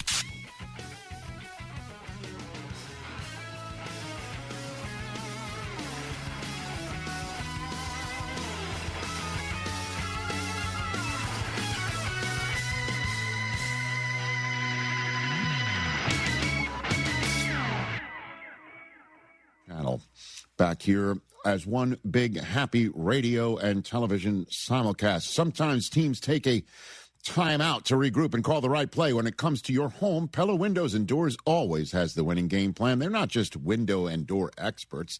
They're experts at taking care of you and your home. At Pella, they find the products that meet your needs, and their experts install them. They do it every day, and that's why your neighbors trust them. Discover why Pella is a trusted choice for homeowners everywhere. Visit Pella.com/Eisen today. That's Pella.com/Eisen. Let's go to Chris in Columbia, South Carolina. What's up, Chris? Hi, Rich. Hi, Chris. Yeah, man, we needed you last night. The Super Bowl was boring. We need one of those Rich Eisen calls. Seattle, another field goal? He got it. We really need you. I'm sure Tirico did his best to provide the energy with Chris Collinsworth, but I appreciate you saying that. What's going on in your mind, Chris? Yeah, we're going to go deeper than Cam and Stephen A. Sam Darnold. Are you going to look at him as a game manager if this is it? No more Super Bowls like Trent Dilfer and Brad Johnson? Or if he wins it next year, is he John Elway? Well, that's the neat thing is what's he going to do with the victory? I thought Jalen Hurts was going to be a better quarterback this year because he now had that ring. And this year didn't finish up as well for him as folks in Philadelphia clearly thought it could be. And that's one of the things that I might be somewhat concerned about right now for Seattle is the fact that they don't have their offensive coordinator coming back. And we'll see if that might be a different fate for Seattle in the upcoming year. But for the moment, we have to just give the flowers where they're due instead of wondering what he could become. If he's going to be, relegated to the dustbin of game manager, or he has an opportunity to become a legendary figure in this sport. And the bottom line is, it's just he's now, thanks to the call, Chris, he's now the avatar of don't give up. And he's also the avatar of the sport being able to take a quarterback from what one would think is somebody who won't or can't, and now is somebody who can and will. And it's going to be great. And somebody who takes the time to develop or gets the time to develop and takes an opportunity after not being given the time to develop, who can be the next Sam Darnold in the NFL? Words that I don't think anybody was saying. Right? No, definitely not. Maybe it's Mac Jones, who apparently San Francisco is not wanting to trade, and I don't blame them, because they wouldn't have gotten where they did this year if it wasn't for Mac's work when Brock Purdy got hurt. So we shall see. This is what we do every single year. I know, again, we're on ESPN2 today, and this is our first Pro Super Bowl show on the Deuce, as it used to be known as. Deuce. So we do this all the time because the tinfoil hat crowd mandates it. The NFL, apparently, according to the tinfoil hat crowd, tips its hand as to who makes the Super Bowl based on the color scheme of the upcoming Super Bowl. And every single Monday is when the NFL announces the handoff. I mean, our friends at ESPN have spent the last 24 hours with their own handoff. Once the Super Bowl was over, this upcoming Super Bowl is ESPN and ABC and Disney's first, which is very exciting, obviously, on ESPN. Again, I remember back in the day, the dream of having football is a considerable part of the landscape, let alone the Super Bowl. It's just crazy. So that handoff has happened, and the NFL always hands off from one Super Bowl city to the next by showing the upcoming Super Bowl's logo and color scheme. And last year, it happened where we went from last year from New Orleans to San Francisco, and then they showed this year's color scheme, and everyone's like, well, Ravens going to make it, although that's not really Ravens colors. It's kind of in the purple family. It's got to be, light blue? Is that Carolina? Is it, powder blue? Is that the Chargers? There's green in it. And who knew it wound up being New England, where there really isn't any New England colors there. Blue and red at the bottom there. Well, blue is because that's our background. That's the Rich Eisen show background through the logo, Chris. Bottom of the bridge is red. Okay, good enough. All right, whatever. It makes no sense. I'm still reeling from last night, all right? Makes no sense. But that doesn't mean that we can't put the tinfoil hat on and now show you the Super Bowl 61 logo and color scheme for Los Angeles. Ooh, and I guess Jacksonville's feeling good. Yep. That looks like a Jacksonville Bengals AFC Championship game, right? Yep. I mean, who's orange in the Browns, but we know they're not going to make it. I'm seeing Raiders here.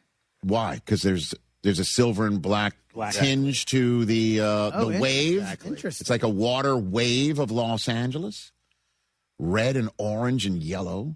A little green, maybe Eagles, Pats, Bears. That could be a Bears Jaguars Super Bowl. Not bad. Right? What else? Because, I mean, that's a lot of teal, man. A little yellow at the top. That's a ton of teal. Whose house? I think we're looking at Chicago Bears against the Miami Dolphins. The Dolphins? That's not bad. Dolphins. Where do we get the Cowboys in this one? You don't. One does not get the Cowboys in the mix. What? You're saying. Let me tell you something. If it does happen, oh, baby. A little red and yellow. Maybe Chiefs are back. I know that would make you happy. Why would that make me happy? Well, you're a fan. There was a time last night, Chris, sitting in that stadium. No, there wasn't. Where there was no buzz. No one this was thinking. Pre-Bad Bunny and just a lot of bad punting. Not even. Or good punting, but bad action. And I'm sitting there thinking, you know what this place needs? It needs some Mahomes. Was living his best life. It needs some Mahomes. Yeah. Would have been a better game with Mahomes out there. Yeah. Probably not. Let's see what the Seahawks defense could have done against Mahomes. It would have made him look stupid, just like they did Drake May. At the end of the day, we were missing the Chiefs. All I'm saying. Just a little bit. Nope. All right, Cowboys, Bengals, let's go. Bears, Jaguars. In a world in need of a hero, one man rises to the challenge in style. He is just driving the kids to soccer practice. Make every day feel epic in an all-new Hyundai Palisade Hybrid with up to an EPA-estimated 619 miles of range on select trims, advanced tech, and class-leading interior space. Because when you're hauling kids, gear, snacks, and backpacks, space matters. And so does comfort. Just make sure they keep their cleats off the seats. Visit HyundaiUSA.com or call 562-314-4603 for details. Access to education changes lives.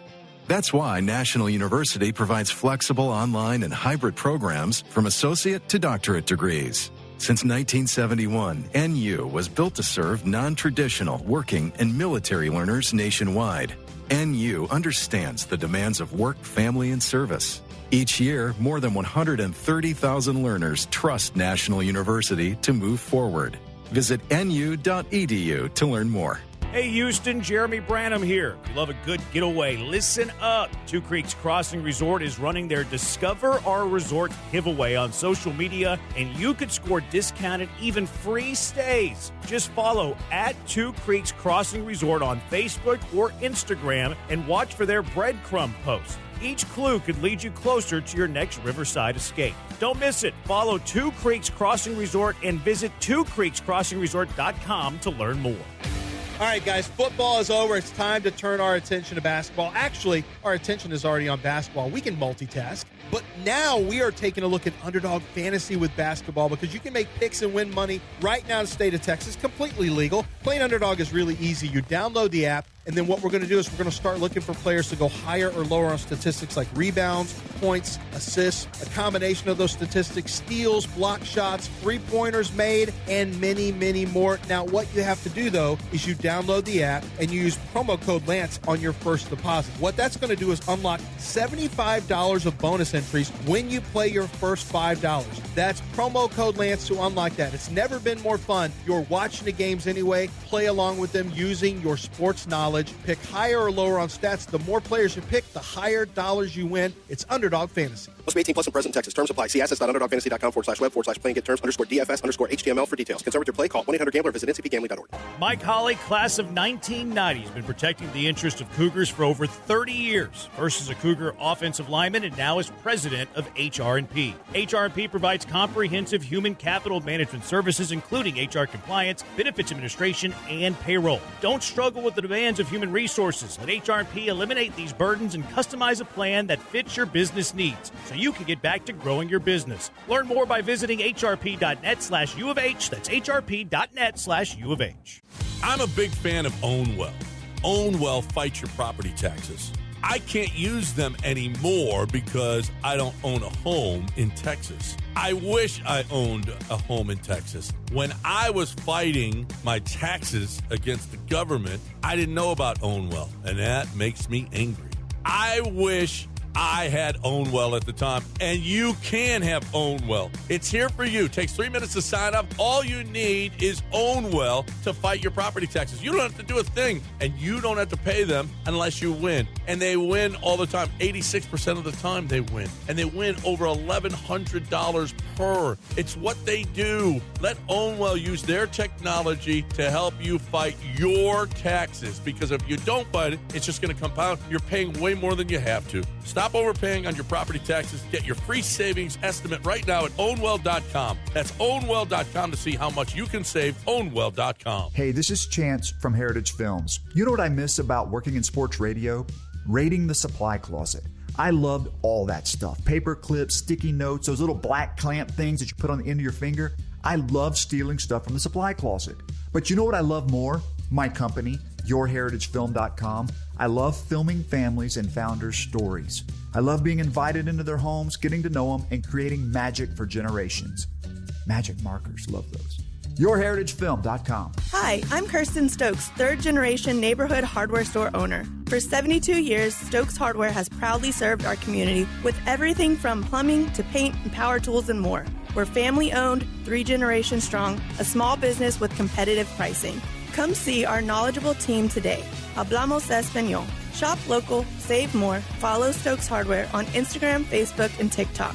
Stokes Hardware, your neighborhood store since 1954. This is ESPN 97.5, brought to you by Zada Jewelers. KFNC 97.9 HD2 Mont Bellevue, Houston, a Gal Media station. Houston standing by, over.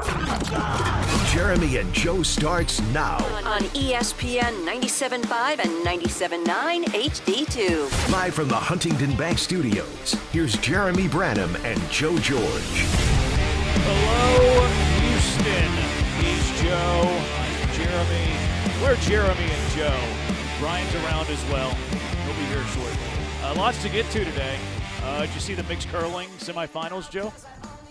I caught a little bit of it. I was a Gold Zone viewer for the first time ever. I like that. That was cool.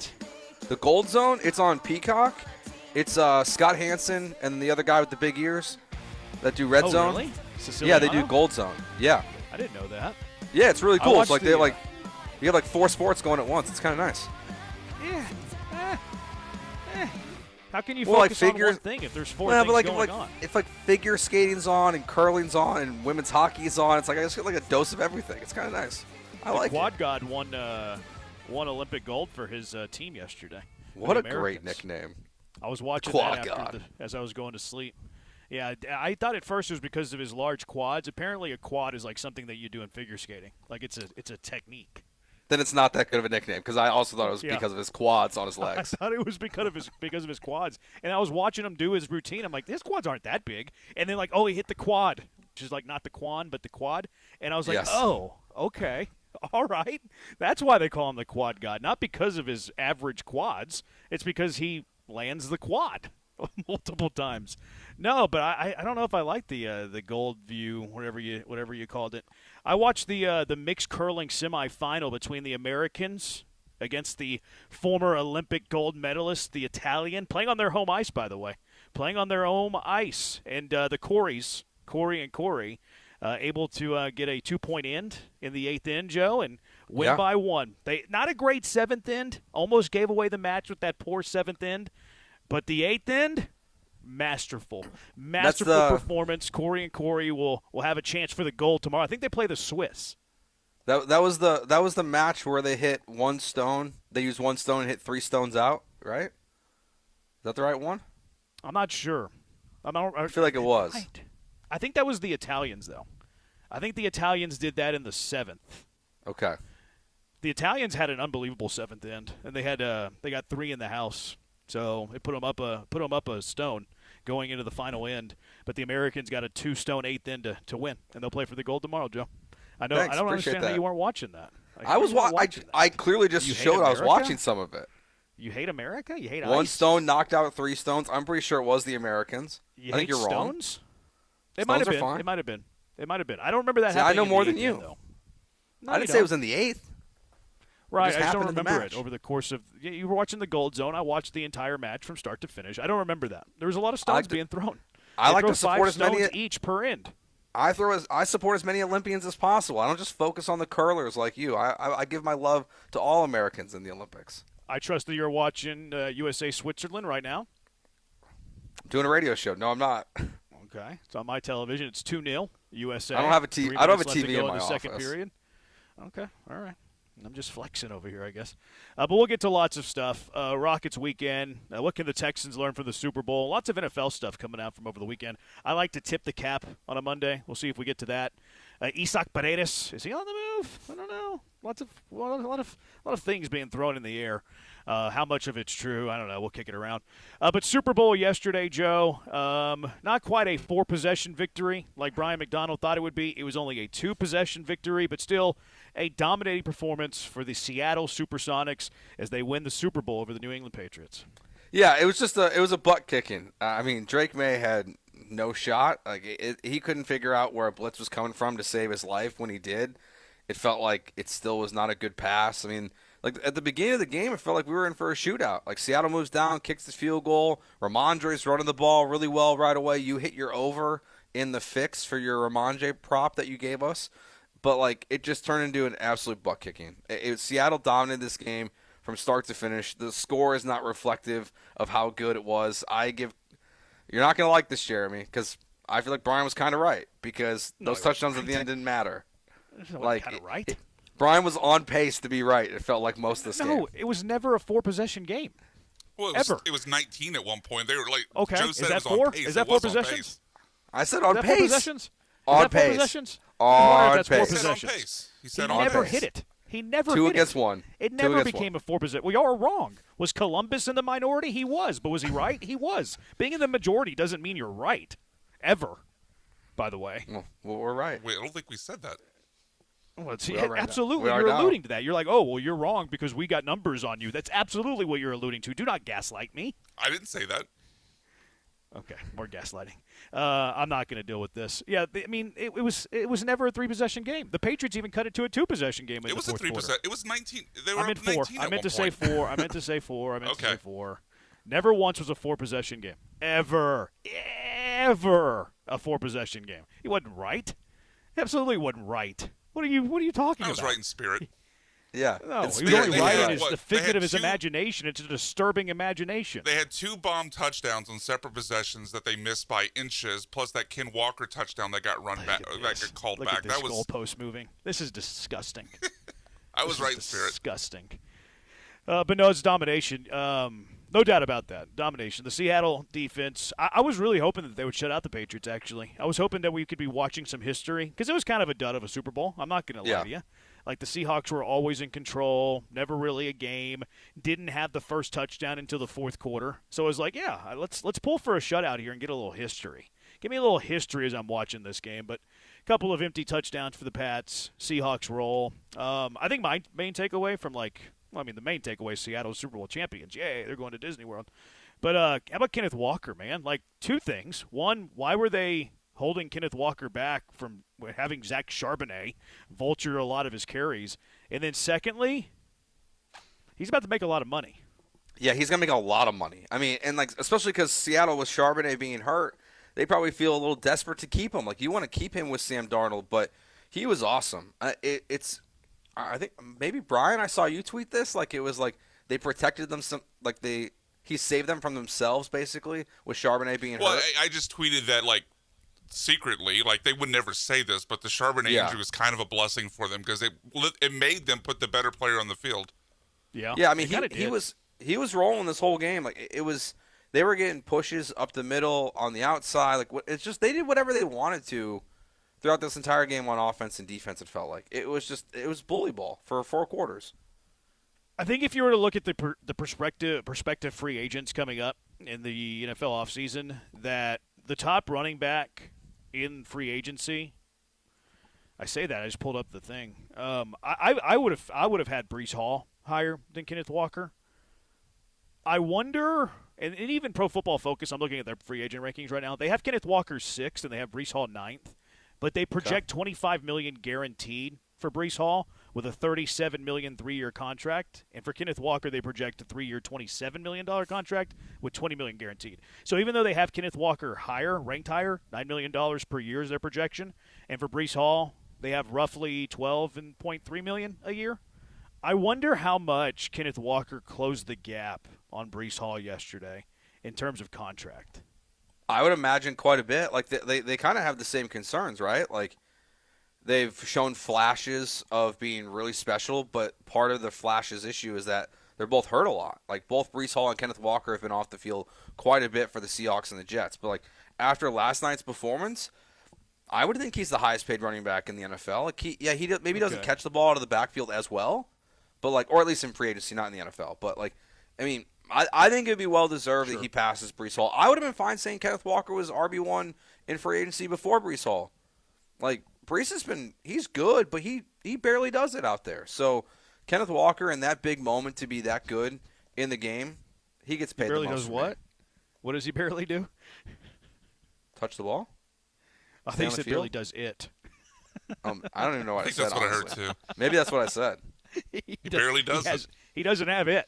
Breece Hall doesn't have it. Whatever it is, Breece Hall does not have, and Kenneth Walker does. Yeah, that's something that I'm going to be curious about because that's what I was thinking during the game. I'm like, okay, Kenneth Walker's making a lot of money, and then Kenneth Walker's making a lot of money transformed into, I wonder if he makes more than Breece Hall.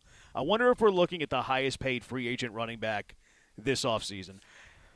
I think it's going to be very, very tight. I still think Breece Hall edges him, though. Like, I think it's going to be slight. I think they're going to be in the same ballpark, but I think Breece Hall is going to take a little bit more. The other thing that when I was watching Kenneth Walker, and it kind of brings back the Zach Charbonnet, kind of eats into Kenneth Walker's carries.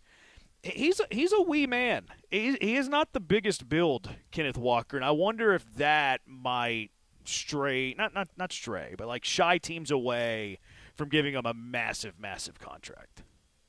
Isn't Breece Hall smaller than him, though? I don't think so. Eye test tells me no.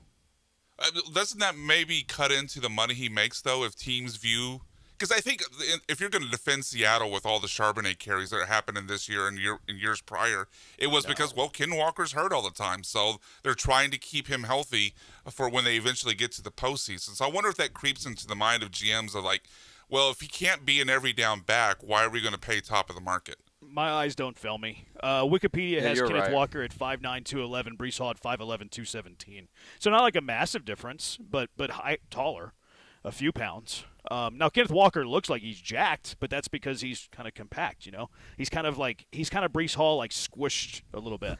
Squished by 2 inches, yeah. Squished down 2 inches, like so you squish him down and he kind of widens up. I wonder, like, it's so interesting to see, like, where the running back market goes, I think, in general, too, like, with, like, kind of branching off this just a tiny bit, just because, like, we typically don't see running backs get paid.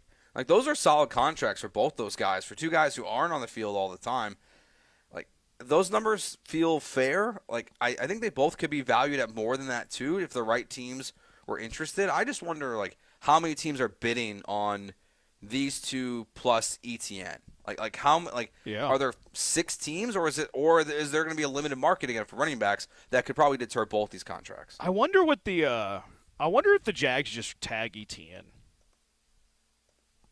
I think that's kind of my guess. I think I'm going to make that proclamation. I think the Jags will franchise tag ETN because I don't think they want to go long term with a running back. The franchise tag for a running back isn't crazy because no one pays running backs, so like it's pretty affordable without having to commit long term. And I don't think Tutin's ready. No, I've also heard there's also been some rumors out of Jacksonville that he's on the block. Tutin? And they might tag and trade him, ETN. Yeah, there's been like okay, maybe. But like people thought they were going to trade ETN in the offseason this past offseason. Well, I think that's why always people been those yeah. rumors. And I think that goes to your point, like maybe like they don't want to commit to him. It looks like the franchise tag's only $13 million. Yeah, like 13.6. That's crazy. Yeah, just tag him. I wonder if Kenneth Walker's a tag candidate. Yeah. I wouldn't blame him. No, they probably hold out because running backs want to get paid. He'll hold out, but then they'll come to some kind of agreement, and he'll get paid. Yep. By the Seahawks. But I wouldn't let him out the building. Like with Charbonnet's injury and what we saw last night, like Sam Darnold's he's good, but like he's still not like an elite quarterback or anything like that. You need help around him, and I think letting Walker go, I feel like would be such a huge mistake for the Seahawks. All right, we got more Super Bowl stuff. We'll get your Super Bowl stuff. Rockets weekend. Can the Texans learn anything from this Super Bowl? 713-780-ESPN. Junkie says, Branham, stop being delusional. It was definitely on pace for it being a 4-possession game. Listen, buddy, can it be so obvious this guy's trying to catch an early ejection? It is so obvious. I'm not falling for the bait. That's not what they said originally.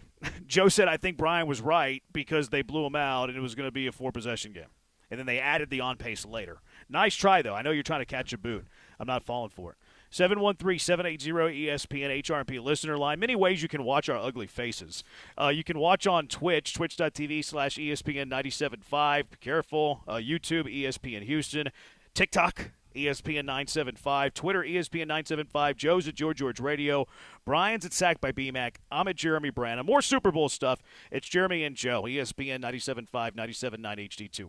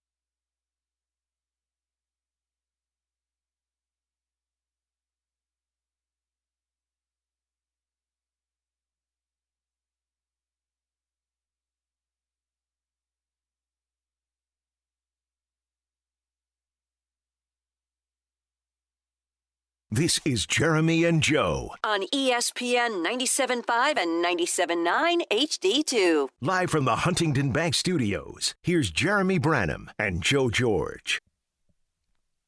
Is Brian making a political statement? 713-780-ESPN. I want to point out that the producers pick the music on this show most of the time. 713-780-3776. Is Brian making a political statement with this? Where's the Kid Rock, Brian? Come on.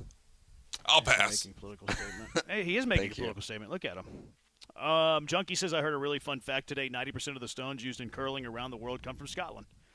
I always tell you guys that the Junkies are the most intellectual sports radio listenership that exists in Was radio. that a fun fact or just a fact? I thought it was fun. I guess it's relative. I lean fact. I think it was just a fact. I don't know if it was fun. Okay, here you go, ganging up on me again. You're going to say, all right, because you got numbers. Oh, 2-on-1 means we're right. Blah, blah, blah, blah, blah. Neanderthals are outnumbering you. Blah, blah, blah, blah, blah. Having flashbacks right now. I thought it was fun, Junkie. Keep the fun facts coming. I'll just read them to myself. Keith from LA, go ahead and say it. Y'all want Kenneth Walker to be a Texan? I actually don't. Keith, I don't either. I'll go ahead and not say it. Yeah, wrong, Key. Wrong. Think you know us? You don't know us. I don't want Kenneth Walker. Not at the money he's going to get. There you go, Keith from L.A. You're on Bad Take Boulevard. There you go. You just made the list. The Texans have so much more they need besides a running back. Y'all want Breece Hall. All right. We'll hear from you again, Keith from L.A., whenever we get to Bad Take Boulevard this week.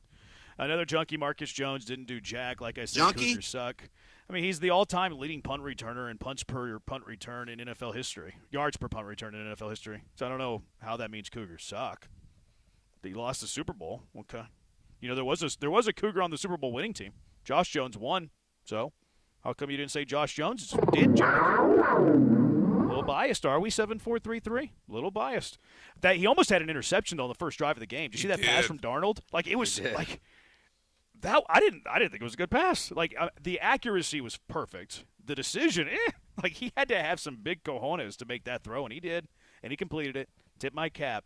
That was a near pick. I think he kind of like went under Marcus Jones' hand too. Like that was weird. Anyway, yeah, it was like right there. I think maybe it's just like a step behind, but he almost had that thing. That would have been house. Yeah, Collinsworth said that like in their pregame meetings, like there were a lot of comments like he's got a lot of Brett Favre in it, and you see that in some of his throws. He's not afraid to throw it into a tight window. No, he's not. He's not afraid to throw it into a tight window. Can I be glad that Diggs didn't win a Super Bowl? Yeah. Did you see there's rumors going on with Cardi B, and Diggs today? Like they broke up or something? They got unfollowed each other on social media, right? Damn. Is that legit or is that fake? That's the news I saw. Like I didn't try to fact check it, but that's what I saw. I think it might be a fake internet rumor. But I did see it going around too, so who knows? I don't really care. I don't care. Like, do you care if Diggs and Cardi B are together? Not one part of me. Not cares. I don't care. I wish them the best. If it's together, that's great. If it's not, oh well. If the Texans had drafted Breece Hall like they wanted to, would it have made much of a difference the last 2 years? Maybe not 2 years ago, but this year, sure. Yeah, I think having like that safety blanket for CJ would have been nice, but I mean Mixon was fine last year, or I guess 2 years ago now for them, so I think they'd be okay without him. Yeah, he'd been fine. Do you realize the Seahawks didn't have a single turnover in the entire postseason? Like, you want to win in the playoffs, don't turn it over. They didn't have a single turnover the entire playoffs, Joe. Which is because didn't Sam Darnold lead the league in turnovers this year in the regular season? Yeah, he did. He had 20 turnovers, led the league. That was a league leader? Yep. Well, a quarterback. Yeah, I mean, I guess that'd be the only position, but that's surprising to me. I mean, he's kind of reckless with the football, but then like it just they played a pretty much a perfect postseason. This was kind of like his Joe Flacco year, like in 2012 when Joe Flacco had been mid and all of a sudden 11 touchdowns, no picks in that one postseason. Did Darnold have that elite of a playoff though? Maybe not that elite, but I mean, going through 3 games without turning the ball over. Yeah, from a turnover perspective, I see. Yeah, I mean that first game, like he only threw the ball 17 times because they destroyed the 49ers so much. So, and then he wasn't great. I mean, he was fine last night. Like, but he wasn't the reason why I would say they won that game. So he only had like one elite postseason game. So you think it's fair to call him mid or meh, like that Super Bowl commercial yesterday? Is he meh? Do you think Darnold's a meh or mid quarterback in the NFL?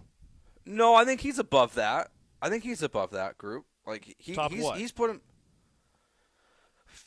14, 13. Isn't that kind of meh? I think that's a meh, Joe. Is it? Yeah, because you're right. I mean, 16 would be dead average. So yeah, so but like slightly better than meh, above meh. I think that group right before you, like, there's such a big drop off at like 16. I don't disagree with that. Like, he's in that category with, he's not. I mean, he's behind Goff, but how far behind Goff is he at this point? Well, he's got the Super Bowl now, so people would point to that. So here's the question. I was trying to define it, but let's just go slightly better than meh. Is the slightly better than meh quarterback an anomaly, or do you think it's the start of a trend in the NFL? I think it's still an anomaly. For a Super Bowl winner, I'm talking about. Yeah, because I think we're taking too much liberty with what Jalen Hurts did last year. Like, I know he was bad this year. He was not a great quarterback this year. It's hard to, be considered elite or anything when you have 2 games which you don't complete a pass in the second half 2 times this year. But I think putting Darnold on Hurts' level compared to their play isn't fair. So like I don't think this is a trend. I think it's still an anomaly. I think you still have to have pretty good quarterback play to win a Super Bowl. I do not think we're going to see these teams with mid quarterbacks or slightly above meh quarterbacks just start rolling through the league all of a sudden now. I mean, who was the last mid quarterback to win a Super Bowl? Foles? I mean, this is an argument that I always have. I always have an argument that you have to be a pretty dang good quarterback and have a pretty dang good quarterback in order to win it all. See, I think I'm higher on Jalen Hurts than most people. Some people might try to put Jalen Hurts in that category. I do not. Some people would. Foles would have to be up there. Late in his career, Peyton Manning would have to be up there. Peyton Manning, when he won, it was pretty meh-ning. My bad. So, like, there hadn't been many. I think it's an anomaly. I don't think it's a start of a trend. Well, because if it was a trend, it's like who's the next guy? Baker? Stroud? Not Stroud. C.J. Stroud. How about Drake May? Drake May, you mentioned the bad year for Peyton Manning. I don't know if you guys saw the stat that got put out there as far as like playoff EPA in a single postseason. Drake May was worse than that Peyton Manning. Gross. Yeah. I mean, it was pretty bad. I don't know how it changed. I don't know how it changed after the Super Bowl. I mean, after the touchdown. So it looks like he fell to 6th. But at one point, he was ahead of like everyone besides Kerry Collins in terms of worst Super Bowl performances from a quarterback. He was worse than Grossman for most of that game. Yeah, but just having a bad Super Bowl, are you talking about May? Yeah, or May? yeah. Yeah, but that doesn't mean that you're a bad quarterback. It just means you have a bad game. Like, no, but yeah. I'm not sold on Drake May. I will Bo say, Nix? like, Bo I'm not Nix, sure. would he be meh? Slightly above average? Yeah, he would be. Darnold, repeat? May? If you want to put May on that list? Trevor Lawrence? Yeah. Is Trevor Lawrence slightly above meh, or is he better than that? What's up, Trevor? I think he's a little bit better than that. Okay. Herbert? Is he better than that? He's better than that. Yeah, I'd agree. Love? Brock? Love, slightly above meh. Stroud? Stroud is slightly below meh. So that would be a big-time anomaly. I don't know about Purdy. I go back and forth on Purdy. Right now I'm higher on Purdy in the moment. Okay.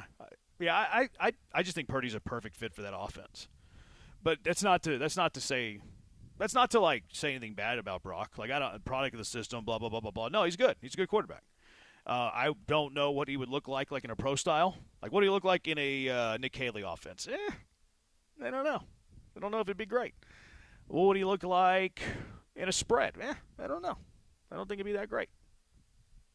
I mean, do you think there's any chance that this is a trend that because of because if it was going to be, the comp here is that what people thought about the rookie contracts, right? Where you had to win on a rookie contract because that's when you can build the most around your roster. So if you're saying like the next evolution is winning with a rookie contract or a meh quarterback, it's because they make significantly less money than everyone else, and maybe that's why you have an extra special roster around them. Like, but Sam Darnold's probably going to get paid here. So like where it might cost you Kenneth Walker if they have to give him a raise, this offseason or next offseason, because his contract, they can easily do that. So I guess it's more about the maybe the structure of your team can benefit from that. And obviously Seattle did in this game and where their franchise is at right now. But I would just be shocked if, next year we don't have an elite level quarterback, one of the best guys in the league winning the Super Bowl. It would just surprise me.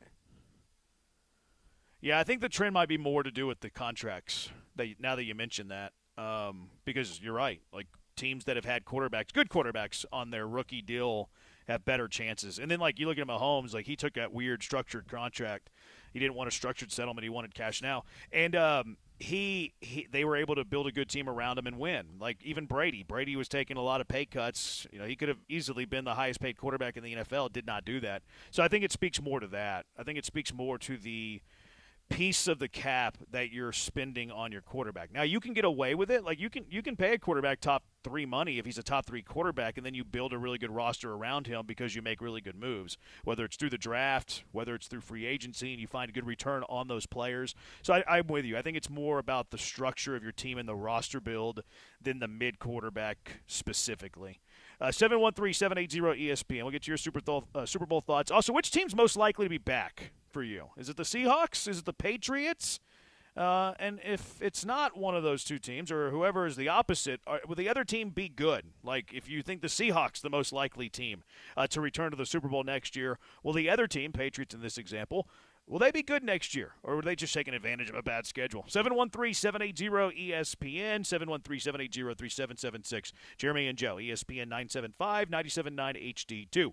First, a moment on HRP, Human Resources and Payroll. It's Cougar owned by my colleague, Go Cougs. Business owners, let HRP help you. They can help you in HR compliance, benefits administration, payroll, onboarding. It can help you one of those things or all those things. HRP is here for you. They're a great teammate to have in your corner. There's no boxes with HRP. Doesn't matter how small, doesn't matter how big. HRP completely customizes a plan for what you and your business need. You have a problem, you have an issue, you want to take a little bit off your plate, a lot off your plate, HRP is going to find a way to help you. Tax season's coming up. Great teammate to have in your corner for tax season. Plus, they're just always on top of the business trends, always on top of the business sector, and it's great.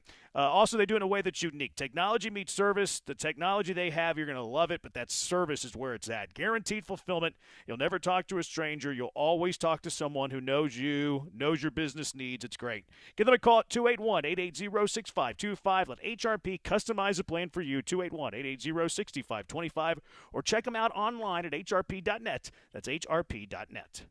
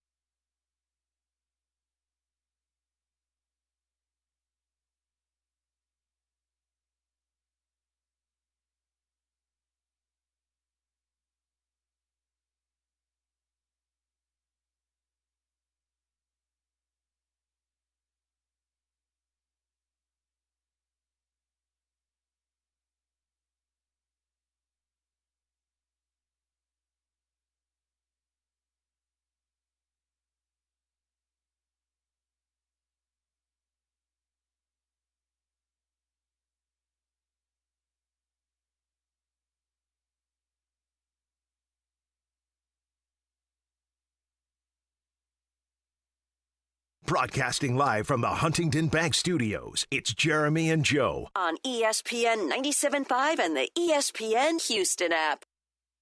Brian's bumping. A little bass there, I heard. Did May have a turnover every game in the postseason? 713-780-3776. Do we work for you? Like, do you not have Google? Can you not Google that? These are billable hours. Did May have a turnover every game in that post? This texter is asking us to dance, and he's expecting us to dance. No, he did not. He didn't have a turnover in the Denver win. No, he threw for 86 yards, but did not turn it over. Took care of the football. Now, every other game he did have a turnover.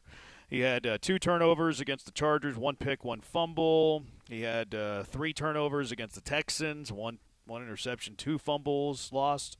And then last night, 2 picks, 1 fumble lost, 3 turnovers. So he had a lot of turnovers, but didn't do it in every game. Now you can mail me your money. You can Venmo me your money. I charge for that kind of research. Venmo Jeremy-Branham. It'll cost you $5. You can send me $5 to my Venmo at Jeremy-Branham. It's a pretty good rate. I think you could charge more for that. I mean, I was doing a discount for the junkies. That's a fair. Junkie discount. I don't charge everybody that low. We're doing his homework for him. Did May have it? Like, what does he think? We're employees of his. I mean, maybe clearly, it was Mr. Gal texting. If it was Mr. Gal texting, I don't expect you to pay me, Mr. Gal. Maybe every 2 weeks, but not for this specific instance. Yes, not for this. 5 seconds of research for you. Yes, I'll research anything for you, Mr. Gal. But if this is some random junkie, you can pay me those $5. My Venmo at Jeremy-Branham. It is active. Junkie says Patriots won't win 10 games next year. So who do you think is more likely to be in the Super Bowl next year, Seattle or New England? Seattle for sure. I mean, New England. It's hard not to be prisoner of the moment with the way the game went, but how the playoffs went in general for Drake May. Like they just were, it was largely not impressive for him. And they did have the easiest schedule in the NFL this last year, and they've got a good chunk of cap space. Like right now, like on paper, it's like $35 million. So you can find ways, but that roster to me still seems pretty flawed. Now the division's much easier, obviously, for them versus the Seahawks, but I'm just not really a believer in New England going into the next season. Like, I'll see it again. Like, I think they'll be good because of their coach, but a Super Bowl run in them for a second year in a row when next year we would project that, Mahomes and Lamar would be back in the postseason in the AFC. I can't say them, so I'll say Seattle's more likely to be back. Yeah, I would have to agree. Their defense is legit. Patriots, Drake May didn't have a good postseason. Now, he's playing some really good defenses along the way, but didn't have a very good postseason. They did have a pretty easy schedule. I think the Patriots are good, though, and that's the second question. Do you think the Patriots are a playoff team going forward, though?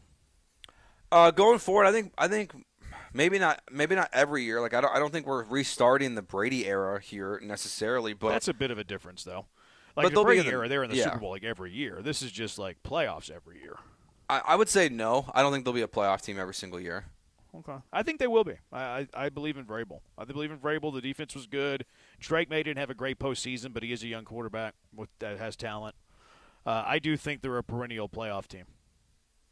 I mean, and if they miss, like, it'll be close. Like, I think it's just we just didn't get a real view of what the AFC was this year. That's why I struggle with saying that, they're going to be back. Now Buffalo's got a lot of questions, right? Like how does this Joe Brady experiment work with him as the head coach of the Bills? If it doesn't work, then, they can just keep winning the division. But, it's a 2-team race for that. But when you look at the wild card teams, like I think there is plenty of wiggle room to say, like, it took 11 wins to make the playoffs in the AFC. I think it's hard for me to say at this point, really, I guess in either conference with how competitive the NFL is, that certain teams are going to be every year in the playoffs. And this is one of those teams where I'm just not sure. Like, I think they're good, but I don't know if they're going to be a playoff-worthy team every single season. Junkie says what is going to be a trend is teams investing more in defense and a return to the run game, more available dollars to invest in other ways. That'll be interesting to see if that happens. I don't disagree with that logic either. May and Darnold, Super Bowl is bad for the NFL. When teams have to pay elite quarterbacks massive chunks of their salary, only cheap quarterback teams can build great rosters top to bottom. It's a problem. Yeah, but you look at the last 20 Super Bowls, most of them have had top-paid quarterbacks. Yeah, especially on one side. Like, even if they don't win, there's always one guy in there. That's where I always thought, like, the rookie contract thing was always a little overblown. There's always a highly paid quarterback in the Super Bowl. It's just they don't always win it. So, yeah, I don't think this is bad for the NFL. No. Or anything like that. Look, it's one game. It was not a good game. Like, there was really good defense happening, but it was really one-sided. It was just a domination by Seattle. But I don't think this is bad in any way for the NFL. No, it'd have to happen like 5 years in a row for it to really have some sort of lasting impact. I'm curious what the ratings are because there were some people that saying that like this Super Bowl is going to have like the lowest ratings it's had in years. I'm very interested to see what the ratings come out, what they look like, to see where it stacks up. I don't think it's going to be the most watched Super Bowl of all time, but people still watch the Super Bowl, so I'm very eager. Would the third round be too early in your opinion to pick up a running back? Texans related? No, I don't think so. I mean, every mock draft I look at right now that's going deeper than 2 rounds has had Jadarian Price being taken by the Texans in the second round. So, like when you have 2 second-round picks, I don't think you can rule it out. So, no, I don't think the third round would be too high at all. No, I don't think it's too high. I would even, if you love a guy in the second, I wouldn't hate a guy in the second. First round's probably a bit too high for me. So, Joe, I was looking at this. I was looking at Twitter yesterday. Actually, my buddy sent me this one. There was a guy who bet on Polymarket. I don't know if it's a guy, could be a lady, where they all of a sudden put a lot of money on Lady Gaga performing at the Super Bowl. And the odds on this weren't great for it to happen because no one knew yet. And this person put a ton of money on it and won a lot of money. And then they pulled the whole person's account to see what they were betting on. Will Lady Gaga perform during the halftime show? Yes. Got a return of this looks like they made almost a $5,000 bet and got $24,000 right. They had, will Travis Scott perform during the halftime show? That was no. Will Drake perform? They voted no. Will J Balvin voted no. So, they got all of these right. Will Ricky Martin perform? Yes. $883 bet that paid out $6,100. Will Cardi B perform during the Super Bowl halftime show? I think they lost this one because it didn't count as a performance for Cardi B because she was just standing up there dancing. It didn't count as an actual performance, so they lost in the logistics of it. But they bet no on Post Malone, no on some random somebody, no on some random somebody. They bet yes on Karol G, who was kind of the same thing as Cardi B. But it looks like they won. It looks like they won $67,000. Jeez. Betting on insider information on the Polymarket. Most of it was the Lady Gaga thing. Well, yeah, because no one knew that was coming. He said it was. My buddy sent it to me yesterday. Yeah, I mean it's crazy. It's. I should have done it. It's not surprising. I know. I wish you would have sent this to me. I would have made an account and jumped on it. Not for a lot of money, but for just a little bit to just see if this person was right. But yeah, this is total insider trading. This is why. Side tangent here. All these apps and these systems that are stock plays ain't gonna work because they got no way to track it. They got no way to track it. If this was through a legal gambling website, this would have been poo-pooed immediately. Yeah, I don't know though because the market stuff is you're still profiting on this in the long run. I don't know if they're gonna legalize it, fully legalize it. They're already being pushed out of Las Vegas and other areas. Yeah, I'm sure Vegas doesn't want it. But this is not going to want it. Yeah, but this is full on insider trading. There's no. This is someone that was a tree because apparently those were people, the bushes. Yeah. Someone was there and knew that Lady Gaga was backstage and just made a lot of money. That's where they can get in trouble, I think. I don't think it's going to bankrupt these Polymarkets and these Kalashis or anything like that because the activity is good for them. No matter if it's a loss or a win, activity is good for them because they're all betting against each other and they're getting a little small fraction of it all, right? They're getting the VIG or however they're doing it in this market stuff. But my buddy sent this to me. Let's see. I'm in Mountain Time, 4:30. They sent it to me 5 hours before the Super Bowl kicked off.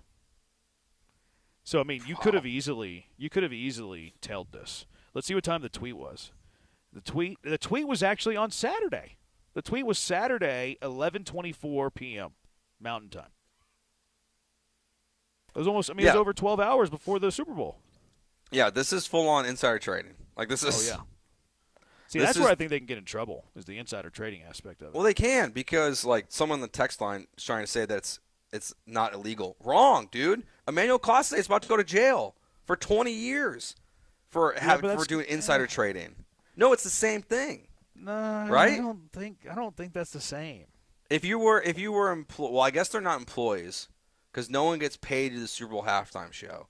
So I guess maybe that's a little different. But it's still insider trading. Like at the end of the day, if they're going to hit right, Class but A for that, not, they can hit I don't know if this. it's technically insider trading because it's not the stock market. Like I don't think that's illegal. I don't really know. Like I'm not a lawyer, but I wouldn't think that that's insider trading because it's not the real stock market. It's a betting market. Yeah, For a betting market to happen, there has to be somebody willing to take the bet. What's the difference between like this and Class A? Because Class A was intentionally throwing games and was a player and had a CBA and a contract. Yeah, I mean, but like I it's think there's a big difference. I don't see. I don't see. Like that to me is like there's a gray area then because like and there shouldn't be. If someone is wagering on information that they shouldn't be privy to, or that shouldn't be public information, like that's insider trading. That should be punishable. Like that should not be allowed. But I wish I would have known this because I would have followed it. No, I agree that it shouldn't be allowed, but I don't think it's illegal. Like where Class A is illegal or Martha Stewart was insider information on the stock market's illegal. I don't think it's illegal in that sense. Like, sounds like it should be, but I don't think it technically is right now. But again, I'm not a lawyer. Like, I know sports okay, and that's about it. But like boxers can bet on themselves to win a fight. Like UFC fighters can bet on themselves to win a fight. They can. They also can bet on themselves to lose, in which Dana White sends the FBI after them. They can't do that. They can't do that. They can't. Yeah. That's different. They can't do that. The SEC does not regulate the sports betting environment. LOL, Joe. Stick to sports. This isn't Joe's the really SEC. comparing professional athletes to volunteers. It's not the same. This thing. This is a gambling act that's no different than all the other ones. That's where I think It's people not are missing the illegal to mark. get inside info with sports betting, Joe. Okay, I guess. I don't think I'm wrong. We've seen people go down for this before. This isn't. Have we? Give me one example. We've seen it with like the mob. The mob weren't like they were taking bets illegally. Yeah, but the reason it was because they were tanking games on purpose. Okay, what are you talking about? Like, what example are you referring to here? There was it Georgetown? I can't remember. But wasn't there there was an incident in Las Vegas like a long time ago? Yeah, like point shaving. It's the same. What's the difference? That's happened quite a bit. What's the difference? I honestly don't know. I honestly don't know. But I know that those people can do it, and I know that people on Kalashi or Poly Market are okay to do it. Yeah, I mean, to me, like, regardless, it's fraud. Like, at the end of the day, like, it's fraud. Money plus insider information equals fraud, says a junkie. Yeah, I think that's a good way to put it. Security and Exchange Commission, you don't. I don't know what that means. I'm sure the people on stage had to sign an NDA for what was going on at the show. The heat will come on the person that signed the NDA to not say anything about the show. What if it was Lady Gaga and she didn't sign an NDA? It's very possible. I don't know, man. You never know. I don't know. It's crazy stuff. This Poly Market stuff, some crazy stuff, though. All right, 713-780-3776. What were the best commercials? Super Bowl's always known for their commercials. Did you any don't give them to me yet, Joe, but did any stick out to you? Couple. I have 3 that I thought were all right. None of them were great. Let me just preface it by saying that. I didn't think any of them were great. But I had 3 that I liked more than any others. Which ones did y'all like? 713-780-3776. Jeremy and Joe, ESPN 97.5, 97.9 HD2.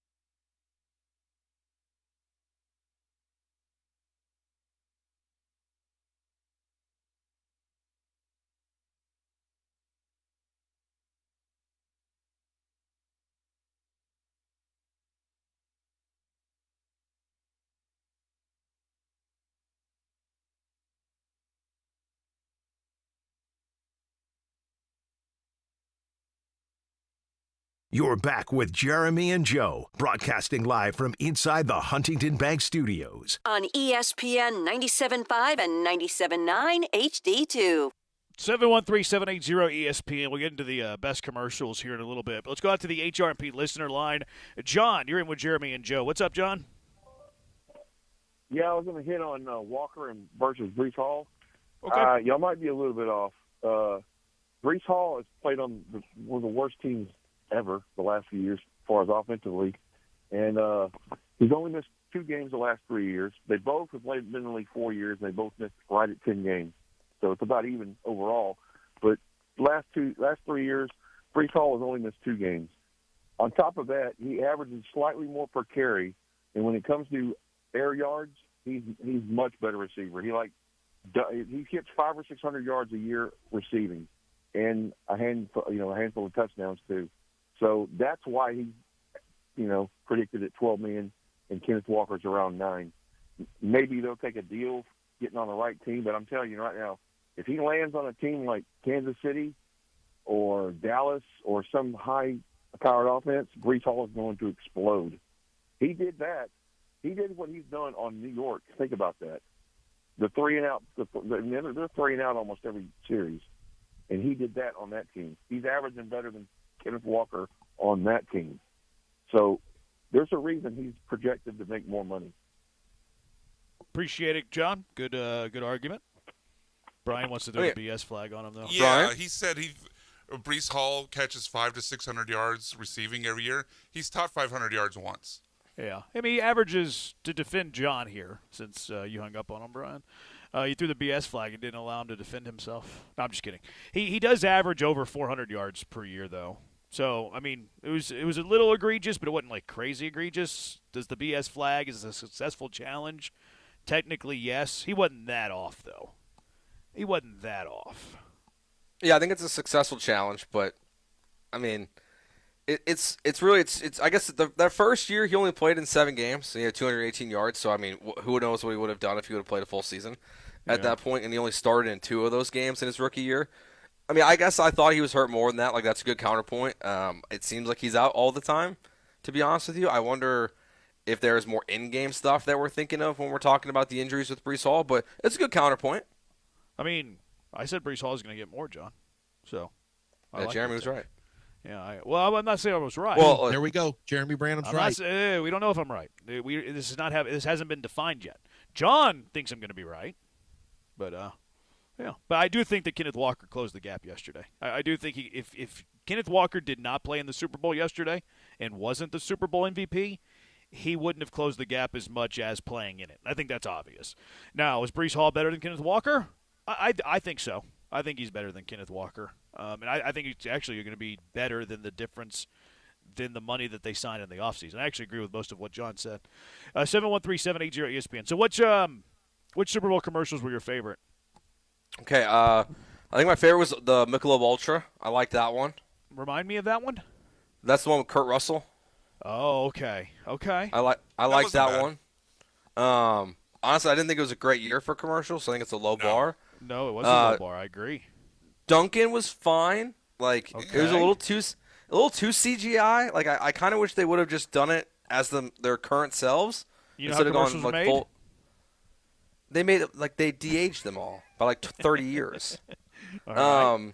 And Instacart made me chuckle. What was the Instacart one? That was the bananas with yeah, it was the Ben Stiller one. That was my favorite. Yeah, I didn't like that one. It made me chuckle. That was my favorite one. A lot of the websites that I go to for my hours and hours of preparation every morning, they had most of the top commercials had that as their number one. I didn't like it. It was too AI-y for me. Not a fan. Not a fan of that one.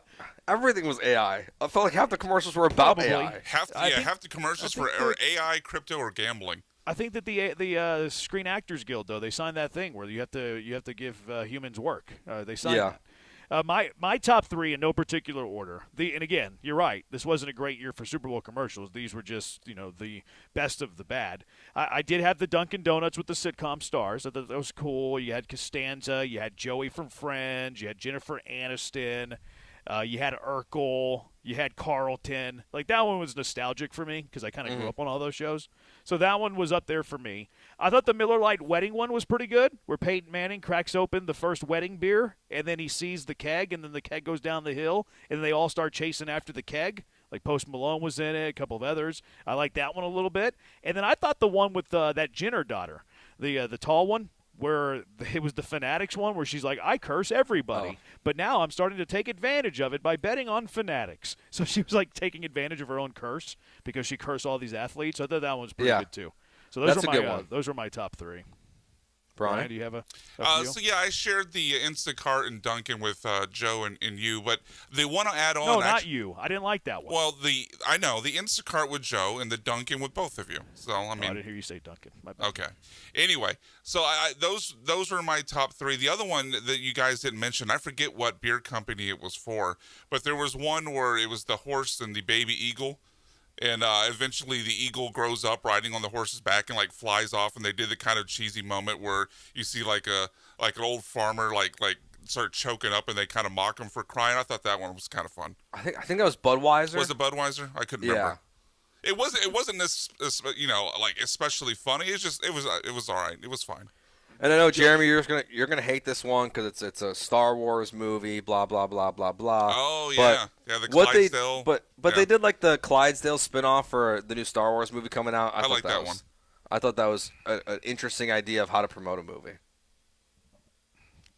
I know that was apparently the wedding was the Budweiser one. I got the beers wrong. So the Bud Light one, not the Miller Lite one. But Manning cracked open the first wedding beer, and then they lost the beer. The most concerning commercial was the Ring doorbell commercial, confirming my long-held belief that those things are being used to straight up spy on all of us. People are always freaked out about people like spying on them. Was that the one about like find your dog if it goes missing?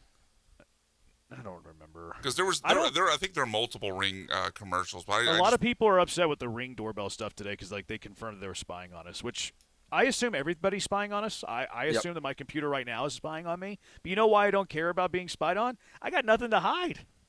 I don't care if you're spying on me. I don't care. Spy on me all you want. It's not that interesting. Like, I don't know why people get so freaked out about it. Like, what are they going to find? Nothing. Like, Just hey, I like to watch curling. Like, okay, you got me. Like, you got me. I like to eat candy bars late at night. All right, you got me. Like, I don't understand the fear of being spied on. Like, what's the FBI going to do with all this information? What are the Russians going to do with all this information? They're going to steal my money from my bank account? Cool, you got an extra $20. Like, it doesn't bother me. Yeah. You can spy on me all you want. I also just kind of assume it's happening, so, like, why am I going to freak out? Right. Like you said, yeah, like if I had something to hide, I get it. Like if I was also a spy, I'd be, fearful of other spies. Sure. If I was doing things that were illegal, I would be fearful of spies. If I was betting on the Kalashi market and I had insider information that Lady Gaga was going to perform at the half, I would be fearful of spies. Mm-hmm. Michelob Ultra, Greg skiing commercial was sick. That's also my name, so I'm biased. What about nope. The Budweiser one was the horse and eagle. Okay. So which beer was I think it was the Miller Lite then. No, I think it's right. Bud. I think it's Bud Light. I think they did a Bud Light and a Budweiser commercial. Okay. Somebody said it's about your rights. LOL. Okay, I don't care. You can have my rights. My rights aren't that great. It's not about hiding anything. It's the fact that we have little to no privacy anymore. Look, they're not that worried about your life. I promise you. Like they're not. Like if you think they're worried about your life, you're mistaken. You're mistaken. You're mistaken. They don't worry. They don't care about you. Any more here? Jurassic Park commercial was fun. I think I missed that one. I think I missed that one too. It was all right. It was another nostalgic trip. They de-aged the actors in that movie like 1,000 years. It was fine. Come on, how did y'all not like the Pepsi commercial with polar bears? That one was great. It's just kind of outdated. That's the one where like they felt like the polar bear had the polar bear in its arms, like they were at the Coldplay concert. Like that one's a little old. Like I think that reference is a little old. I think. Junkie says BMAC hates America. Joe probably thinks Kendall Jenner should be arrested for insider trading. I don't hate America. I like the commercial with the horse and the bald eagle. That was literally one of my three, and I hate America. 50 Cent's commercial was funny. There was two Bud Light wedding commercials with Manning. Oh, okay. Well, I'm talking about the one where he cracked open the first wedding beer, and then the keg went rolling down the hill. That's the one that I liked the most. Do you see how much money they made from this stuff? Who's they? NBC. So they were charging like $8 to $10 million per spot, but they were also making everyone double up, and so you also had to spend $8 to $10 million on other NBC products throughout the calendar year. Smart. So, maybe they normally do that, and I just didn't realize it. But they're making $16 to $20 million on every single commercial is genius. Yeah, I mean, if you can sell it, you can sell it, right? If you can sell it, why not? Yeah, it helps they have the Olympics, but like. Yeah, probably does help. USA's beating Switzerland 5-0 in your favorite Olympic sport, by the way, Joe. You're not even watching it. 713-780-ESPN. What can the Texans learn from the Super Bowl? The game last night. Seahawks winning it all. What can the Texans learn from it? 713-780-3776. Jeremy and Joe, ESPN 97.5 and 97.9 HD2.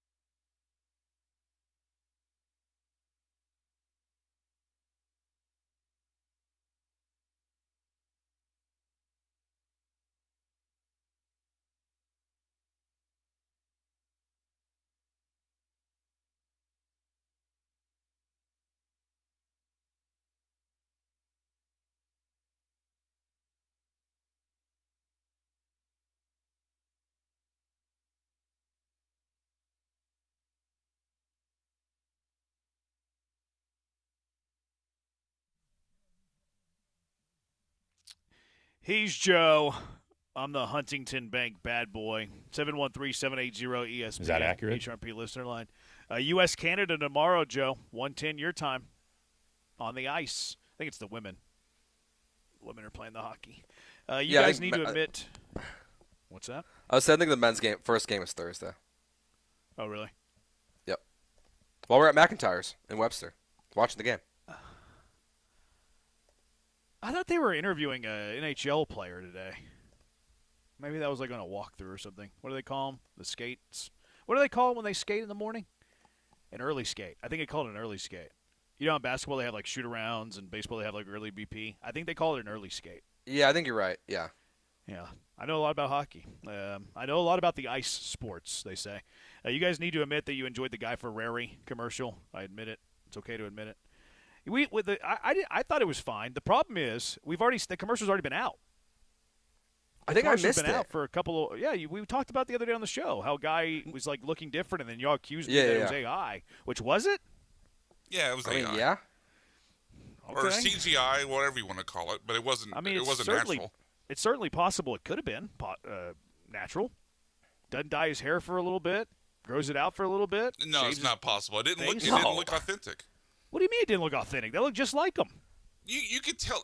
It's kind of like you could tell a Photoshop photo. You could tell it was CGI. If Guy Ferrari grew his hair out, if Guy Ferrari grew his hair out, didn't dye it, and shaved his face, and then like cut it in a month or two, I think he could look very similar to that. Sure. Yes, but I don't think it's far fetched. Huh? He doesn't look like that now.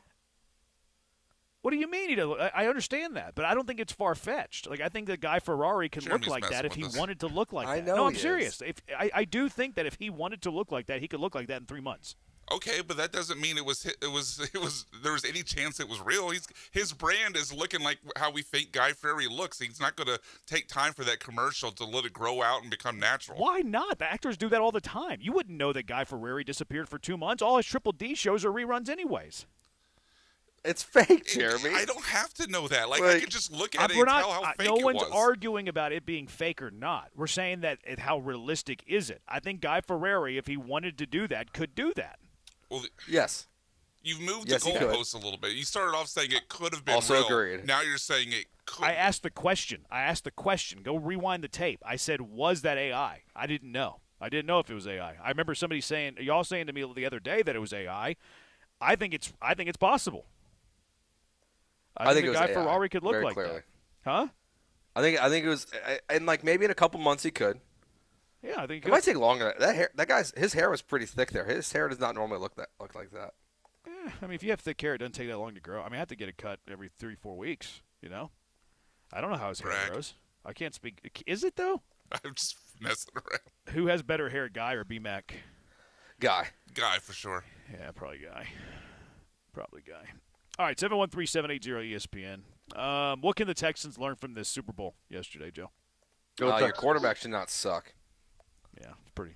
I mean, I think it's like they have the formula kind of, at least on one side. Like you have the defense that can win you a Super Bowl. We all knew that this year. Kyle Shanahan said it before the game. He said there's 2 Super Bowl defenses this year, Seattle and Houston, and so like they have half of it. But I think the other part you can is investing in the offensive line, because like that to me is like ultimately like what this game is. There was a difference is that even though Seattle was sending pressure, Will Campbell got the beats break like got crushed.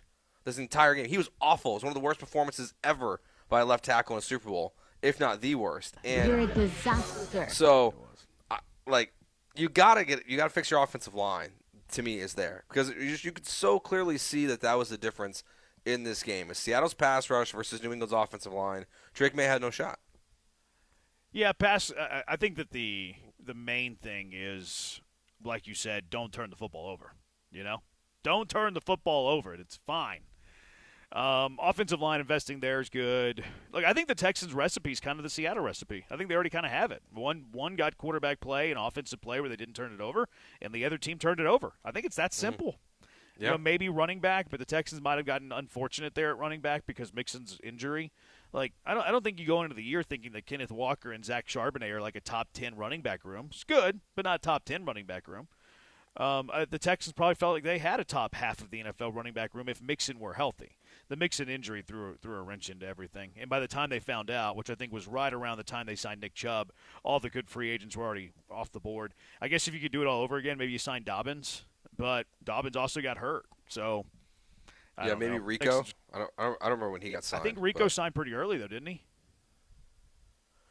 Maybe, yeah. I don't remember when he signed. So that could but you're right. Like they didn't know about Mixon. They still don't know about Mixon.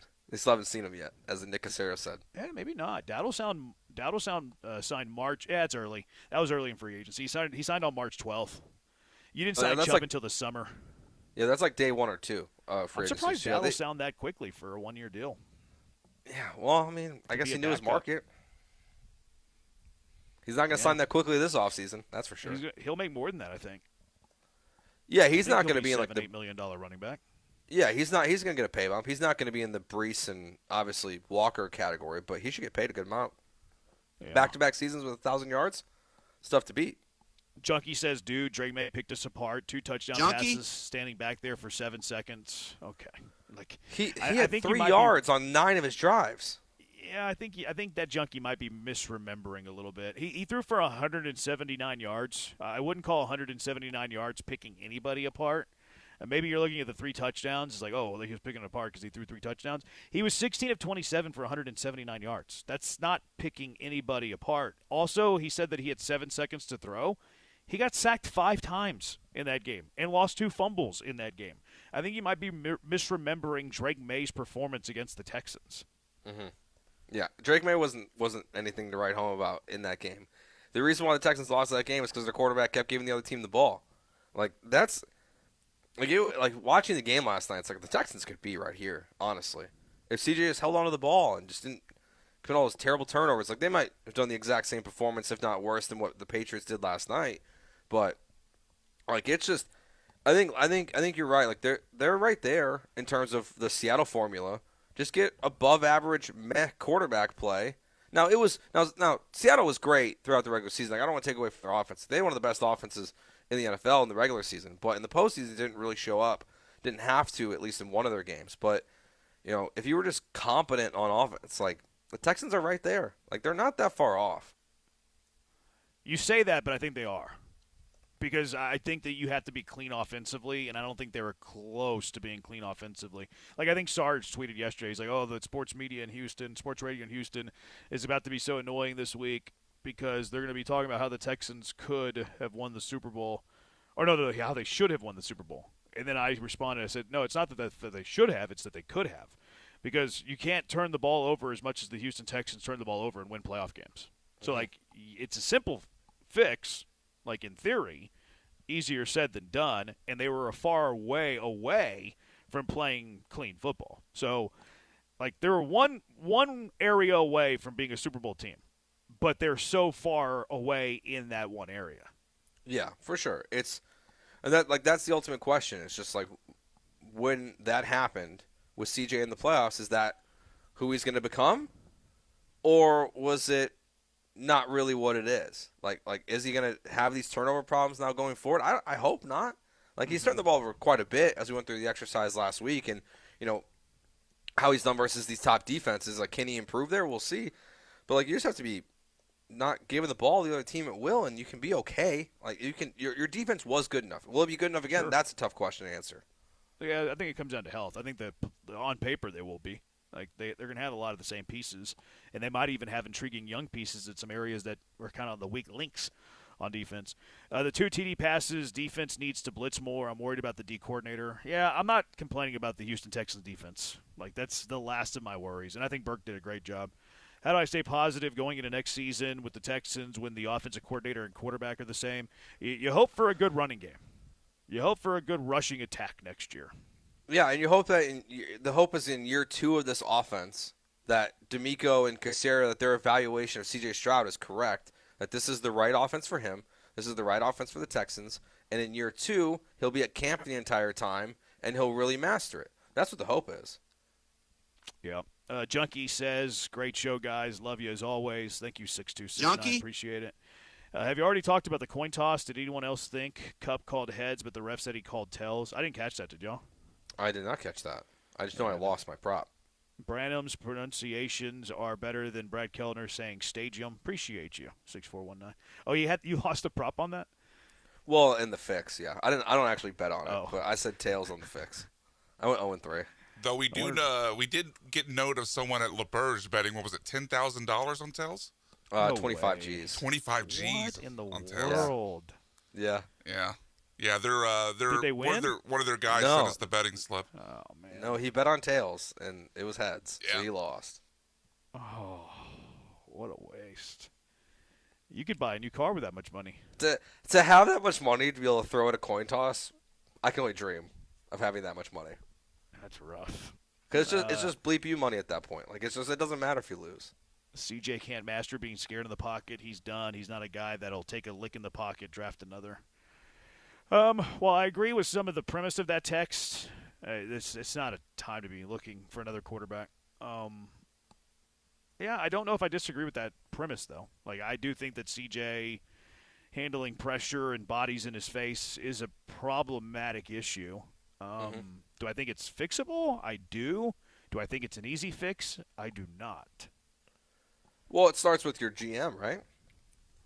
Like, you got to give. Well, it's like, is it 50-50 where it's just like you have to get the better offensive line, but you also have to be confident?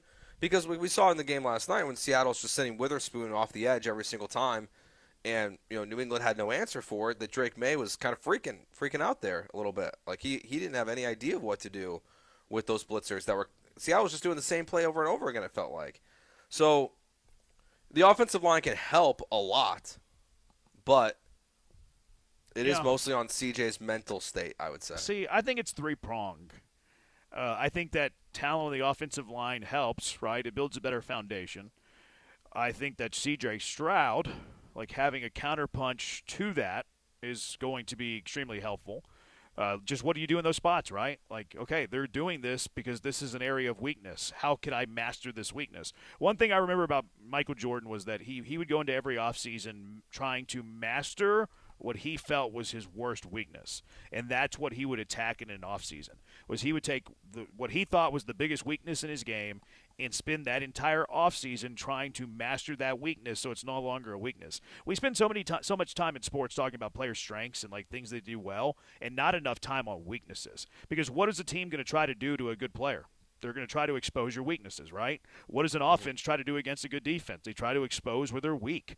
Like, you try to take advantage where they're weak. If you're playing tennis, are you going to hit to somebody's forehand when that's strong or to their backhand where it's weak? You're going to hit to the backhand, like I'm going to do to Joe here in a couple of weeks. So that's what C.J. Stroud's going to have to get good at, is he's going to have to figure out an answer to when teams send pressure his way. Because right now they're going to do it because he stinks at it.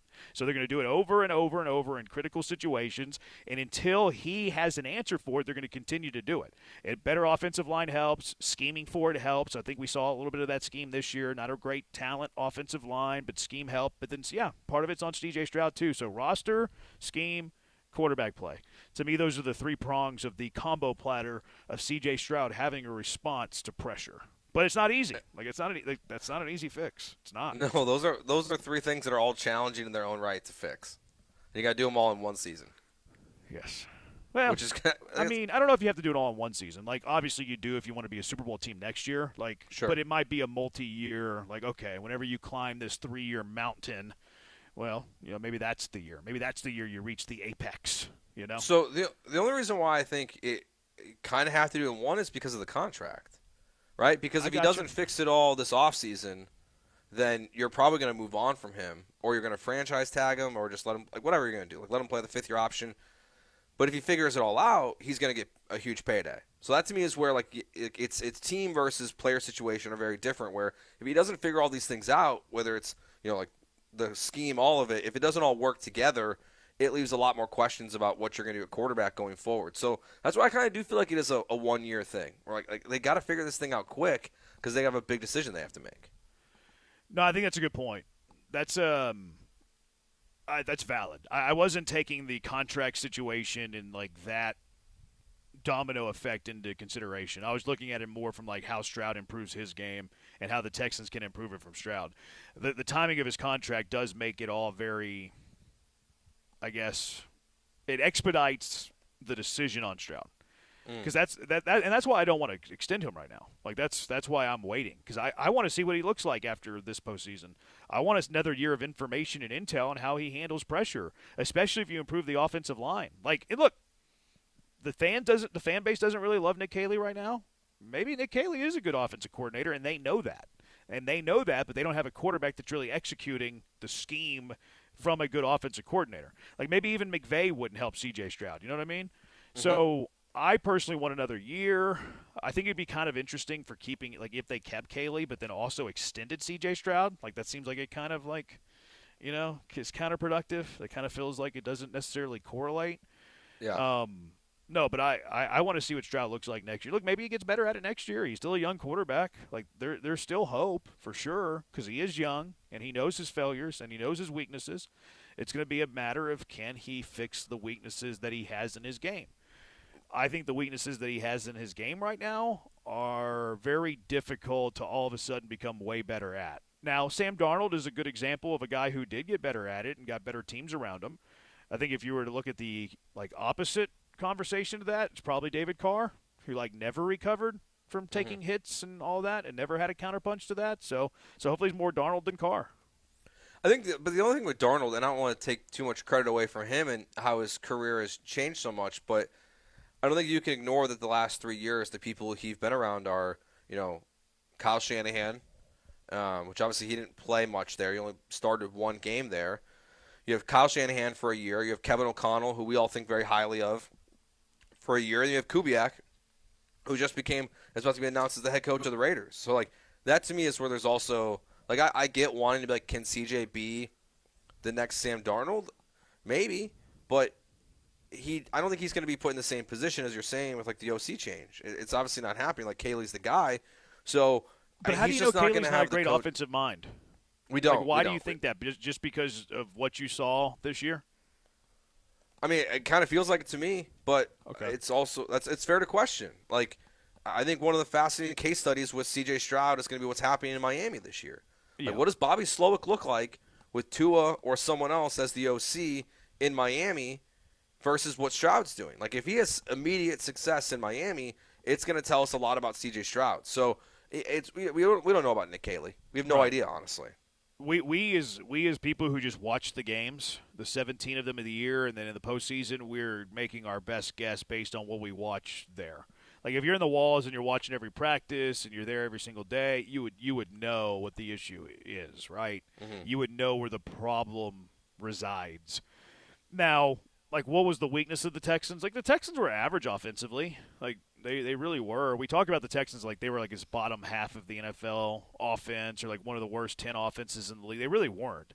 They were middle of the pack. The problem is that their expectations were probably a top 10 offense, which maybe wasn't realistic, but maybe the expectations were top 10-ish offense. They didn't have a top 10-ish offense. They were more middle of the pack. And in the postseason, they had a bunch of mistakes, right?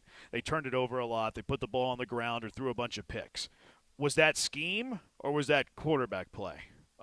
We've seen some issues with the offense this year where they struggle to get to the line. They have illegal motions and illegal shifts. They take snaps late in the play clock or have to burn timeouts late in the play clock or sometimes don't get the snap off at all. Where does the blame go? We have our opinions based on watching them play our television screens. How they view it in the Texans' offices, I really wonder where they assign that fault to. Because if you were just to write, okay, here are the 5 things that you think's problematic for the Houston Texans offense, I think we covered some of them. Now, where do you assign blame? I think the Texans bringing back Nick Caley, they're not assigning blame to Nick Caley. They assigned blame to Slowick last year, right? They let him go. They fired him. No, I agree. I think that's a cosign of not giving him blame. I totally agree. How they view it internally, like you were just saying, if they viewed it all on Caley, wouldn't they just fired him, like you're saying now? Yes. Just move on, fire someone else that you think is a different, veteran play caller. You bring in a Doug Peterson or someone that you think can help with the issues you've had on your offense with the motions and everything going wrong and incorrectly. But because they didn't do that, either they're just banking on giving him a second year or they don't think it's his fault. And they view it more maybe at best it's a collective failure, not singularly on one person, which is my guess is probably how they view it. If I was just going to guess is that they view it as a Stroud and Caley problem, but they have some confidence in both of them that they can get it right. This is why extending C.J. Stroud in the offseason would really dispute this claim, right? Because now if you're signing C.J. Stroud in the offseason, you're like, well, we don't really assign much blame to him, and we do think he is going to be the guy, right? So, that's going to be a critical point of, action speaks louder than words. Because I don't care what they say. I don't care that Nick Caserio is going on every single radio row podcast or radio station interview and radio station hit. It's like, oh, yeah, we believe in Stroud. You can say that, but then you back it up with an extension, right? Like, do they believe in Will Anderson? They're probably going to back it up with an extension. Do they believe in Stroud? Let's see if they back it up with an extension. So that's why that is going to be critical in, like, how they really feel about Stroud. Them saying it publicly isn't the same as, like, action. And action this offseason is a contract extension, which it is kind of weird that the general manager of the Texans is going on every single radio station on Media Row. Did other GMs do this and I just missed it? Not really. Okay. At least I didn't see any. Man. I didn't see any. He likes to talk. I wonder if he's, like, efforting for a position in media down the road. Who to fall asleep on, like while I'm watching a pregame show? Well, he doesn't know if he's any good or not. He's not. He probably thinks I can he's tell great. He probably thinks he's great. But, like, why would he do so many radio things? I guess he's just there, and, like, maybe you do one and then you start saying yes to everybody. I don't know, man. He goes on with Florio all the time. He goes on with Rome all the time. He has a weekly thing on YouTube. He goes on PNP all the time. Like, I don't remember a general manager. I mean, I guess Morey maybe. But there hadn't been many general managers, especially in football, that I can remember that do as much media as he does. See, even Morey I felt like was, like, pretty isolated. Okay. So, like, Flagship and Bill Simmons. Okay. Like, it's like that's kind of where he was always at. But, yeah, Nick Caserio, he's all over the place. You're right. He likes to hear himself talk. Over the years, Rome multiple times. I don't know how many GMs have a weekly hit on the team's YouTube channel. That seems – I would be willing to bet he might be the only one. Maybe. I mean, if you count Jerry Jones. Like, yeah, I mean, it's probably him and Jerry are probably up there as, like, the top two. He goes on with Florio and Sims all the time. He goes on with that Chris Long guy all the time. Pat McAfee all the time. He goes on with Pat McAfee all the time. Like, this dude gets around, yeah. man. He's on TV more than Leave It to Beaver reruns. Yeah. Nice Rome reference. He gets around the block. It's weird. It's kind of weird to me. And look, I don't dislike Caserio. I know it comes across that way sometimes. I like Caserio mostly. It's just, look, I point out things. I point out my observations, and I think Nick Caserio does more radio, podcast, TV, streaming hits than any other general manager in the NFL. And I find it to be kind of weird. I'm with you. Kind of weird. Normally, there's also, like, great success when you're doing, like, when CJ did all of his interviews and stuff, all his podcast tour, like, it felt well deserved after his rookie year. Where Caserio, maybe he'll slow down this offseason. But then again, like you said, he just did at least 5 hits at Radio Row. Yeah, it's weird, man. He had Joe Brady as well, talking about Darnold with the Panthers, if I'm not mistaken. Should Vikings fans be angry that Darnold was not kept as a Viking? Sure, yeah, absolutely. Absolutely. Darnold seems like a low bar, has been bounced around. It's like saying he can be with a starter in a World Series team. I want a superstar, top 5 quarterback, not Darnold Dilfer. Well, good luck. I'm worried it was never the coordinator's fault, but really Stroud the whole time. Same, bro. Same. Okay, 713-780-ESPN, HRP listener line. Let's get to the best of the Rockets weekend, which was a good weekend for the Rockets. Rocket power. We do that next. It's Jeremy and Joe, ESPN 97.5 and 97.9 HD2. It was a great weekend, too, for Monument Chevrolet. Always a great weekend for Monument Chevrolet. Always a great day at Monument Chevrolet. You got to get out there. Beltway 8, 225. You're going to love your time out there. They have great inventory, big inventory. Their lot's so big, too, they have road names. That's how big their lot is. But they have a great culture. You're going to love the culture. Family feel, friendly atmosphere. They hire great people, great salespeople, too. It's what makes buying a car at Monument Chevrolet so easy. They're transparent with you. They're not going to hassle you over pricing. They're not going to be annoying.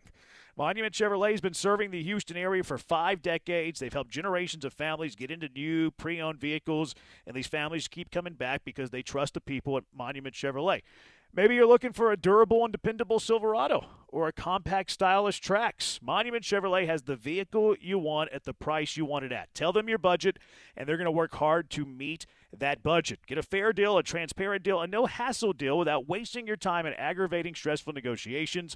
No tricks, no time wasting, no hidden charges. If you've been waiting to upgrade your ride, now is the time to do it. Visit them online, monumentchevrolet.com, monumentchevrolet.com, or just go stop by. Visit them in person, 225 at Beltway 8. Ask for GM Jeff. GM Jeff is great, and he's going to make sure to get you the vehicle you want at the price you want it at over at Monument Chevrolet. Chevrolet, together, let's drive.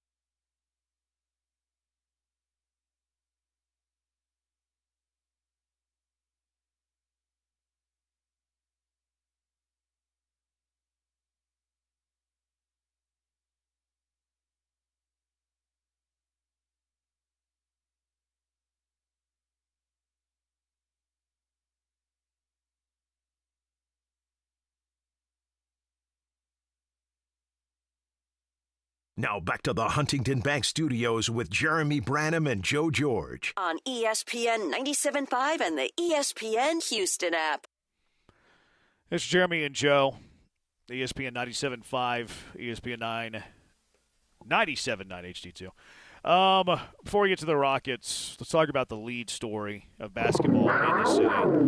Houston going into Provo, Utah, defeating BYU on Saturday, Joe, 77-66. And as always, your top 3 Cougar takeaways. Yeah, Chris Sinak's awesome. Okay. What's your favorite thing about him? There was that rollaway, he came off the baseline. It was like a little floater that he had. Baseline jumper or the floater? The baseline jumper, sorry. Fade away a little bit. Okay. Really good offensive rebounding, obviously, in this game. Felt like that's the reason why they won this one. Kingston Fleming's glad your ankle's okay. He's incredible.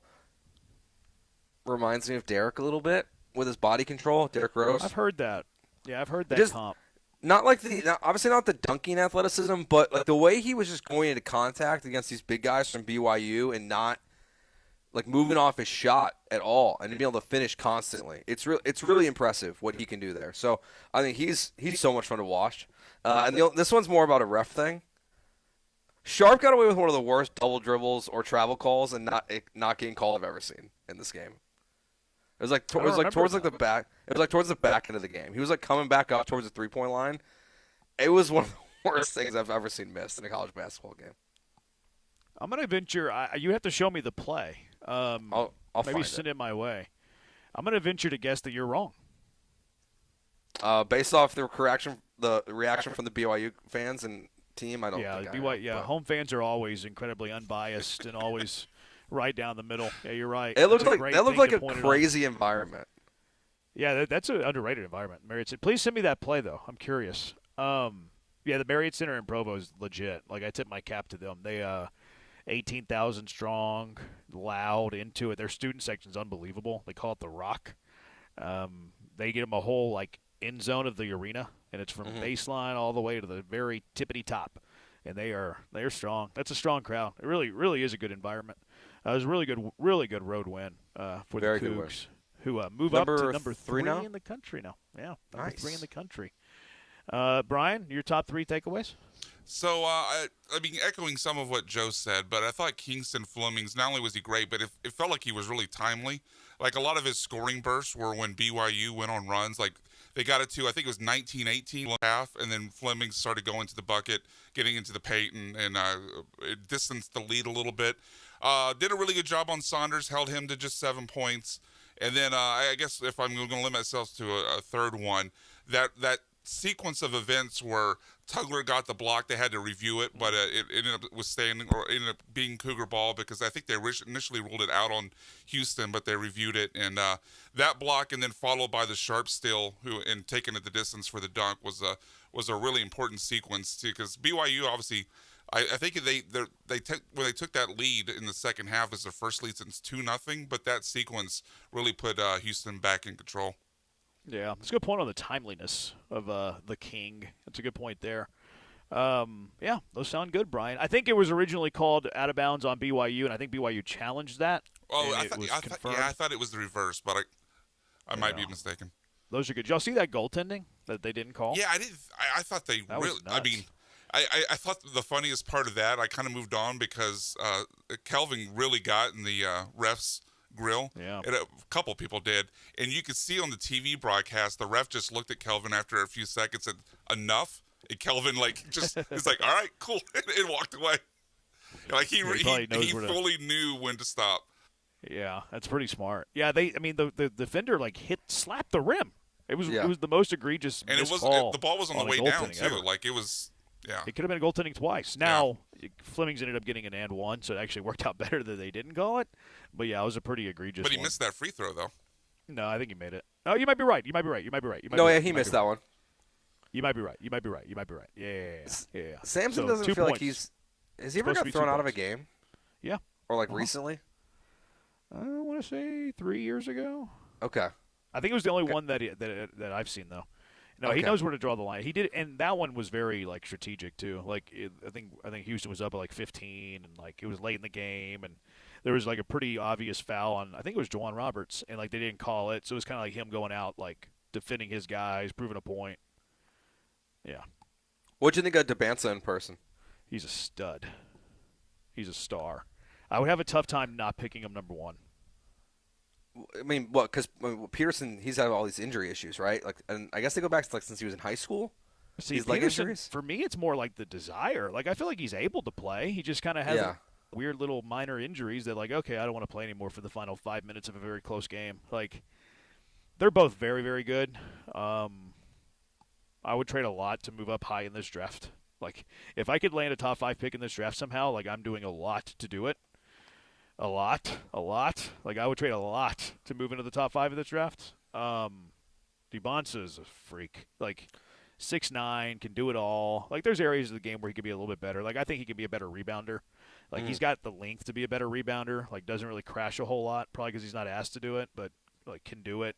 His passing's much better. Like, he's a good shooter. 6'9", like a true 6'9". Like, he's willing to play a little bit of defense, too. I'd have a tough time not picking him number one. Tough time. I haven't seen Peterson yet. I'll see Peterson here in a couple of weeks, but, yeah, he's a stud. He's a star. Yeah, this draft class feels like it's going to cause some of the most egregious tanking we've ever seen in the NBA. What is the new NBA draft lottery rules? Like, how many balls did they draft for? So now, is it the top three or top four? I can't remember. So the top 3 each get 14%. Right, but remember they used to only draw for the top 3. How many teams? Like, they only draw for the top 3, and then they would have reverse order of standing. How many do they have? How many slots do they draw for now? They draw 14. No, they don't. Yeah, they do. Don't draw for 4. No, they don't draw for 14. They don't? I thought they just drew for the top 4 and everything else fell in order. Yeah, it was reverse order. Like, it used to be the top 3 and then everything was reverse order of standings. You'd only draw for the first 3 spots. I think Brian's right that they now go to the top 4. Huh. I guess I didn't realize that. Yeah, it used to only be 3. I forget what it is now. They changed it recently. I can't remember if they changed it to 3 or 4. Because the reason that I ask is the Pacers. Yeah, you're right. It's the first 4 picks. Okay, so they did change it to the first 4. Okay. Yeah. And the Pacers pick that they traded, it's top 4 protected?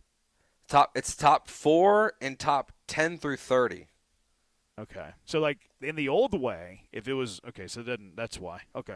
Because if it was top 4 protected and they did the lottery the old way where they only drew for the top 3 picks and they had the worst record in the NBA, they would guarantee themselves that they would keep that pick. Mm-hmm. But because it's the first 4 picks, it's, I guess, up for the lottery. Okay. I'm on Tankathon right now. They keep getting number 1 from me. The Pacers. I'm rooting for them to get the number 1 pick. Or not the number 1 pick per se, but top 4. I want them to keep their first rounder because that would be kind of fun to trade for that center, have Halliburton, and then you have a top 4 pick. Like, that would be a fun team in the East. Anyone but Dallas at this point. That's kind of how I feel. I just don't think you should get rewarded for blowing up your franchise 2 years I wouldn't care where I get. If I were a lottery team, I care. But I wouldn't care if I'm 1 or 2. Like, I would be happy. I would be just as happy at 2 as I was at 1, to be honest. Yeah. I guess 1, you could, like, hold it hostage for a team that's at number 2 that, like, really wanted number 1 or whatever. So there's value, obviously, in always having a better pick. But I would be very, very happy having number 2.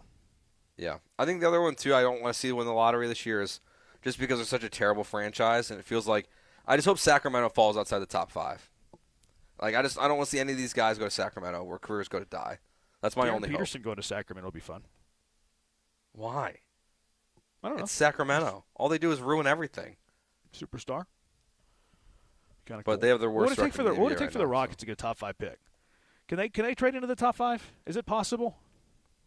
Well, they don't have a pick this year, so that I don't know if that hurts them or not. Because it's later, obviously. Probably. How many Phoenix picks do they have left? I mean, the thing is, they have the 27 Phoenix and the 27 Brooklyn. So, like, those are good assets to have.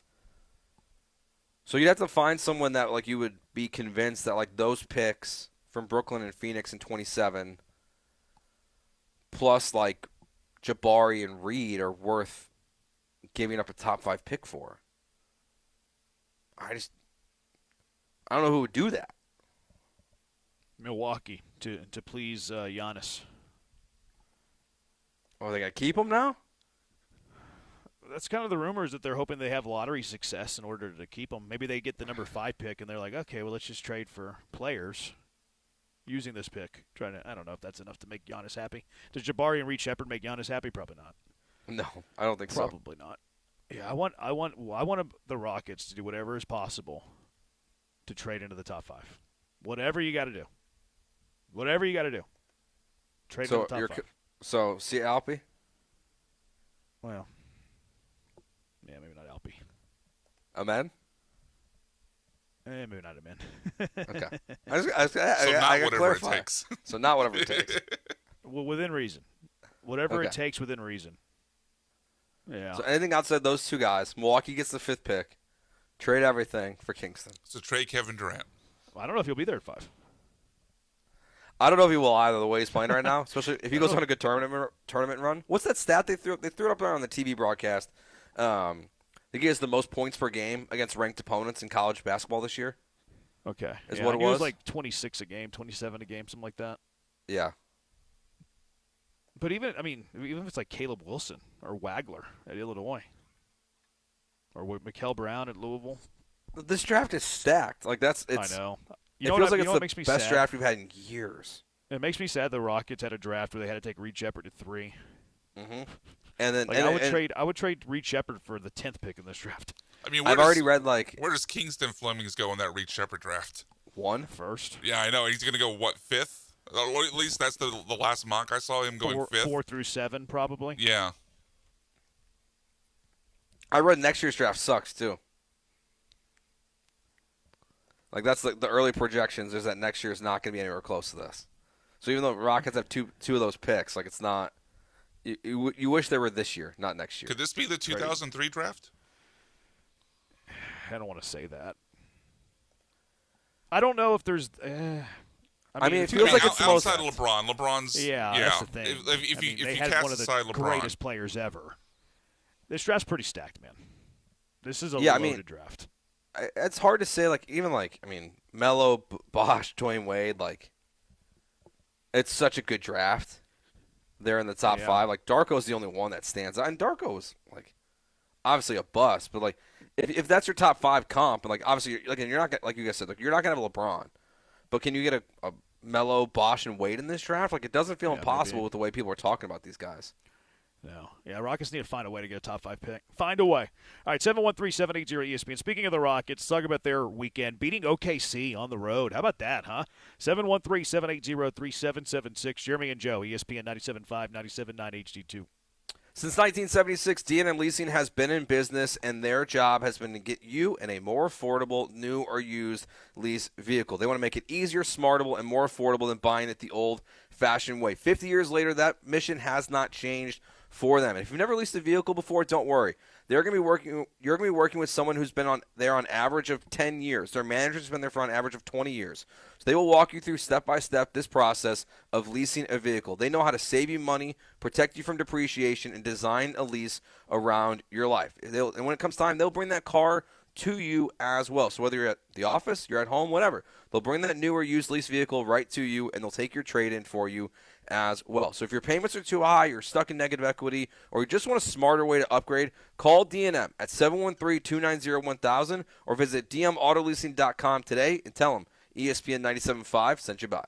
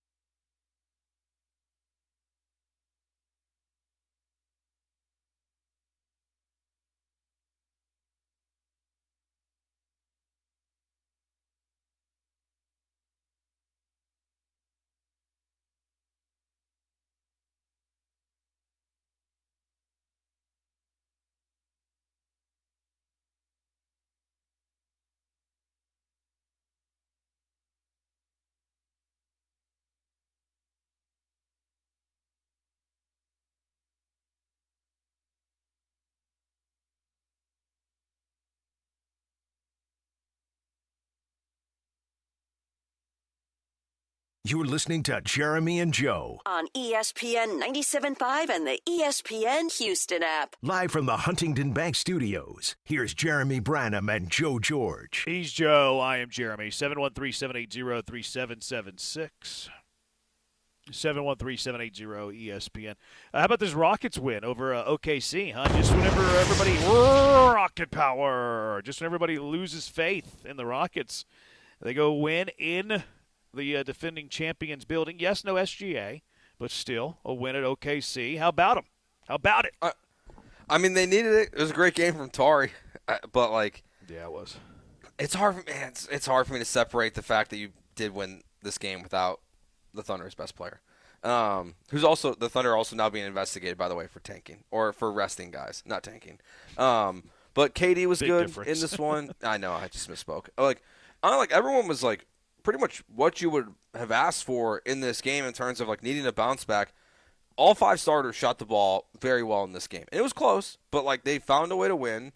They didn't collapse on themselves. I feel like some of the issues we've seen in the recent play are obviously still there. Attention to details on defense, things like that. But overall, this is a good win for the Rockets just because they needed it after the 2 stinkers before that. No, they needed it. It was a good win. I loved how everybody was criticizing. You see, everybody was blasting Ime Udoka for what he said about Alperen Sengun. Yeah. Sarge asked the question, hey, it seems like Alpe's being hunted in the pick and roll. And Stone's like, yeah, that always happens, dude. He always gets hunted in the pick and roll, which is true. They always hunt Alpe in the pick and roll. So it's kind of a weird question to ask. But it was asked, what do you think of teams picking on him in the pick and roll? Ime said that, hey, they do that. Teams have been doing that since I've been here, which is the facts. And then people are like, oh, Ime's throwing Alpe under the bus. Can you believe he's throwing Alpe under the bus? When he just answered a question like, yeah, that happens. And then Alpe then immediately has a triple-double after Ime Udoka says that. So, like, where is the Ime Udoka praise for having great tactics on how to fire up his player, right? Like, he shouldn't have done that. He's throwing him under the bus. I can't believe it. I can't believe he's throwing our favorite player under the bus. And then that player responds with a triple-double. How come no one's praising Ime's tactics today? How come that's not happening? That's not how it works. Like, Why not? That. I don't know. That fired up his player. He knows what he has to say in order to get through his player. He knows bringing it up in the media is going to get Alpe's attention. Like, it isn't the first time that it's happened. It's incredible tactics by Ime. Ime should be praised for doing it, and instead he's being criticized for throwing a player under the bus. Yeah, and he shouldn't be criticized because he's like he didn't say anything that crossed the line. No, like we've heard Ime go at the refs earlier this year, like a level 10. This is a 1. Alpe's over here calling referees the B word on National Girls and Women's in Sports Day, and then Ime can't say that Alpe gets picked on in the pick and roll? Stop it. Stop living in your glass houses, you soft people. Also, like, did you watch him bench Alpe last year multiple times in the fourth quarter because Alpe was getting attacked on the pick and roll and not playing good defense? Like, I don't – people getting upset with Ime Udoka for this, like, it baffles me. Like, it was the nicest acknowledgement of, yes, it happens. Yeah. He gets attacked in pick and roll. Yeah. Whoopsie daisies. And then these Alpe stands are just, they're outrageous. Like, they are, and it's not even like it's like the loony Turks that are coming after us. Like, it's normal Rockets fans that are upset about Alpe getting taken to task, in quotes, by his coach. Which, okay, like you do that, all right, fine. Like, I don't like that Ime's hit the player under the bus. Okay, we have a difference of opinion. I don't care that a coach did that. You care that a coach did that. But then how did the player respond? How come that's not part of the equation? Like, shouldn't that always be part of the equation? Like, isn't a coach, a manager, isn't part of the job trying to bring out the best in your player by any way possible? And if being like a little bit critical, not even that critical, a little bit critical through the media is a way to fire up that player and then get him to produce, isn't that a strong positive tactic? I would say that it is. Why don't we praise Ime for that? I think it's backwards, quite frankly. And then Ime was getting blasted the other game too after they lost. Whenever he's like, the players should be. He said the coaches should be embarrassed. So should the players. And then everybody's like, Ime's throwing his players on the bus. He's throwing He said coaches. Why are you ignoring that part? Just because it makes for a good headline? This always goes back to my theory. My big picture theory on press conferences and all this stuff. If people are happy with you, you can say whatever. If people are unhappy with you, they're going to nitpick whatever you say.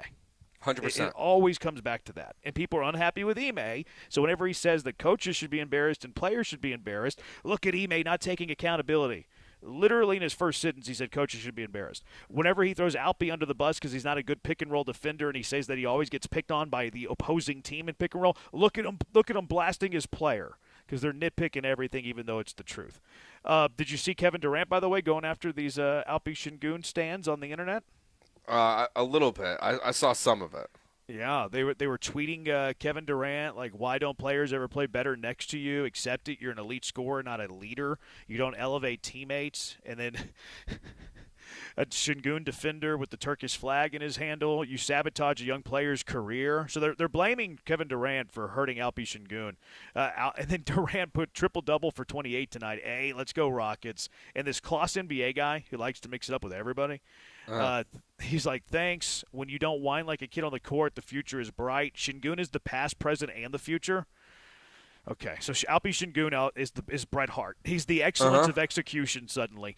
Kevin Durant says, sometimes my mere presence can make you feel like I take shine away from those you love, but I promise we're doing this together. I promise Turkish fans. And he goes, the Turkish fan base and Sengun stands will embrace you if you actually step up and lead, but you have to act like the veteran you're paid to be. Real leaders absorb constructive criticism. They don't spend their time vanity searching their name on Twitter, blah, blah, blah, blah, blah. Kevin Durant, nobody gives a bad word. If you and the minions embrace me, LOL, the locker room does, a place you'll never be. Enjoy the season, nerd. And this Claus guy goes back at him. You're a first ballot Hall of Famer, arguing with a random. Kevin Durant, I get it. You a little insecure about Alpy sharing the spotlight. Random, why would I be? Most of Sengun's fans are excited to see you and Alpy share the spotlight, but don't gaslight us. After the NOLA game, everything changed. Remember Durant yelled at Alperen Sengun for that defense that one time? Yeah. And then Kevin Durant closed it out. You can't take the superstar Stan lifestyle. Go talk to some veteran Stan so you can understand how to regulate your emotions. It's so funny. Like, it's just such a different wrinkle to have now that we could just spend – it feels like hours at times reading his Twitter account. Like, it's very funny that he just, like, chirps back at people who sometimes don't tag him, which is interesting because that means he's searching for it sometimes. But just to have, or it's on his timeline. That's very possible, too. Well, I mean, I would imagine, like, the way he interacts with these people, always attacking him, that this is all his For You pages, is people trashing Kevin Durant. That's what it's got to be. Yeah. His For You, his algorithm's all Kevin Durant's criticism. Yeah. I think it's the you sabotage a young player's career is so funny. Alpy's a top 15 player in the NBA right now. Like, he's an all-star. Like, no. Ish, yes. But, you know, more than Shedeur Sanders is a Pro Bowler. But it's like relax, guys. Like, Alpy's having a good season. Yeah. He's not failing because of Kevin Durant. He's not even failing. They're over their win pace this year. As Rafael Stone said in his press conference, just not their year. They're cursed. Like, it is what it is. It's brutal, man. The Junkie says, I'm a huge Rockets fan. Our fan base is so soft. Ime wasn't throwing Alpy under the bus. No, he was answering a question specifically. And then he had a triple-double. So even if he was throwing him under the bus, boy, did it work. Alpy stands are awful. They're the worst. It kind of like – I don't want to admit this, but it kind of does make me look at Alpy a little differently.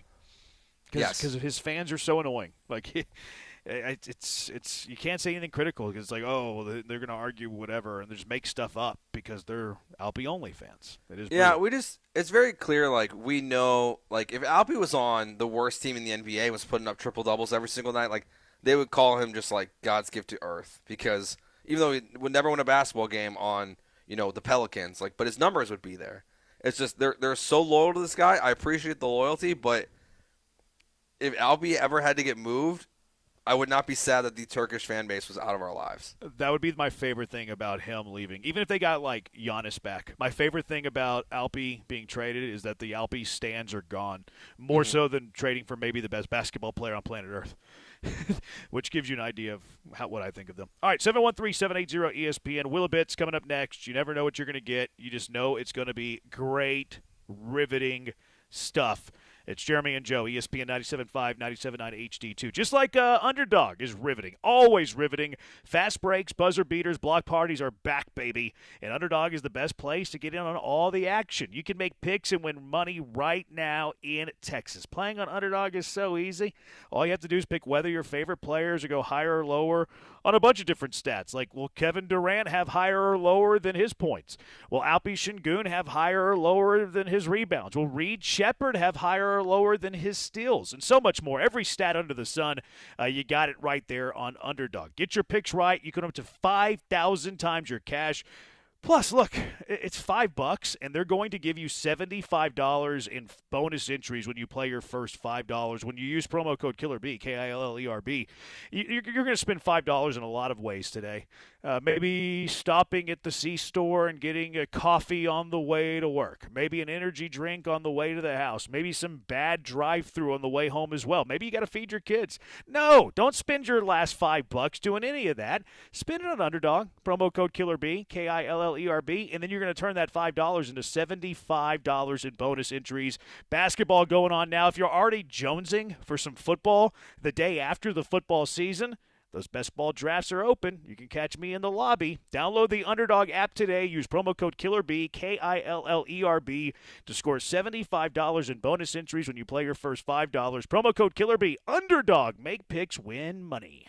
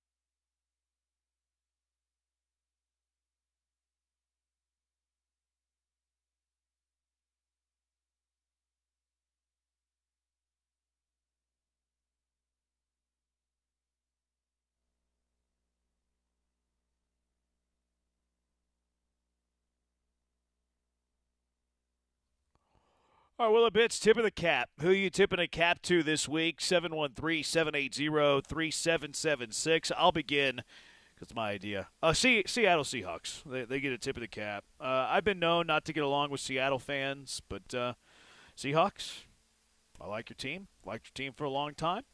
I'll give you a tip of the cap. In the same vein, real quick, I also want to tip the cap to me. I'm going to tip the cap to myself. I guess I shouldn't be pointing that way when I tip the cap to myself. Me. Tip the cap to myself. Your boy had Seattle plus 2,800 to win the Super Bowl. Nice. Your boy. Remember when I made this bet? Was I early do. in the season, and I was claiming that Seattle was the most underrated team in the NFL.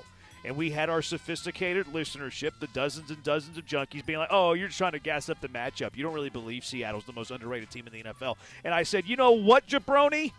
Junkie, I mean? I'm going to prove Junkie? it. I'm going to put my money where my mouth is. And I placed a bet for the Seahawks to win the NFC West. I placed a bet on the Seahawks to win the NFC Championship. And Joe, at plus 2,800, I placed a bet on Seattle to win the Super Bowl. So I tipped the cap to me. Biggest odds on a bet you've ever hit? Or do you have a bigger one? I hit a 16 parlay earlier this year. Oh, nice. Yeah, I probably would have been in the negative this season betting the NFL if it weren't for that 16 parlay. I turned out to win about 20 units. Well, I didn't actually, probably more than that. I didn't factor in the playoffs, which I had a good postseason because of Seattle. But at the end of the regular season, I was plus 20 units. Team parlay. I would have had a losing season if that didn't hit. Okay. Yeah. But what about you? What's your biggest? I won a couple of DFS contests, baseball DFS contests. Not exactly the same, but those were my bigger paydays. I've hit on one or two like plus like 2,500 Masters winners. Oh, that's nice. In the past, like normally I don't bet before. I usually bet on down on golf like that. Yeah, I like to bet on. I like to throw something out there usually on Saturdays when the odds are still pretty round? crazy. Yeah, like before the second round or before the third round. No, before the second round. So you'll bet Saturday before they tee off. Yeah, like Saturday before they tee off. So usually like Friday night, like I usually like a swing at like 2 or 3 guys. Did you mean to say swing? Like, did you intentionally say swing? I didn't, but I'll pretend like I did if it makes you happy. No, I did not mean to do that. I'll take a swing. All right. So you tip your cap. Who are you tipping your cap to, Joe? I'm going to tip my cap to someone that's showing that in basketball what truly matters. It's not games. It's not all-star games. It's three-point shootout. So welcome back, Damian Lillard. I tip my cap to you for coming back for the three-point contest, even though you haven't played in a single game this season. Has anyone been in an all-star event while missing the entire season? I don't think so. Yes. Oh, Mac have? McClung. Oh, Mac McClung. Oh, Yeah. sure. Maybe, How about Magic that one year? Not with injury. Oh, yeah, he did it when he had AIDS, for sure. Yeah. He played in the All-Star game and gave Isaiah Thomas a kiss on the lips. Yeah. Did he really? Yeah. Oh, I didn't know that. Yeah. They gave him a kiss on the lips. Yeah, so yeah, shout out, tip of the cap, Damian Lillard. Welcome back, kind of. All right. Any others, or is Brian ready to tip Brian his cap? can go. I'm going to give my tip of the cap to an Olympian, an Austrian, who one of the events I watched this weekend was the snowboarding, the parallel giant slalom, which I figured out I like more than like just the simple downhill races because they're a head-to-head competition, and you don't have to do this dog and pony show where the last 10 people are going and they already really know the winner because everyone's left that are bums. But the guy that won the gold medal is a 40-year-old named Benjamin Carl. So seeing the 40-year-old win was kind of cool, and he also ripped off his shirt. He had like 6 layers of shirts on. He ripped them all off after he won gold medal and started flexing like he was Bert Kreischer. That was pretty fun. What event? The parallel giant slalom for snowboarding. Oh, wow. He's 40 and won it? Yep. He was it went back to back, I believe. He was the gold medal winner last time too. His dynasty, that guy. What's this event where they go down the hill and then they like ramp up and try to go as far as they can? Like it's like a long jump kind of ski jump or long jump or it's like the long jump in the Winter Olympics. That's going on my screen right now. I love how they bend and they create those aerodynamics. It's quite impressive. A couple of more tips of the cap for me. Do you see Mike Tirico? Well, first off, Mike Tirico called a great Super Bowl. Agreed. Did you hear the final call? Seattle reigns supreme, which I see what you did there, Mike. It rains a lot in Seattle, so you threw in the word reigns because you wanted to make a play on that. I appreciate a good play on that. I thought he called a great Super Bowl. Collinsworth, too. I thought that was a good call of the Super Bowl. Mm-hmm. And then Tirico hosted the Primetime Olympics from the field after the game and then boarded a 1:30 a.m. flight to fly to the Winter Olympics where he's going to land like 9 p.m. their time. He's hosting, Joe. He's hosting tonight's NBC Primetime Olympics from Italy.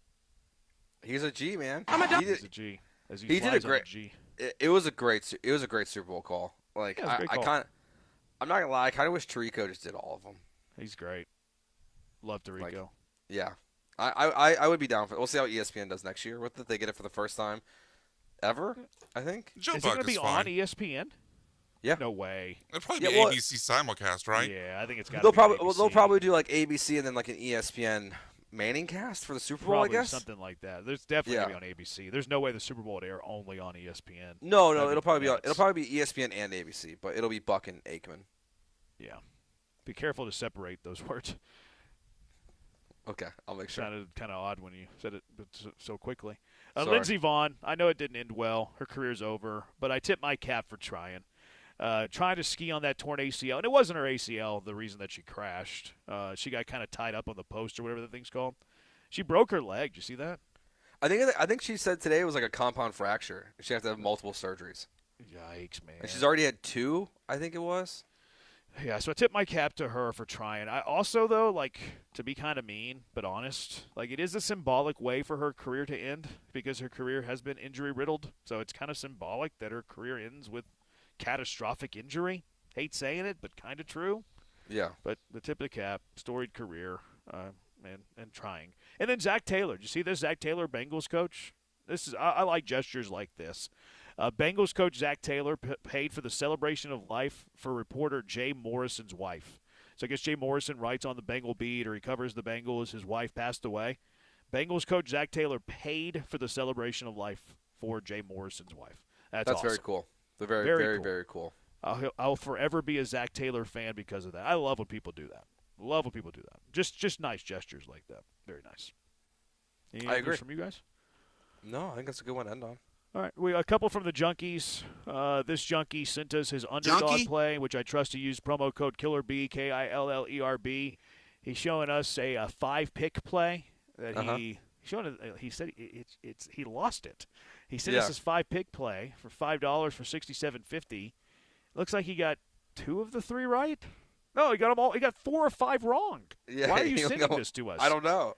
Why are you sending this junk? You know what? You're gone for sending us that junk. That's ridiculous. Why would you send us that? Out of here. I don't know why he was showing us that. Is that his biggest win? The fact that he lost? Junkie, I walked into Prime Social a few years ago on my birthday with $328 and walked out with $1,936. Boom. Nice. Congratulations. That's a tip of the cap. A tip of the cap to you. I've won a few Party Poker and PokerStar poker tournaments back in the day, but I don't remember what they paid. A few of them had commas. Did you get your money locked up? No, they let you cash out. I couldn't. You talking about Black Friday? Was it Friday or Monday? Yeah. I can't remember if it was Black Monday or Black Friday. No, they let you cash out. They let you pull your money out.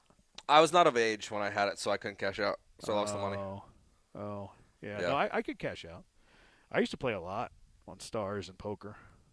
I played them all. I played a lot. Too much.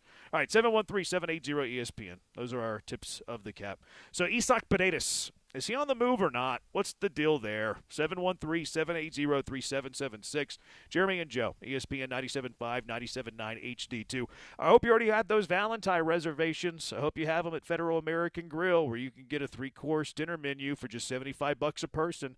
The day's coming quick. It's going to be here before you know it. If you don't have plans now, you better get plans immediately because those reservations are going fast. But head over to Federal American Grill and get those $75 a person 3-course dinner menu. It's going to be fantastic. It's going to be delicious. Your significant other is going to like it. They're going to have a great time out there at Federal American Grill. You can also stop by at Social Hour anytime. Look, right now, right in the middle of Social Hour. 3 to 7 every single day. $10 appetizers, various drink specials. The vibe at Social Hour at Federal American Grill is fantastic. They got world-class whiskey for you, world-class bourbon selections. You're going to love your time there. Plus, join Club Fed. It's a reward point system where members have early access to all things Federal American Grill. I just pulled up a menu. This is what I would do if I were going to dinner tonight at Federal American Grill. I'm out of town, so I can't. I think I would start off with I'm going to go with the Bang Bang shrimp. You know, the shrimp tossed in that sweet and spicy sauce. That seems like a good way to get your dinner started tasty, a little bang bang shrimp. If you're thinking about eating a little light, I like the iceberg wedge salad. That has been a topic of conversation on the show before. I'm a sucker for a nice iceberg wedge salad. And then maybe you're eating a little bit on the lighter side, maybe a Freedom Burger. And with every Freedom Burger sold at Federal American Grill, they donate $1 to Camp Hope, which of course helps out with the veterans that are fighting against PTSD. So take advantage of that. Federal American Grill, your spot. They got spots all over town as well. They got the one in downtown, 2 in the Katy area, 1 at Hedwig Village, Shepherd, and then 1 up in my neck of the woods, up on the north side in the Woodlands. So get out there to Federal American Grill, where precision cooking meets quality ingredients and a tribute to classic American cuisine.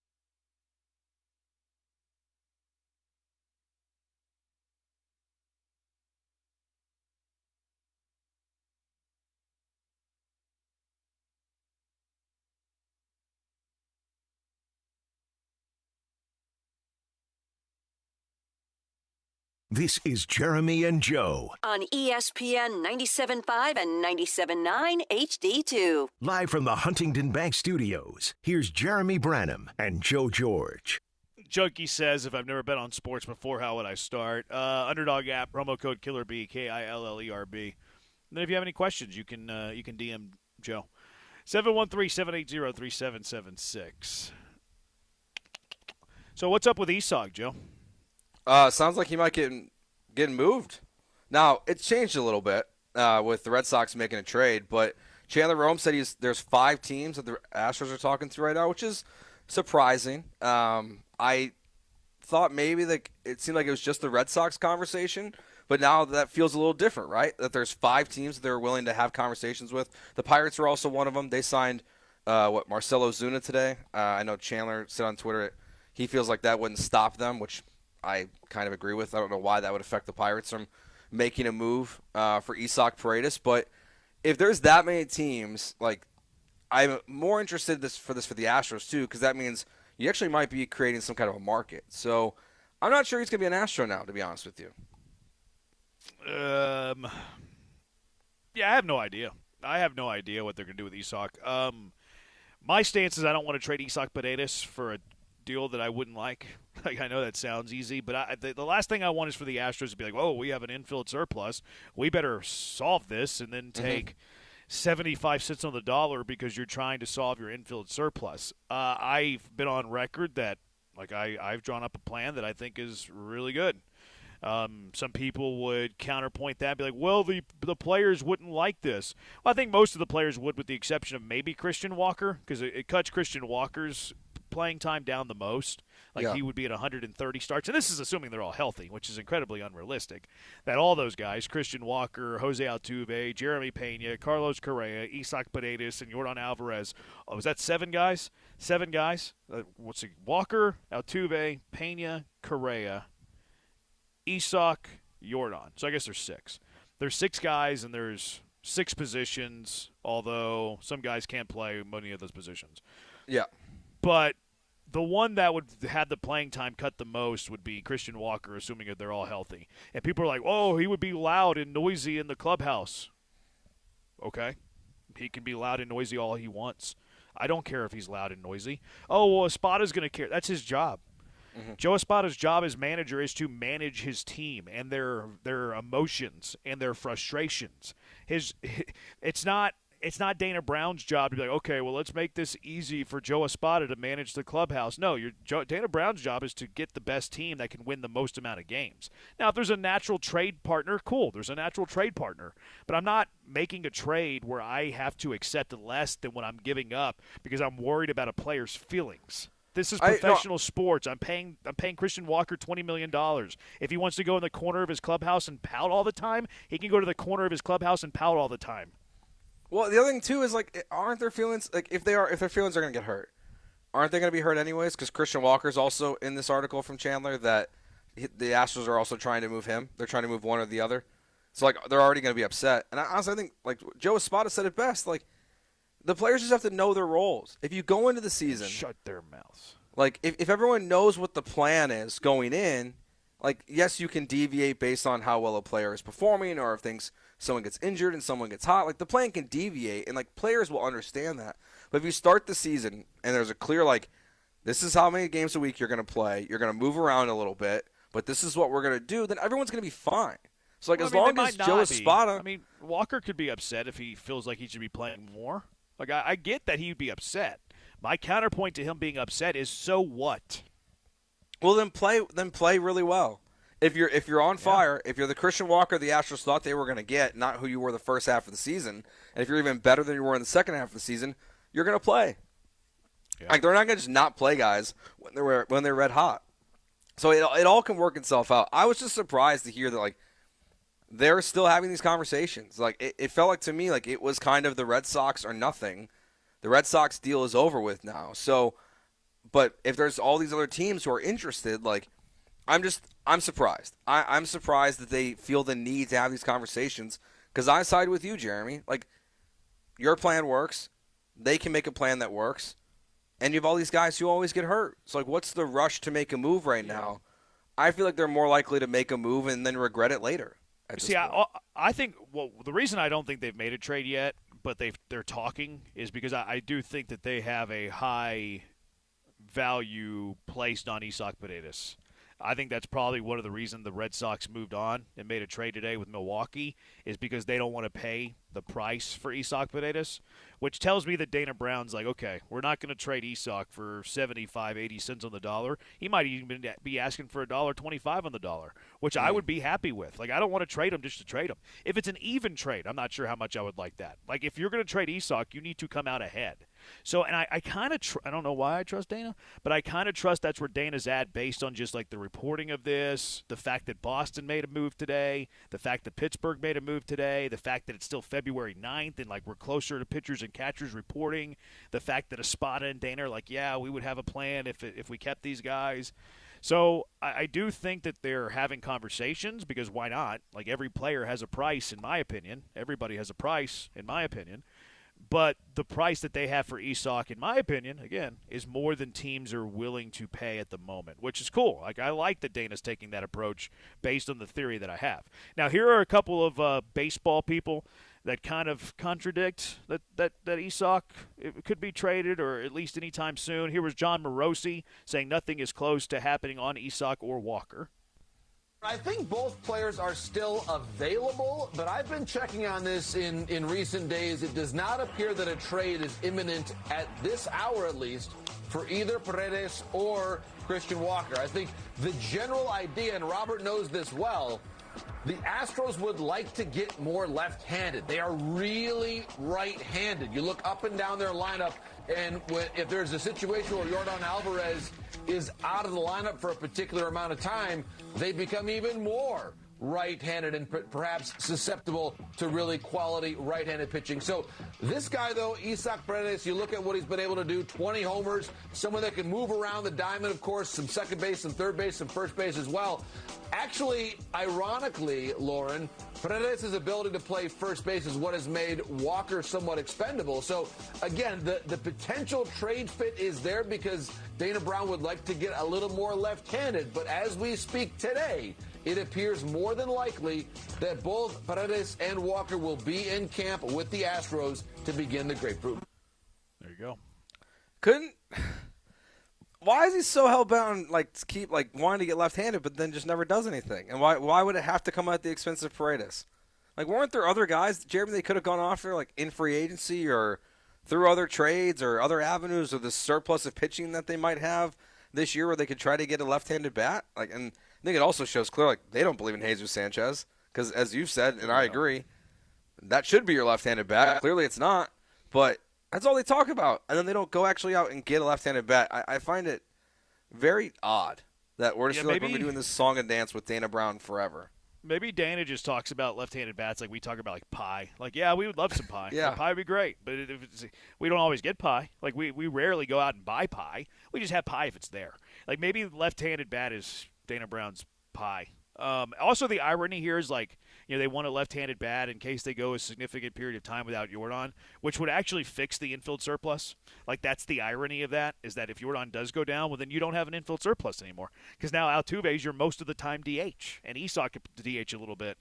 So, that part's also kind of funny. And then here's Ken Rosenthal opining about Pittsburgh and why they're out on Isak, even though, it's not really a positional conflict signing Ozuna because he's probably a DH outfielder.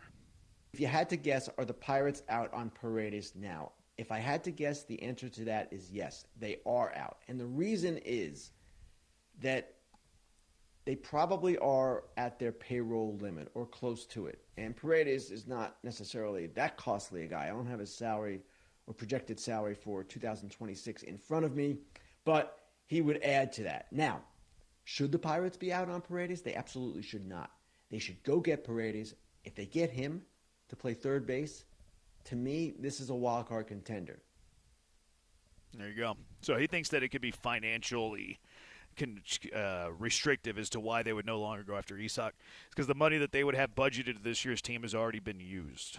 Which, that makes sense. It's how the Pirates have operated forever, it feels like at this point, that they're one of these organizations that when people get all mad at the Dodgers and other teams and the Mets for spending money, I always feel the Pirates don't spend any money. Isaac Paredes is $13 million now. That's what his new contract is, I believe. You can't pay $13 million for a good third baseman. Okay, I don't think that's 13. Why. I think it's 9, isn't it? Is it 9 and then 13? I think that's what it is. I think it gets to 13 next year, does it? I thought the second year was a 13-year deal. Maybe so. This year it's 9-3. Yeah, the Pirates can't do that. Yeah, it's a 13.3. Team option for 27.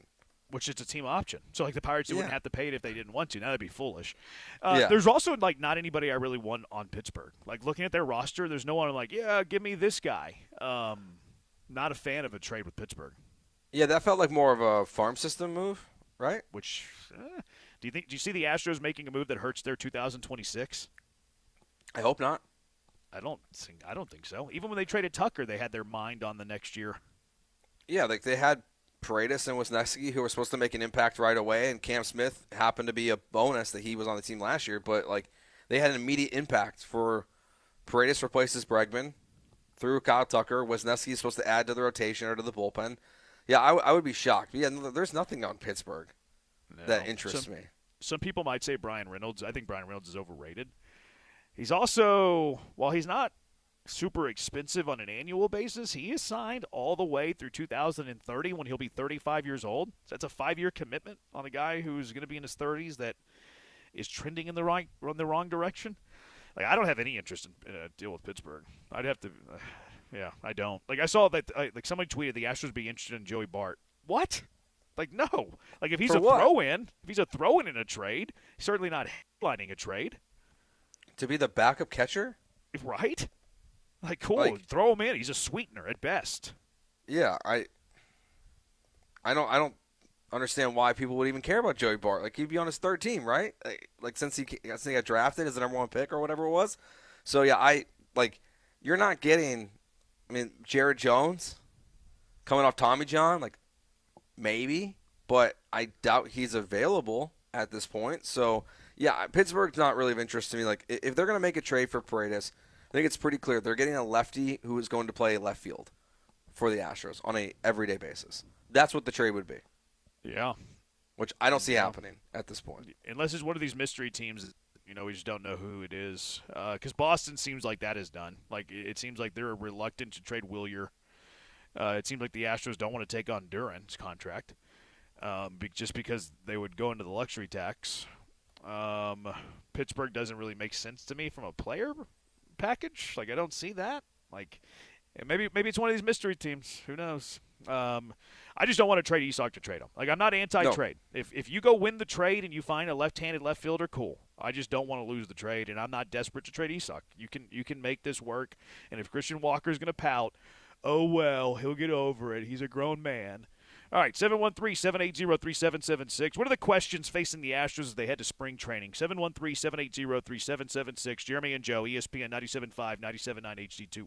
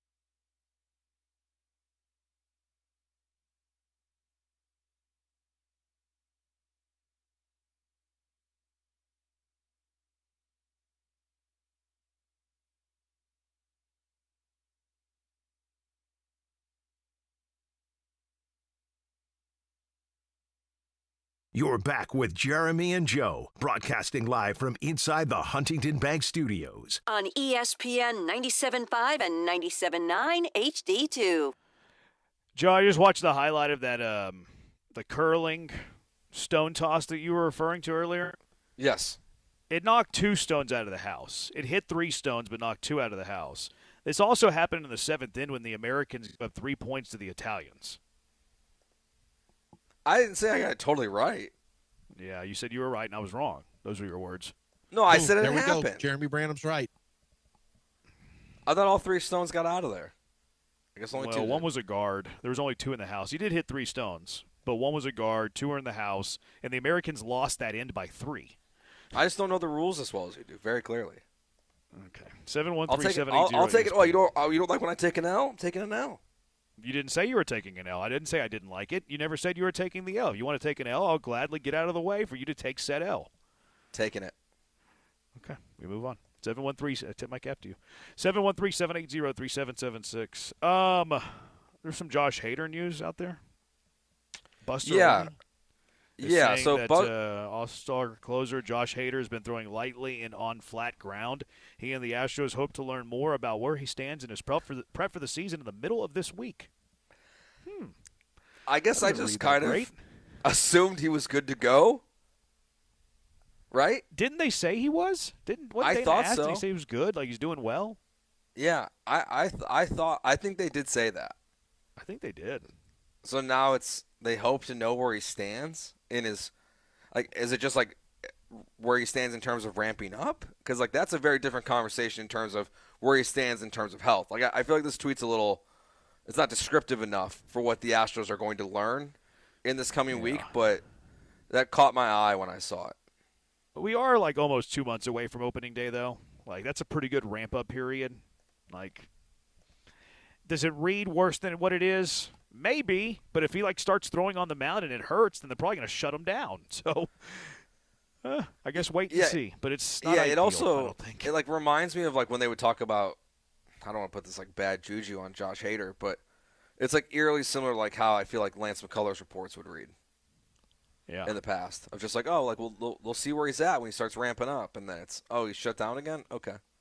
I mean, I don't think that it's like enough. Like it's not alarming yet. Like it doesn't read great, and it's like, like things go wrong when he starts to ramp it up. Things will be bad. I mean, I don't know how different than it would be though. Coming off like you haven't had to throw, right? Like you were you missed the last month or so of the season because you had arm trouble. You probably didn't want him to throw a ton during the off season. Like maybe this is like just where he needed to be in terms of like his ramp up, and there still is time. But you would just love to. You would have loved if the news was like he's throwing off the mound and his stuff looks excellent, right? Like that's what you would hope to read. Maybe it still gets there by opening day. You just hope for a more optimistic tweet today. Maybe it's nothing. Maybe it's something. Only time will tell. Well, I mean, I know the Red Sox they were interested in Brian Abreu, right? That was reported. So, does that factor in to this at all? I mean, I guess we'll know middle of the week how where he's at, but. I think it adds to now one of the bigger questions of spring training because felt like you were set at closer, and maybe that's not as a sure thing as of right now. Yeah, I'm pretty sure, right? Like if it's not Hader, it's Abreu. Oh yeah. Well, yeah, I guess the trickle down effect, just how it works out, like how long he could be out if he's out at all. Like he could be totally fine. Yeah. Yeah, we'll see. Top 3 concerns for the Astros are health, health, and health. You can say that about every team, but you can say it even more so about the Astros. Will Lance McCullers' total innings pitched be more or less than his ERA? I think his total innings pitched. More? My take, and without seeing Lance McCullers throw it all in spring training, and without hearing a single report so far, so like this is obviously going to change a lot over the next 6 weeks. My hot take is he's not going to make the team. That's my hot take. Are you surprised then that I feel like every roster projection, rotation projection I see for the Astros, locally, nationally, they're penciling in Lance as the 5th guy? No, I'm not surprised by that because people feel that he's making too much money and he has to be carried on the roster. Like, I believe that I'm in the minority with this take. So I'm not surprised to see that. But he is in the final year of his contract, so, like, is it better to pay him $18 million to be on the team or to not be on this team? I think that it's the latter without seeing him pitch at all this season. Maybe he shows up at camp and it's all back, right? Probably unlikely, but maybe it's all back, or maybe it's good enough. But, I mean, the Astros brought in a lot of starters now. I mean, you're looking at Hunter Brown, Christian Javier, Imai. Weiss was brought in. Like, they picked him up. You still have Spencer Arrighetti on this team. Like, those are 5 guys I think they think higher of than Lance. Mm-hmm. I feel like I'm forgetting somebody, too. Like, I think there's a tough time for him to make this roster. Like, maybe they'll start him off in the rotation, 6-man rotation, and carry him for, like, Burrows. I'm forgetting about Burrows. Yeah. So, like, I mean, that's a bunch of dudes. Like, that's potentially your rotation before you even talk about Lance McCullers. So he's going to have to show something. Yeah, because it's not just about, like, the health is the – I guess, is the health or the stuff the biggest question with Lance at this point? Like, I don't even know. I'm actually wearing his T-shirt right now, bury me in the H. I think it's the stuff. I think so too. Like it wasn't that good last year. Like there was innings where it looked really good, but then the next inning would be kind of a mess. I mean, he had that one outing where he got 1 out and gave up like 5 or 6 runs, and they had to yank him early. So I just don't. I'm honestly, I don't think it's a hot take because I agree with you. So maybe we both have the same hot take, but like I'm with you that I don't think Lance McCullers is on the opening day roster. If he is, it's only because they go to a 6-man rotation. Which means that at some point when they go away from it, where does he go? They have said they're going to start off in a 6-man. So maybe it's like, hey, you can start the year, and then if you don't pitch well, then maybe it's the Jose Abreu thing, where you give him a chance even into the season. Yeah. And then if it's not working out, then you cut him, a month or 2 into the season. But Arrighetti's going to be higher in the rotation. Hunter Brown's going to be higher in the rotation. Mike Burrows is going to be higher in the rotation. Imai is going to be higher in the rotation. Javier is going to be higher in the rotation. So that leaves him fighting for the 6-man. If you go to a 6-man, they said they will early in the year. He's going to be fighting for the 6th spot in the rotation with Ryan Weiss, who they brought in as a free agent. They brought him in. They signed Nate Pearson early to be a project starter. I wouldn't even put him in the mix. Like, I don't think he's going to be in that mix. I wouldn't put Colton Gordon in that mix. Is A.J. Blueball in that mix? I think is he so. going to be a reliever? So maybe it's a 3-man race for that 6th spot between Blueball, McCullers, and Weiss. And maybe they start off Lance McCullers in the 6th spot early in the year. Weiss and Blueball go to the bullpen because you want some length, because you're going to have a shorter bullpen, because you're in a 6-man rotation. Like, that's feasible. That's possible. And then if he's not pitching well after 5 starts, fake injury or DFA. Text line brought up Jason Alexander too. Like, I don't know what kind of a factor he is. The Summer of George! Yeah, I don't think that he's on the roster at least. He's on the 40-man. He has options. I think he's going to be starting the season in AAA. I mean, if you want to throw him into the mix for the 6th spot in the 6-man rotation, I'm okay throwing him into the mix. I'm okay throwing his name into the hat. I don't think he's going to be on the opening day rotation, or I don't either. Pitching staff, unless there's injury. Injuries open things up. Yeah, I mean, we'll see with Lance. Like, I'll go back to, I think they should have tried to turn him into a bullpen pitcher. I know it's going to be harder for him, and it's more challenging, and there's more health questions because of the up and down and pitching more frequently. But, like, I think he would have had a better chance personally to make this roster in a long relief role than in a starting role. But, like, he can't be a long reliever. I just don't really factor him in. He could be a 1-inning guy. He can't be a long reliever, though. He doesn't have the bounce back ability to give you 3 innings randomly and then come back 2, 3, 4 days later and do it again. Yeah, he's really like a once every 5 day guy. He's not a long reliever. Long reliever, you want guys with rubber arms that can give you 2, 3, 4 innings every 3, 4 days randomly, and he's not that. Like, he needs that precise schedule. Maybe a 1-inning reliever, maybe, but is his stuff good enough to be a 1-inning reliever?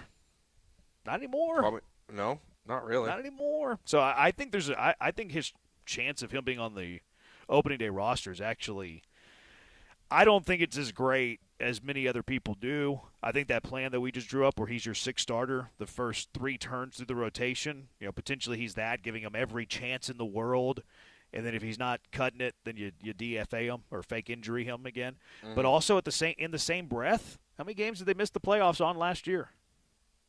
A half. Can you afford throwing a pitcher who is not your best option 3 or 4 starts after you just had the year that you had last year and to miss the game by such a narrow margin? I would say no. Because he's responsible for a handful of losses last year. Exactly. So I don't – Yeah, I guess just it's a money question for Crane and a loyalty question at this point. Just like, how loyal are you to McCullers, and are you willing to pay him the money to go away, or pay him the money to fake an injury and be out for the entire season, just be a cheerleader on this roster? I think that's likely, actually. I think that they could just fake an injury and then he retires after the end of next year. I think that's in play. Someone said Blanco. Blanco's coming off Tommy John, is expected to be back late summer. Hopefully the Astros timelines are better now with the new training staff. Actually, it's kind of the old training staff, but a new trainer. It's just the same guys. They just got rid of Jeremiah Randall. What do you do with Blanco and Wisniewski when, if they come back? These things usually play themselves out because you're not going to get through the entire season without pitchers getting hurt. So, like, the easy answer for me is they're going to replace the pitchers that got hurt throughout the year. Mm-hmm. I mean, Wisniewski can pitch out of the bullpen. Yeah, for sure. So I think Blanco when he comes back. Too. Yeah, I think Blanco can. I mean, what he did in the playoffs in 22 when they made the run. I think he did it before Dana Brown got here. Yeah, so like he can. If you happen to have health when those guys are available, you can strengthen your bullpen through them. But unfortunately, with the Astros, like I just don't trust their medical staff to say that these guys are going to come back, not ramp up too soon, and get rehurt again, like we saw with Luis Garcia. So, like. They're out there, but it's one of those, like, for Blanco and Wisniewski, I'll believe it when I see it at this point. Like I just don't factor them into the season at all. Now that is a new training staff. But that's the outlook you should have on it though, Joe. Like don't factor them in. If all of a sudden they're back, okay, let's make a decision then. Yeah. But it's just gravy. They're gravy. Ronel Blanco, gravy, baby. Hayden Wisniewski, gravy. You like Blanco or Wisniewski gravy better? Blanco gravy. Yeah, me too. All right, 713-780-3776. Junkie of the day. Who is your Junkie of the day? It is Jeremy and Joe, ESPN 97.5 and 97.9 HD2.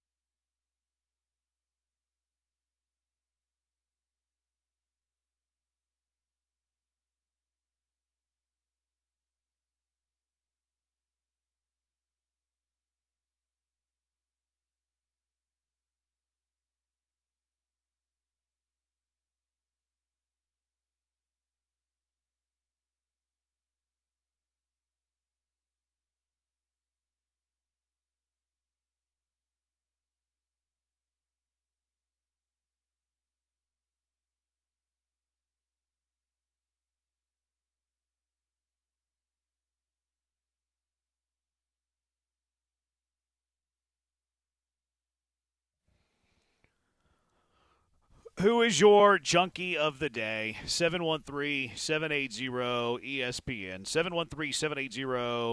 713-780-ESPN. Who is your junkie of the day?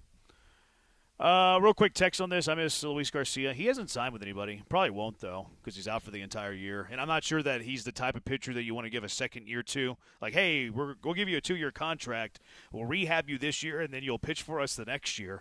I'm not sure he's good enough to do that, quite frankly, after 2 Tommy Johns. Just a sad, sad story, quite frankly. I love Luis Garcia.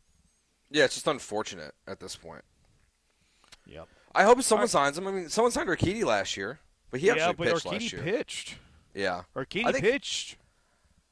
Is he still sitting out there, too? Or I think he got signed by the Giants. Oh.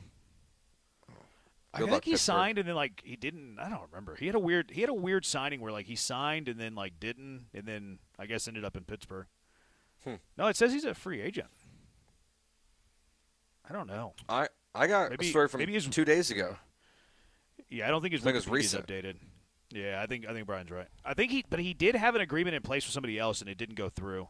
And then now he from the medicals, probably. Yeah, I don't remember which team it was. I want to say the Giants, but I don't know for sure. Anyways, junkie of the day. Who's your junkie of the day, Joe? All right. Well, it's a good one because I'm happy that this saga is over. But I still have to nominate Charles Bediako for thinking he can come back and play college basketball. Well, he did. He did, and now he's been told he cannot. And it's over. A new judge who's not an Alabama donor has told him, no, you are not eligible to play college basketball anymore. So that's over, thankfully. Can they appeal? On to the next one. I guess he could find another. What, Supreme Court's next? Can they do another restraining order? They can try. The judgment? I don't know. It's a weird deal. I wonder if they have to forfeit their games that they won with them. Probably not. Yeah. I think they should. I think they should, but they probably won't. I don't know. I don't know about this stuff. I nominate Brian for Junkie of the Day. No show tweet, man. No show tweet. Brian. That's on me. Nomination for Junkie of the Day. I also want to nominate James Pierce. This happened. It seems like there's always a weird NFL story over Super Bowl weekend, huh? James Pierce Jr. is accused. It's important to say accused of intentionally crashing his Lamborghini into his ex-girlfriend's car multiple times, trying to stop her from getting to a police station. The alleged incident led to cops chasing the NFL star. So, James Pierce, Junkie of the Day, allegedly. And then my last one, I don't know if you guys saw this. Joe might have, because he lays down golf bets late Friday night going into round 2, going into the weekend, going into moving day. A security guard dropped a chair during Hideki Matsuyama's backswing that led him to hitting his tee shot in the water. Hideki Matsuyama would lose in a playoff at the Waste Management. It's rough. That's man. tough. That's an expensive chair drop. Very expensive chair drop. Brian, Junkies of the Day. A few nominations. First one to Tar Heel fans. Apparently punching a Duke staffer on the way off the court in their win over the Blue Devils on Saturday night. In the pregame, of course, to Houston and BYU. The $180 Super Bowl burger. I don't know if you guys saw this, but they sold a burger at the Super Bowl. $180. It was called the LX Hammer Burger. Featured a bone-in beef shank with a bunch of stuff on it, but charging $180 for that sumbee. I can't imagine. They sold? I'm sure they sold a few. I don't know how I could ever talk myself into spending that much for a burger, though. And then one final nomination, if you guys didn't see it. Mac Hollins has become kind of famous for what he walks in with prior to games when he knows cameras are on him. And he walked in last night wearing like a prison jumpsuit and handcuffs for some reason. Yeah. I saw that. Actually, I thought you were going to nominate. I'm sure there's a message there. I don't know what it was, but it was a little odd. I thought you were going to nominate for the court storm for North Carolina just in general, because I can't believe you're storming the court against your rival. That's a good one, too. That's sad. That's sad. Especially when you're North Carolina. How many national titles have they won? I think you're beyond that. I disagree. No, I think there's a level of like what's acceptable court storm, and I don't think beating Duke is a court storm. What is their level of court storm then? They don't get one. North Carolina can't. They're never allowed to rush the court. No. You're North Carolina. You're not allowed to have them. You guys are anti-fun. If They you're beat the a number blue 4 blood, you team in the can't storm country. the court. They beat the number 4 team in the country. They break the all-time series tie in the series of the history of the series. No, you are anti-fun. No, I'm pro being your brand. You're a good basketball team. You're the 14th ranked team in the country. Yeah, they beat the number 4 team in the country. If they were unranked, you could sell me on it a little bit. So now it depends on how good you are? Yeah. Yeah, it's an upset. Puig. I don't know what Puig did. Josh from Seabrook, Patriots he got run arrested. game. Yasiel? Yeah, I forget what the charge was, but he got arrested. Josh from Seabrook, Patriots run game. Bad Bunny had more yards during the halftime show. Beat their rival in a buzzer beater swarm. Right, Chunky? These guys are anti-fun. All right, what wins? I like the burger. Yeah, All right, too much good. money. That works. $180 burger. You're the winner. Does it for us. Average job by Brian today. He's Joe. I'm Jeremy. We'll talk to you tomorrow, Houston. Bucky McMillan Show coming up at 7. Good night, Houston.